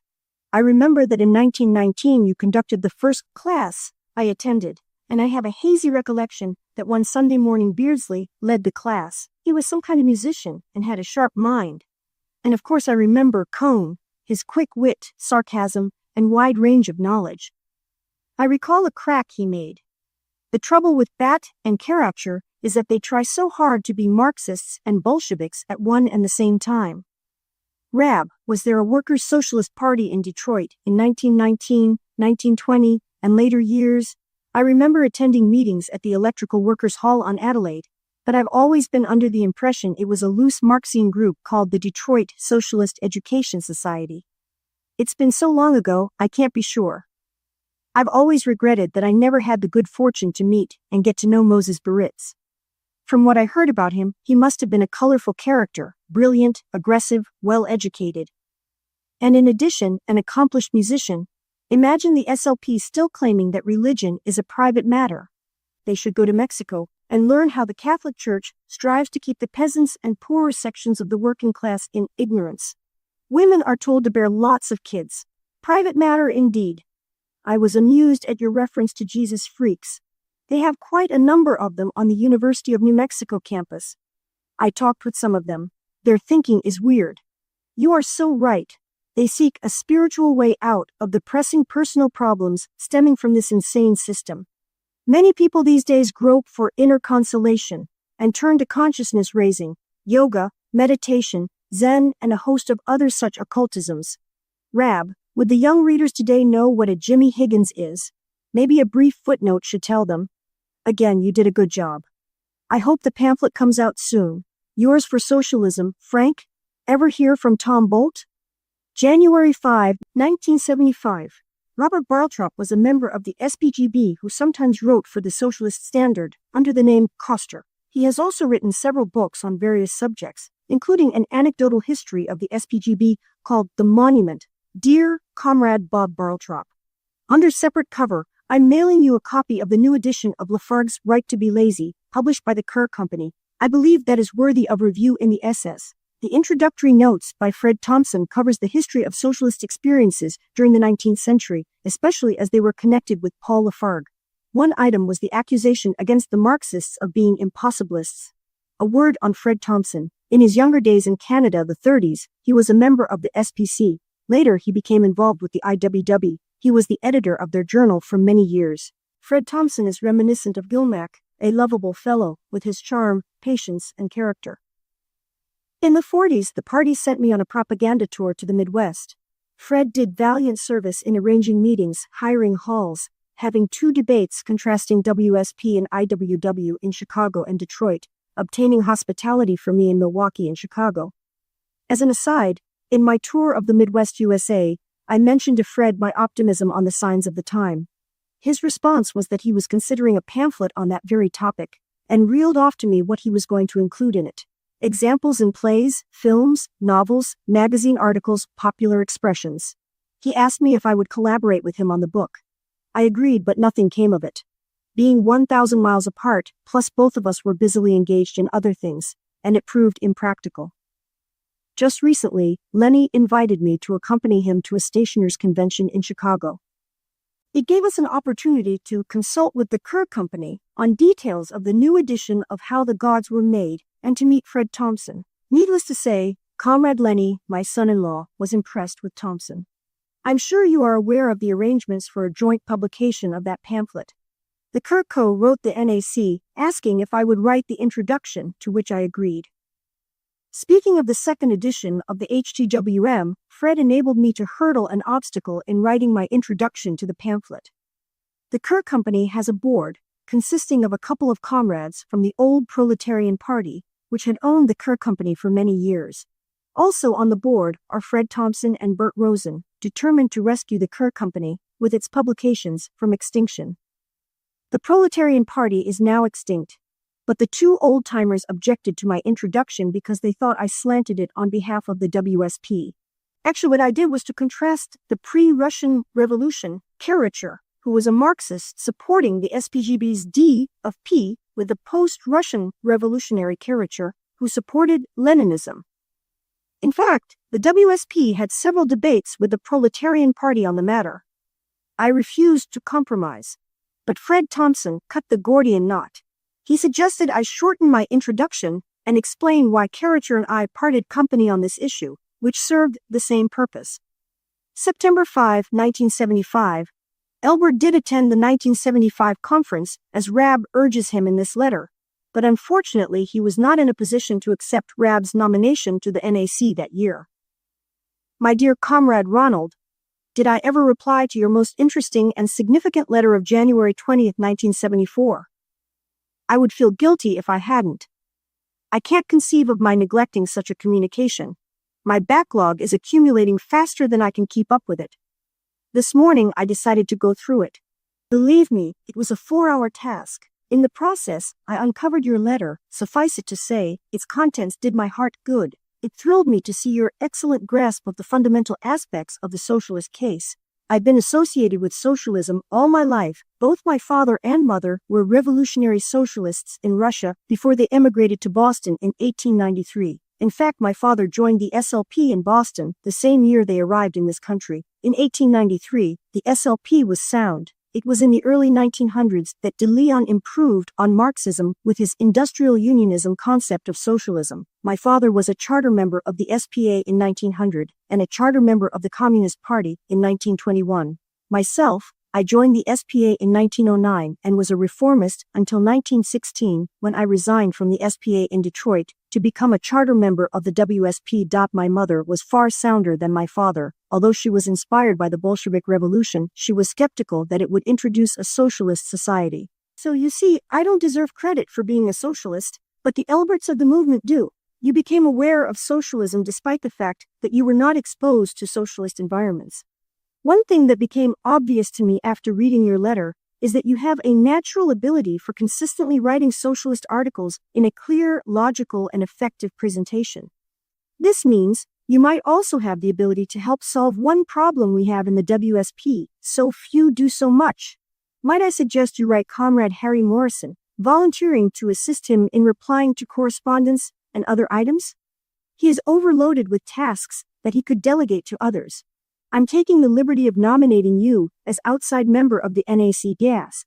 The NAC made up of 7 members, 5 from local Boston and 2 from outside Boston, who are consulted on specific questions which would require serious consideration. Nominations for national officers are made at the annual conference and then submitted to a vote of the membership. It would be wonderful if circumstances permitted you to attend the conference in Boston October 11 to 12 to 13. We will have theoretical discussions, radio programs, videotapes of our TV programs, serious party agenda, social events, and camaraderie, plus hospitality. You will meet comrades from out of town. Here's my hand in comradeship, December 1975. The letter from Rab, dated Dec. 8, is in response to this undated letter from the 2 top officials of his union, the International Typographical Union. Dear pensioner member, the Boston Typographical Union at its regular meeting, held on Nov 23, 1975, unanimously voted for a motion made by Brother Chris Pauley, chairman of National Press Chapel, authorizing this local to send a letter to all pensioners requesting information as to the extent the reduction in fraternal benefits has affected them in order that this local can better assess their plight. The return letters to go to a committee of pensioners appointed to make recommendations and offer information and assistance in securing aid. This union is now in the process of appointing the committee and formulating the program. As soon as this is completed, the officers will notify you. Please express your opinion on the above stated action so that we may prepare an evaluation of the effect that the reduced pension benefit has upon you. Henry Vitale, John McManus. President, Secretary Treasurer. December 8, 1975. Boston Typographical Union. Dear brothers, some years ago, a close friend of mine who was a professor in the economics department of Northeastern University and an advisor on income tax problems on the radio for the CPA organization asked me about the ITU pension plans. After reviewing them, he suggested I make an appointment for him with Stan White, at that time president of the Boston local, to discuss the weakness of our pension plans, especially in light of the pension plans prevailing in other unions. Stan said at that time that his hands were tied and that it was a matter for the Executive Council. In a way, I blame myself for not making an issue of the matter then. In reply to the question how I'm personally affected by the reduction in pension benefits, I'm fortunate in that I receive the maximum Social Security benefits on account of my age, 82, and my length of service. But I'd get that anyhow. A real and serious dilemma confronts many pensioners. Should they give priority to their own serious plight, or to the union and its active members who are adversely affected by the shrinking membership and decreasing available funds? Only the individual pensioners involved can answer this. I've had several letters in the Typographical Journal dealing with what constitutes sound unionism and with socialism.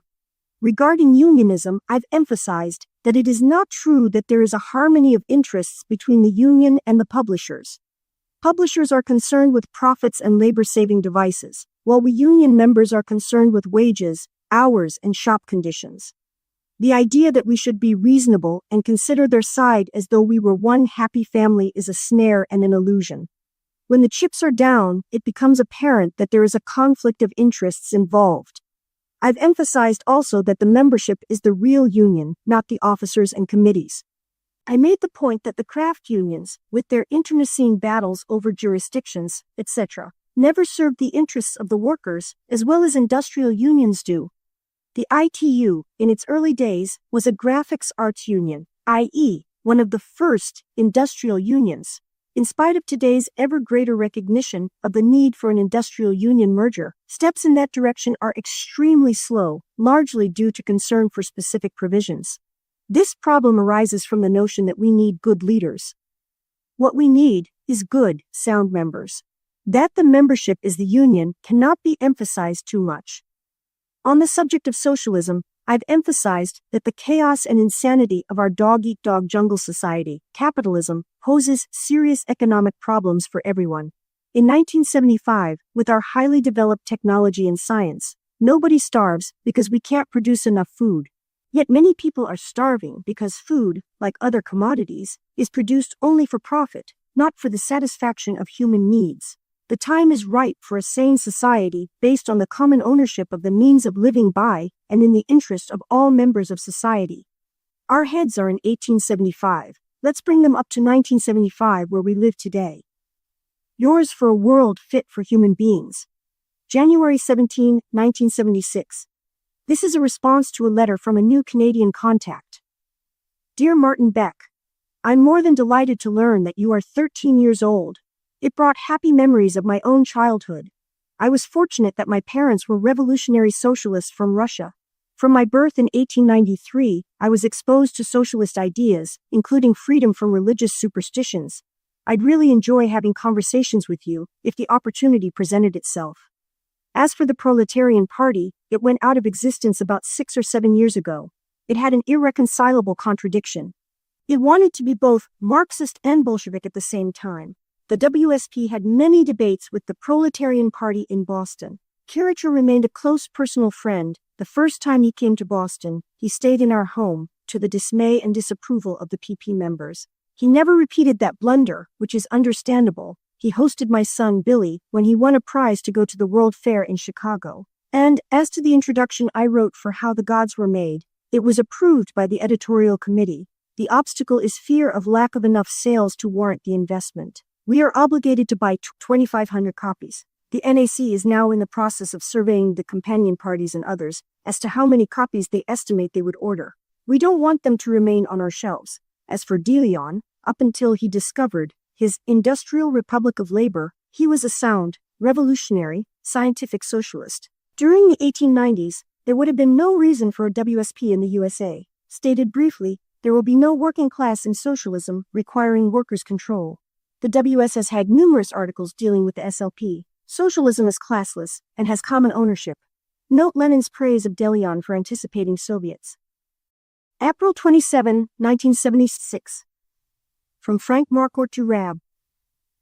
Dear Rab, the spring number of the WS is very good.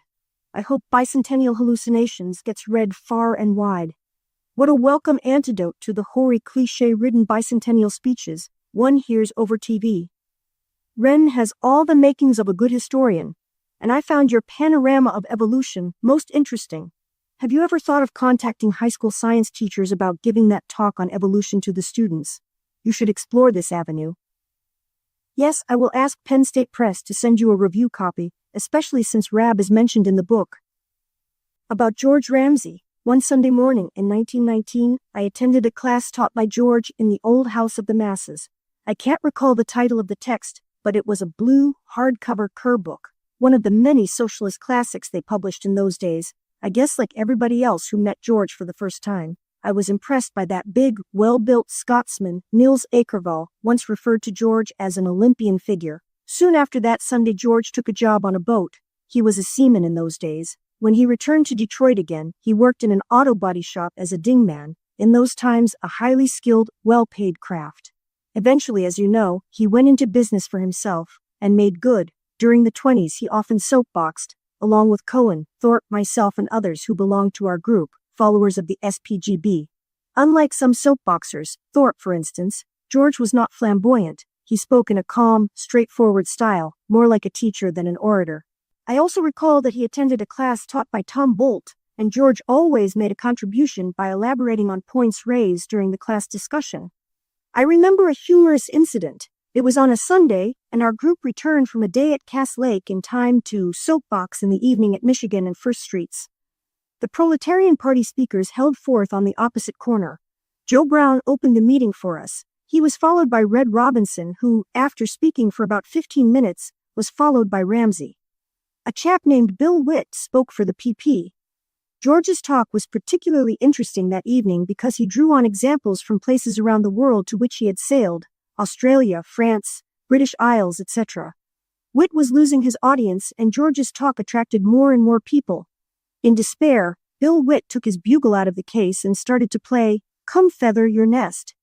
George told the crowd that the song was the PP's revolutionary anthem. But Witt blasted away so long and so loud that we had to discontinue our meeting and return to the club, as we called our headquarters. By the way, Red Robinson and George were very close friends, and if you have not already done so, you should write to him for background info about George. I assume he is still in New York. George rose out of the proletariat to become a fairly prosperous businessman, but he always remained loyal to the SPGB. He was not an intellectual type, say, like Cohen, but he was solid, quite well-informed, a down-to-earth, level-headed person. What a pity Davenport is no longer around. Both were Scotsmen, both socialists. Later Dave lost all faith in socialist activity, both married to sisters. In fact, the two families lived in the same house for some time during the 1920s. Yes, Dave could really fill you in about George. George Ramsay belonged to a breed that has all but vanished. Few are still around and won't be around much longer. Jack London immortalized the breed in Martin Eden. Self-educated sons of the working class, grounded in socialist classics, able to present the case for socialism in an intelligent manner. Please send me a copy of what you write about him. Yes, by all means, yours for a sane world. Frank, May 24, 1976. Dear Frank, Marquardt, due to the pressure of priority duties, I put aside replying to your letter of April 27th. This turned out to be a lucky break. In the interim, I received 2 letters that will be of interest to you. My first impulse was to quote from them, but I decided to photocopy them for you. I'm grateful to you on 2 counts. 1, furnishing me useful information on Ramsay. It stirred many memories. Comrade Robinson passed away in NY City about a year ago. He was a member of the WSP and had visited one of the party annual conferences in Boston. Joe Brown and I were close pals. I recall his first arrival in Detroit and his enthusiasm for Scott Nearing, who was instrumental in introducing him to socialist ideas in Toledo. Also, Davenport and Glickman. Davenport and Marie lived in Boston while he was working for a radiator company. Later, on a trip to Florida, I visited them in DeLand. They were neighbors.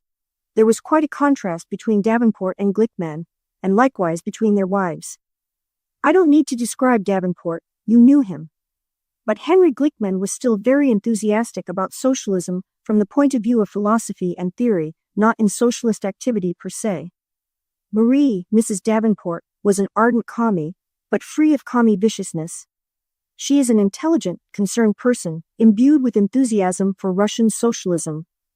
She subscribed to many left-wing magazines, and you could have a discussion with her. On the other hand, Mrs. Glickman was antagonistic to Glickman becoming involved or even discussing socialism. He, however, got a thrill out of joining the conversation and scoring points. 2. Arranging with your publisher to forward us a copy of your memoirs with the object of reviewing it in the WS. Judging from Fred Thompson's letter, you made no reference to the existence of the WSP in the old days. You surely were aware of the tea drinkers and their HQ. You surely were aware that Comrade Tom Bolt, to our surprise, joined the WSP when he became convinced on his own of the validity of its position on Russia, and he was Karacher's closest friend. It was a tribute to his integrity that he put principles first. Then you had read my introduction to the Karacher pamphlet on how the WSP and the proletarian group parted company over the Russian issue, and how we both of us had collaborated prior to the Russian Revolution, realizing the situation that existed, Karacher's influence in the Michigan SPA. Both Cohn and I wrote articles for the Proletarian, who endorsed the SPGB and its Declaration of Principles.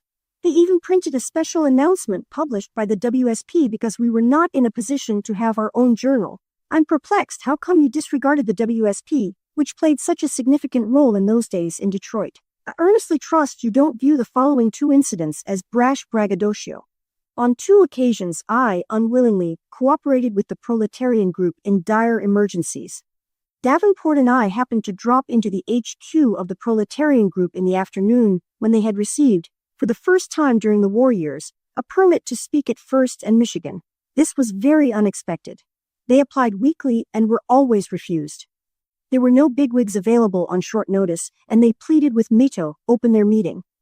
I explained to them that I would not endorse their attitudes. Then they put me on the spot. How can you not take advantage of an opportunity like this to assert the basic necessity of street meetings to spread socialist understanding? 1. In spite of Davenport's insistence on not speaking, I knew I'd feel like a heel if I refused. This, in spite of an unusual circumstance which I had explained to them. Arising out of a suggestion I had put in a box provided for such purposes, I was called into the main office, at work, and was told that I was appointed to head the project at a fabulous raise in pay, on condition that I did not speak on the streets. You remember the service department in the Ford plants. I actually had conducted a small class during the lunch period in the plant. It was a very successful meeting. But when I went to work the next morning, I got fired and was told, "You can't be trusted." The other occasion was just after the Russian Revolution. The Proletarian group had arranged a mass meeting in the House of Masses. The hall was crowded. Karacher, Renner, and Bat were held up in a meeting out of town. It was getting late, and the audience was getting restive. The chairman came to my seat and pleaded with me to fill in the breach. I told him I was opposed to the very object of the meeting. I asked him to remember I would not defend their stand. He agreed. I did speak on the necessity of political power in the hands of the working class, as a class, a la paragraph 6 of the Declaration of Principles. I must have been effective because of the thunderous applause. You might drop a line to Fred Thompson for a copy of his review of your memoirs when it appears in the Industrial Worker. Incidentally, would you like to receive the NAC minutes? If so, why not drop a line to the National Secretary of the WSP, Lynn Fenton, at HQ? None of the companion parties have secret meetings or are engaged in conspiracies. Our files are open to anyone desiring to see them. We have been on no subversive list to my knowledge. However, the CIA have ample references to me and many of our comrades as revealed by member inquiries. And strange to say, their information was accurate. We plead guilty to advocating a socialist revolution. June 2, 1976. My dear Frank, out of the blue sky it occurred to me that I intended to attach a PS to my last letter in which I was quite critical of you. It completely escaped my mind when I mailed the letter to you. I wanted to tell you that if I was doing you an injustice because your book may have been written prior to your seeing my draft of the introduction to Karacher's pamphlet, memory plays tricks on all of us, and it was par for the course to overlook relevant items. Now I've salved my conscience. As ever, comradely and affectionately, Rab, July 23, 1976. This letter is addressed to Ray Richmond, who had been a member of the Vagabond Club. Dear Ray, like you, I've got a backlog of unfinished items. Much as I would love to, I fear that I might get tangled up in semantic problems trying to clarify my terms. The heart and core of my letter was, What earthly reason is there for workers to take pride in their work and be disciplined? If you succeeded in installing this pride and discipline in the workers, I fear they would be fired for holding up production. You know damn well that the capitalists, as a class, are not concerned about quality except in their ads, and that the things that count are profits and increased sales. Remember, you are speaking of workers in today's factories. And as for the workers not being ready for socialism, all you are saying is that the world socialist movement is small, and you are correct. You do not say that the world socialist movement is wrong in its principles, but that we are not practical realists. You can total up all the so-called socialist communist parties, and you will find that these practical realists, being almost as small in numbers as we are, aim their tremendous activity towards reforms and practical measures. When elected, they support capitalism. In their concern for successful results, they always lose sight of socialist objectives, except for lip service given on special occasions. The WSP and the rest of the world socialist movement say that no longer can capitalism function in the interest of the working class, or of society as a whole. The practical, realistic socialists are dogmatic and sectarian, out of harmony with the urgent needs of our time, while WSPers are the revolutionary, scientific, and practical realists when it comes to solving social problems today. Affectionately yours, Rab, P.S. I should add that the socialist revolution must differ from all previous basic changes in social relations in one important way. It will be the first time in history that revolutionary change will be in the interest of the vast majority, instead of being a transfer of power from one ruling class to another ruling class. Today, this basic change in social relations has become necessary. Socialism cannot be imposed on the majority against their wishes. Socialism is inevitable, barring astronomical disasters, self-destruction by atomic warfare, etc. In the long run, it is not ideas that give rise to material conditions, but material conditions that give rise to ideas. It is the greatest contribution of Marxism to recognize this, and that is also the latent strength of socialist movement. That is what you heard from me 45 years ago. August 2, 1976. This was a long chatty letter which I have excerpted here, KDR. My dear Comrade C. Skelton, one of the great indictments of capitalism is what it does to human beings, including both victims and beneficiaries. The system affects capitalists as well as workers. You will find bastards and angels in both classes. We don't hate the capitalists as individuals, but we hate the damn system and the primarily socio-economic relationship of its two classes. Individuals are products of both the material conditions that surround them and of inherited biological factors. No baby was ever born with any ideas. These are all acquired after birth. But all babies are born human beings, and part of their inheritance is a social, gregarious instinct. Despite the feminist movement, capitalism has been largely a man's world, and still is. But technological strides are diminishing the sex factor to a large degree. Incidentally, a socialist woman for whom I have a high regard, my mother, once said, many years ago, in 1908, a wife is a slave of a slave. She had a point at that time. You will be receiving a copy of Asimov's book in the mail soon. I'm mailing it with my compliments for a dedicated socialist. As for the minutes, you will continue to receive them. It so happens that it is my job to mail them. I've yet to collect for the postage, so it costs the party nothing. The total cost is only a little more than $10. Again, I admire you for your thoughtfulness and consideration of party funds. It happens that I'm party treasurer, so no one is aware that postage for minutes is not included in my disbursements. We do not subdivide postage expenditures into categories. A word on Comrade Bob Nugent. He and I are bosom pals, although we live far apart. I visited him in Madison, NY, and he just recently wrote to me to take a vacation and visit him again. He is a scholar in the best meaning of that word. There are phonies galore claiming to be scholars merely because they have degrees stating so. Bob never went to college.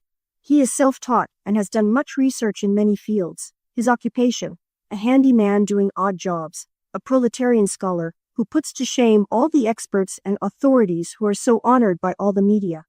Above all, he is a wonderful human being. There are some socialists of whom I could not express that same sentiment.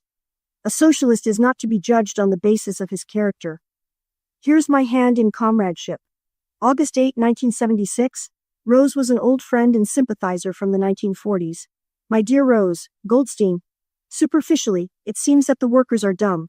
On the other hand, it cannot be denied that they are never exposed to socialist ideas, certainly not by the so-called socialists, radicals, liberals, commies, etc. These sincere, dedicated rebels are primarily concerned with in-the-meantime problems. Their focus is on winning elections to accomplish reforms, and if they win at the ballot box, they are too involved in administering capitalism or too busy fighting actively for feudal reforms destined for failure. As far as the conditions of the working class is concerned, to think of socialism, except on special occasions, they all scorn us as being dogmatic sectarians. The question is, who are the dogmatic sectarians, and who are the practical realists? Ironically, these so-called activists don't realize that it is later than they think. It cannot be overemphasized that capitalism can no longer be reformed or administered in the interest of the working class, or of society as a whole. Conditions are already overripe for socialism. I'm very optimistic about some significant signs of the times which can be seen in current novels, plays, and movies. These show that a ferment of socialist ideas is going on. The wheels are churning in people's minds, even though the ideas have not reached their lips. The latent strength of socialism is that the lessons of experience corroborate the validity of the case for socialism and repudiate the illusion that reformist activity actually does anything for the workers. What we need today is not activist leaders, blind leaders of the blind, as Arthur Morris Lewis put it, but understanding and fervor for introducing socialism here and now, yours for a world fit for human beings. August 26, 1976. This letter is addressed to Fred Thompson. It should be noted that there is a small error in it, which was pointed out to me by Peter E. Newell in a personal communication dated May 23, 2008. Rab quotes Oakley Johnson as writing that Charles M. O'Brien was elected on the Socialist Party of Canada ticket as a member of the Alberta Parliament in 1909 for the Crow's Nest Pass coal mining constituency. He was actually elected at a by-election on March 22, 1909 for the Rocky Mountain constituency. O'Brien was elected with 555 votes, 37.83% of the total votes cast. Dear friend, a friend made a copy for me of an article on the origin of the Proletarian Party by Oakley Johnson in the communist magazine Political Affairs for December 1974. If you can get hold of that issue in some library near Chicago, I think you will find the article of interest, and I judge fairly well in accordance with the facts, if viewed from the CP perspective. It says of the Michigan Socialists, the top man was John Karacher, born in Dundee, Scotland, January 16, 1880, one of 7 children, and educated in the public schools there. His father owned 5 retail shoe stores in Dundee, and the making of shoes was thus the background of the son's life. Karacher came to this country in 1909, joined the Socialist Party in 1910, and began to study Marxism. He set up his own shoe store in Detroit and proceeded to hold evening classes in the back of his store. Out of these small study classes grew the Proletarian University, an ambitious dream, realized only briefly. Taking an active part in party politics, Karacher soon displaced statewide socialist leaders. Is this accurate information to include in that life of Karacher if we ever get it off the ground? The article speaks of Dennis Batt, Charles M. O'Brien, who in 1909 had been elected on the Socialist Party ticket as a member of the Alberta Parliament for the Crow's Nest Pass coal mining constituency. Most of the article is an account of how Karacher had been much influenced by the SPGB, but not sharing their appraisal of the 1917 revolution, how his intention to launch a communist party, avoiding reformism without first trying to capture SP, resulted in the other fission between CP and CLP, Communist Party and Communist Labor Party. Expect you will find it interesting. I'd like your reaction to it, your estimation of its inaccuracies. It is more detailed than Draper's account. I enclose a notice of a book the IWW is publishing this fall, though I fear it will be closer to Octitral 15 than to Septitral 15 when we have any on hand. Got a pamphlet, A World to Win, from a SF group of libertarian socialists who surprised me how they sound like WSP. They give only a P.O. Box 187, San Francisco, CA 9451, no name, but you could address it to Harry C. Tonin, a fellow ITUer. Note to me below is stapled to a carbon copy of the above letter to Thompson. Dear Karla, I regret I failed to make a copy of my reply. And I'm too lazy, too busy to copy it. I dealt with a half-dozen groups that sound just like the WSP. I mentioned that I was encouraged by them, but that if any group appeared on the scene that agreed with us, we would make overtures to consolidate. We are not in competition with anyone to emancipate the working class. Only a convinced majority of class-conscious revolutionary socialist workers can capture the state machinery to introduce a socialist society. Where we part company with these groups is in our recognition that capitalism cannot be reformed or administered in the interest of the working class or of society as a whole. I dealt in detail with Bat, Charlie O'Brien, and with Karacher along the lines of my first foreword to How the Gods Were Made. As for Charlie O'Brien, I dealt with his experiences in Canada, 1905-1918. He was a powerful socialist orator and got elected to the Alberta Parliament. We had an article in the WS about 35 years ago dealing with the agitation for socialism in Western Canada up to the Yukon. I told him if he wanted a copy of it, I would get it for him. I also told him of my reactions to Marquardt's book on the United Auto Workers Union, with classes and lectures in its earliest years. I gave a talk at one of his classes. He did effective work as far as he could go. He had problems, and some Detroit associates were unhappy about his compromises. I don't think he could avoid them. I'm unhappy because there was not one word in it about his socialist convictions. He was silent about his membership in the WSP and his debate with Scott Nearing in Boston. This will suffice for my letter. Oh, I forgot to mention Oakley Johnson. I wrote Thompson about his correspondence with me about 6 to 7 years ago on the history of the WSP. He is a writer on left history. Also, I regret not making copies of letters to Brian Cottingham and Ronald Elbert, two recent recruits to the WSP. They are serious about their socialism and are doing a lot of reading. Brian goes a little further. He spreads the word among his friends. Elbert has had about 8 articles in the WS during the last 6 issues. November 3, 1976. Day after Election Day. The day that Harrington urged his fellow socialists to vote for the lesser of two evils, Jimmy Carter. Is history going to make him look fuzzy? My dear Frank, several times I've started to write you your book, An Auto Worker Remembers. Unfortunately, every time I started, I had to drop it for a priority item. But this time, I'm determined to stick to my guns. You deserve no less. George Gloss says he will be pleased to display your book. George has just been released from the hospital. He had a heart attack and must take it easy. His son, Kenneth, is managing the store. I'm disappointed that in your book you hardly mentioned your role as a socialist. That is integral to your union activities, is it not? In my humble opinion, your socialist concern was exemplified in your debate with Scott Nearing, a highlight in your career, and also in the article you had in the WS, April 1947, based on your local 212 Voice of Labor. Please, don't take offense. I'm not critical of what you said in your book, but I regret what you didn't say. I fear you are hesitant to associate yourself with socialism. On top of that, I was very surprised that in speaking of Davenport and Cantor, you made no mention of either man's association with socialism. You must remember that Bill Davenport was the first secretary of the WSP in 1916. In that capacity, he wrote the manifesto on why we organized into a socialist party. You yourself wrote of Davenport's connection with the Jack London letter that appeared both in the ES and WS. The truth is, the first act of the WSP was to circulate the manifesto Davenport had written to all interested parties, including Jack London and the Socialist Party of America.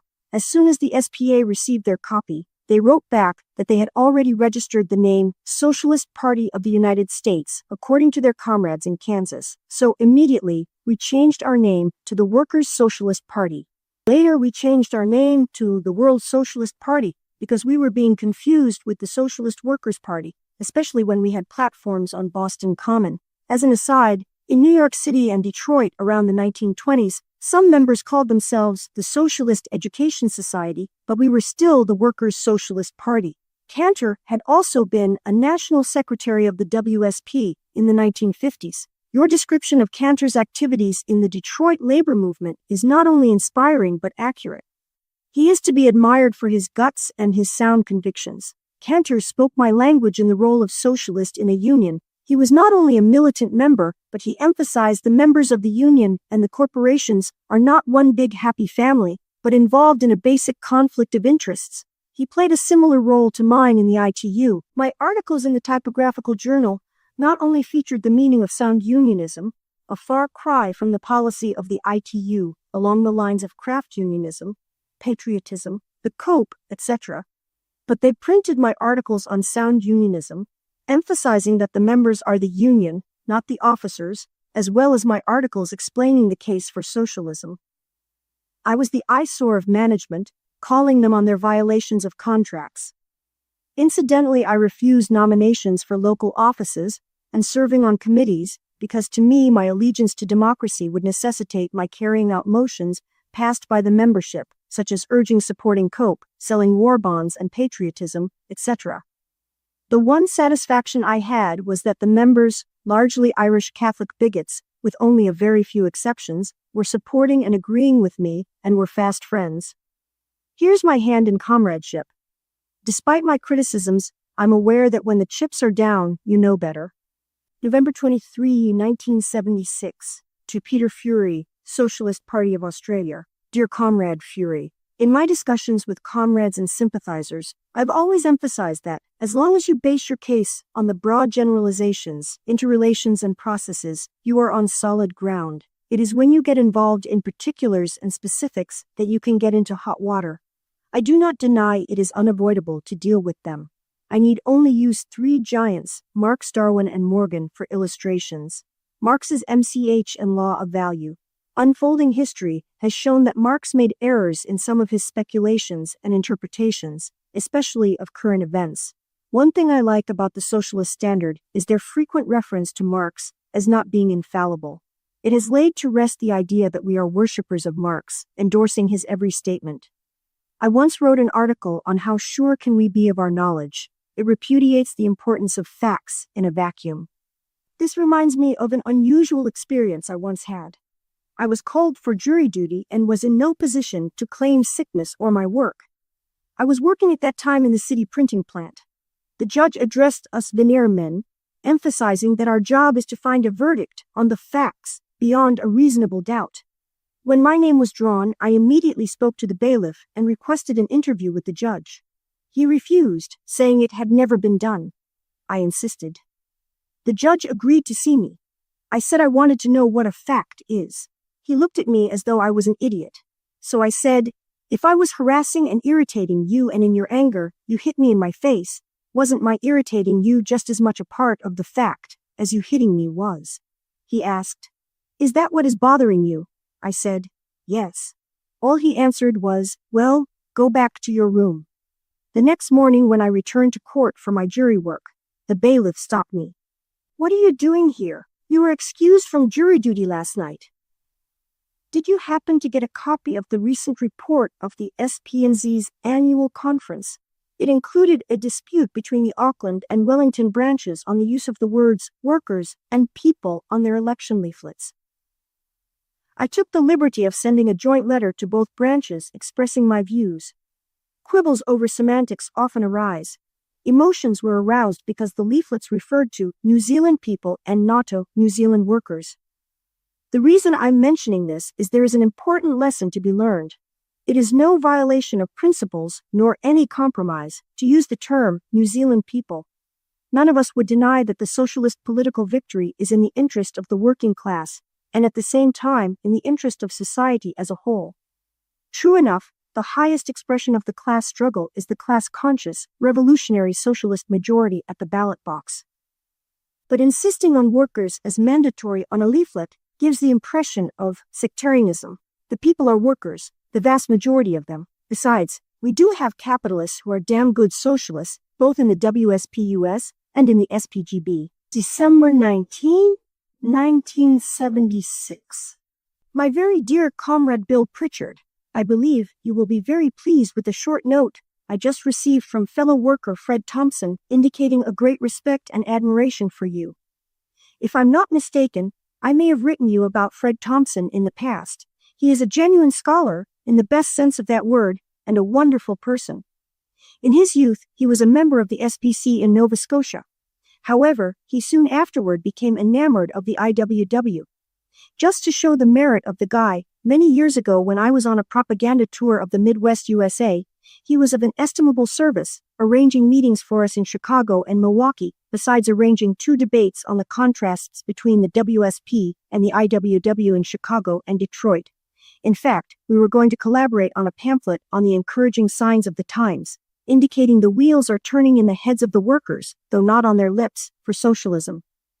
Many comrades in the WSP ridicule that concept on the basis of statistics, what they call evidence, really seeing only the trees but not the forest.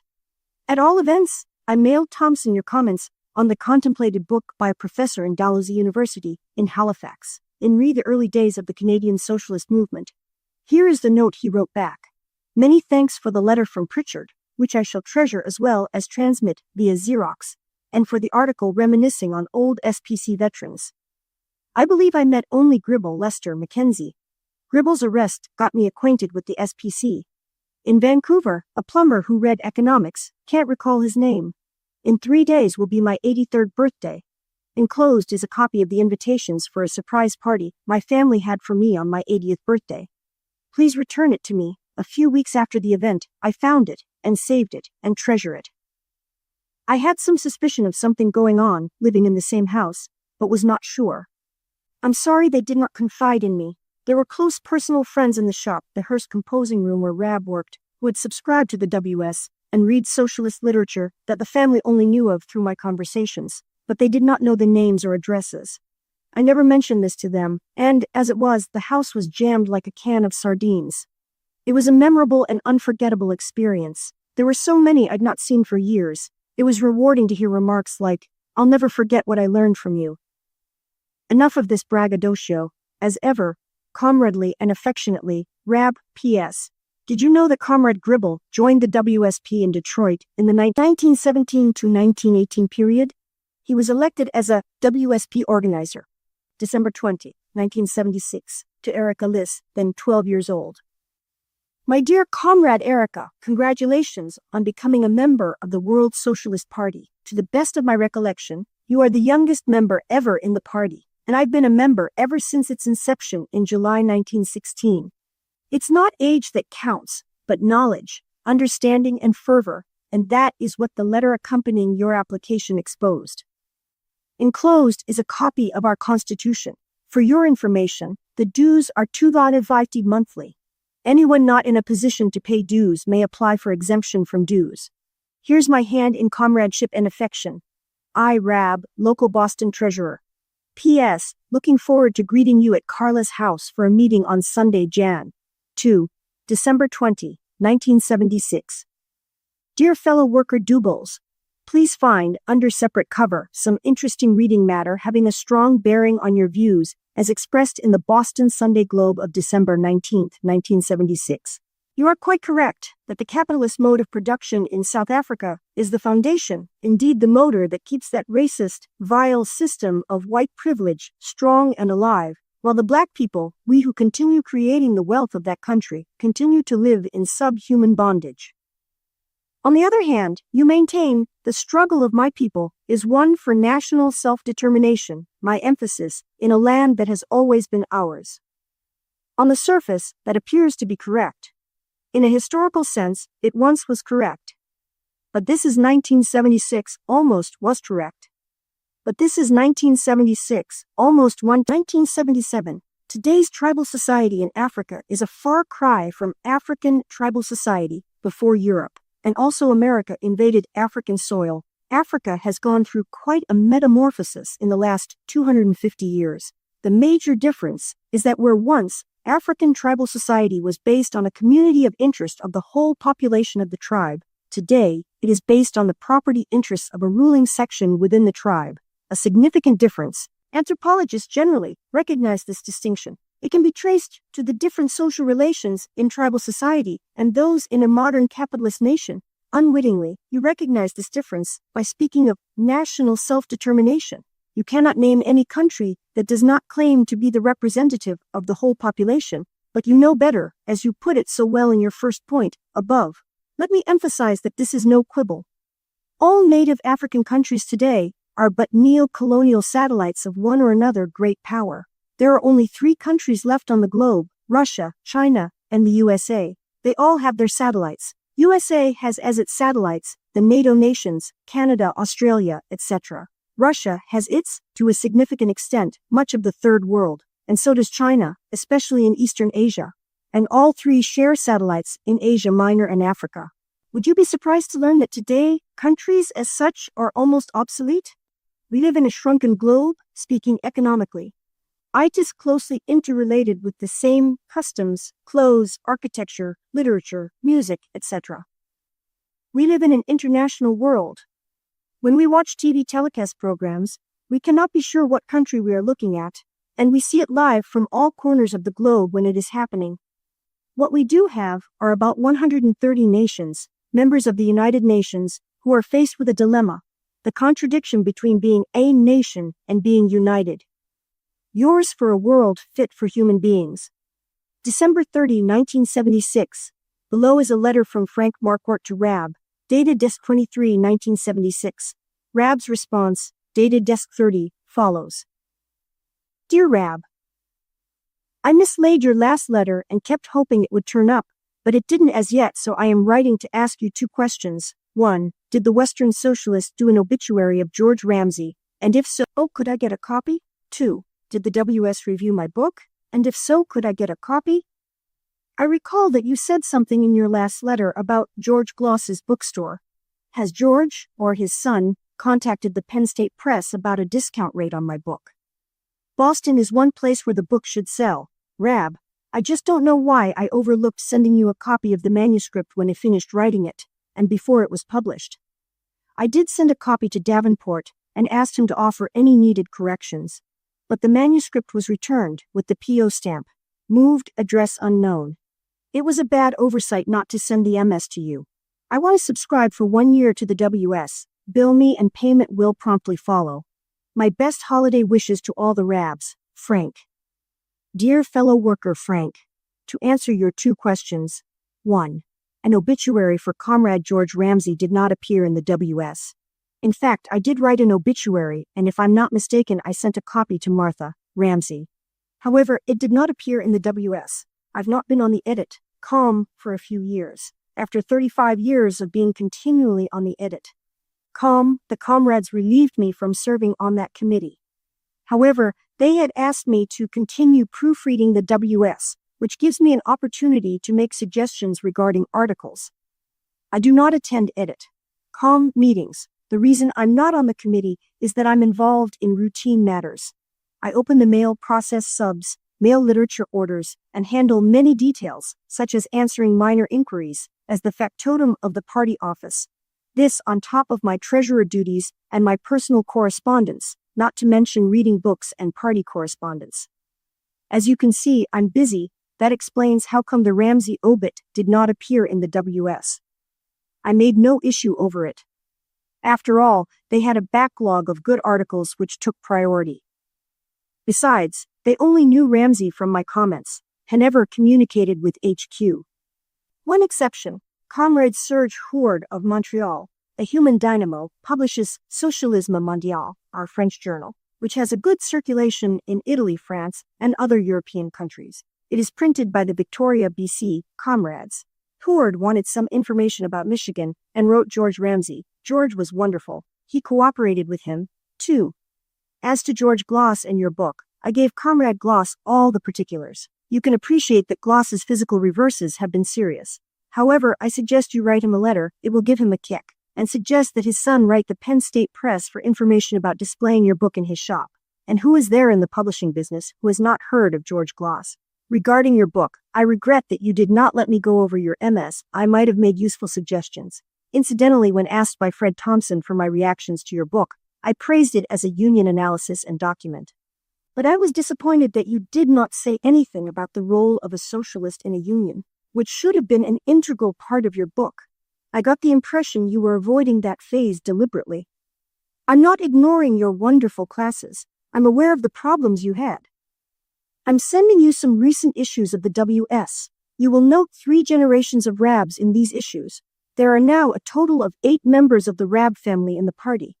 In WS number 5, 1975, my son-in-law has an article, The Sanity of Socialism. In spring 1976, he also had articles Ideology I and II, and the Patriarch Great-Grandfather has one, Asimov on the Future in fall 1976. My granddaughter has one called Feminism is Big Business, and in winter 1976, my grandson-in-law has a top-notch article, The New Messiah, dealing with Jimmy Carter.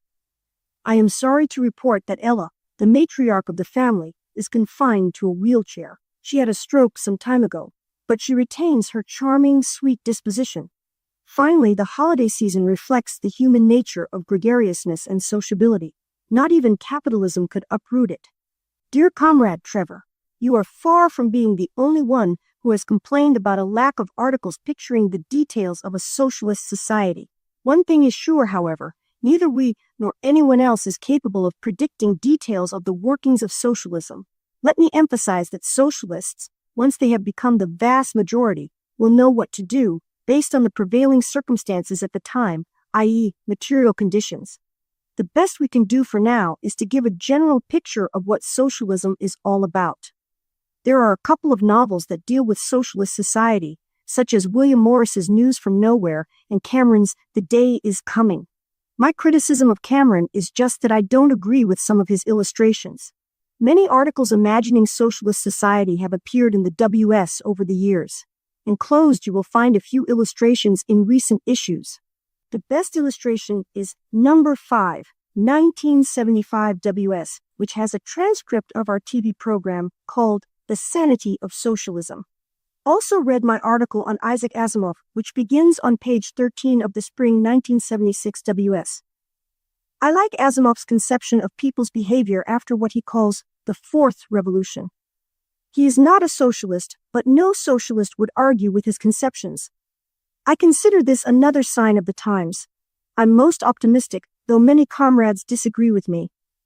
The most significant and important thing to stress when picturing socialism is that every member of society will enjoy a common right of access to the means of life. One more thing, every issue of the WS expresses your very excellent description of outworn capitalist relationships, state ownership, reform legislation, and Labor Party spur-of-the-moment solutions. What better demonstration can be given of the necessity of socialism? Who can deny that capitalism's inability to prevent wars, unemployment, crises, inflation, etc., indicates that the times are ripe for socialism? We in the World Socialist Movement stand alone in that other organizations give lip service to this, which is all to the good, but ignore it in their practical, realistic programs.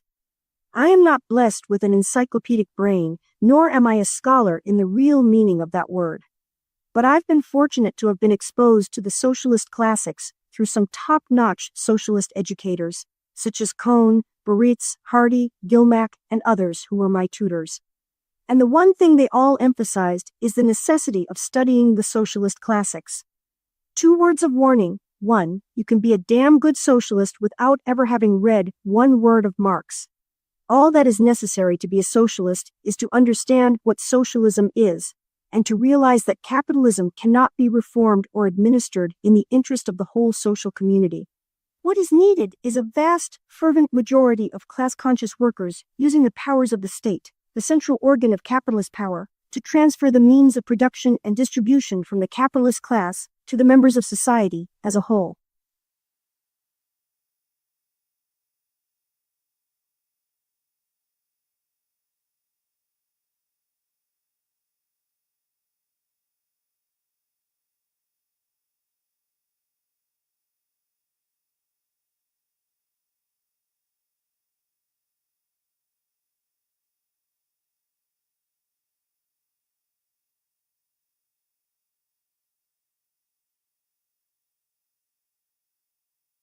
They're not necessarily speakers nor writers. Their names are not familiar to the general membership, but they do the Jimmy Higgins work, cleaning up after meetings and affairs, speaking to their fellow workers and friends, distributing leaflets, keeping stores supplied with our journals, putting leaflets in barbershops, laundromats, etc., selling literature at outdoor meetings, attending study classes, etc. However, at the same time, for those who want to engage in propagandizing with their voices and with their pens via lectures and articles, etc., there is no substitute for studying the classics. I've marked out on the enclosed literature list some books and pamphlets that I especially recommend to you. Of course, there are other valuable books as well. If you come across some passages that puzzle you, don't hesitate to consult me. I don't guarantee I'll know the answer, but I'll give you my best opinion. You will note 2 books that I marked in ink for you, Anti-Düring by Engels and Theoretical System of Karl Marx by Louis Boudin. Both of these are out of print, unfortunately, but I've got copies in my home library that I'll be happy to lend you because of their great merit. Not only are they very important, but also they contain the gamut of basic scientific socialism. The wonderful and amazing thing is they are still as fresh as if they had been written in 1977.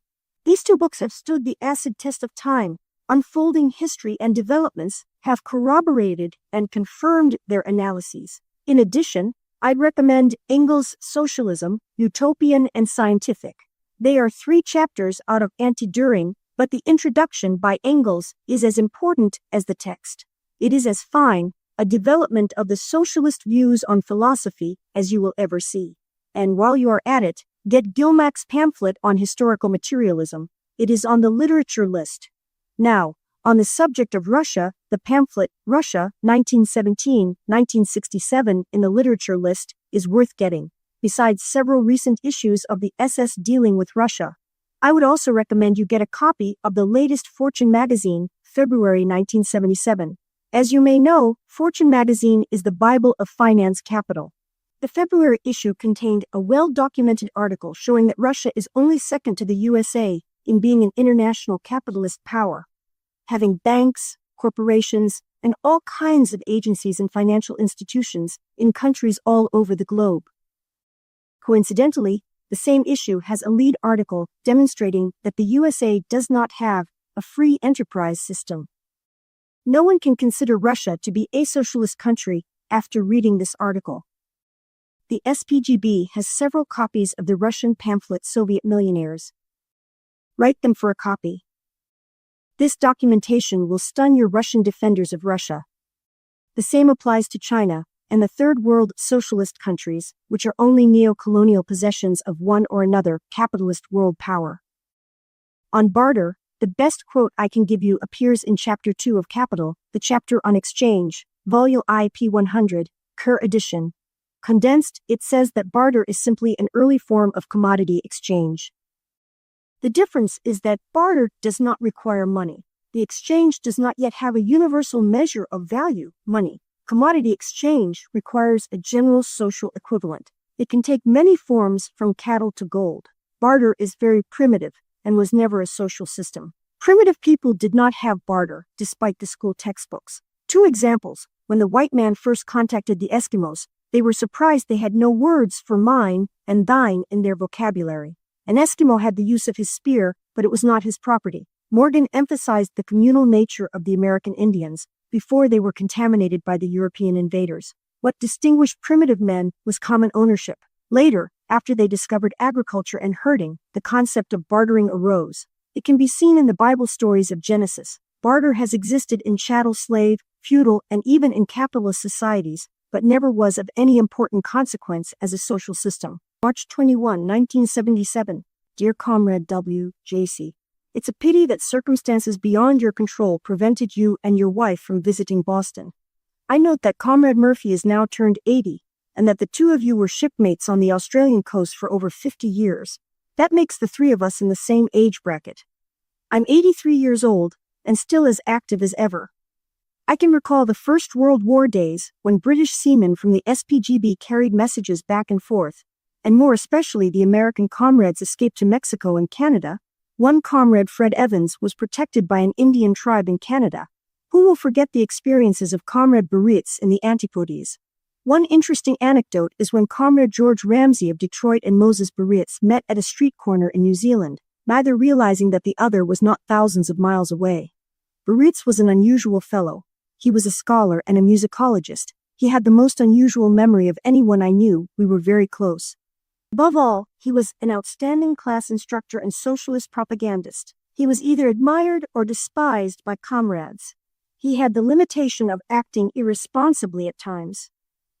I believe there are more anecdotes about Baritz than any other comrade, including Fitzgerald, in the early years of the SPGB.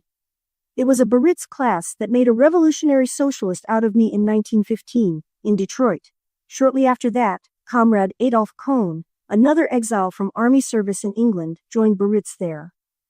A quiet, scholarly person, Cohn was the opposite of Baritz, but generally admired by Baritz and everyone. It was noticeable that Baritz was very careful when he made remarks in Cohn's presence. It was Cohn and I, in July 1916, who sent out notices to announce the organizing meeting to form the WSP in Detroit. In the interim, Baritz had gone on a notable propaganda trip to Canada, which, at that time, was a hotbed of large meetings held in theaters, and the publication of the Western Clarion in Vancouver. Today I'm the only charter member of the WSP still in the party. Incidentally, I had previously been a member of the Socialist Party of America from 1909 to 1916. Among the 42 comrades who attended the organizing of the WSP, 19 of us were members of the Branch 1 of the Detroit SPA, who resigned in a body. John Kiracher, secretary of the Michigan Socialist Party, was a member of our class and supported the SPGB. In fact, the first issue of the Proletarian featured his support of our Declaration of Principles. Kiracher even succeeded in getting the SPA Michigan to officially adopt the SPGB position on religion and reforms. His mistake was in imagining his group could work from within the SPA. We remained staunch friends. When he came to Boston to address the Boston local of the Proletarian Party, he stayed in my house to the consternation of their members. At that period, the Boston local of the PP and the Boston local of the WSP had held a few debates. The Proletarian was then an anti-communist party journal, but supported the Russian dictatorship of the proletariat. Comrade Alf Murphy will not be forgotten by the Boston comrades. His letters to Comrade Morrison were always read at NEC meetings with great pleasure, and more for their contents than for his generous donations. We were impressed by his dedication and devotion to the movement. When you next write him, tell him that the Boston comrades have fond memories of him. It is typical of him that he still talks socialism and looks optimistically to the future. Please give our address to his niece so she can keep us informed about his progress. You can bet your bottom dollar, were I ever to visit England again, which is very doubtful, I'd visit and tell him his optimism is justified. In spite of everything, it is becoming more and more obvious that capitalism cannot be reformed or administered in the interest of the working class. In a way, it is no tragedy that the Australian comrades were forced to change the name of the party. As I wrote recently to Comrade Fury, the name Socialist Party has become a shame and disgrace to genuine socialists. And you are correct that either the so-called communists or the social democrats could steal our object and declaration of principles. If they did, that would hasten the socialist revolution. April 15, 1977. My dear Comrade Bob, congratulations on your book, Jack London, the Man, the Writer, and the Rebel. The title really summarizes the theme of your story. In my humble opinion, it will prove to be the classic definitive biography of Jack London. I note that the Signet edition of the Seawolf lists all previous biographies. Your concise comment, though not understanding the principles he endorsed, he was imbued with a working-class viewpoint, is a comprehensive epitaph for London. It says it all. I enjoyed your final chapter especially. Your analysis of what constitutes literature hit the nail on the head. In that connection, I believe you will find Tears Are Not Enough, in the spring 1977 issue of the WS, soon to come off the press, fits your description of literature. Rarely do WS, SS, and other party journals contain such things. There are two outstanding exceptions: the SS article on the coronation of a king, and Mackenzie's articles in the Old Western Clarions, published in Vancouver prior to and during World War I. They were gems that are still reprinted on occasions in our journals. I would say both of the above belong to the Jack London type of literature, and in the same category I would place Trevor Goodger Hill. Jack London's comments on the Klondike reminded me of an interesting article in the number 7 1959 WS, which I'm mailing under separate cover. It deals with our comrades in British Columbia, Yukon, and Alaska. You will recognize some of the names, I believe.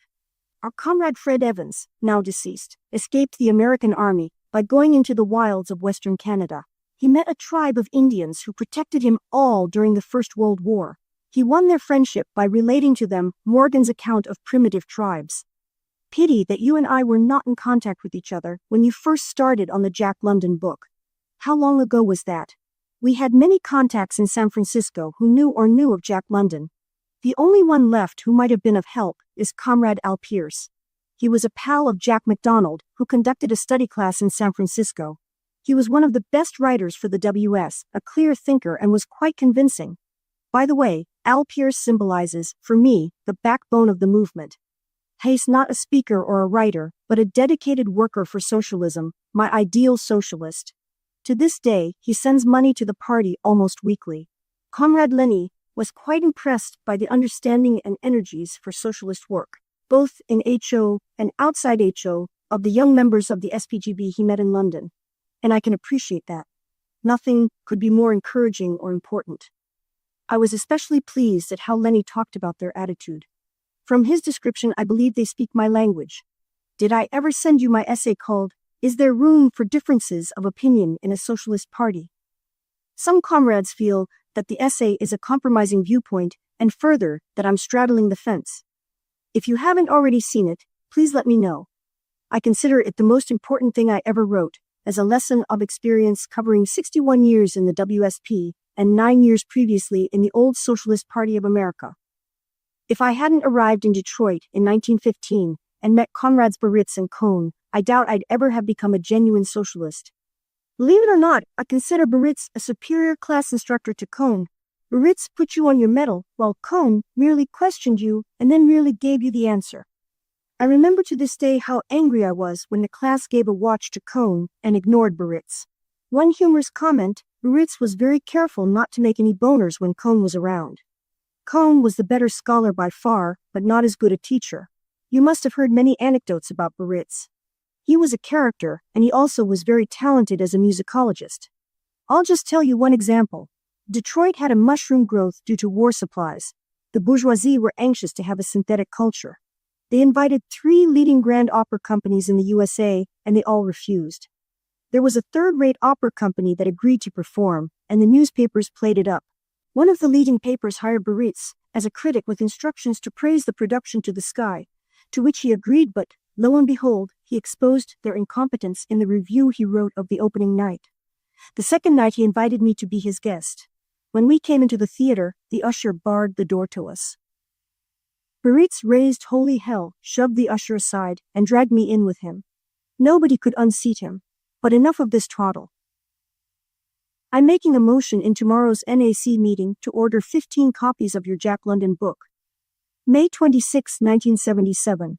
Dear Comrade Fury, this will be a rambling letter dealing with your general inquiries, beginning with your question about my name. My name is Isaac Rabinowitz, but ever since my school days, my nickname has been Rab. In the movement, I've always been known as Rab. Comrades are surprised to find out my name is Rabinowitz. Not that I conceal it, but such were the circumstances. My son, Billy Rab, had his name changed legally. I never wanted to do that because I've always had an emotional reaction to the cowardice and hypocrisy of the so-called Jews who change their names for practical reasons. They are the very ones who fight against anti-Semitism and boast how superior they are to the Goyim, the Christians and all others, in brain power, scholarship, business, and whatnot. And yet, ironically, there is actually no such thing as a Jewish race. What distinguishes the Jews from others is their religion, not their ancestry. Like everyone else, they are mongrels. Their ancestry cannot be traced to the ancient Hebrews, who also were mongrels. It is laughable to call Israel the homeland of the modern Jews. What meager evidence there is suggests the descendants of the ancient Hebrews are limited to the few Spanish Jews who traveled through Egypt and the Mediterranean, North Africa, and Southern Europe, and they constitute a very small percentage of the so-called modern Jews. The Russian and German Jews are all the product of conversion to Judaism starting in the 10th century AD. Even the Jewish encyclopedias admit this. At the time of capture of Jerusalem by the Romans, many Romans adopted the Jewish religion. It was the custom of those times to adopt the religions of captured peoples, and that cut off a big slice of the Mediterranean Jews. Sammy Davis Jr., and Elizabeth Taylor are Jews because of having been converted to the Jewish religion, so it has been a matter of principle to me not to bother changing my name, in protest against the cowardice and hypocrisy of those patriot racists. As for my immigrant parents, they arrived in Boston in August 1893. I was born in Boston in December 1893. So I was conceived in Russia. They lived on the border of Russia and Poland, in a village that sometimes flew a Russian flag, and at other times a Polish flag. My parents were not only bilingual, besides English and Russian, they also spoke a smattering of other Slavic tongues, plus Yiddish, Hebrew, the Latin of the Hebrews, and German. I was very fortunate in my parents. They had already become atheists and socialists in Russia. The first thing my father did after coming to Boston was to look for a socialist group. He soon discovered there was a branch of the Socialist Labor Party in Boston, and he joined it. In fact, in those days the SLP was a genuine socialist party, and if they had continued with the same principles and policies, there would have been no reason to organize the WSP. It was not until 9 years later that Daniel de Leon formulated his Industrial Republic of Labor, in which the workers democratically will operate the factories, assuming there will be a working class in socialist society. My father and mother were very vocal in expressing their views. He eventually opened a tobacco shop, and my mother, especially, always talked socialism to the customers, while my father liked to expose the nonsense of religion. He was very well posted on the Bible and enjoyed quoting the Bible. It so happened the store was in an Irish Catholic neighborhood, and my father had interesting discussions with the parish priest, who used to visit him often.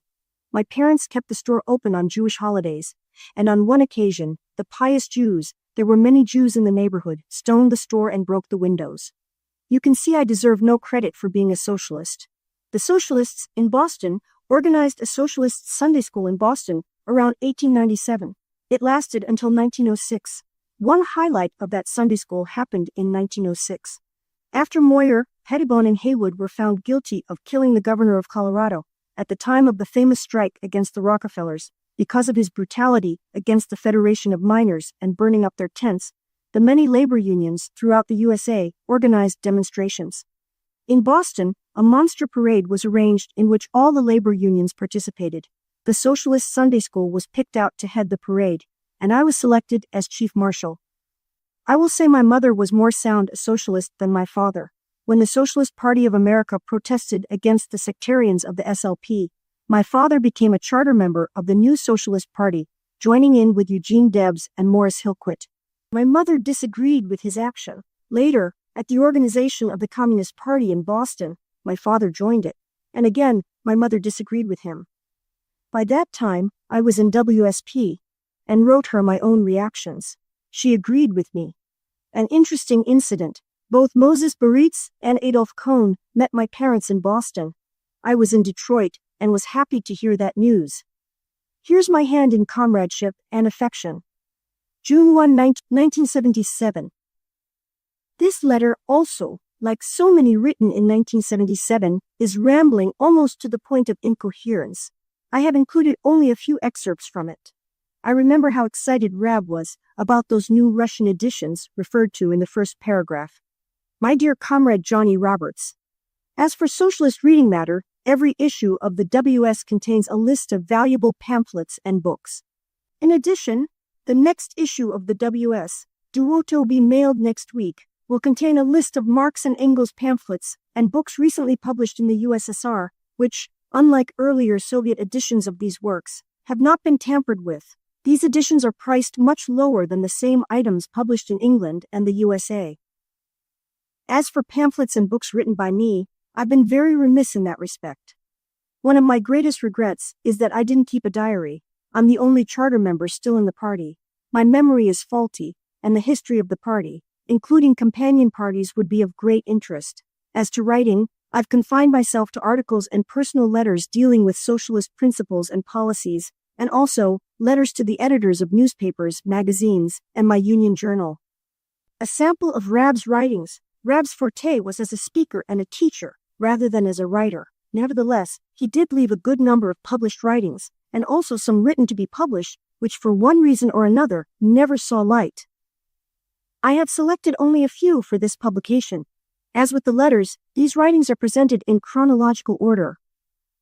Karla Doris Rab, from the Western Clarion, August 1918. Proletarian Logic. The starting point, or rather, the pivotal center of our logic, is the conception of the universe as being a oneness, a unity, an eternal absolute truth, all-embracing, infinite and unlimited. It is impossible to conceive of anything outside the universe. To attempt it would not only be useless, but folly. The parts composing the universe partake of its infinite nature, i.e., of existence. A mahogany chair has the characteristics of all chairs, regardless of where it is found, on earth or in the heavens above. Yet, at the same time, it is finite. The chair's built wears, breaks, and decays into other forms. We cannot know all there is to know about the mahogany chair. We can analyze and dissect it to the smallest particle, but still there is more to find out about it. However, we can know its classification and function. Though the intellect does not fathom all, yet it is true understanding. We know that it is a chair, not a bed or a table. Still further, we know it is a mahogany chair, not an oak or an ash.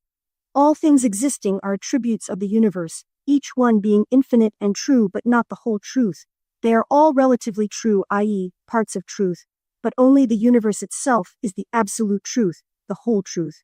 Within this absolute universe, everything is interrelated and in a process of change, e.g., the evolution of the Earth from its original gaseous mass, unable to support life, to its present form with its wonderful civilization. The early materialists of the 19th century strove at understanding by cause and effect. Dietjen well illustrates the limitations of this theory by his example of the stone. When we throw a stone in the water, ripples result.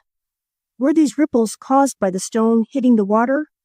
The elasticity of the water is just as much a cause, for were the stone to strike the ground, no ripples would result. But a knowledge of the general and particular nature of the water and the stone explained the phenomenon. By using the apparatus of the mind correctly, we come to understand that the world unity is multiform, and all multiformity a unity. Dietjen admirably states the proletarian character of modern logic in the concluding paragraph in the 11th of his 24 Letters on Logic to his son Eugene. Our logic, which has for its object the truth of the universe, is a science of universal understanding. It teaches that the interrelation of all things is truth and life, is the genuine, right, good, and beautiful. All the sublime moving the heart of man, all the sweet stirrings in his breast, is the universal nature or universe. But the vexing question still remains. What about the negative, the ugly, and the evil? What about error, pretense, standstill, disease, death, and the devil? True, the world is vain, evil, ugly. But these are mere accidental phenomena, only forms and appendages of the world. Its eternity, truth, goodness, and beauty is substantial, existing, positive. Its negative is like the darkness which serves to make the light more brilliant so that it may overcome the dark and shine more brightly. The spokesmen of the ruling classes are not open to such a sublime optimism because they have the pessimistic duty of perpetuating misery and servitude. From the Socialist, 1929, the second issue of that journal. Our practical program, do you fellows propose? What are your demands? Such comments have been made concerning our first issue. A perusal of the contents of that number ought to have cleared away this confusion regarding our position. The similarity of the concluding statements of many of the articles is striking. Whenever a majority of the workers understand and decide to do it, to establish socialism, the moral is obvious, up with socialist education. Our immediate task is to arouse a socialist understanding, to the end that we may establish socialism. In a word, a socialist revolution first must take place in the heads of the workers, then will follow the conquest of political power, overthrow of the capitalist system, and the establishment of socialism. Certain characteristics distinguish the socialist revolution from all previous revolutions. For the first time has a social revolution become possible and necessary in the interests of the great bulk of the population, the working class. The revolution cannot be rammed down the throats of the workers against their understanding or desire. A socialist working class, conscious of its position in society, has no need for special program or blueprint plans. Whatever measures are dictated by the particular social forces then operating will be adopted by a socialist proletariat. The socialization of production together with the concentration of capital, has already laid the economic foundation for socialism. Political ignorance, rather than the lack of schematic policies, is our major difficulty. The best laid schemes of mice and men gang after glay. Historic circumstances tear up plans and programs like so many scraps of paper. Our practical program, if you please, is clear and definite. It is predicated upon the scientific analysis of capitalist society. Let our declaration of principles shout it out from the housetops. The working class must organize consciously and politically for the conquest of the powers of government. In order that we may the more readily see the limitations of practical programs, let us briefly review such measures as are advocated by the alleged socialist organizations. 1. The so-called Socialist Party of America is not a socialist organization. Even the cloak of socialist appearances was shed at their last convention, when the clause subscribing to belief in the class struggle was dropped from their application for membership form. Their capitalistic character was brazenly flaunted during the mayoralty campaign just ended in New York City.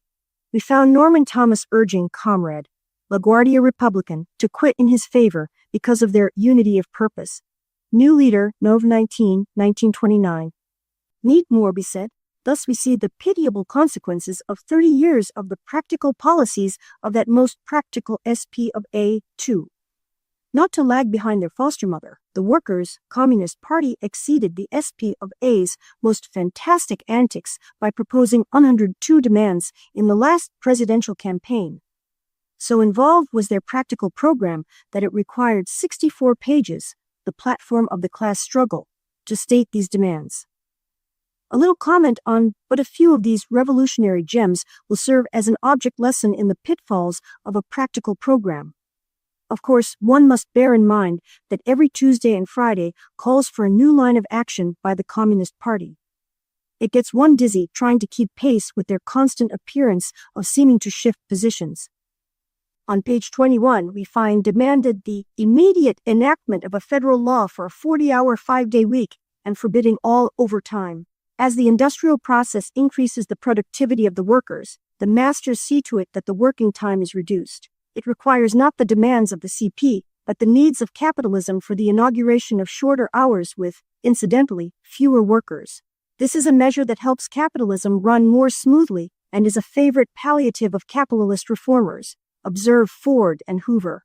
B. On page 24, we must struggle against the speed-up system. Just as reactionary was the resistance of the cotton workers in England to the introduction of machinery and their smashing of the machines. C. It is further demanded, on page 40, that an independent federated labor party, composed of trade unions and labor organizations, be formed. This measure does not support the working class. A political party is an expression of class interests. The varying programs of the different units composing this proposed federation are inimical to socialism. There can be no unity of policy based upon such a hodgepodge. Unity can only be based on a common understanding of the need for socialism. A revolutionary scientific, working-class party is hostile to all parties which serve to deceive and sidetrack the workers. D. Another pearl of wisdom appears on page 45. Here is demanded the abolition of all indirect taxes. The Communist Party does not tire of demanding. Unless you have power to enforce them, demands are meaningless verbiage. Inasmuch as the working class does not pay taxes, whose battle is the Communist Party fighting, anyhow, their program is not based upon working class interests, but, like that of their foster mother, of disreputable memory, suits the needs of the petty cockroach capitalist. E. On page 48 is demanded a 5-year moratorium on farm mortgage debts, including debts on chattels, and farm hands too, I suppose. The working class, of course, is burdened with mortgages. But why continue with these demands ad nauseum, such as propaganda against alcoholism, fixing of low rents, presumably so that wages may be reduced? Remember, there are 102 demands by these practical people. If all this activity resulted in the arousing of revolutionary understanding, there might be some justification, but sorry experience has shown that it only results in apathy because of the false hopes raised, then dashed. 3. We are now confronted with Cinderella, the neglected twin sister of the Communist Party, i.e., the Proletarian Party, more communist than the Communists, which has discovered that the Soviet is the transitional form of the proletarian state. The Proletarian P10, Jan 1926. A Soviet is merely a council, applicable to the historic circumstances of developing Russian capitalism, though it may be, no evidence is forthcoming that in highly developed countries like England, US, and Germany, such special machinery will be needed to accomplish the proletarian revolution. The Proletarian Party, too, has a practical program. They call for the unfaltering support of the class-conscious workers everywhere to the movement of anti-imperialism among the backward nations, because they fight the imperial capitalist class. A travesty on Marxism indeed. The class-conscious workers, everywhere, have nothing in common with the nationalistic struggles of backward nations. What lies behind the developing national consciousness of China, India, Nicaragua, Arabia, the economic interests of different sections of the bourgeoisie, countries like China, India, and the rest, are blossoming out into capitalist countries on their own hook. No longer are they merely sources of raw materials and markets for the disposal of commodities. The newly rising bourgeoisie in such backward countries find the ideologic expression of their economic and political needs in movements of nationalism. They are anti-imperialist only whilst being choked by the capitalist imperialism of England, the US, and the rest of the great powers. They aim at monopolizing for themselves the natural resources and the opportunities for profit by exploiting the workers of their respective countries. A pity it is that such befuddlers should seek to enlighten the workers on socialism. 4. Finally, we have the Socialist Labor Party. In their letter, the Socialist Labor Party and War, addressed to the parties affiliated with the Socialist International Bureau, is stated officially their practical program. Not a general strike of the workers, but a general lockout of the capitalist class is our slogan. And this can only be done by organizing the workers industrially to take and hold the means of production. Of course, only eliminates any other means. On page 10 of the SLP Manifesto of 1921 is stated flatly, the might of the working class lies on the economic field, and there alone. Emphasis theirs. The lip service the SLP have always paid to what they term the political arm of labor is seen here in its true colors. A study of history will show that control of economic resources is only made secure by control of the state. For example, with all their economic influence, the rising capitalist class in France and England were economically and politically shackled by feudalism and the absolute monarchy. It was necessary for them to achieve political supremacy in order to make secure and extend their economic power, as the French bourgeoisie did in the French Revolution. It is impossible for the working class to take and hold industry as long as the state is in the hands of the capitalist class. All the industrial unions in the world are powerless in face of the armed forces of the modern states with their machine guns, bombing planes, and poison gas. Moreover, this power is placed in the hands of the capitalist class by the workers themselves. To expect these workers to do two diametrically opposite things simultaneously is going it a bit too strong. On the economic side, the working class is weak. They are propertyless. They own nothing but their ability to work, which they must sell to the capitalist class in order to live. The objectives of a union are confined to questions of hours, wages, and conditions, problems within the four walls of capitalism.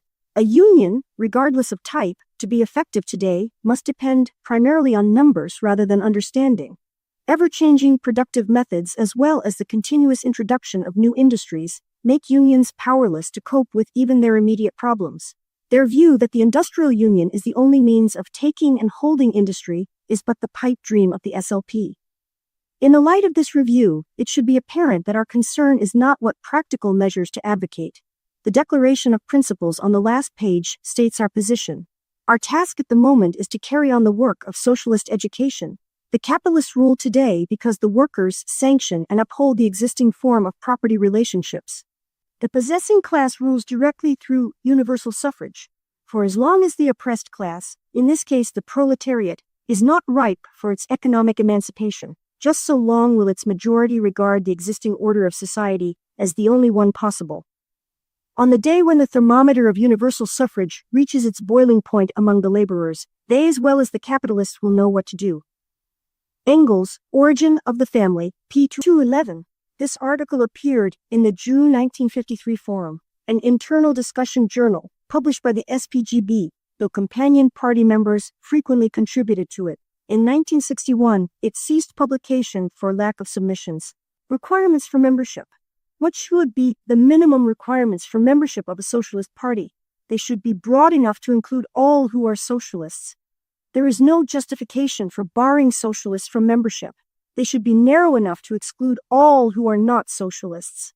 Since the criterion for membership is based on whether an applicant is a socialist or not, it becomes necessary to define what is a socialist. Broadly speaking, a socialist is one who understands that capitalism can no longer be reformed or administered in the interests of the working class or of society, that capitalism is incapable of eliminating its inherent problems of poverty, wars, crises, etc., and that socialism offers the solutions for the social problems besetting mankind, since the material developments, with the single exception of an aroused socialist majority, are now ripe for the inauguration of socialism.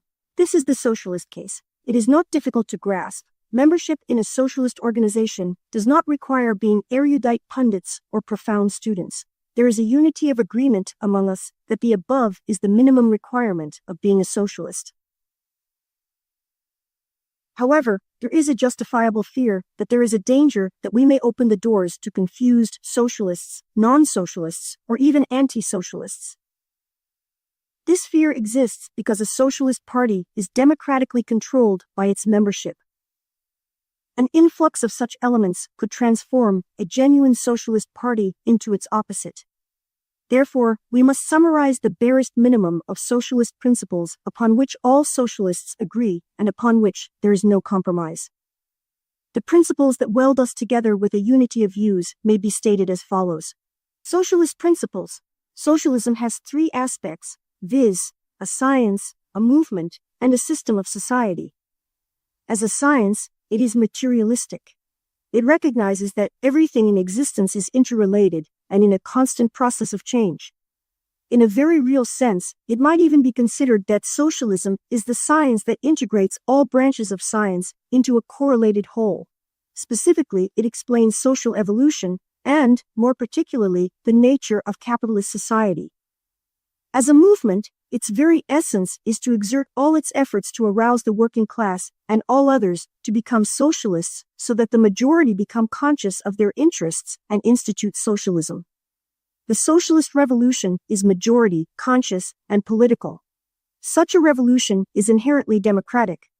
As a system of society, it may be concisely described as a social relationship where the interests of every member of society and society as a whole are in harmony, where everyone cooperates by giving according to his abilities and receiving according to his needs. On these socialist principles, there is no compromise. On these socialist generalizations, it might be said we are dogmatic.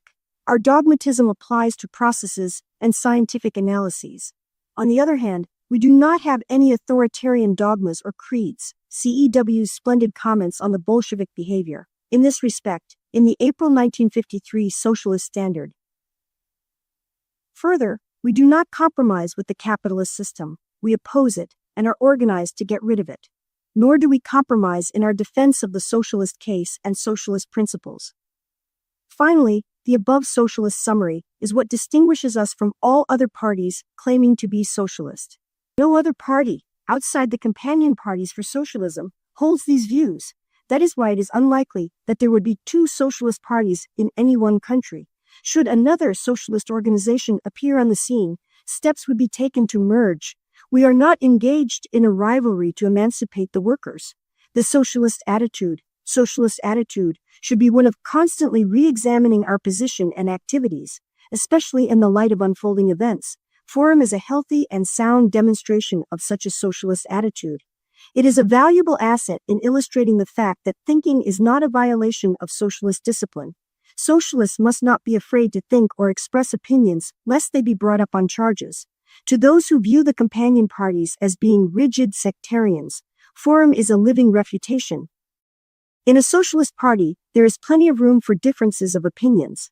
Whilst it might be said that socialists are dogmatic, in the scientific sense, on fundamental socialist principles, i.e., on generalizations and processes, they should not be dogmatic on specific details. We are on solid ground as long as we confine ourselves to scientific analyses of processes. The moment we become specific in telling history what it must do, what it can only do, etc., history can make liars out of us. Speculations are useful and interesting, but not fundamental. Also, we can be sadly mistaken in laying down formulas to be adhered to for all types of problems and situations. Witness the quarrel in Forum regarding the printers' union strike censorship issues.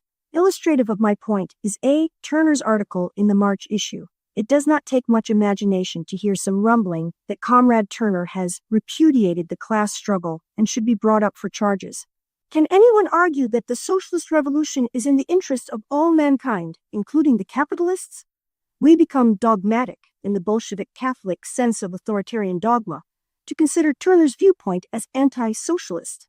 Still more effective illustration is the article in the April 1953 Forum suggesting, horror of horrors, a revolutionary revamping of our Declaration of Principles.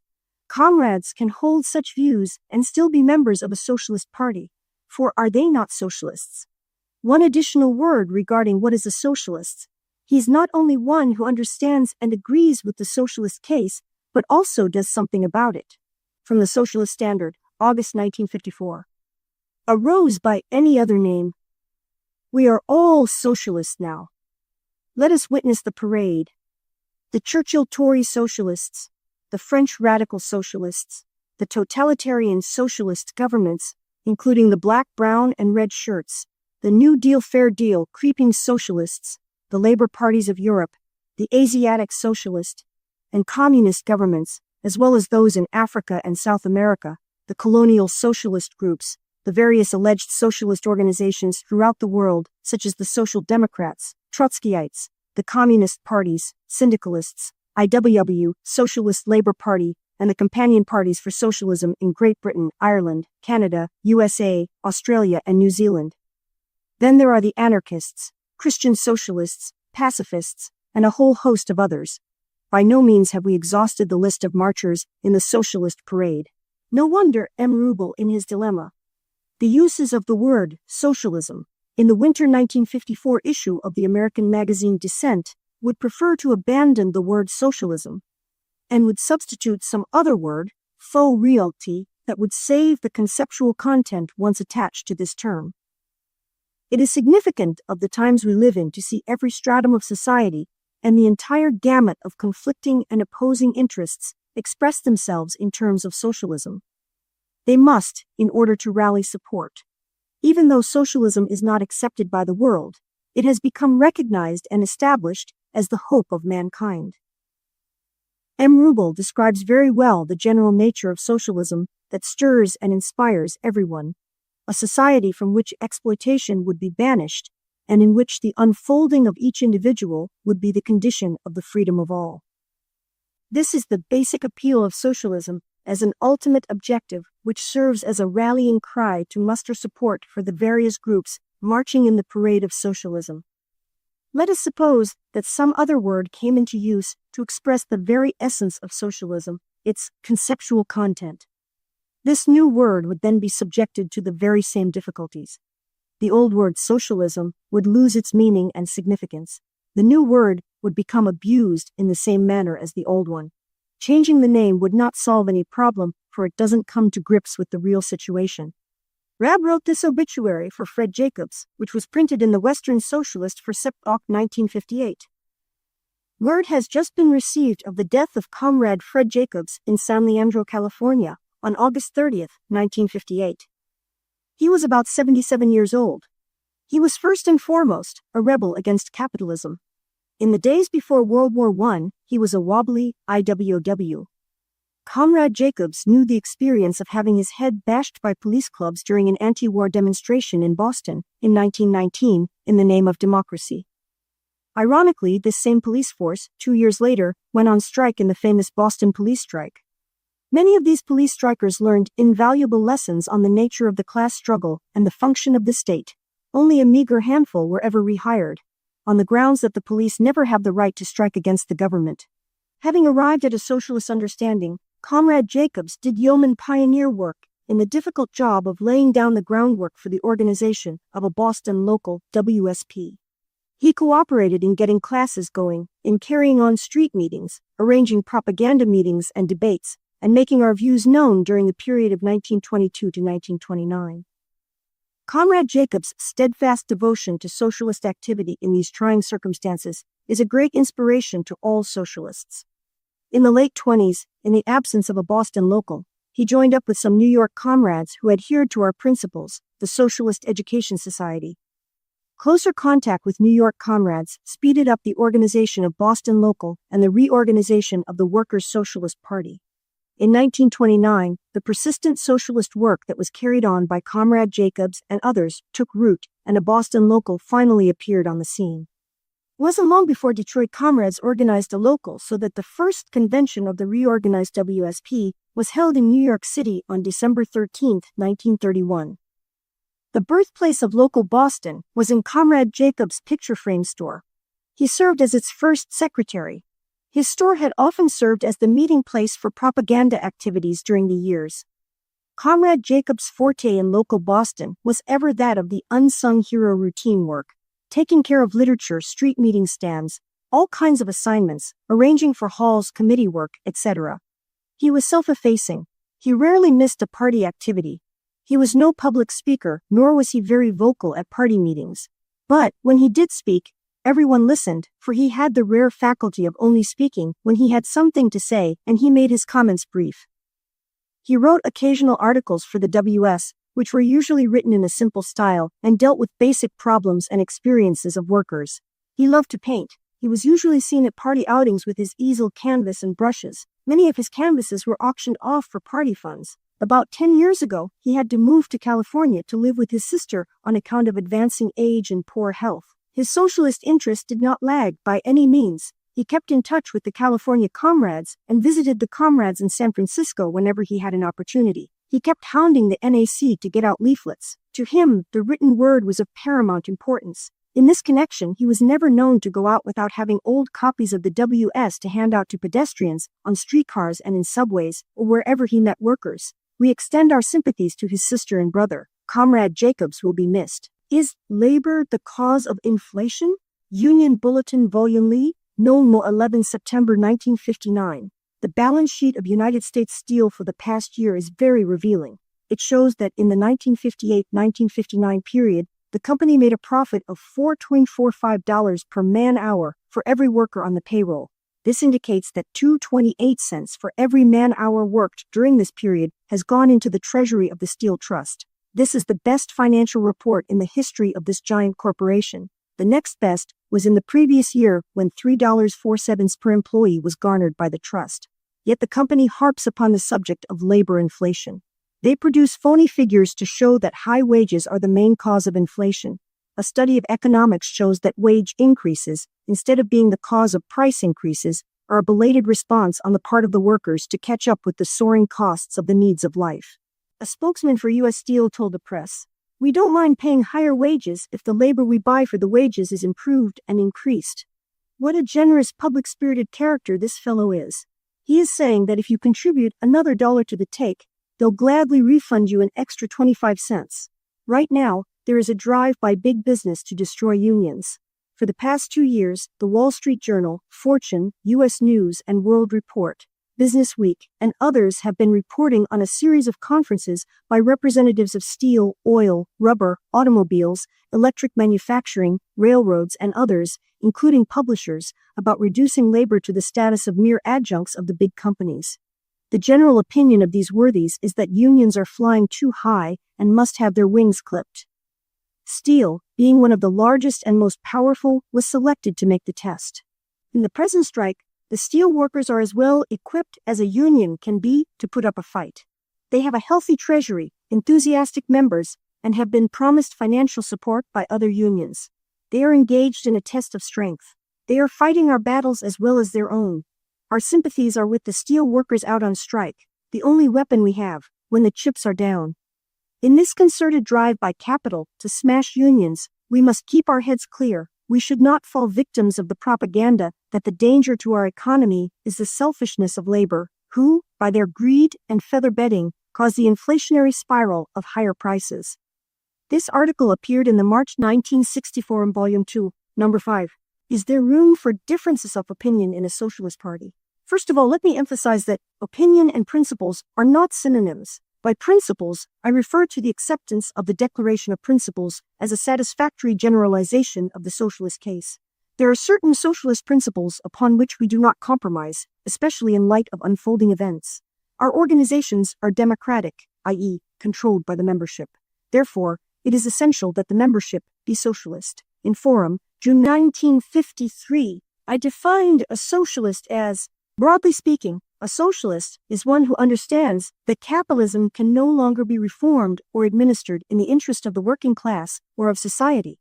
That capitalism is incapable of eliminating its inherent problems of poverty, wars, crises, etc.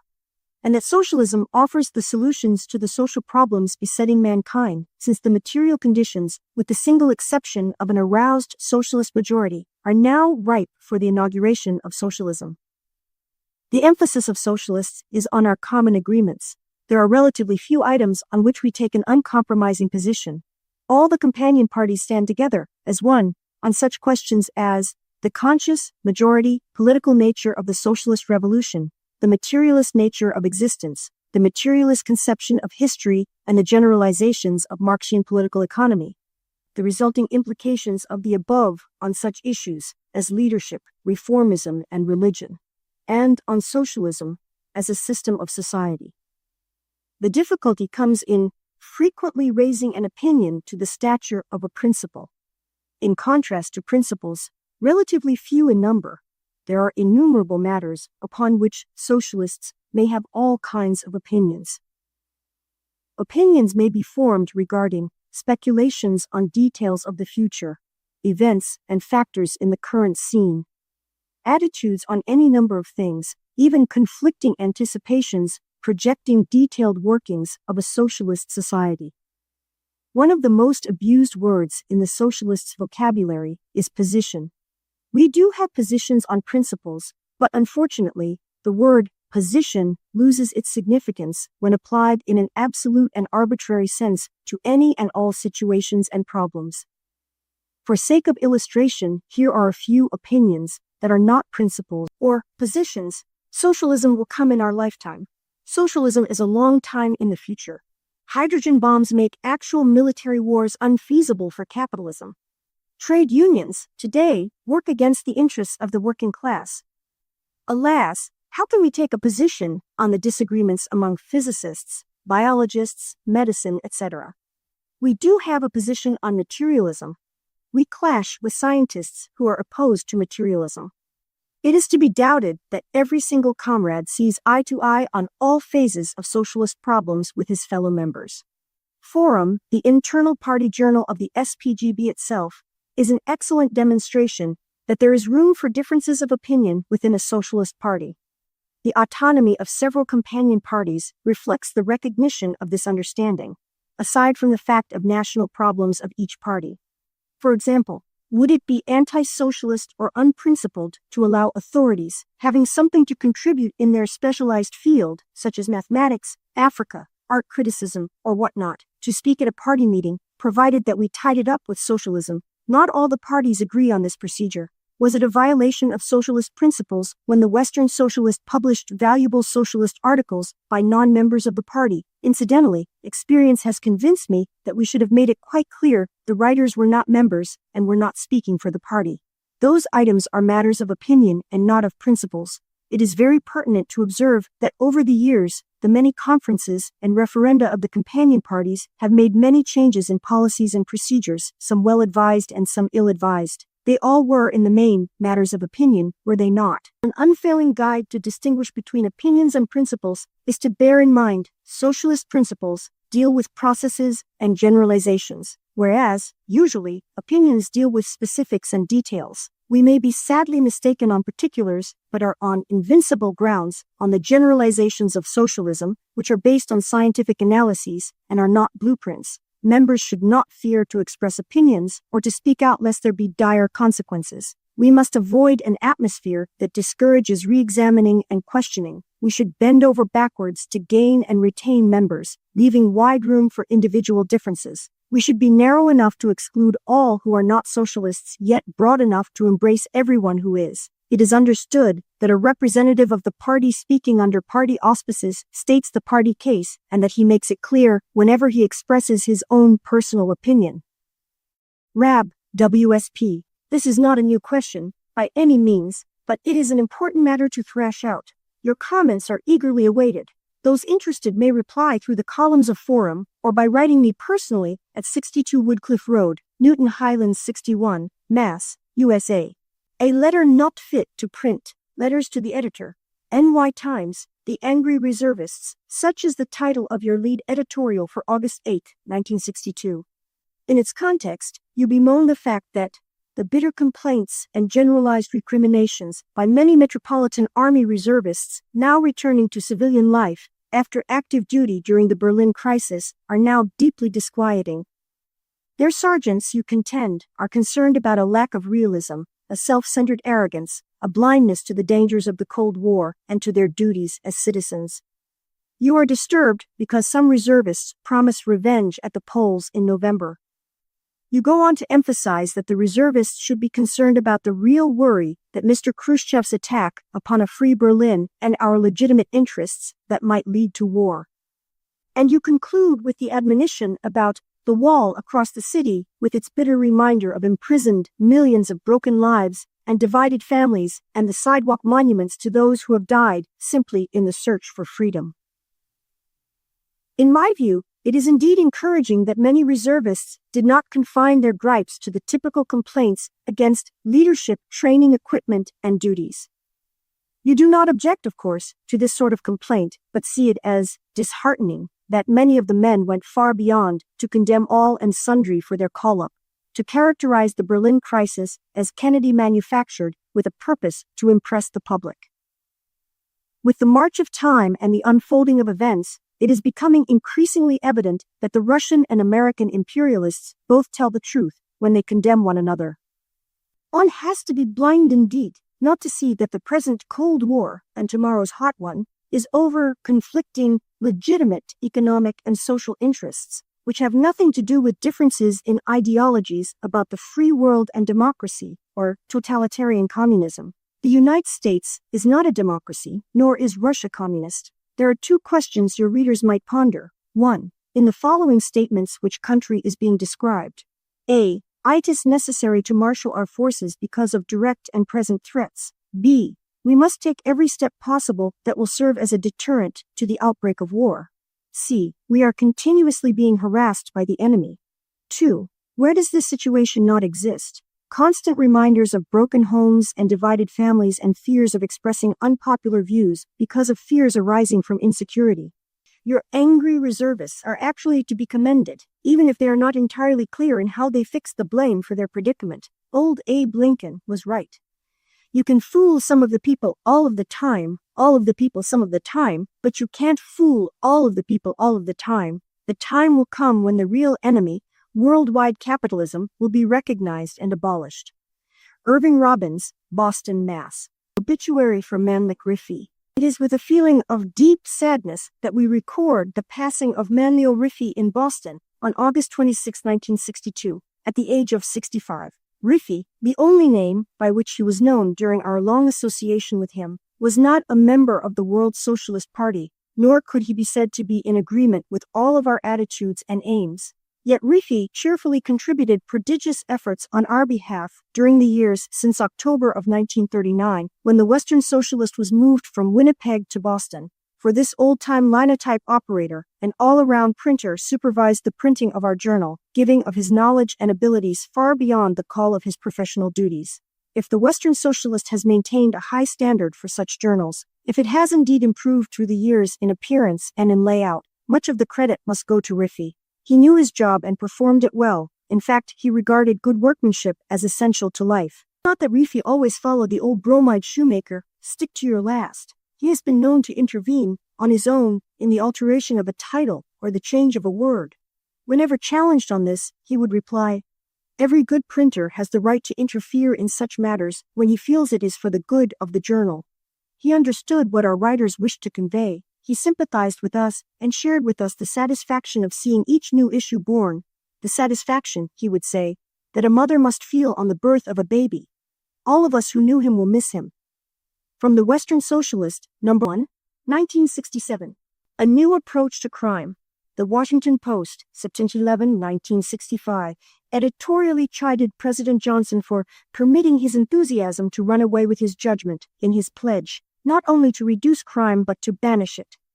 We must have a new approach to crime, wrote the editor, and he quite properly pointed out that crime is not committed in a vacuum. It is only a product of the environment which this generation and its predecessors have created.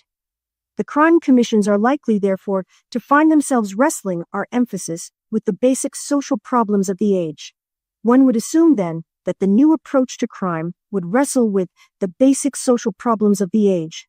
Modern society is a class society where the ownership of the wealth produced by the vast portion of the population, the working class, is the property of the relatively few owners of the means of wealth production, the capitalist class. We live in a property society, whether it be privately or state-owned. The sanctity of property rights is the holy of holies. Basically, crime consists in violations of these property relationships in their many and various aspects. An exception can be made for the relatively few pathological crimes. Possibly the classic treatment, in the scientific sense, of crime can be seen in Bonger's criminality and economic conditions. While most authors who have published studies upon the question have thought it unnecessary to give an exposition of the economic system in which we live, or perhaps have given a little attention to it along with other social conditions, I shall begin by setting forth the present economic system as that upon which the other parts of the social life rest. These I shall treat in their turn in so far as they are connected with criminality.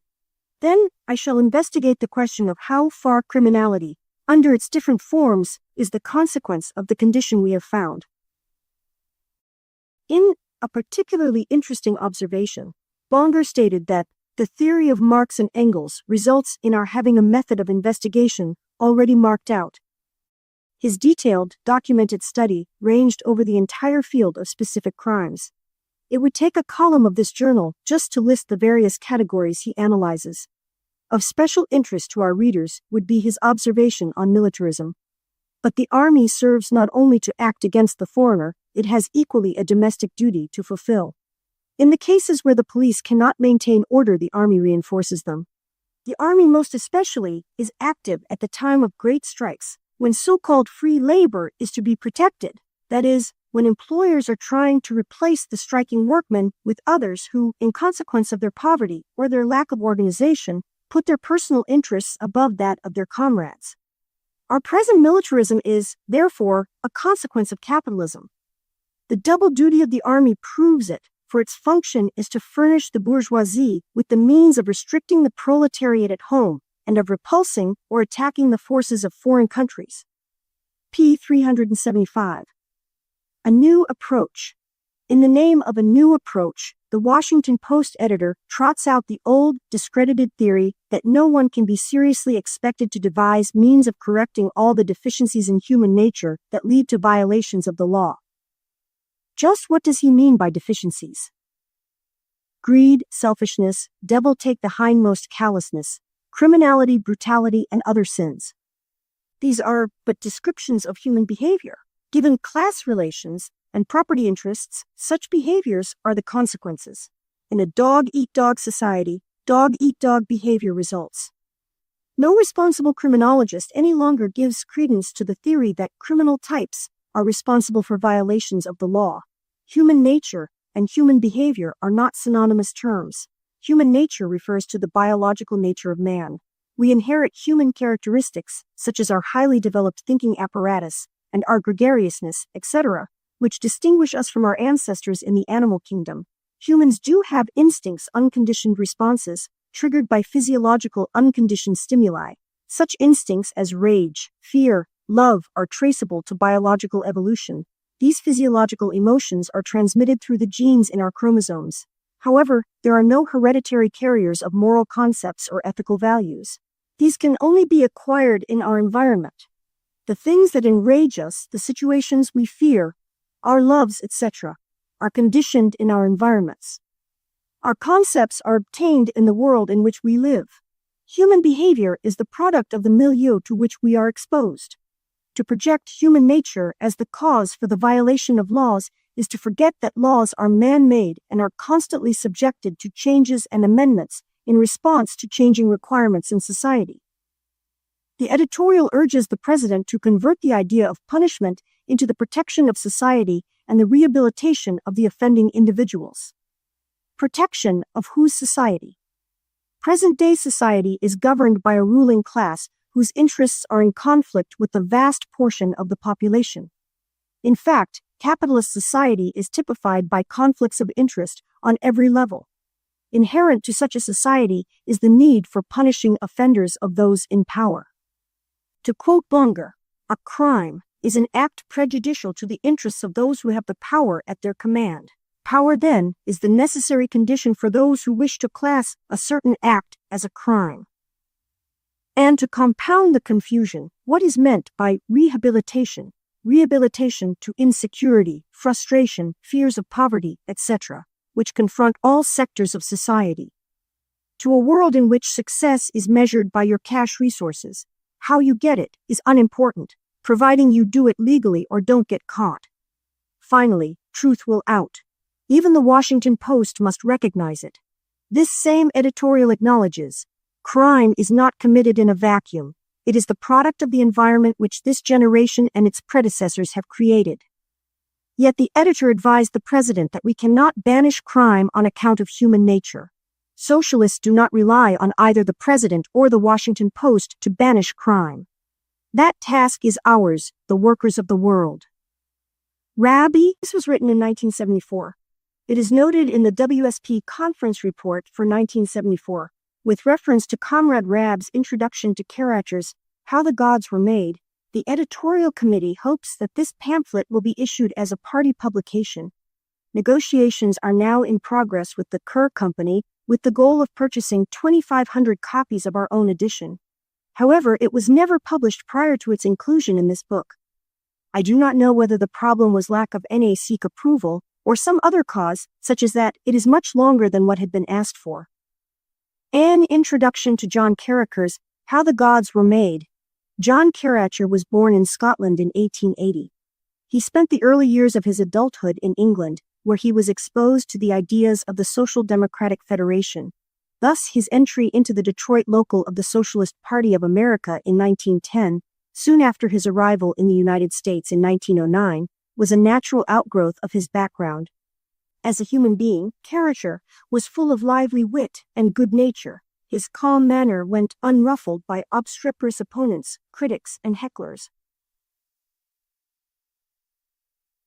I can readily attest from personal experience that to those seeking personal advice or enlightenment on socialism, he was like an oasis in the desert, a quenching cactus.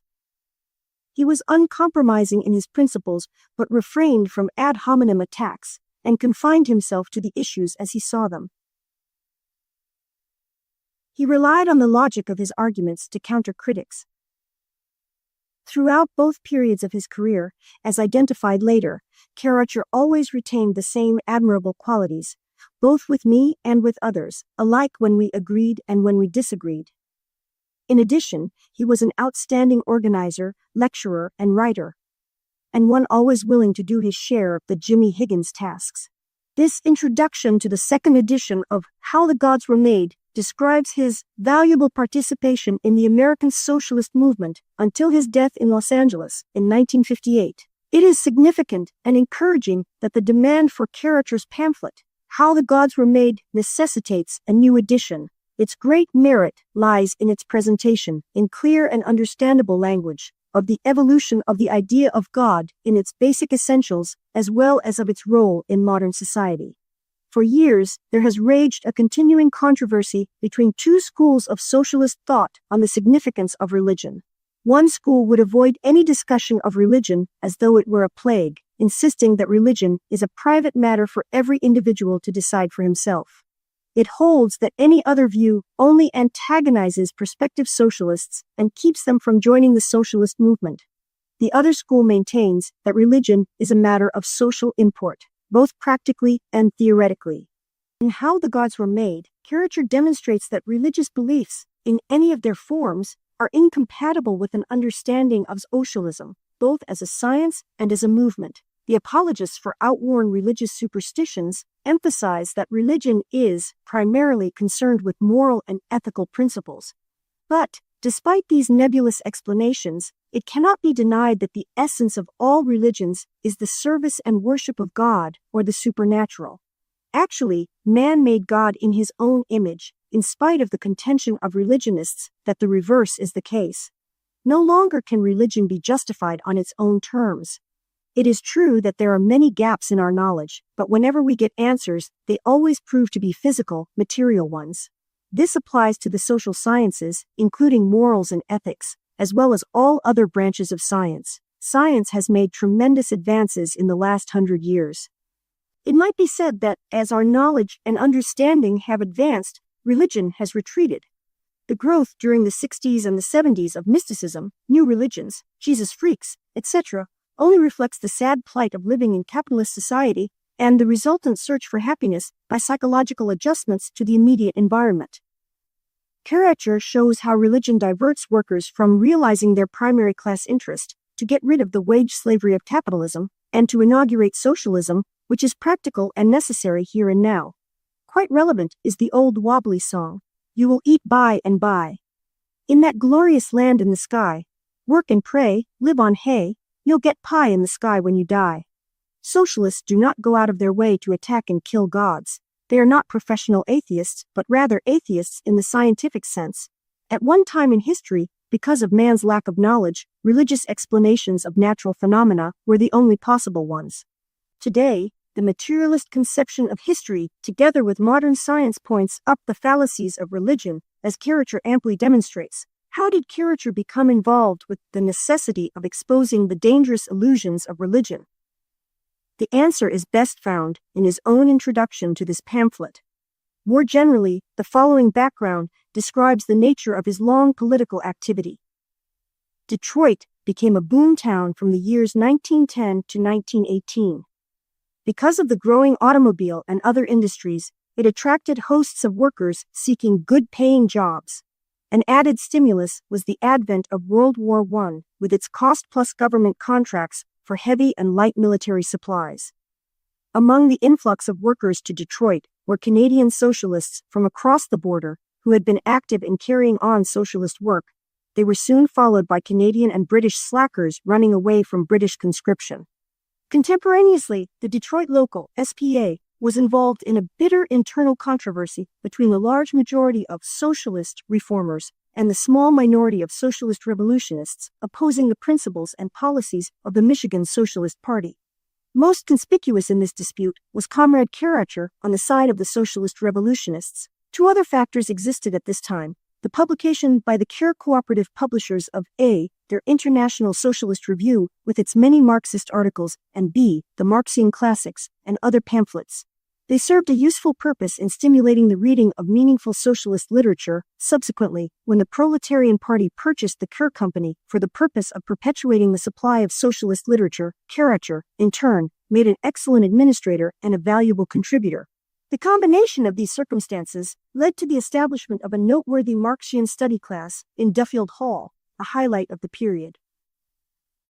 Comrades Moses Baruch and Adolph Kohn of the Socialist Party of Great Britain were the instructors, with Karla playing a leading role in this class by enlarging it to include debates and lectures. The class proved invaluable in spreading an understanding of Marxian science and the validity of the principles of the SPGB. In July 1916, 43 members of the study class, including 19 members of local Detroit SPA, of whom this writer was one, decided it was time to organize a genuine socialist party in the United States along the lines of the SPGB. The Workers' Socialist Party of the United States resulted. Worthy of note is that Karla defended the members of the new party who were being heatedly criticized for resigning by members of the Detroit local SPA. By this time, Karla had become state secretary of the Socialist Party of Michigan. He was deeply involved in advocating that the next state convention of that party supplant reforms to patch up capitalism with a plank for revolutionary socialism. He also urged that the party's position on religion be changed from being considered as a private matter to one of social concern. he and his supporters were successful in changing the constitution of the Socialist Party of Michigan to conform with basic socialist objectives. At the time, this was a bombshell. Under these circumstances, it was understandable that he was unable to participate in the organization of the Workers' Socialist Party. Whilst recognizing the need for a new genuine socialist party, he was unable to join it. Instead, conditions being what they were, he, together with the socialists remaining in the SPA in Michigan, organized an educational group within the party to disseminate socialist ideas. Thus was born the Proletarian University, soon followed, in May 1918, by its publication, The Proletarian, which was in harmony with SPGB principles. In the columns of The Proletarian could be found articles by Cohn signed John O. London, and one by this writer titled Letter to a Wage Slave. In addition, The Proletarian published an official statement by the National Secretary of the Workers' Socialist Party, Lawrence Beardsley, with its endorsement. At that time, the Workers' Socialist Party was not in a position to have its own journal. There were two characters, the pre-Russian Revolution I and the post-Russian Revolution I. Beyond question, the pre-Russian Revolution character was a Marxist. This cannot be said unqualifiedly of his post-Russian Revolution position. On November 7, 1917, came the startling news of the Russian Revolution. Distinct from the earlier Kerensky Revolution, it spoke the language of Marxism. It issued proclamations, the most stirring being the appeal to socialists in Germany and elsewhere. We have seized power in our country, take power in yours, and come to our aid. It aroused emotional fervor and inspired the hope for international solidarity for the socialist revolution. However, despite the previous pledges of the Second International that in the case of war, comrades on opposite sides would not fire on each other, but would shake hands across the lines with the greeting, "Comrade." Events proved that the professed comrades were patriotic nationalists, not socialists. Had a genuine socialist movement been predominant in Europe, there might have been a different story to tell. In the absence of a socialist majority, a socialist revolution was impossible, both in Russia and the rest of the world. Certainly the material conditions in Russia were not ripe for socialism in 1917. Lenin himself put it very well. Reality says that state capitalism would be a step forward for us. If we were able to bring about in Russia state capitalism, it would be a victory for us. The chief task of our times, arising from Lenin's emphasis on the importance of establishing the dictatorship of the proletariat during the transition period between capitalism and communism, which Lenin called socialism, the Proletarian University became enthused with this doctrine and joined in the efforts to organize a communist party in the United States in support of the Bolshevik regime.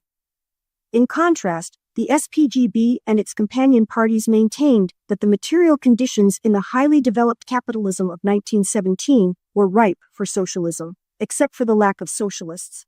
Further, they contended that socialism and communism are synonymous.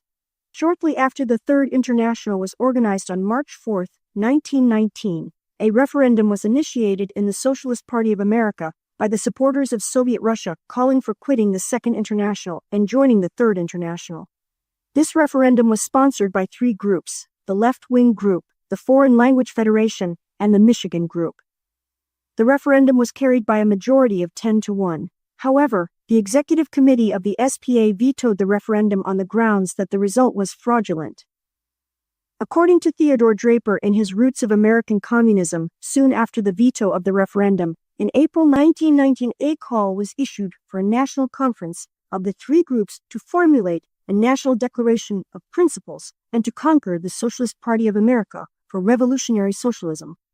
On May 24, 1919, the charter of the SPA Michigan was the first to be revoked on the grounds that it had amended its constitution to repudiate legislative reforms.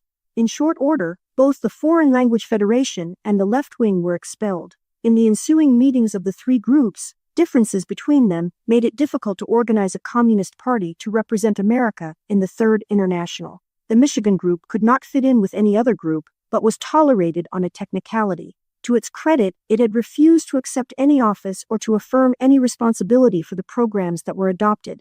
It was finally settled by orders from the Third International in Moscow to the exclusion of these factions as groups who should constitute the Communist Party in the United States. In January 1920, the Central Committee of the Communist Party ordered that the Proletarian University become a party institution under its supervision. The Michigan group refused to accept this decision and chose to leave the Communist Party for good. In June 1920, the Proletarian Party was organized by Karacher and his comrades. Draper describes it as a small, self-satisfied sect. Obviously, he was no sympathizer of either the new Proletarian Party or of the SPGB and its companion parties. However, the factual accounts in his Roots of American Communism are historically accurate. The post-Russian Revolution Karacher was a Leninist Marxist, caught in the dilemma of two socialisms, Marxian socialism as a system of society, and Leninist socialism as a transitional dictatorship of the proletariat. Yet, when the chips were down, Karacher's Marxist background interfered with any blind conformity to Soviet dogma. The reader of How the Gods Were Made may be inspired to read other Karacher pamphlets, as well as other socialist literature. As of September 1, 1974, the Kerr Publishing Company has produced altogether 8 Karacher pamphlets, of which 3 are now out of print. It is hoped that one of them, Economics for Beginners, may be reprinted in the near future. The 3 Karacher pamphlets now in supply are The Head-Fixing Industry, Frederick Engels, and Crime, Its Causes and Consequences. It is impossible to present fully the various facets of the socialist case in these necessarily brief pamphlets. They serve the important function of introducing the reader to socialist thought and encouraging further study in the classics. Karacher was not only an organizer and propagandist for socialism, he was a pamphleteer in the tradition of Tom Paine. His clarion call to the working class was to get rid of the bedlam of outworn capitalism and to replace it with the sanity of socialism. His pamphlets attempt to disseminate socialist knowledge and understanding, essential ingredients of the socialist revolution. Rab, Newton, Mass., 1974. From W.S. No. 5, 1975. The Facets of Socialism. There are 3 facets of socialism: as a science, as a movement, and as a social system. As a science, it is called the materialist conception of history. It traces the broad outlines of the social evolution of mankind from its early beginnings up to date. It indicates the processes by which primitive man advanced into tribal society, thence into warrior chiefdoms and chattel slavery, later into feudalism, and now into capitalism, with socialism on the horizon. It describes the social forces within an earlier society that gave rise to its successors. As a movement, it is the class-conscious organization of the working class to spread socialist knowledge, understanding, and fervor to introduce a socialist society, which has become possible, practical, and necessary here and now. The tremendous strides within capitalism of technology and science have laid the groundwork for socialism. The alternative facing mankind is socialism or chaos. The lessons of experience have amply shown the futility of all the efforts to reform or administer capitalism in the interests of the working class, or of mankind as a whole for that matter. Nothing is more inspiring than participation in the one meaningful task today, establishing a world fit for human beings. As a society, socialism is common ownership and democratic control of the means of life by and in the interest of all society. Everyone gives according to his abilities and receives according to his needs. Capitalism is a commodity society in which the drive is for profit and accumulation of capital. The law of value reveals the economic relations of capitalism. It also gives rise to the class struggle between capital and wage labor. Finally, in capitalism, there is a need to measure economic values in order to quantize costs and prices of commodities. Such needs are non-existent in socialism because there is common property to take whatever is available for everybody to take whatever their hearts desire. In socialist society, there will be no such things as banks, money, commerce, etc. Nor will there be such things as police, armies, courts, jails, crime, poverty, and the other manifold effects of the conflicts of interest at every level of capitalist society. These are all earmarks of property relationships, whether they are private or public properties. The following was sent to Frank Marquardt for publication in an unknown journal. The missing ingredient. Nothing can be more basic than the realization that socialism is, by its very nature, a classless society. it is not composed of workers as such. This concept is a carryover from capitalist social relationships. Such a view is alien to the social relationships of socialist society and gives rise to such expressions as workers' councils as features of socialism, which typify several democratic, libertarian, socialist journals. Can it be denied that the socialist revolution has for its object the establishment of a system of society based on the common ownership and democratic control of the means of production and distribution of wealth by and in the interest of society as a whole? It is not a quibble to emphasize both that the socialist revolution emancipates not only the working class, but all mankind from the chaotic limitations of outworn capitalism, and also that the revolution must be the work of the working class. Nor can it be denied that the immediate goal, today, of class-conscious and revolutionary socialists is to gain political power in order to transfer the means of production from the parasites to where it belongs, the new socialist society. The capitalist class is powerless when confronted by a determined, overwhelming majority of socialists. It is an illusion to think that the workers in the factories can institute socialism while the political machinery remains in the hands of the capitalist class. The revolutionary political struggle for power is not to be confused with parliamentary efforts to reform the effects of capitalism. The very essence of scientific, revolutionary socialism is that the political struggle for power is the highest expression of the class struggle. If this be dogmatic sectarianism, I plead guilty. I, Rab, a member of the World Socialist Party of the U.S.,